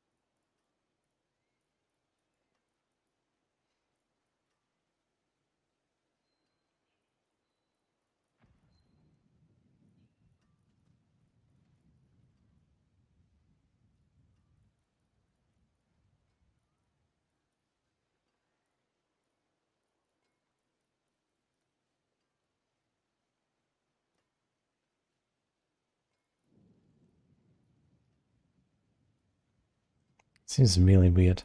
1, 2, 3, 4. 1, 2, 3.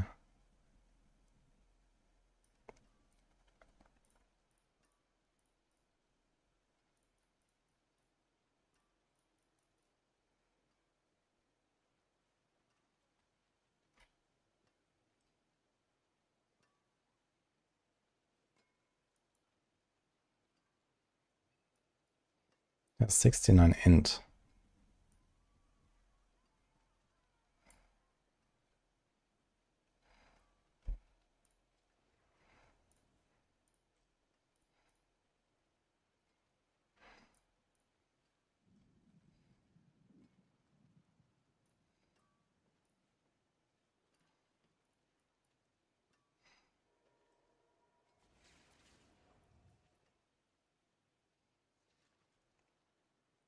And here too.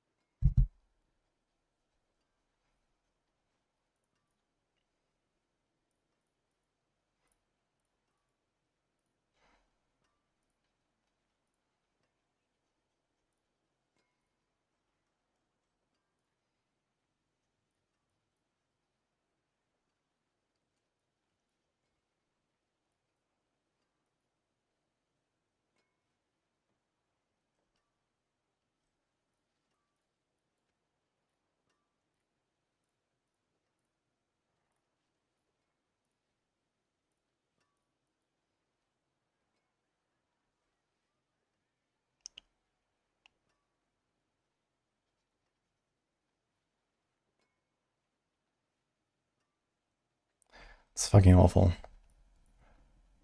And there's already a rare buffing. So rare or magic buff here is not a way. Here it's okay, which we just had. Here it's not okay because resource, and here it's not okay because of crit, so we actually have to use the other board.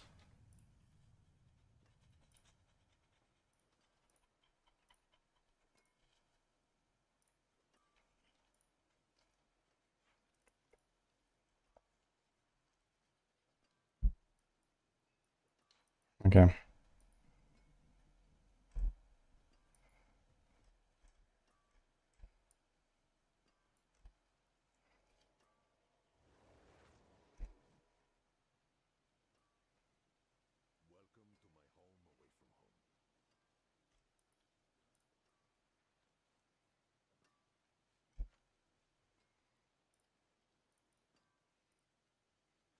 Hmm.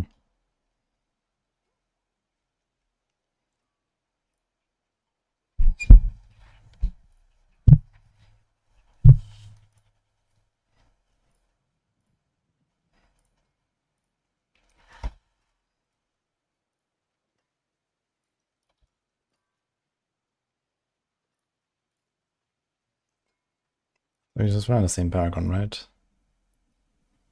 Right.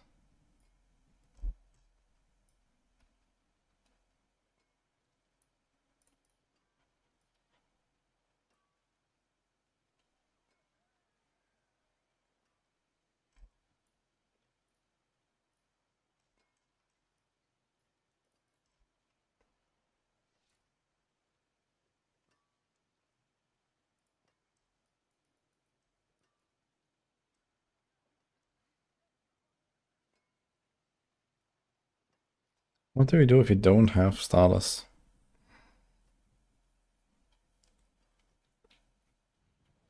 That's a good question, actually. I guess it's a fist of fate angle.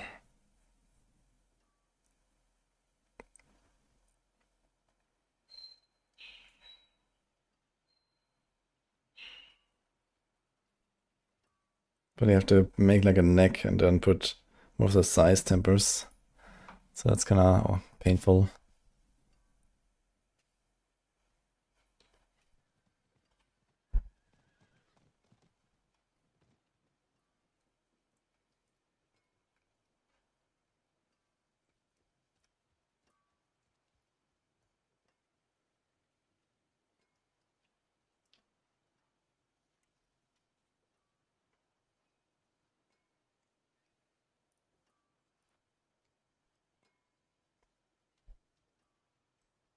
I don't think I want to go for Creeping Death, even though it looks so juicy. But since we only care about boss damage, it does nothing there. There's elements. In a calm doesn't really work.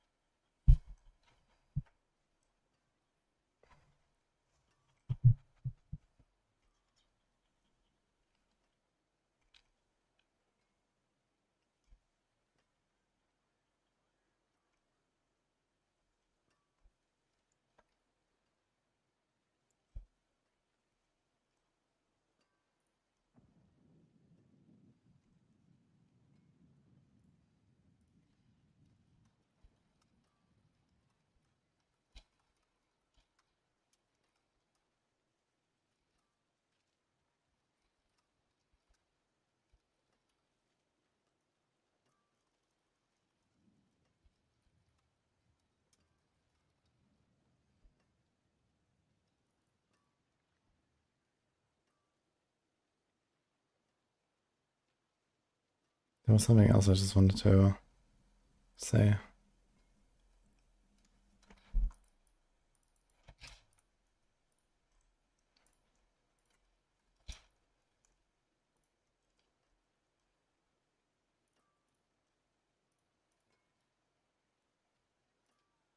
What was that?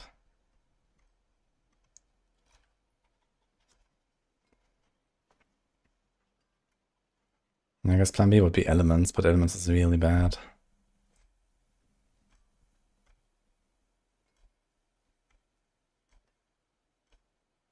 Ah. Bristleback, Needle Flare. What is the other one?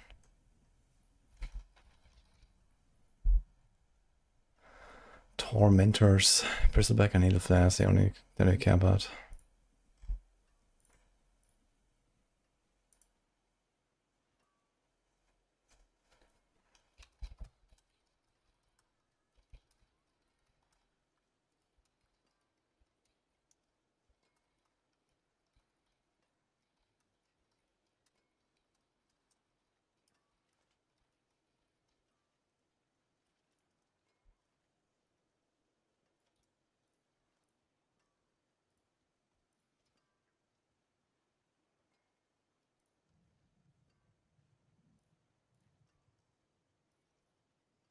Alright.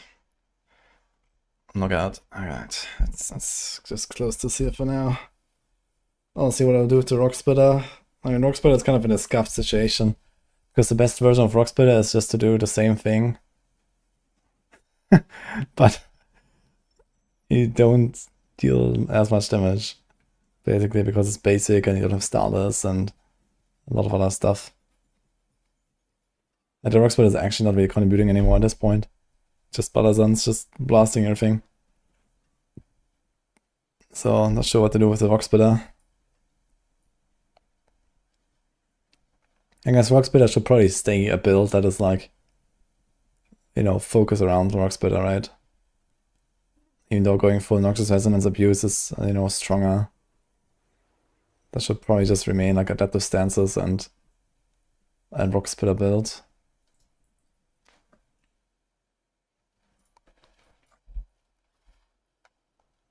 Doesn't Wound Drinker help? Wound Drinker's a ring, right? What does that do?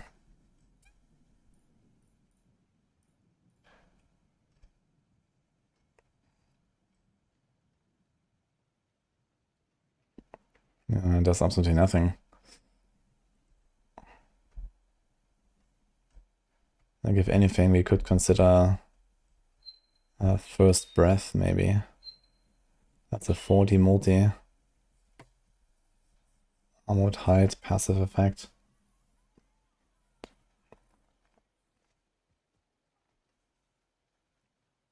It's actually an interesting one. Are we gonna run this?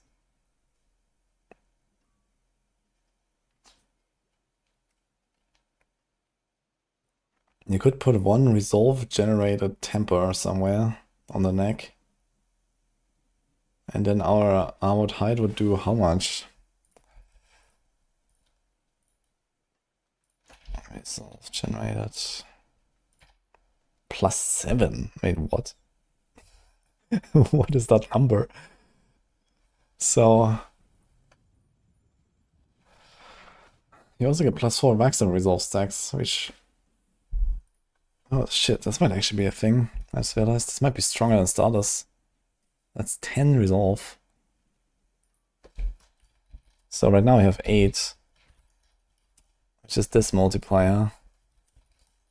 And now we have 18, which is this. So just from the Resolve stacks, that's 37.4% extra from double dipping. That's almost a Stardust. It has life. It does not have attack speed. And then we get a 40 bonus when we evade. The problem is you have to evade every 5 seconds, which is a bit annoying. Not so bad for clearing, because clearing is very slow paced. It's just annoying on the boss, I guess. Also, we're gonna have massive massive res issues. Because this thing has armor and lightning res. That is like the worst case scenario.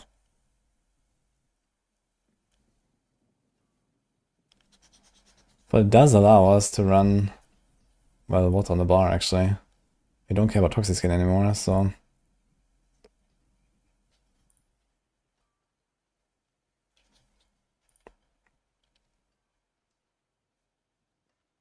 It's interesting though. And double dipping makes it possible. More cooking and testing on the same build. And just thinking if it makes sense. Like, the resistance is actually a big problem. And I really want to move on to Andariel. I want to do Andariel. But there's this 25 auras that I'm missing. So I have to do like a rest roll here and a rest roll there, and I guess that fixes it. And then we lose a lot of attack speed. So actually here's the gem. So this gem could make up for that attack speed. Instead of Tyrant's Bane. We can just say Tyrant's Bane sucks and we just go this, I guess.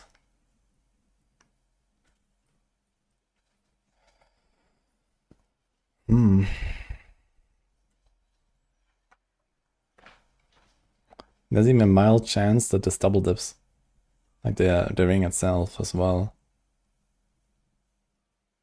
We don't need core, we don't need crit. We don't really need to knock it that badly. But it does help a little bit. Especially on rake.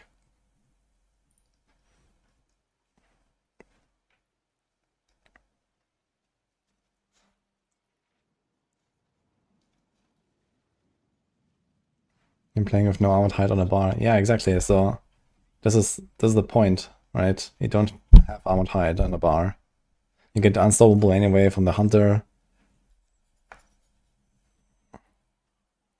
You get a nice life roll, but that life roll is effectively just the same as giving up the resilient temper because of resilient here. So that's basically the same.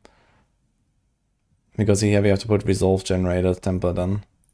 Because else the resolve is just not going up. Like 2 per 5 seconds is not enough. You need a resolve generator temper, which you can only put on the neck, where resilient is.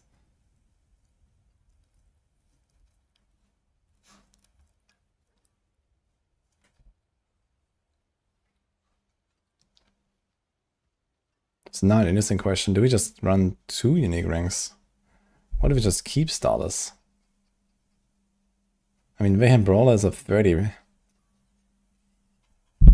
There's Mystic Circle Potency. We'd have to check. What do you want?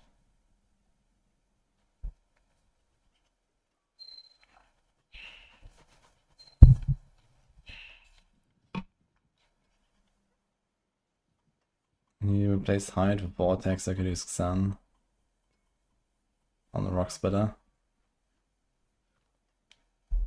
I know, true, I didn't have that. How did I do it? I think I dropped that Scourge.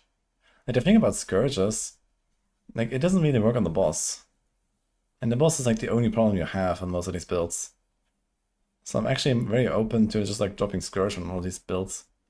It's not such a big deal.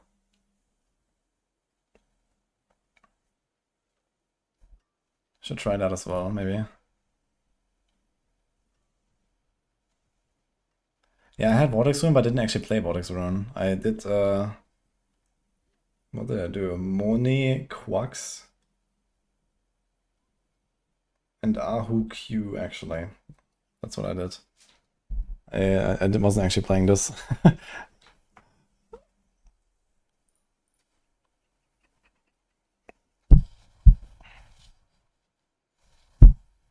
Okay, I think I need to put Manon in this event, guys. BRB.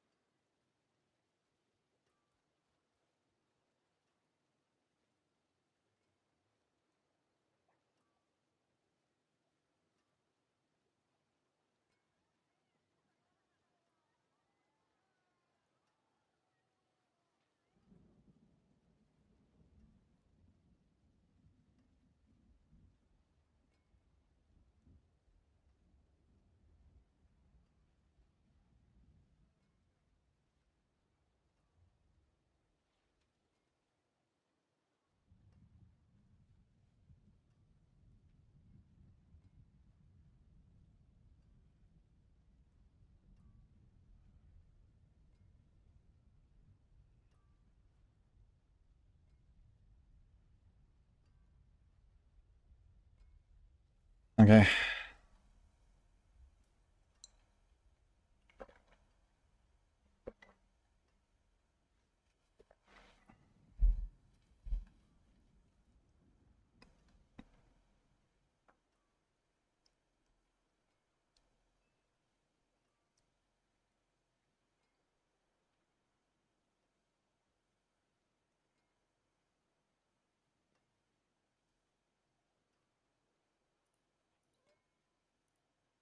Dude, Cat, did you test this ring for the Jaguar Hall?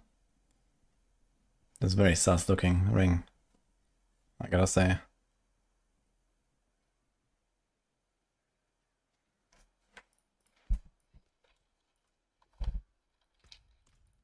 Okay.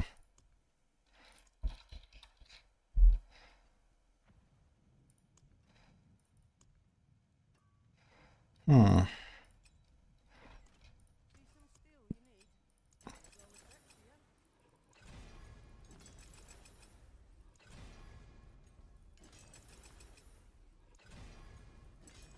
I am kind of curious, man. I need to see this.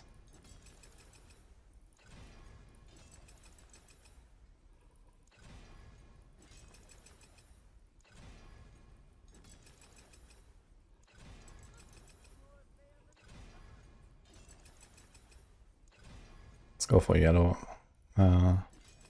Maximum resolve.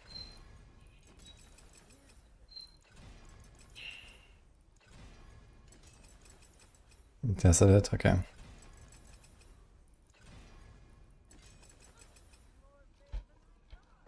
7.5k end. What are you doing, Filmic? How the hell do you get 7.5k end? If some weird weapon has percent in or something, and glass, I guess. Or something like that. Oh. Okay.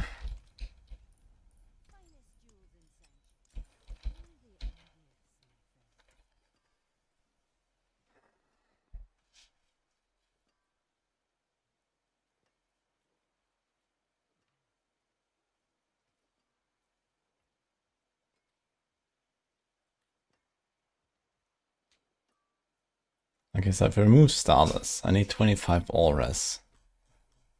Or we just say it's fine, Cobium, and it's not in fact fine. Or I keep Starless, and we don't have that rest issue. Which means I don't need to make 2 more items that have rest now.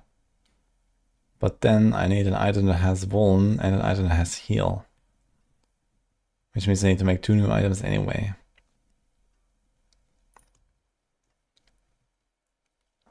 Where's Vuln?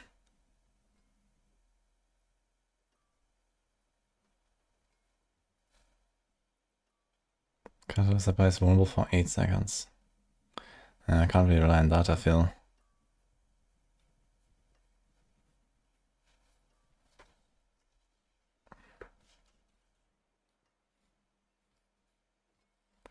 Two things have the same wording and one wouldn't double dip and the other would. Yeah, I mean, it's not supposed to double dip, but that's what it does. But only for some effects. So yeah, who knows? It is what it is. Okay, plan B could be I play this thing with Quill. And then I only need to make 1 weapon. Or like 1 item that has the heal effect. And maybe not even that. Maybe just say it's fine. And we don't care about the heal shenanigans. But we kinda do.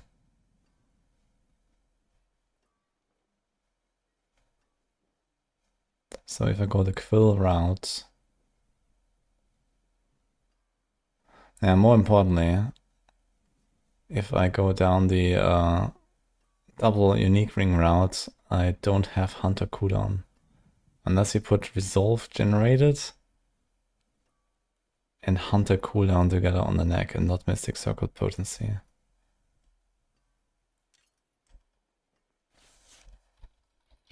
Which is gonna be felt.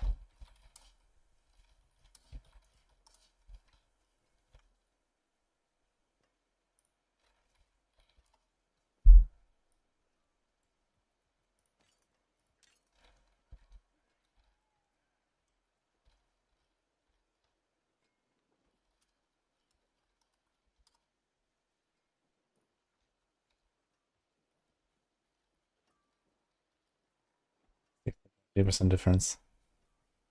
Just on the Mystic Circle.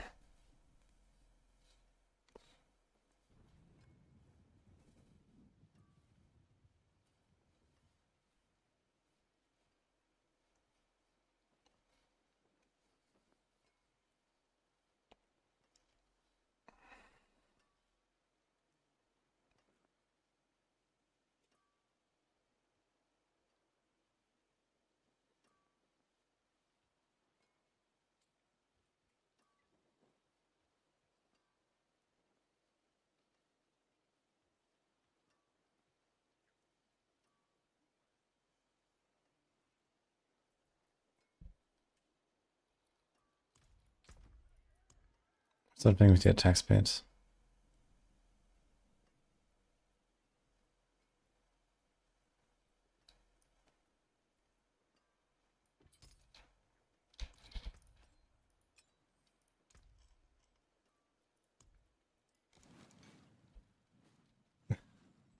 "48 fire, 33 shadow." Holy fuck.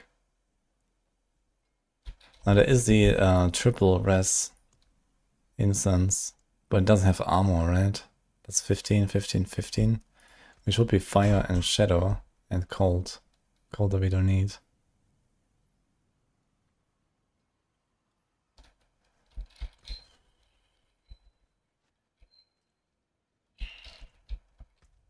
But now we get a skill. And that skill is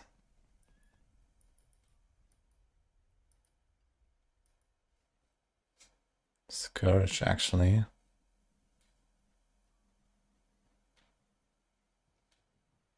How fast does Scourge stack a replenishing Ravager?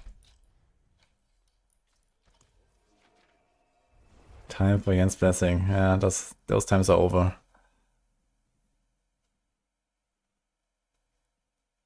The Kata Voln is insane with this Ingrate Beam. It's basically 100% uptime. Okay. Yeah, I have not really been doing that much of the season power, to be fair. That is certainly something I could like min-max a bit. I've just been using these guys here. But I don't really trust the Voln and positioning around. It's gonna be a bit awful.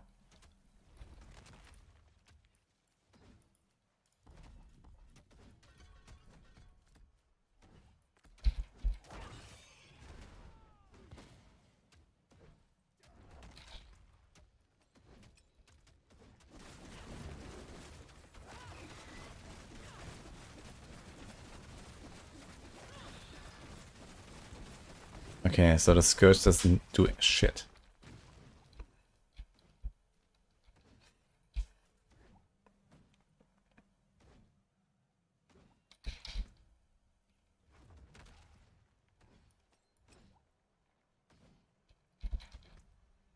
So this doesn't actually help me. As well as that whole thing doesn't actually help me. It only helps me if you care about toxic skin on the bar. Then this helps me.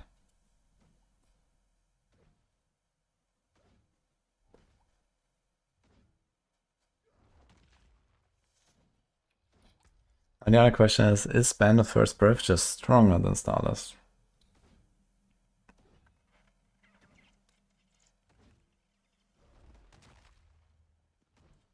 And the answer to that is maybe.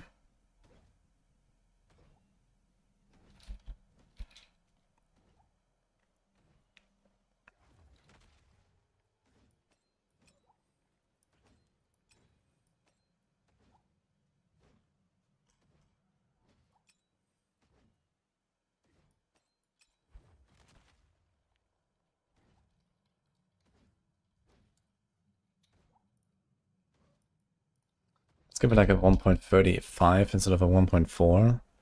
Because I have to evade around a little bit. So this is our multi. And with only 8 resolve stacks, we get this.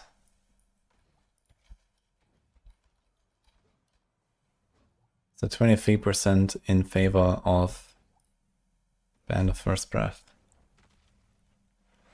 But we have to also put in the 30% attack speed And we actually still have less attack speed. We probably need like another roll of attack speed. And we need 2 rolls of res. So we give up 3 rolls. Which is usually like, you know, let's say the typical dex roll. That would be like 7, 7, 7. And then this, it's basically gone. And we don't have Tyrant's Bane. Which, if it does more than nothing, will make Stardust an upgrade.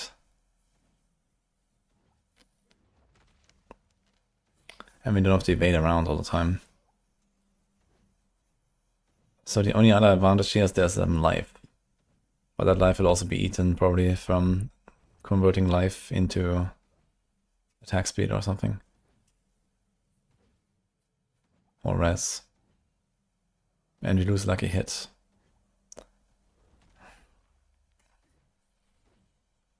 But yeah, I guess the idea is that you use Band of First Breath.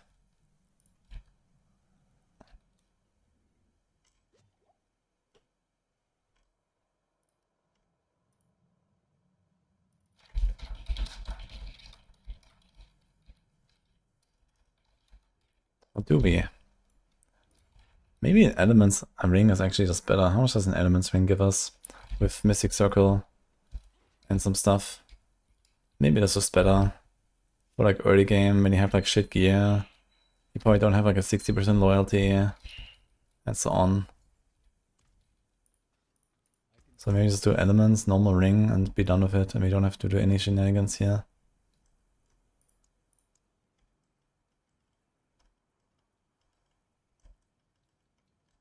I wish I could use Inner Calm, but the Hunter jump kills it.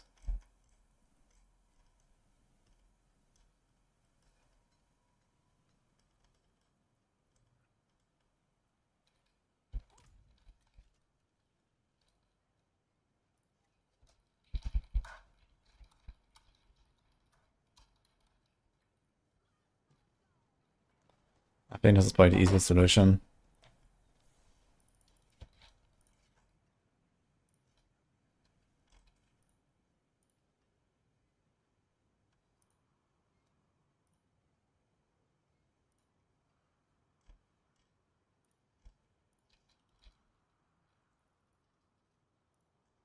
Doesn't require like re-gearing, getting a new neck, all that kind of bullshit. And it works.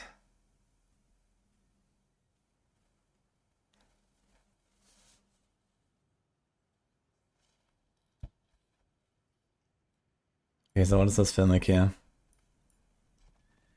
7.7k int. Nice. 48% all stats. Oh no. 40% int. Okay. This guy is very smart. What is that build even? Ball lightning, teleport, familiar, unstable, lightning spear, spark. Holy.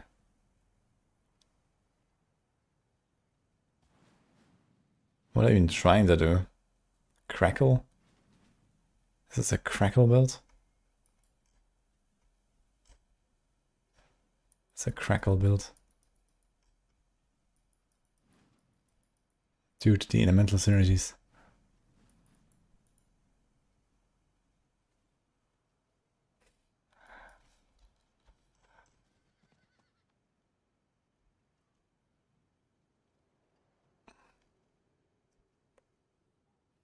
Current bonus 9,240%.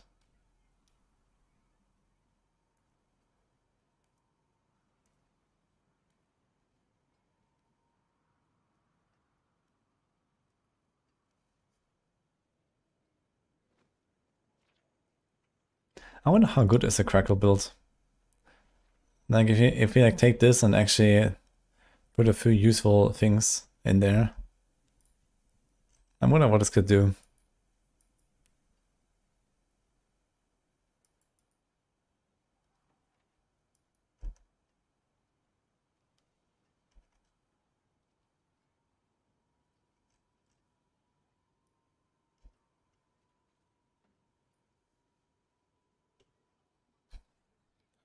Anyway, I think we've done enough now with this Balazan, guys. It's time to finally make a new... Okay, it's too bad about this orange pen of first breath. I'm not actually gonna try it, I think.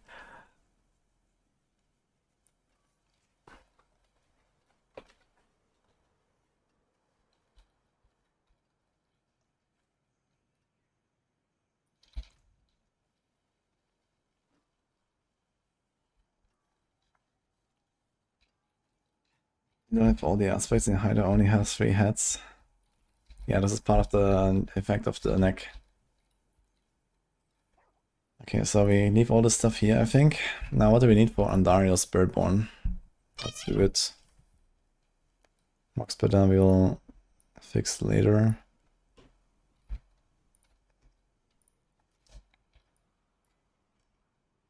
Need Andariel, Jacinth. I'm not sure about that. Maybe I will not do this. Maybe this is actually Shroud Angle.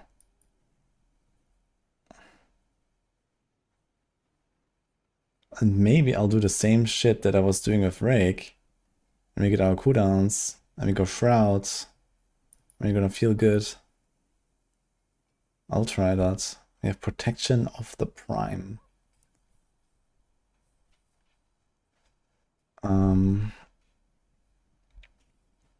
It's too bad it's only 4 more seconds.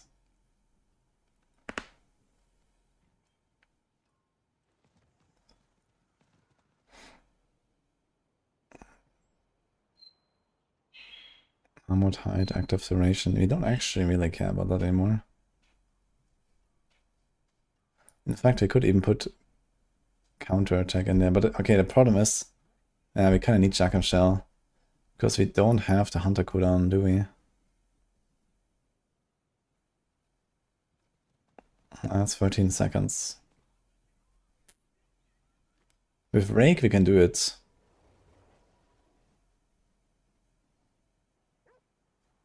Okay, I have to cook.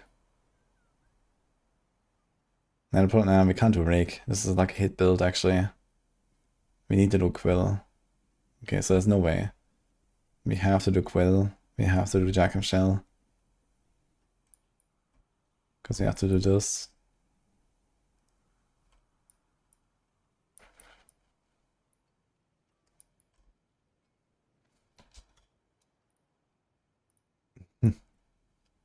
Thank you, Anonymous. Okay, we got the Fist of Fate already. I think we got this. Okay, this will be relatively easy to make. To look at our ring. Percent damage.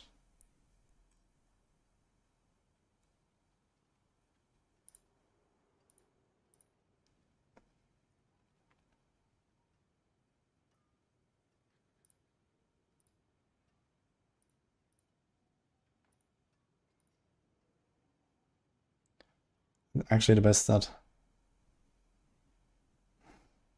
Actually not. That should be res.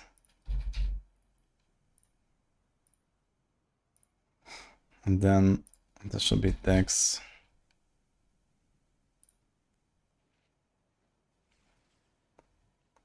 Maybe we do this instead. We're missing like 3% now. Is there more resist?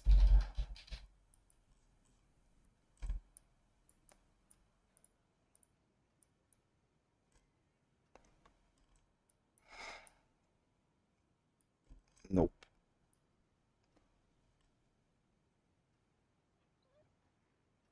Well, it's what it is.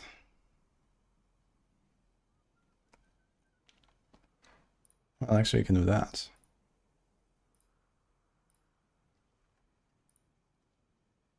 Okay, yeah, this is better.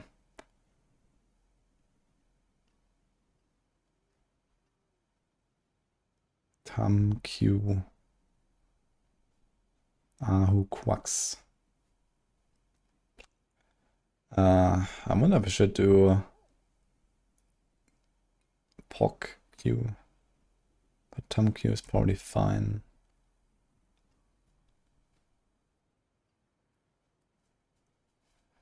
What was I doing? You're doing Ahu Quacks. Poc Q. Yeah, let's do it actually.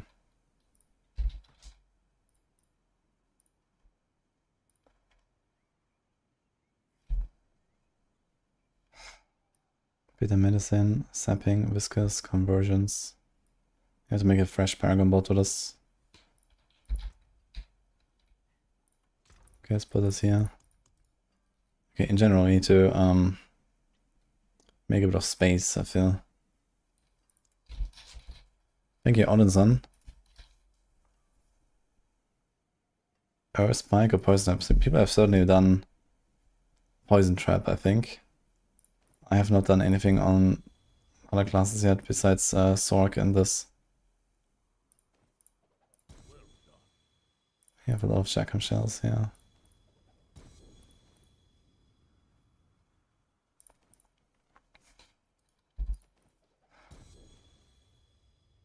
Let's take this one actually. Heals me a bit less. But it has a double GA, so it makes the master working easier.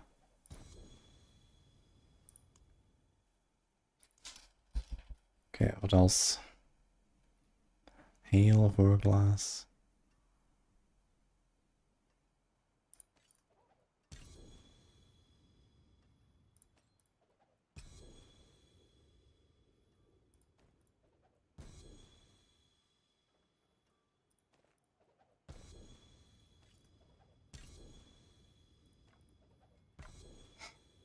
There's a lot of like random shit here.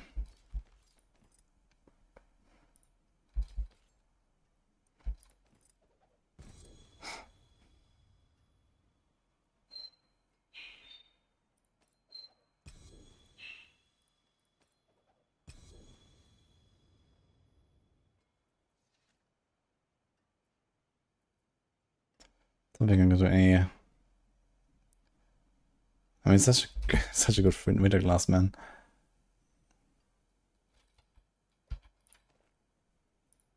Kind of doubt that Pinkers is gonna go anywhere.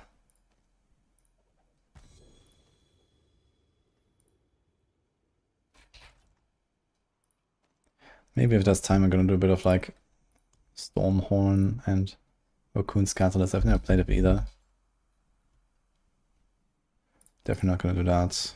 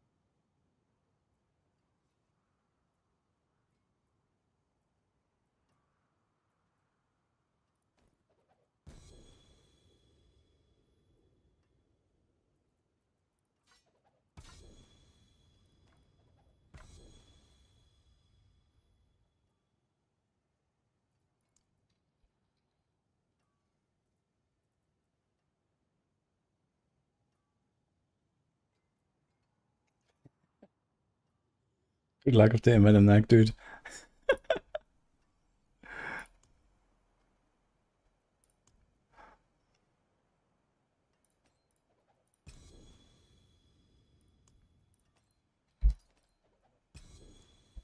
You should try some Riffing Moon stuff at some point.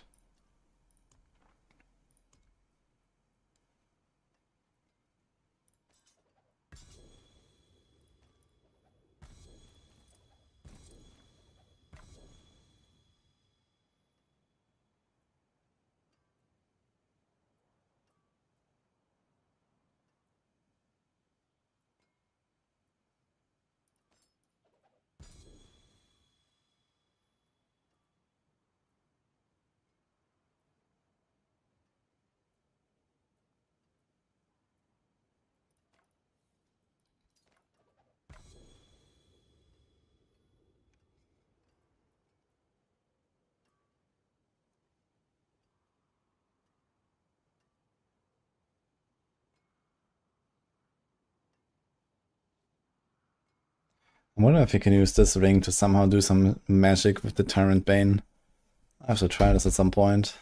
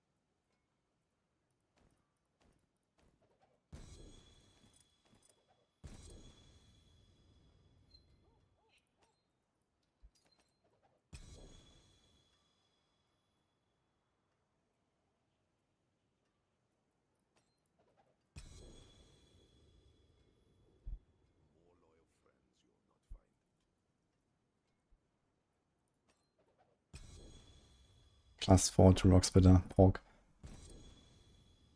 +4 to Thrash. Holy.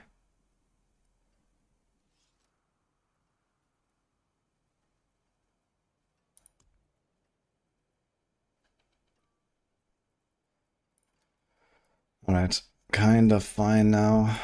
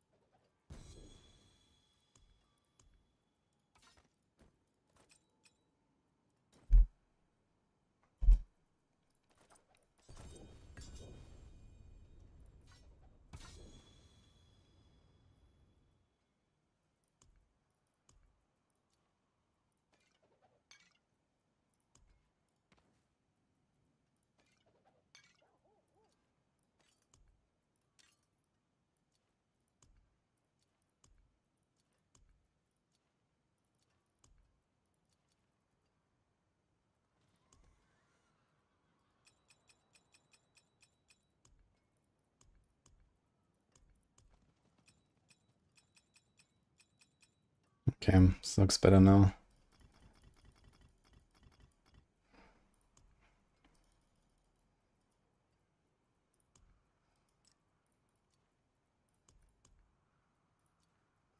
So what do we need? Nothing from this character, I suppose. Protection of the Prime, that's the only one. Quill, lucky hit, resource. You probably have to make a new one. Unless you can put a resource somewhere else. No, no, we have to have that on a weapon. We can't roll our weapon. Fuck. Alright, so I have to make a new weapon. And we'll see what else.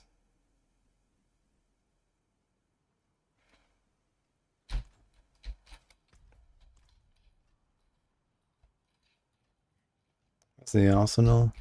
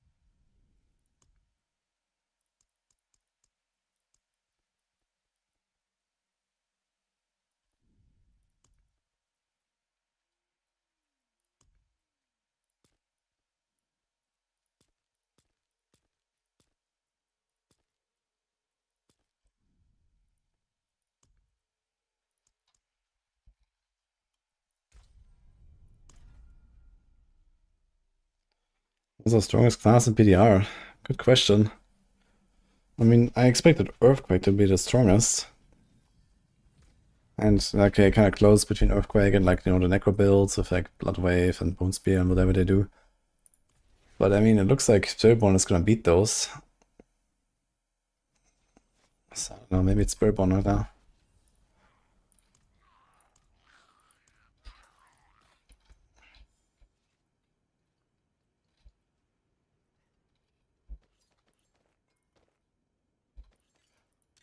That was actually kind of nice neck. Maybe just keep that. And we also want this, right? And some GA rest though.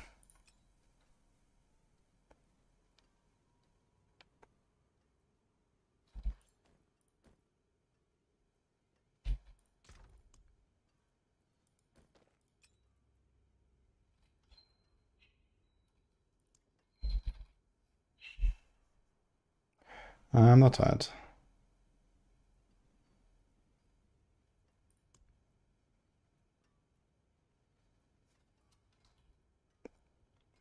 I have movement decks, I mean, sure. Let's just take any of those, yeah.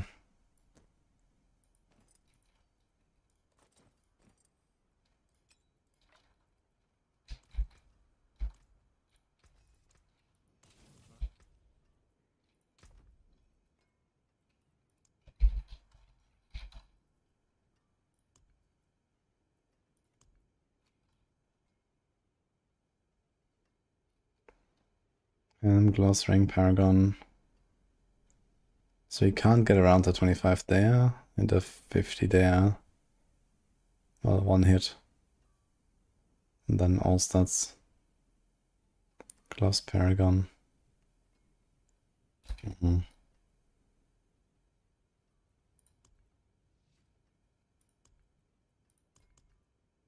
Sure. My god.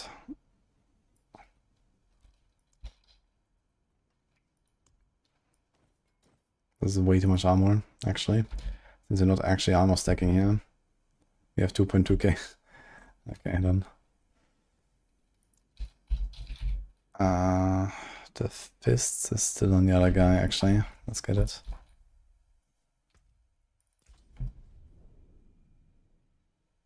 How are we nagging season 9?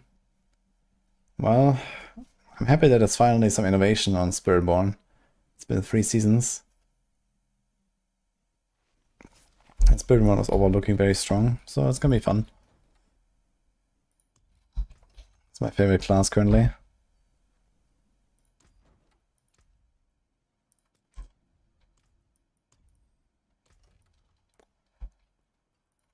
Okay, the Fist of Fate.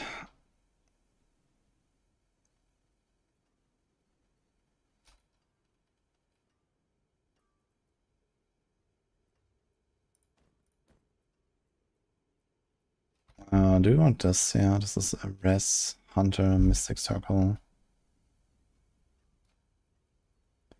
I need to make a new ring, I suppose, with Res.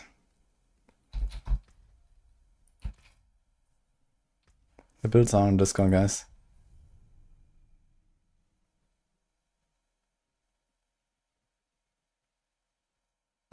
Yeah, Quill is gonna be strong, and then Balazan with Quill or with Rake. They seem fairly even.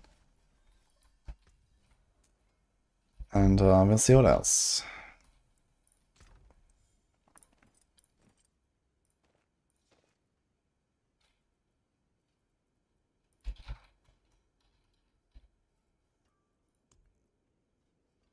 You want lucky hit, right? All in, okay.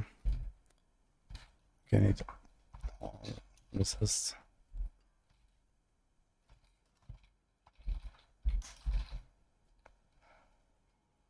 Fuck. Okay, so we have to switch the rings.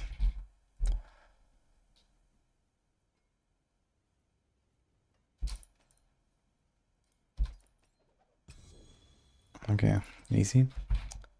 Let's just not break it. And here we have Armored Hide active duration and the Hunter cooldown.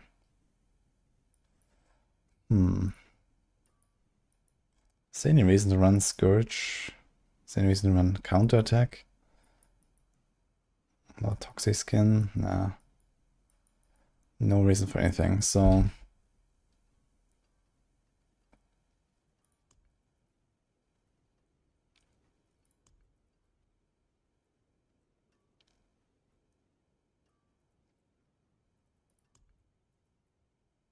You need Dex Amulets?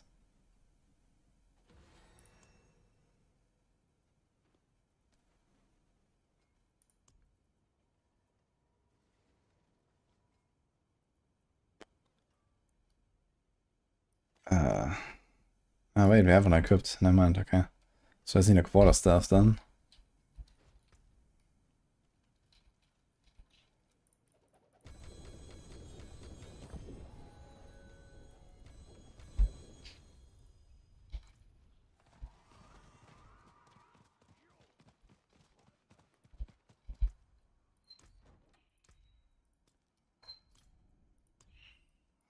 Dude, it's actually a badass transmog. Just like that. Jacob Shell and Protection of the Prime. They actually look really cool.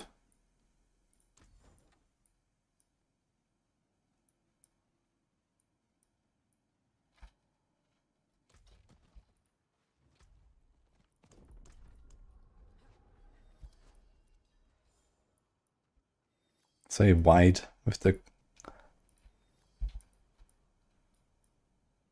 pants.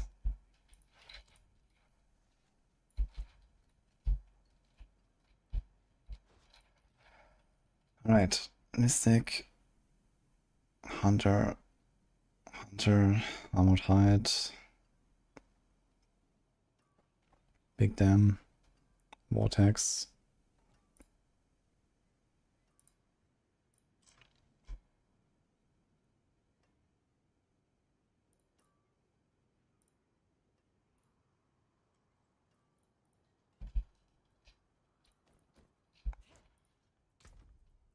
We have move speed here actually.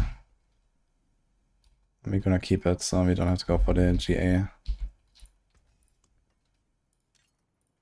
That will be fun though. Can we get this?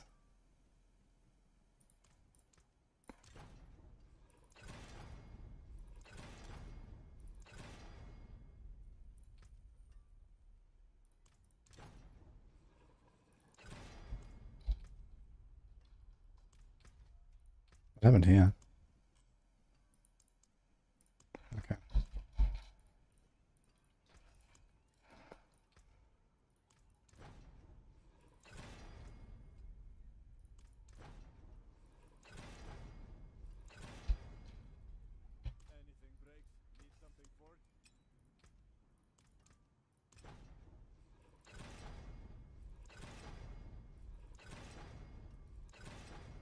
Don't break. It's already bricked, I forgot to roll it. Same with the neck.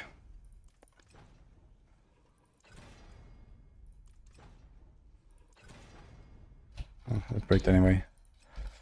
Okay. And same with the boots. Oh my god. I didn't roll the neck, but maybe it's just fine. Alright. 220 hide out, armored hide active duration. That's like scuffed as hell.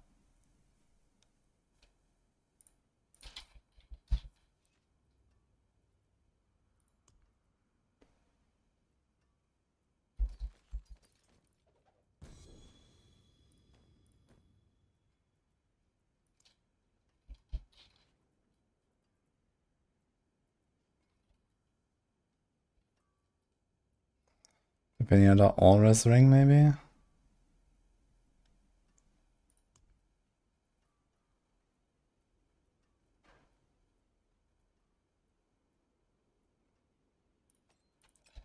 Okay, first roll.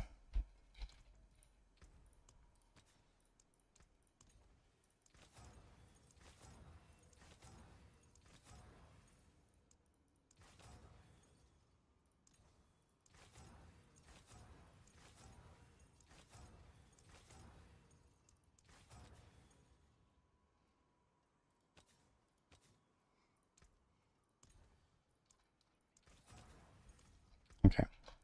This time we didn't bring it.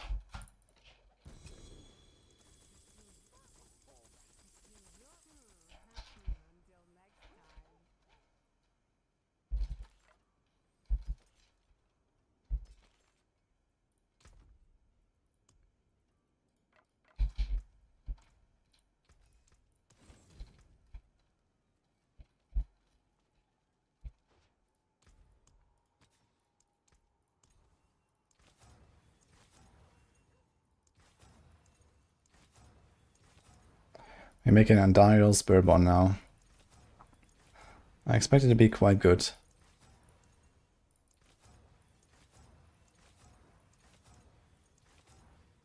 Despite the Noxious Resonance nerfs.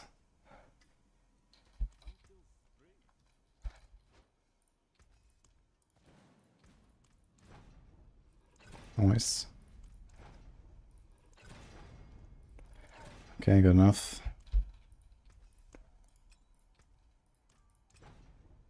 Hunter cooldown.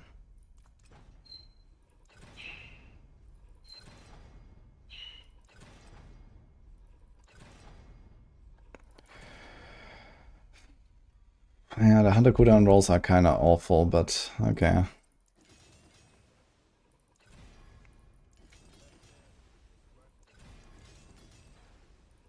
That's a lot of that build, okay.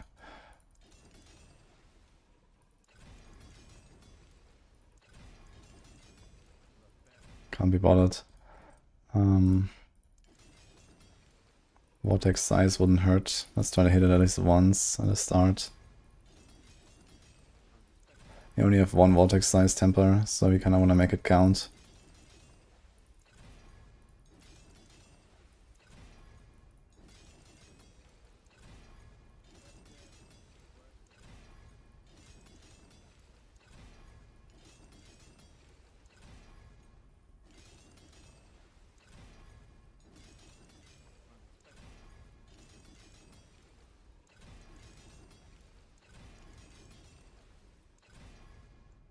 Okay.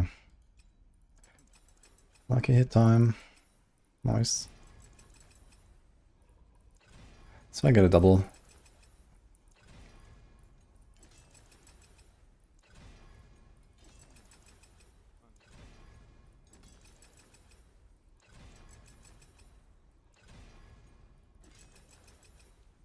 What are the aspects here?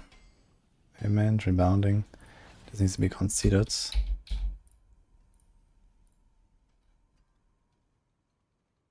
Okay.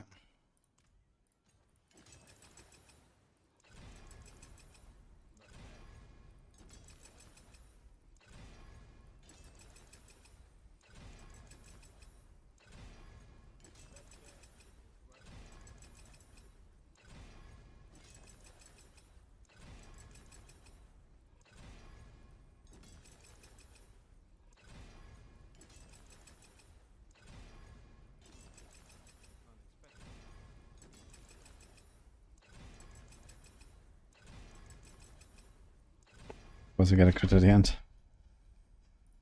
So I hit the Hunter. Nice. Let's hit the Hunter again. No.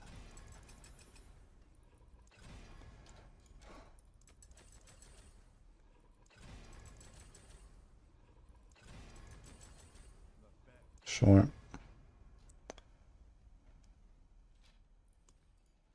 Okay, now comes the fun part.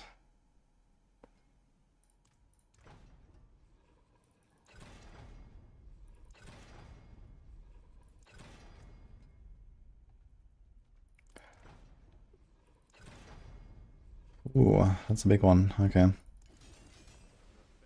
So I hit a Quill.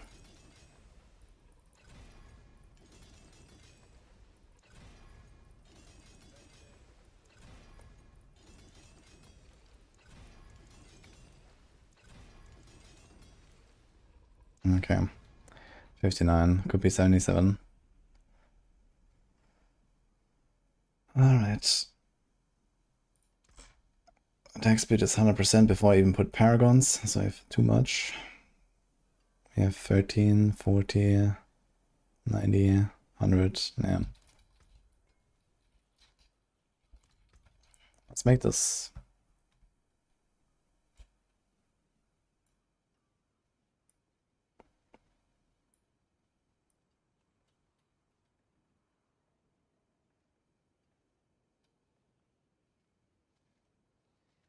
You can't find a place to import your battle.net name, etc. This doesn't exist in Diablo 4. There's no API for that.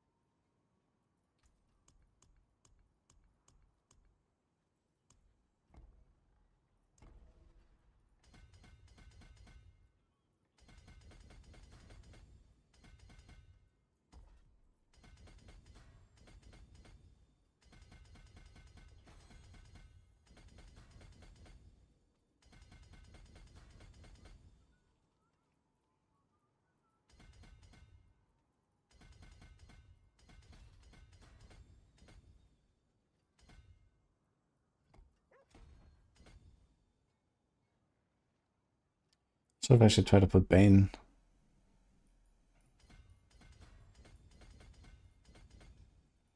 on the previous builds. Need to check if there's like some glyphs I can change. Bane also allows me to go run conversions easily and get full benefit.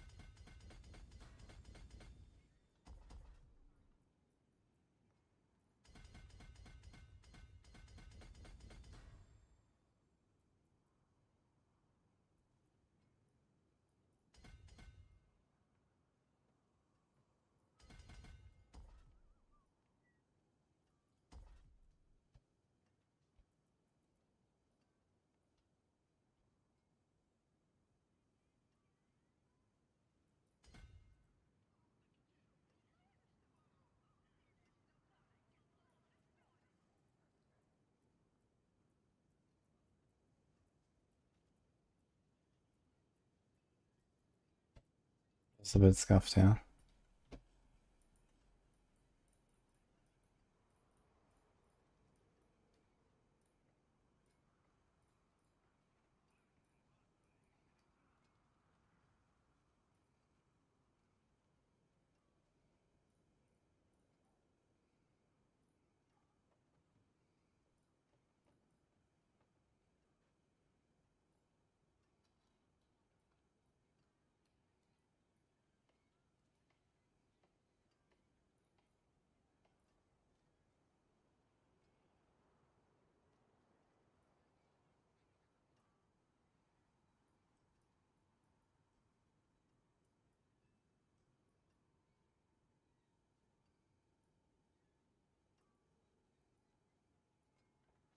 So much attack speed goes to waste here, man. On these Paragons. And the armor. You actually can't pick anything.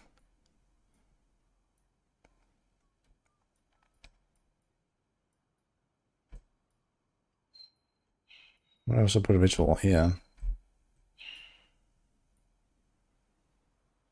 And Colossal there.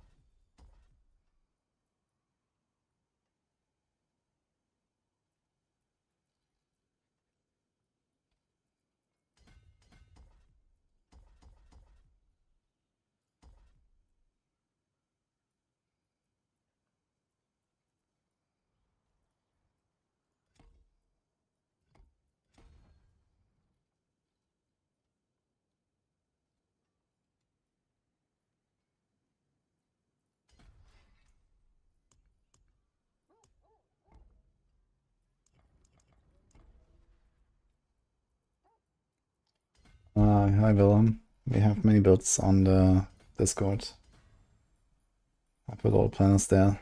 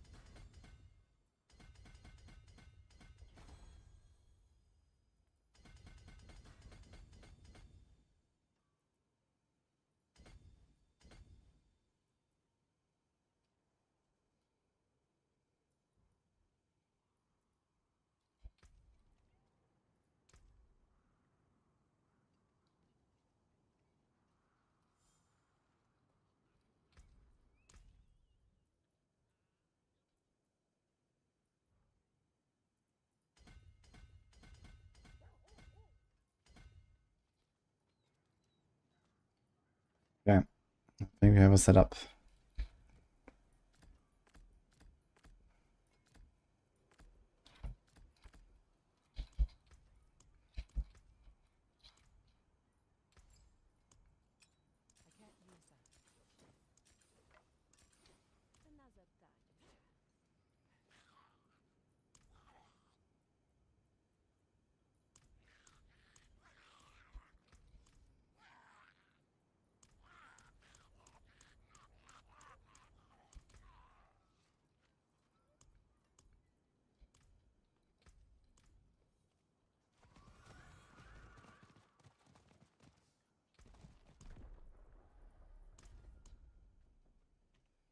Doing an Dariel's Spiritborn right now. Okay. Almost done setting it up.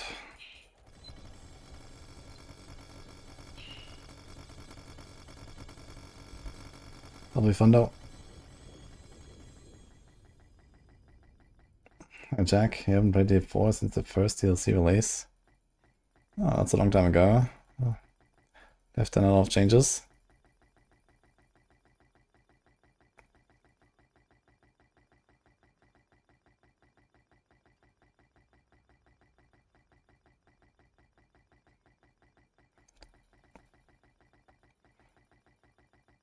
Does that remove the invulnerability from Ur bosses? No, nothing changed about them, I think. I mean, at least they didn't say anything about it. Haven't really tried most of the bosses.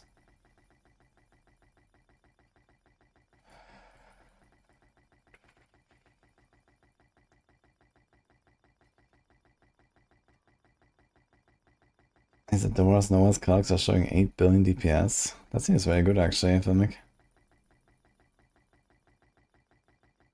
With 8k int. I feel like if you like removed some int and actually put like some actual multipliers, this could be kind of good.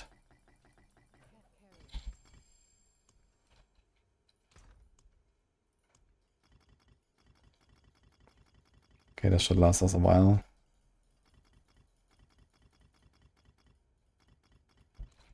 So I don't have to constantly unsocket stuff.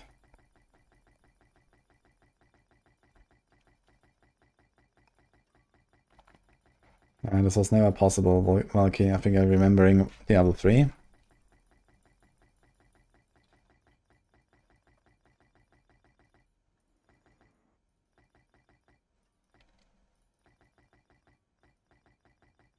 We don't have the technology.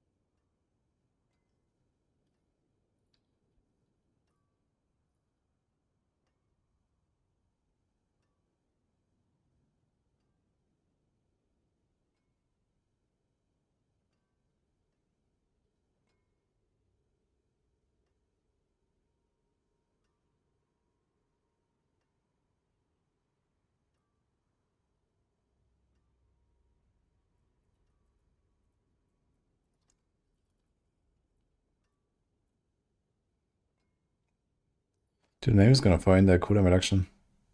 We had 20 seconds. That is awful.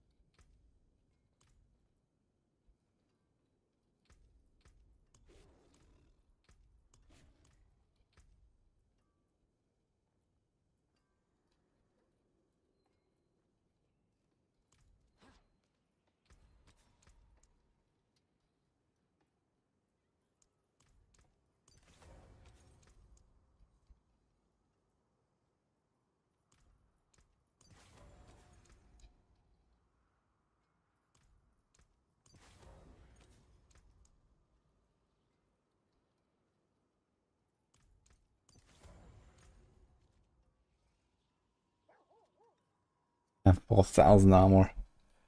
Oh. And that's without any pots or anything. I'm maybe an expert. What's the oh shit.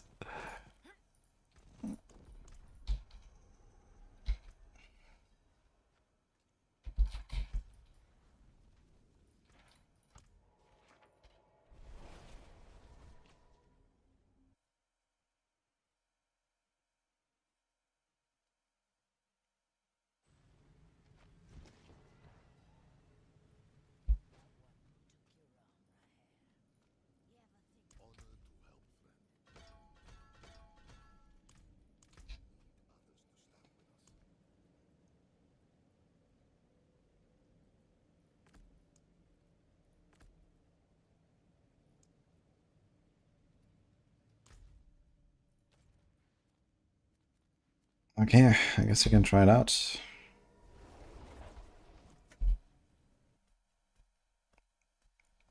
It looks complicated. Yeah, I've never tried to put my character into default planner and then, you know, yeah, it'll take forever.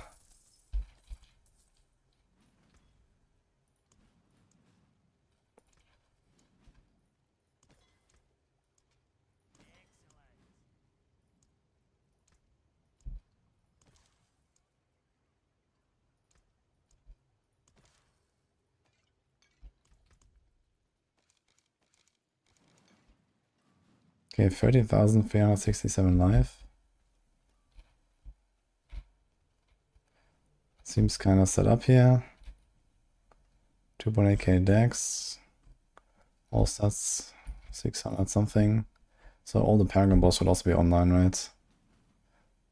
Yep. Res capped. Because I hit it once down. Lucky hit. 167.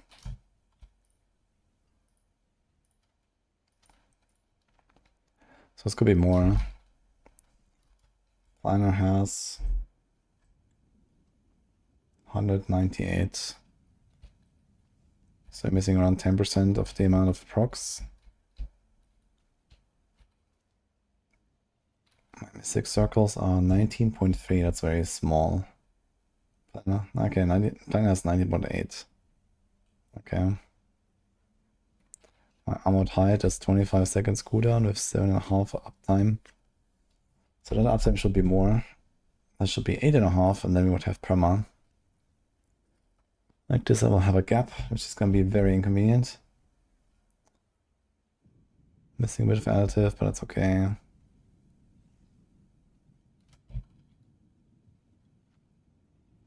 You could be that Giga Tank if you wanted by putting layered wards on a normal pair of pants.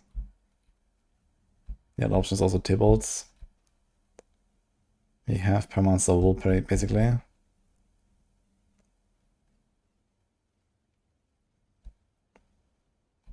We don't rely on the dodging. There's only 17 dodge chance. So I'm not sure how good this will really be. Might be kind of scuffed on the boss.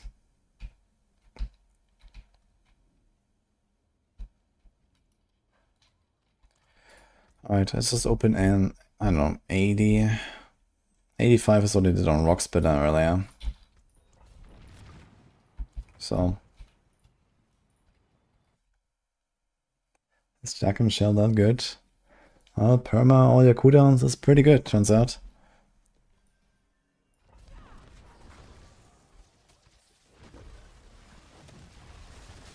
So does this kill shit? Or does it not?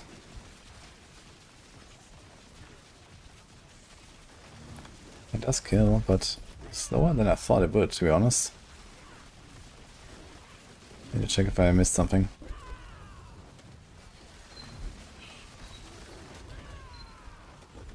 Okay.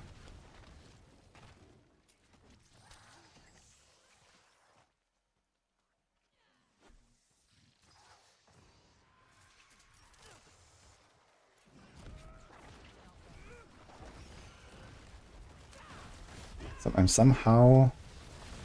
Ah, I get life per hit from... Oh my god, that's actually really chill. I get life per hit from my catalysts, guys. Just while running. So I actually don't have any drain. Yeah, look, it just goes up. Huh. Nice.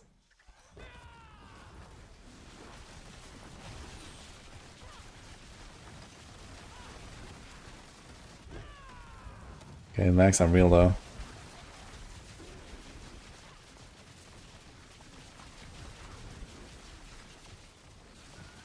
Okay, I think it's slow motion actually in this pull.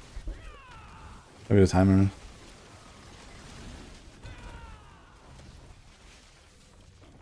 Okay, so I'm not sure if we're gonna do 100 with this.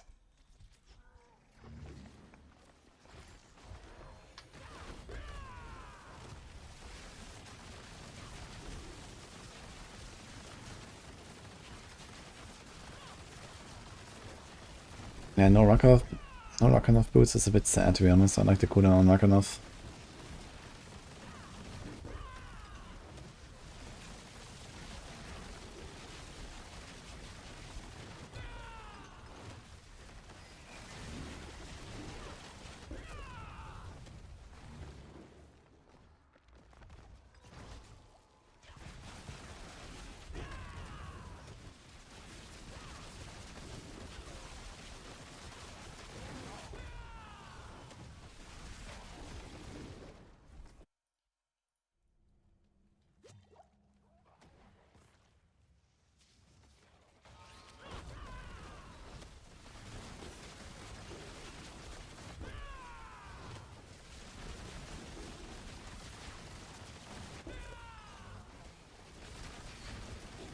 Oh shit, wait a minute. I just realized. Can I make Andario's snapshot the right armor value of undealing hits exactly the same way as I did with the Bastion? What's that? Balazan? Oh shit, maybe I can do that. Like, we have this Giga armor anyway. But I can't even do anything with this.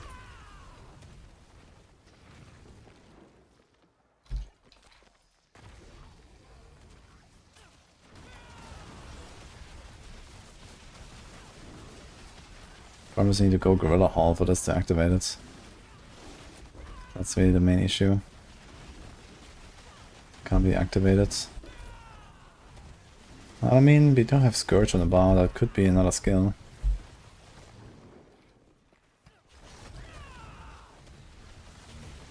Go to 2 Gorilla skills.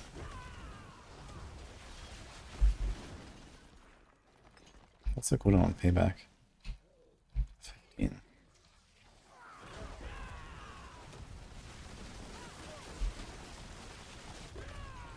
Okay, we're gonna see if we kill that boss.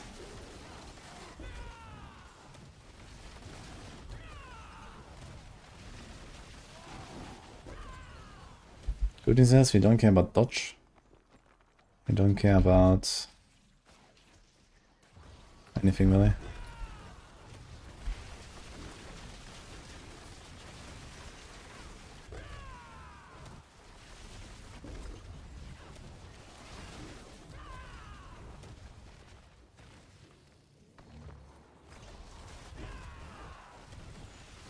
Actually, do care about dodge a little bit. Maybe counterattack on a bar wouldn't hurt. So I can get protection of the prime more easily. Here comes Sea Hack. Okay, one of the best bosses. Let's see.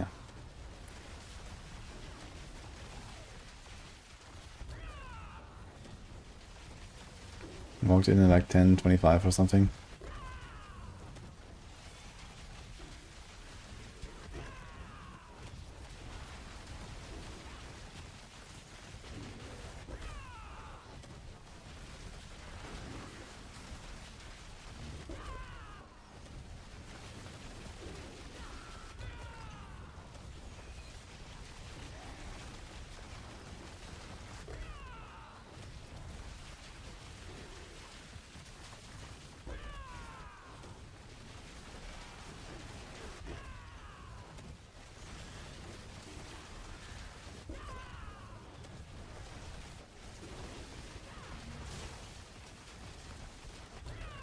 Yeah. This is like a relatively good boss. It's not Spirit Caller, but it's okay. So you're probably not gonna do 100. But you're already at 85 and chilling, so 90 plus territory for sure.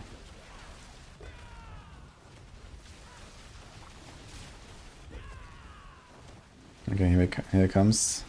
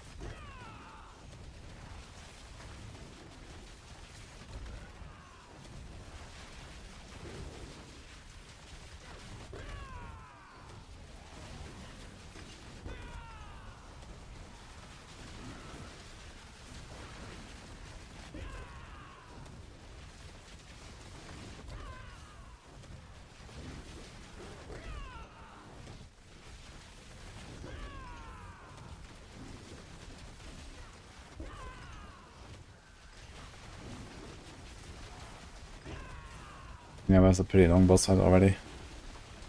185, I gotta say.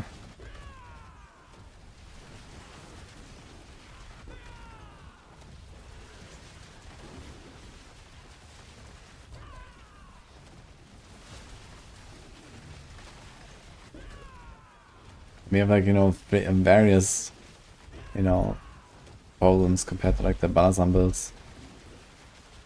Like here I get less lucky hits as well with less AoE, less targets. Like Balazan is always consistent. It's just the Noxus Resonance giving you low single target damage, but here I have fewer lucky hits and Noxus Resonance, and I also have Scourge on the bar that the Balazan build doesn't have. So Balazan actually solves a lot of these problems.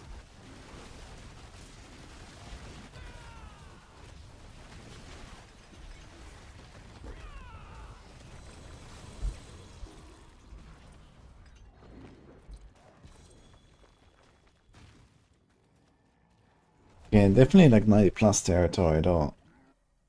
I need to see if I can change something else.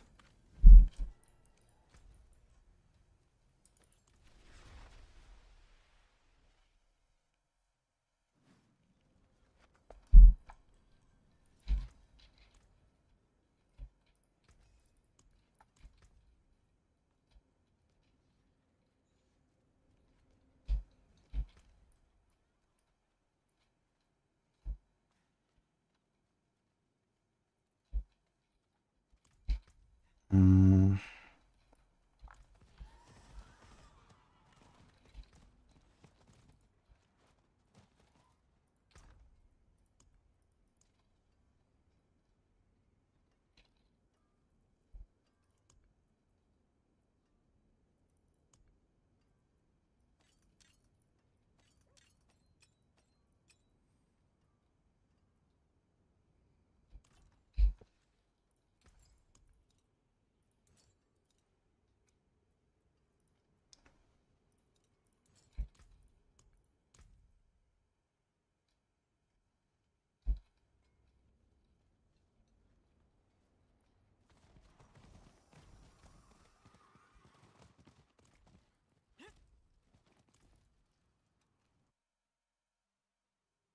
I forgot to imprint.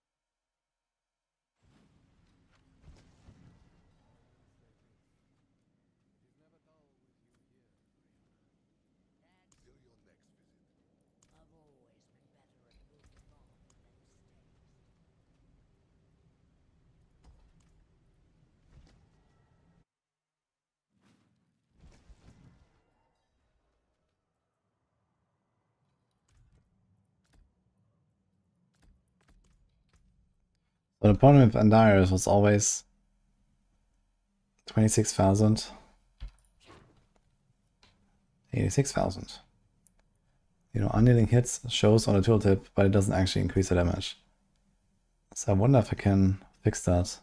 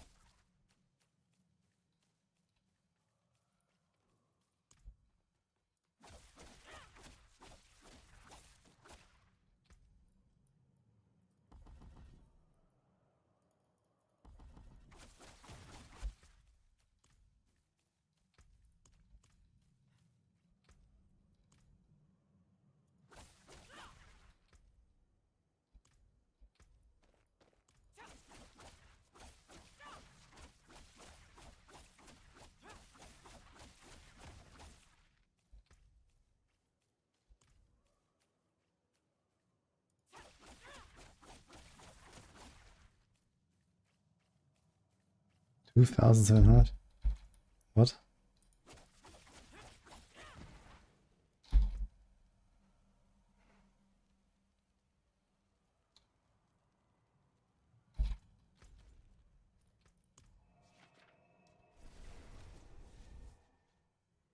I haven't tested Stricken Gem properly yet, but I'm sure some other people have. I just heard there's a cap of 1,000 stacks, which makes it pretty good, I guess. I'm just not sure how fast it stacks.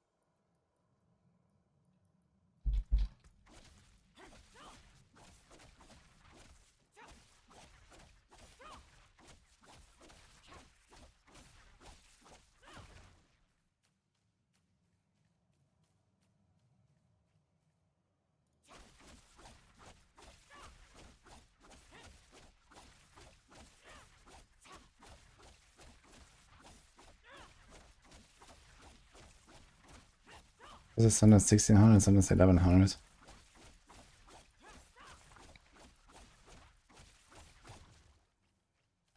the third hit, I guess.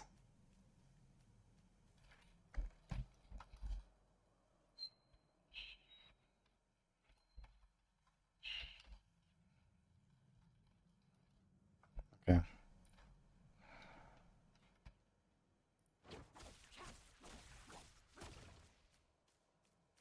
You see, 30.6, 30.9. But I think the 3 seconds might have been over. So we're activating unyielding hits now.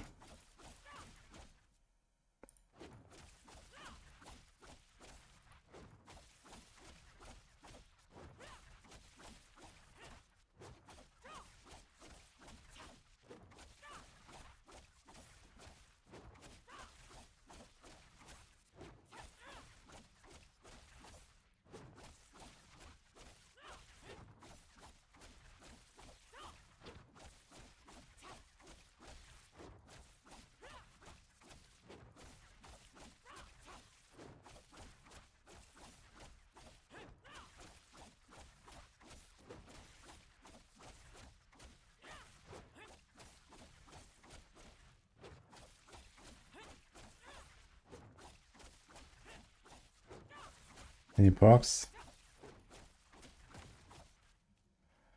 13.9. Even though the damage is quadruple here. So now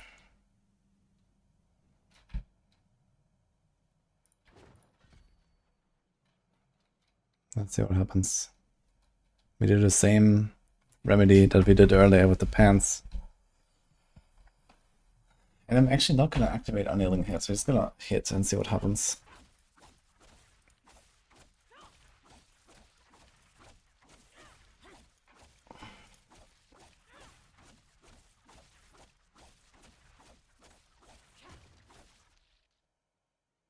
What? I think I quit it.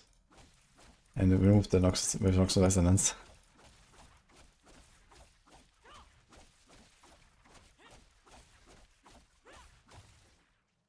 Oh shit!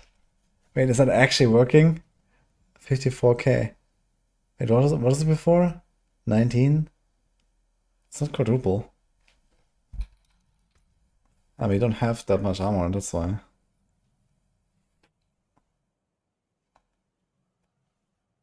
$90.3. This was like 54.3 or something.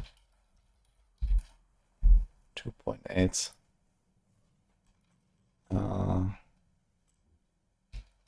Yeah, 433. 1933. So 4.46.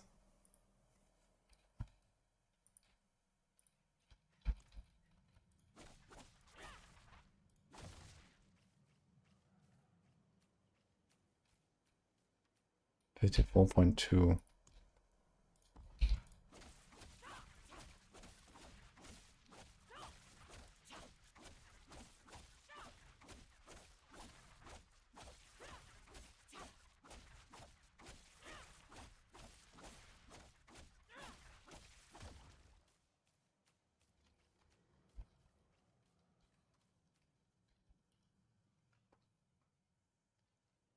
Three, 8, 9. And the crazy part is I don't even have to activate my unyielding hits. It's just snapshot now, the entire run. So I don't need to cast a Gorilla skill every 3 seconds.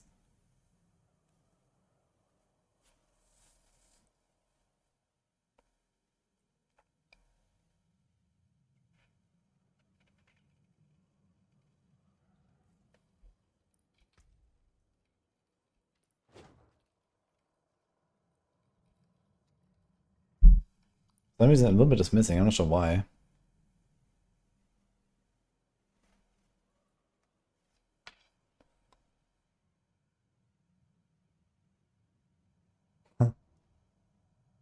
So all we have to do is we walk in, we press Armored Hide.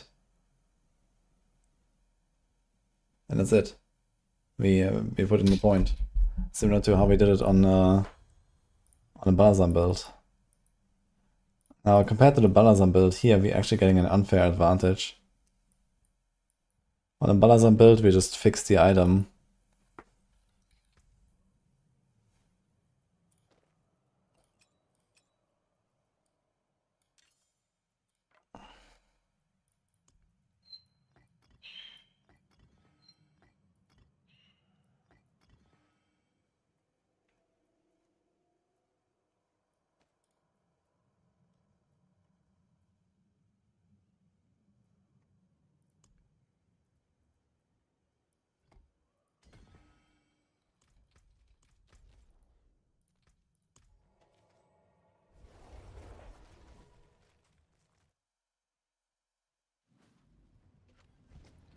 My bodies have exactly the armor value we need.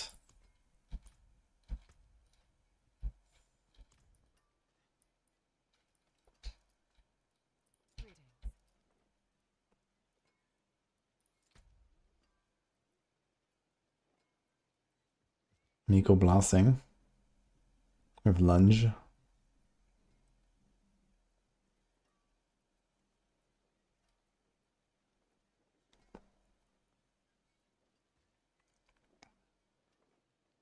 Pain gorgeous, huh?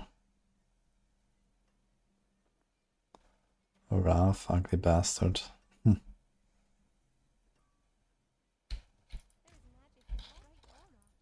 Yeah, I think that Wrath makes sense.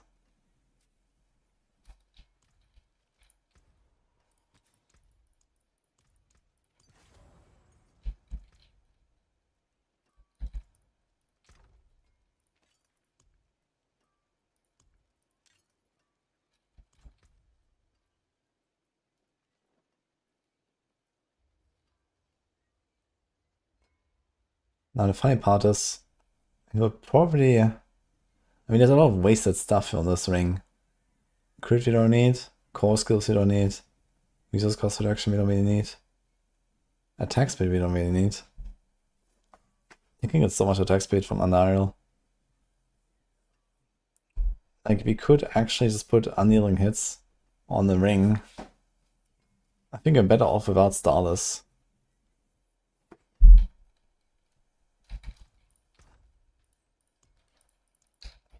I put Concealed on the neck again.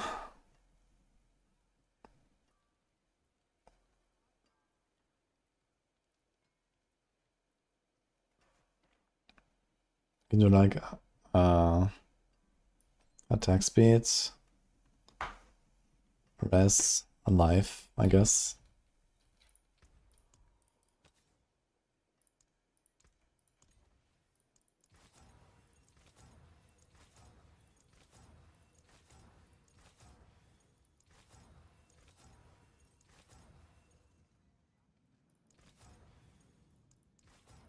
Eight res, beautiful. That's not really cutting it, I guess. Almost. And we get Hunter cooldown.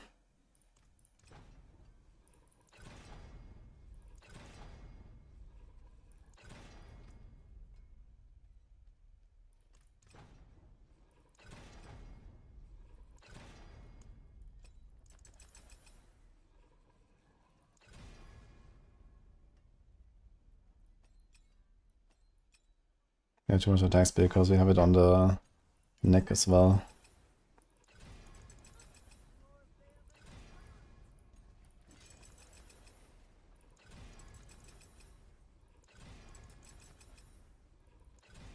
Okay. So we put Unyielding here. We put Concealed back here.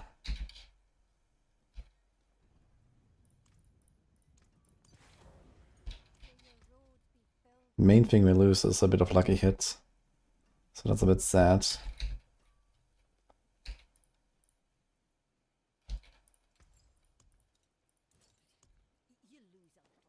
Tyrant Bane.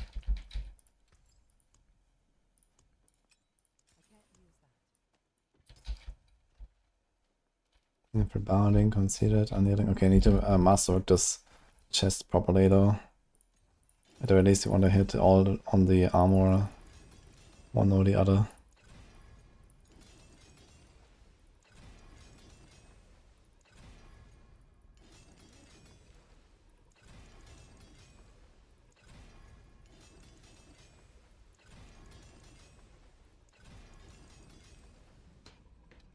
$3.7k. Oof. Oof, dude.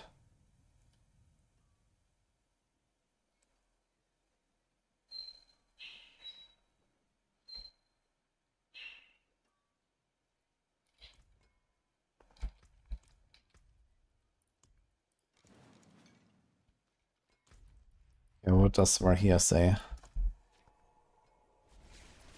Best build for Rouge is Death Trap. Approximately what pit tier does an A tier build clear? I think for me this would be like 90 plus right now. I think S would be 100 plus and A would be like 90 plus.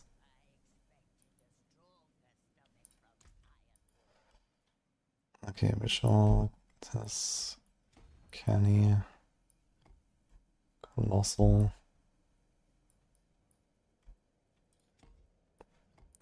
Pain.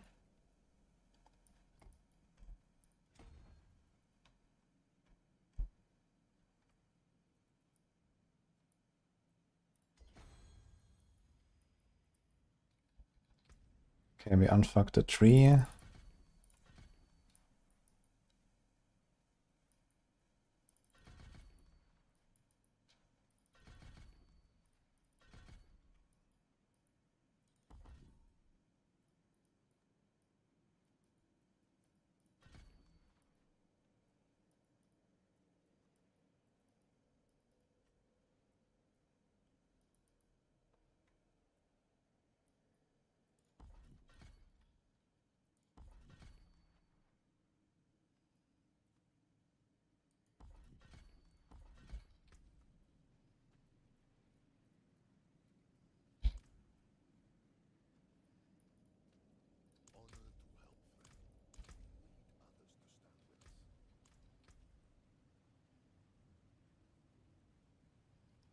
So we have cold a bit undercapped and shit a bit undercapped. So if we go over here, armor.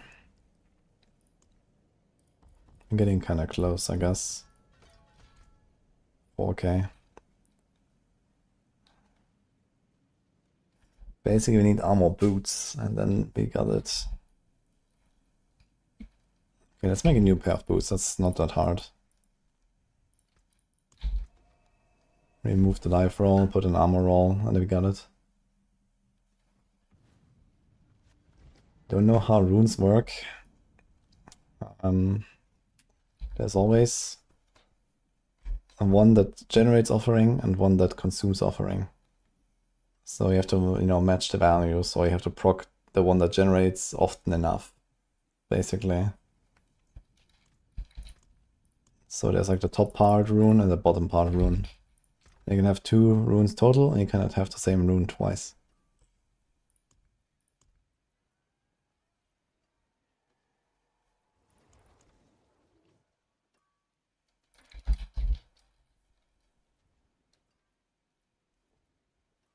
Want dex or something? Dex armor. What's that? That's some speed.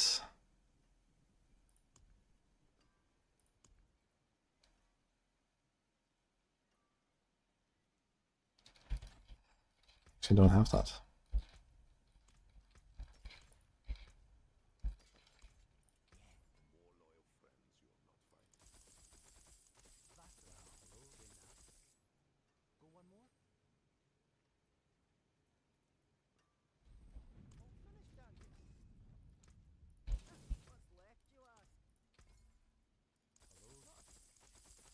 Best build so far is Balazan.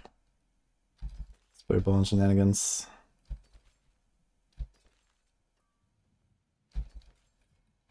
Okay, that's a lot of boots.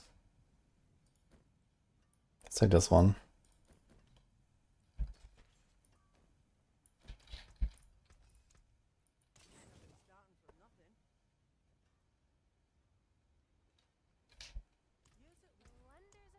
It's life instead of dex, but okay.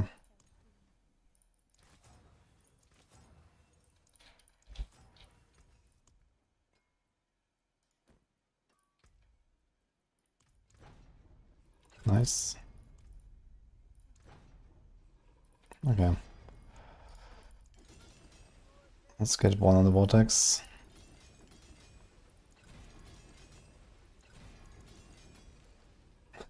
That's the same distribution as this. Okay.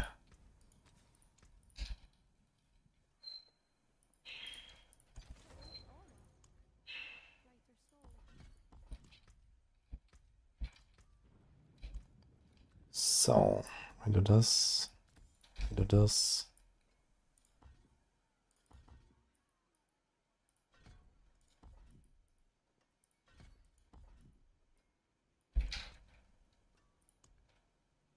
Mm-hmm.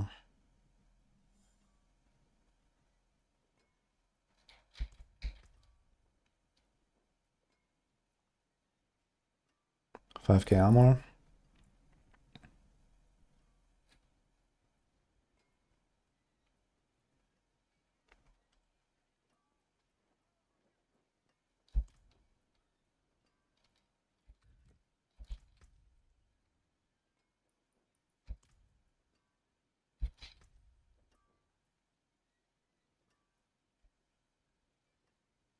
Okay, I'm missing a bit of res, yeah, but it's okay.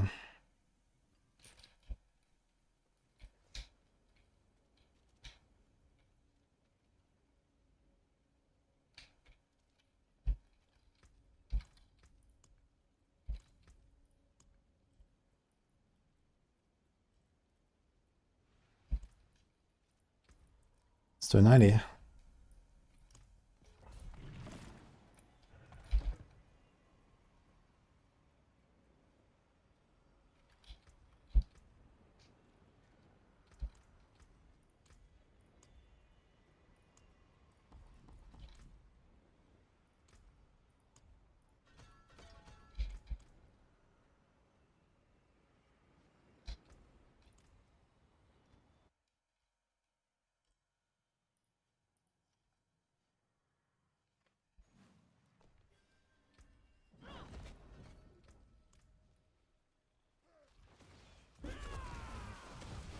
Oh shit.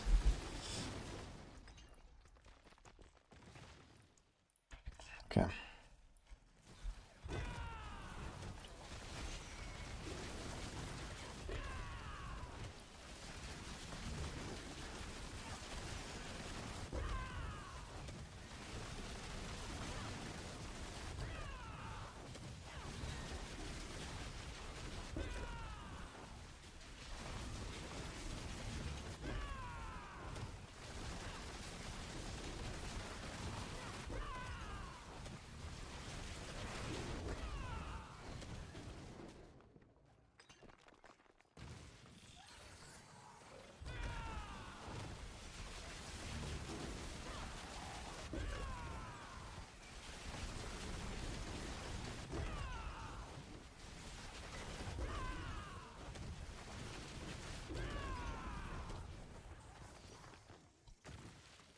It's not as easy as the Balazan stuff.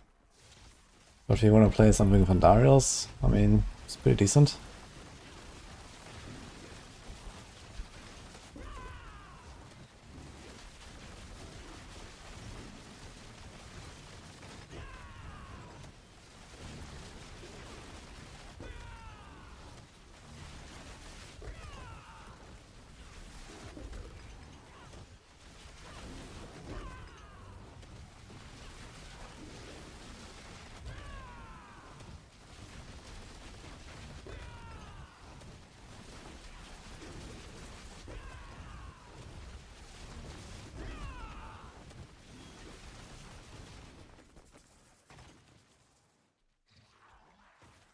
Yeah, I literally just took off status.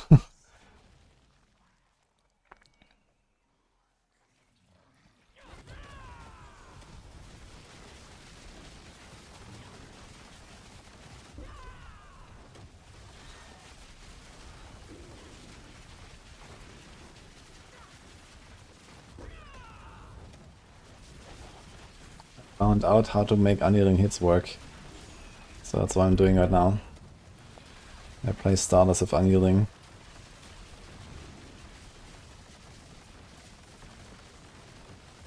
Oh god, the lag, dude. It's giga lag.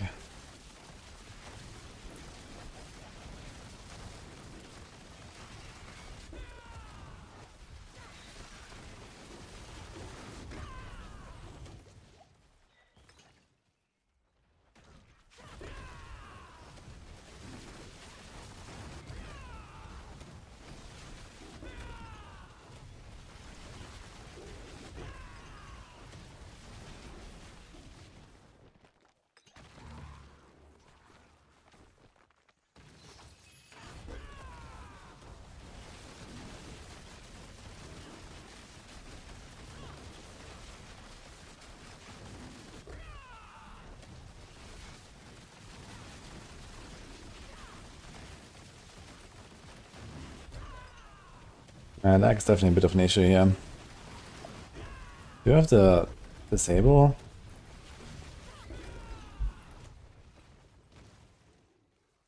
No. Should probably try to put the disable thing for the damage resist aura. This would help a lot here.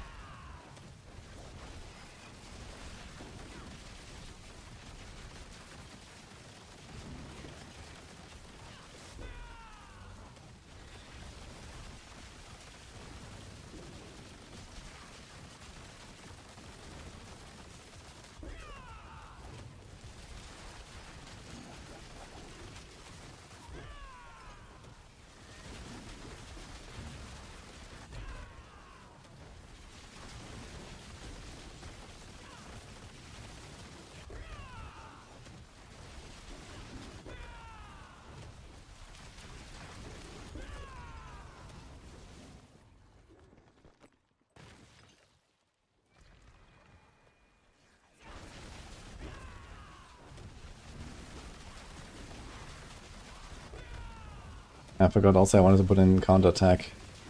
So 100% dodge. Should do counter attack instead of Scourge. Because the boss is such a big problem anyway, the clear is not really. And then we can get the dodge reliably for the protection of the prime, and we also don't need that much defense, I think.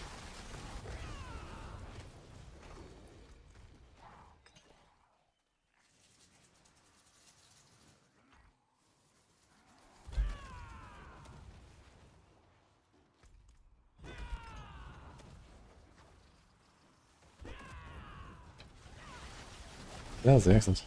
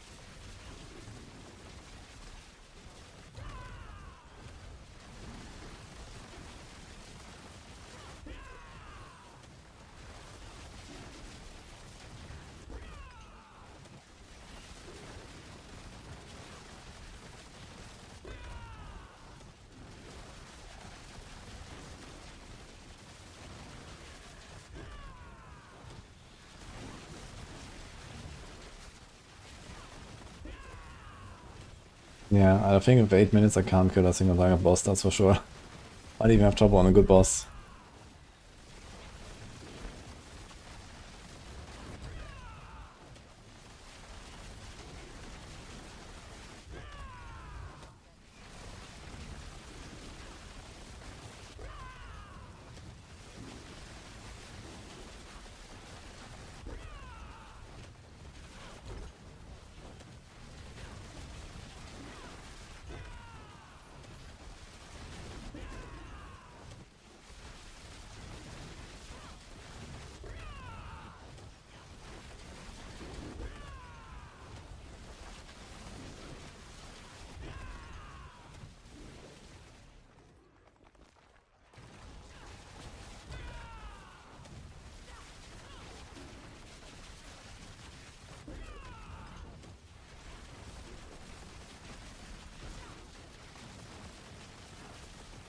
God. Yeah, we lost like minutes actually just on these damage resist aura dudes. So I would arrive much earlier if I had the different season theme power.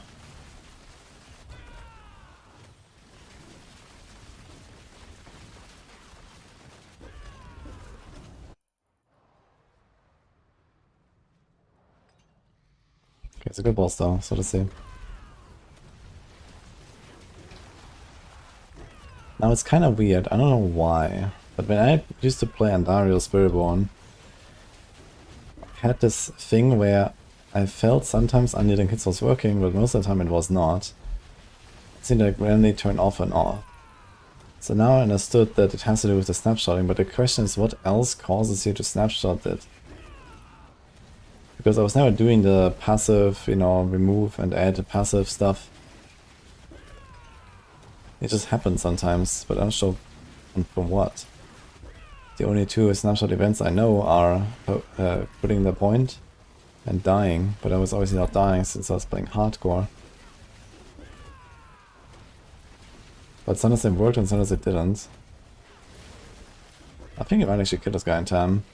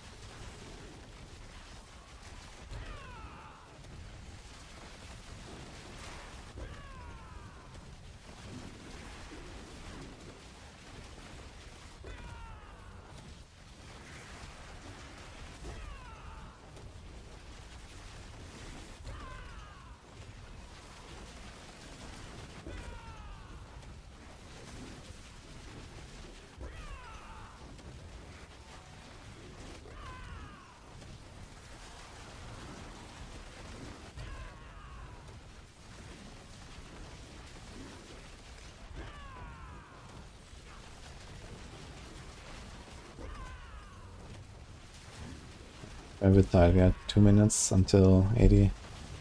Ah, okay, actually it's not gonna be tight. We're gonna kill him.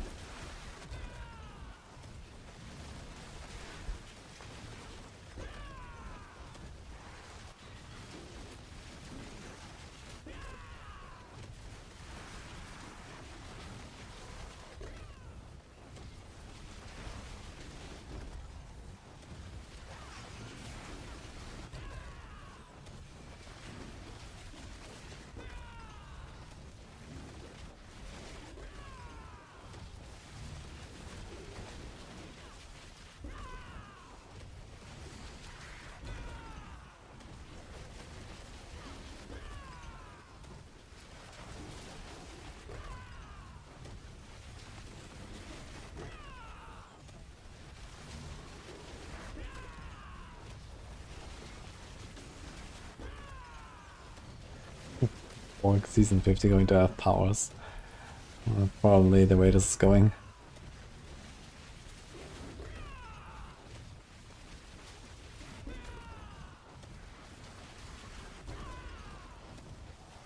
I feel like there's something weird going on with this boss and staying next to the wall. I remember this happened to me another time with exactly the same boss in like the same arena even. For some reason he just stops taking damage here at the wall and I don't know why. What the hell? Despite he's like in 80% range now and I have ads. I mean, you're shooting into the room now. Feels odd. You should be dying faster.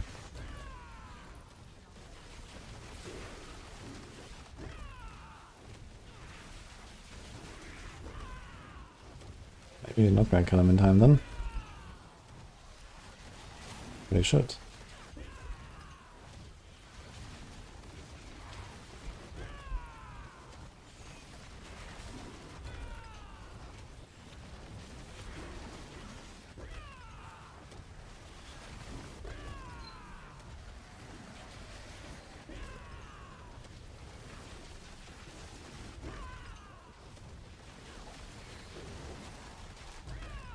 To be honest, if Tyrant Spain is doing anything, I don't really feel it. It's been 5 minutes of Tyrant Spain action. It could be that it just doesn't interact well with Noxious Resonance. Maybe it gets deleted too fast, so it doesn't stack with native Noxious Resonance.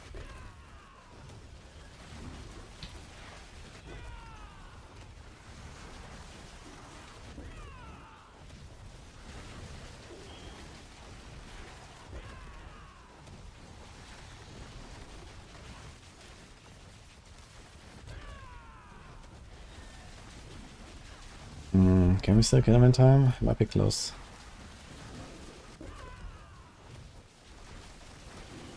Get some big bursts and get into 45% and we can finish him.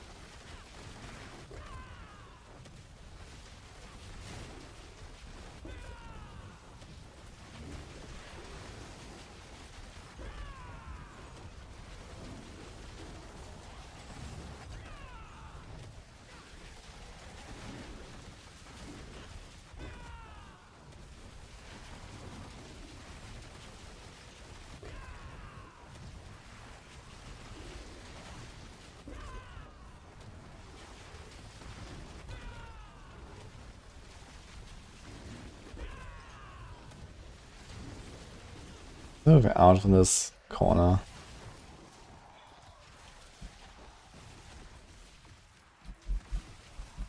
It's very sus.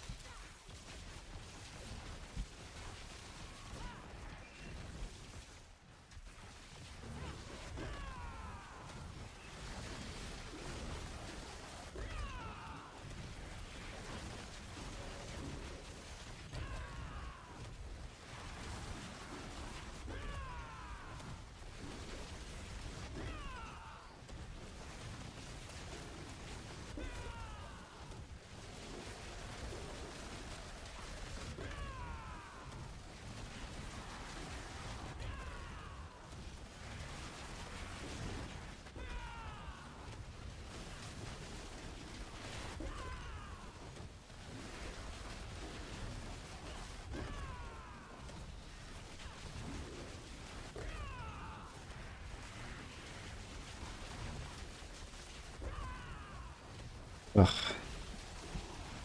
Base thresholds are like 67 and 33 or what? What 30 each, it looks like it. So just above this, you should get the Hunter double damage.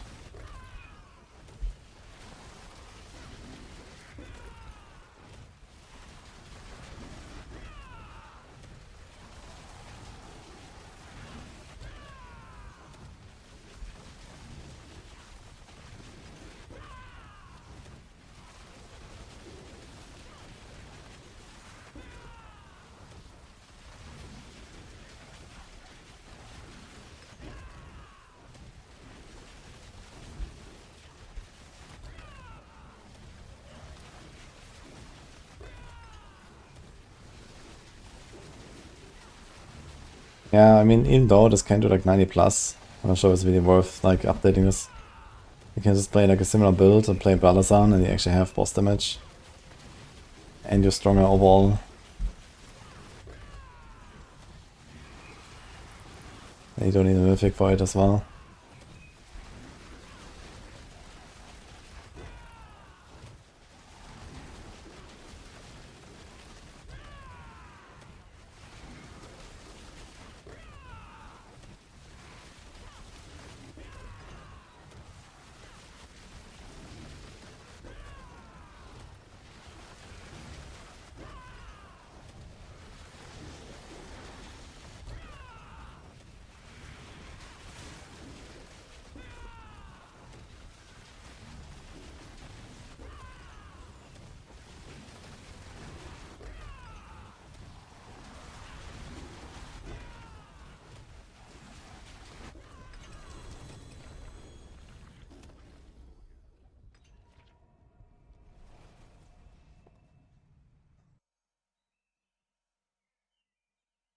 Can this one-shot everything in Infernal Hordes?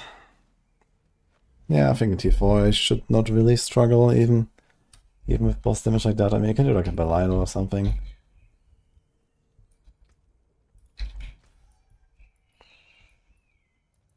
Let's see a Belial.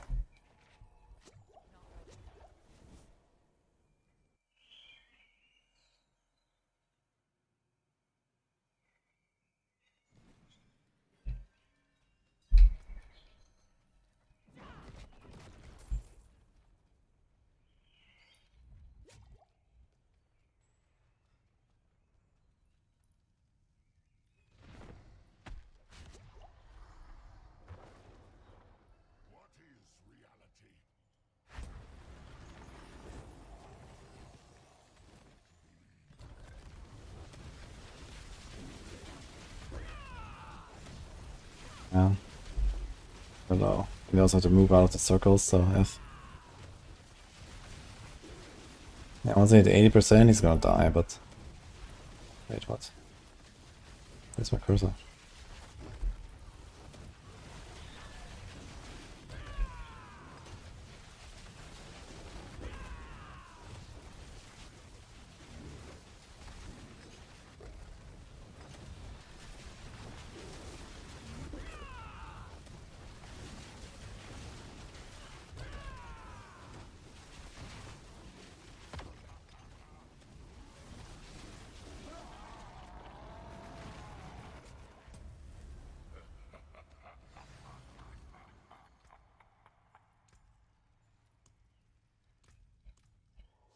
Yeah.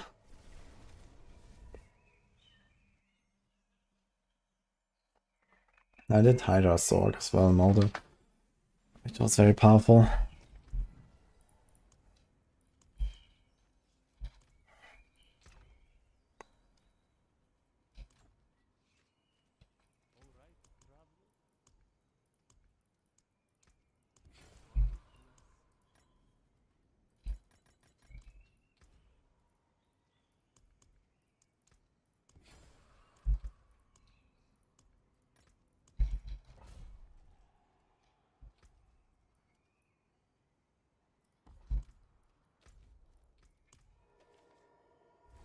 What's up, guy? It's limiting to 100. Limiting glyphs to 100 is not that hard these days. They made it like achievable for every build basically.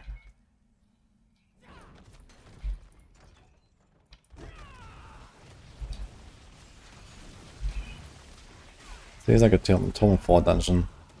This has a boss, right? So we can see how that is.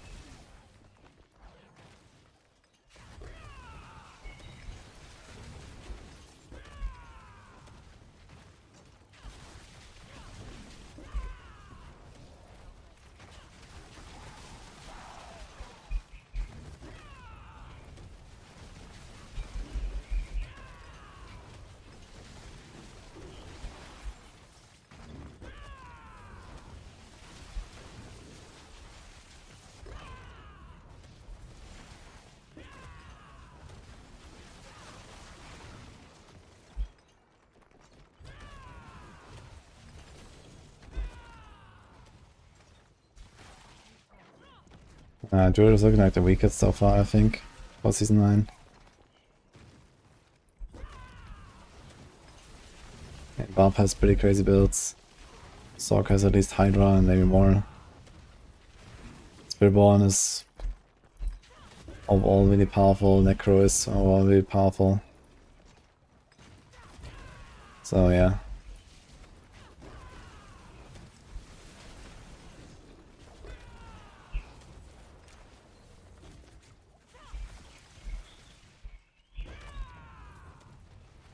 Is Spiritborn the strongest right now? Might be. I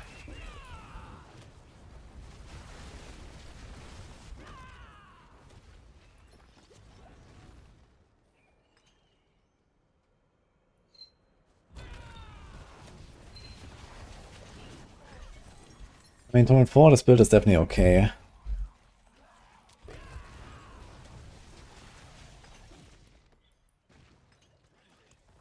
Sorry about Shan compared to Belial.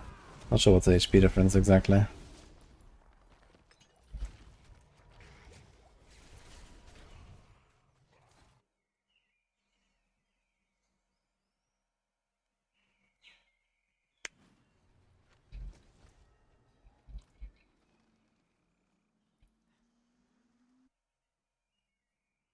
Where do I start? You want to enjoy Season 9? You haven't played since Season 3. Oh, welcome back. First of all, Season 9 is on the 1st of July, but now it's the PTR. And we're just testing this new patch. I mean, I don't know, log in, make a new character. You have to learn, like, you know, the new content, do your renown.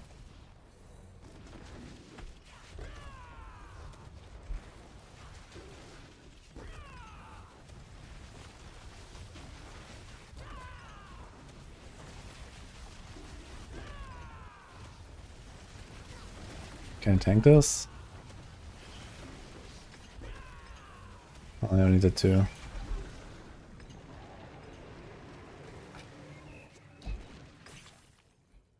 Instinct, so Belial is not actually a tormented echo, I just realized.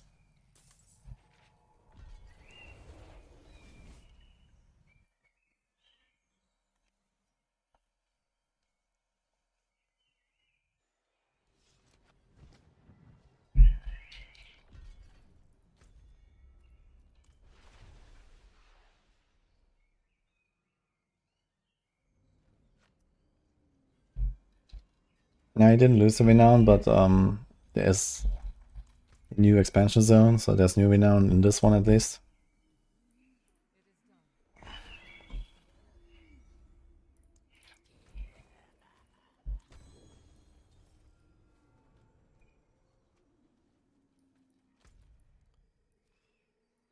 Yeah, I don't know. Anything else I can do for boss damage? Wait, did I do the onion hits thing? I may not have done that when I walked into Roshan.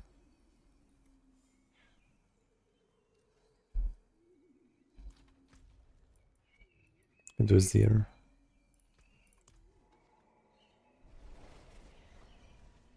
Yeah, you want to get the expansion. And you can play the game right now without the expansion, but you're gonna be noticeably weaker. You don't have this class. You don't have the new like area and so on.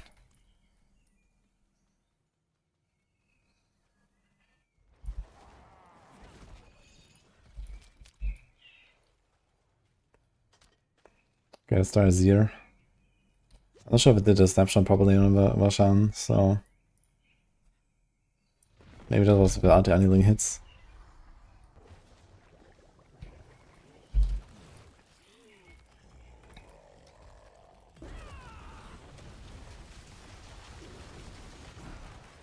Ditch. So I can't tank that. I never can live. I actually want to do this one. 20% more damage for free.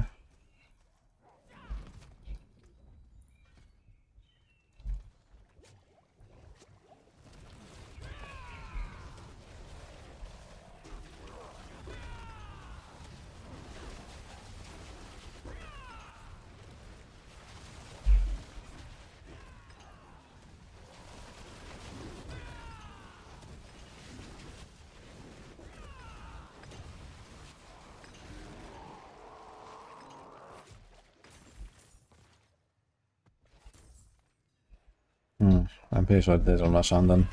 So it's like pretty similar kill speed. Seems like I may a third of Belial or something.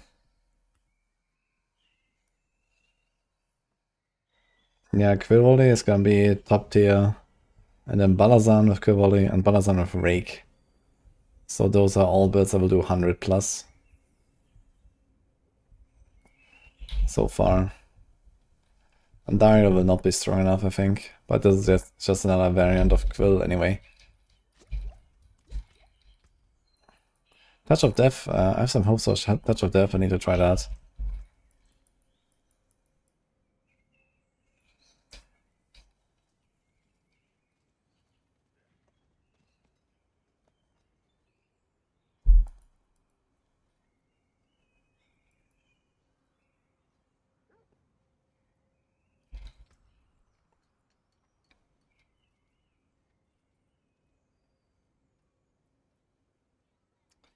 Yep.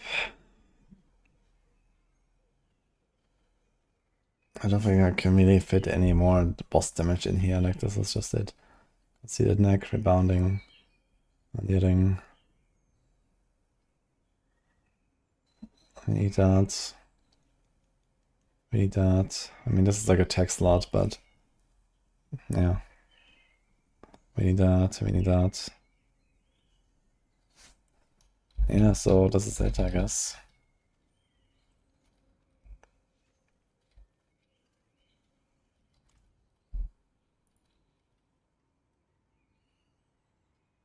Where's our planner?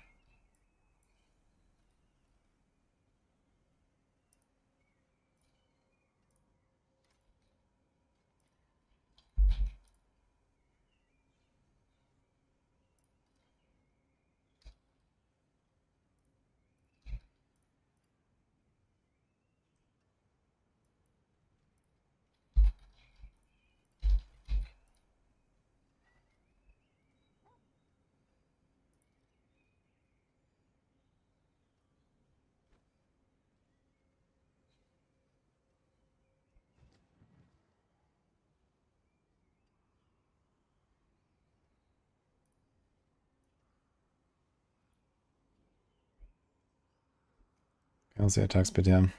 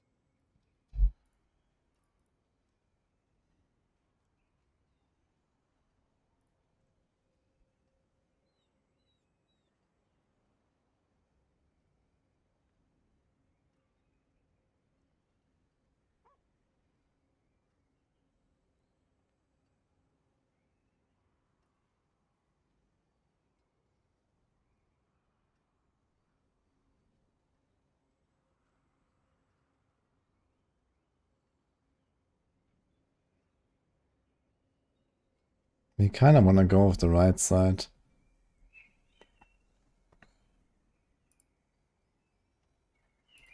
That's the only item we have armor. 4.5k. Yeah, maybe that's what it is.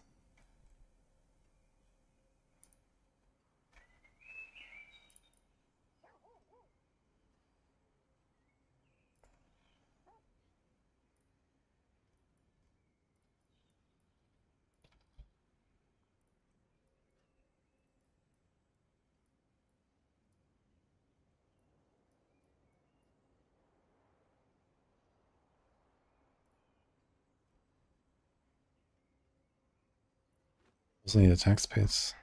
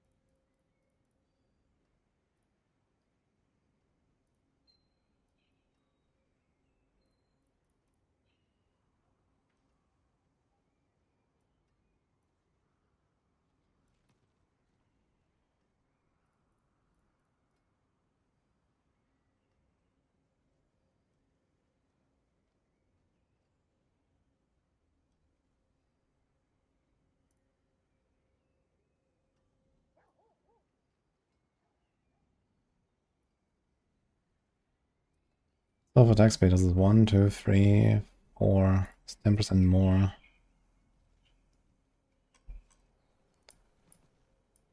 Should probably just grab some because we have like a Fizz of Fate there.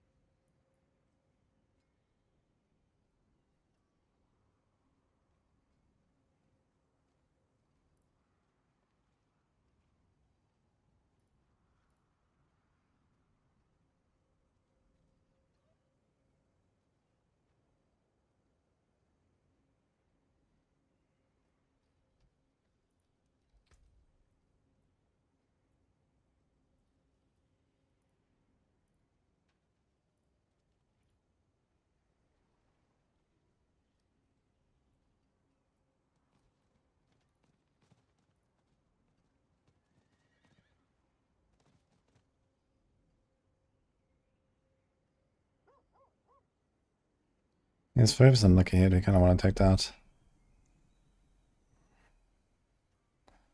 2 control.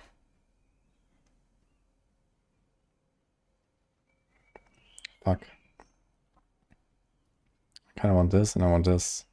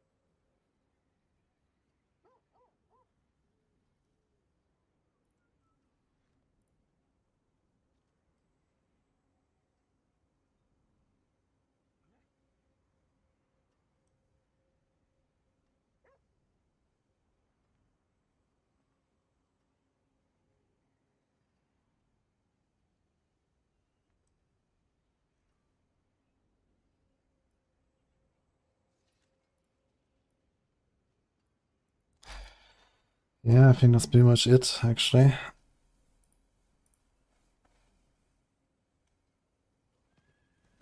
With 9.7 seconds, we can also cast it all the time, that's fine.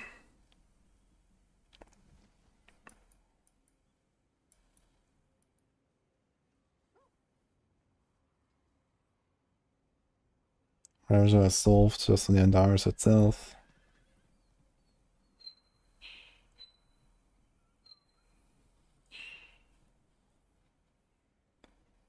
What can I put on the ring? I guess I could put Dex and less all stats. Can do this.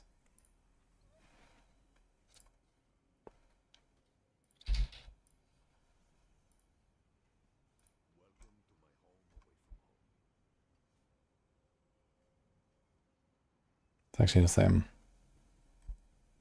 as a Paragon. Yeah, everything is easily met. It's a bit close.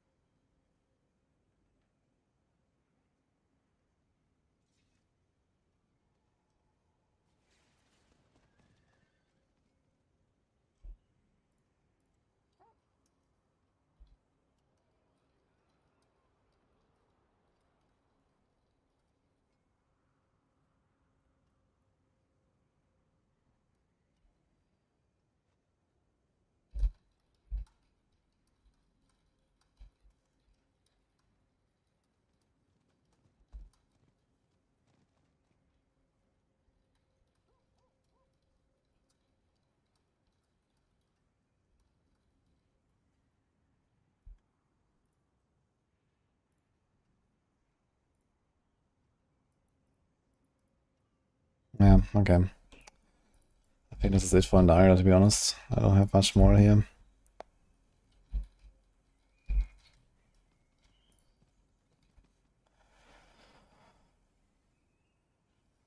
Guys, I think I'm gonna go. It's almost 6 AM. Gonna do more stuff tomorrow.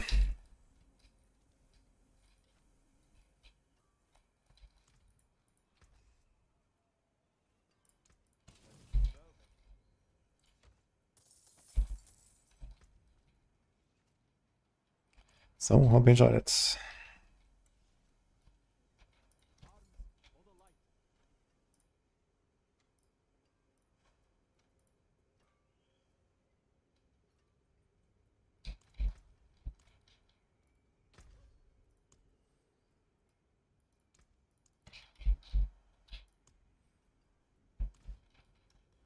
Yeah, it's sleep time. Have a good night. I'm gonna make the Exile. Or is anyone else on? Yeah, the Exile. Let's go. Have a good one, guys.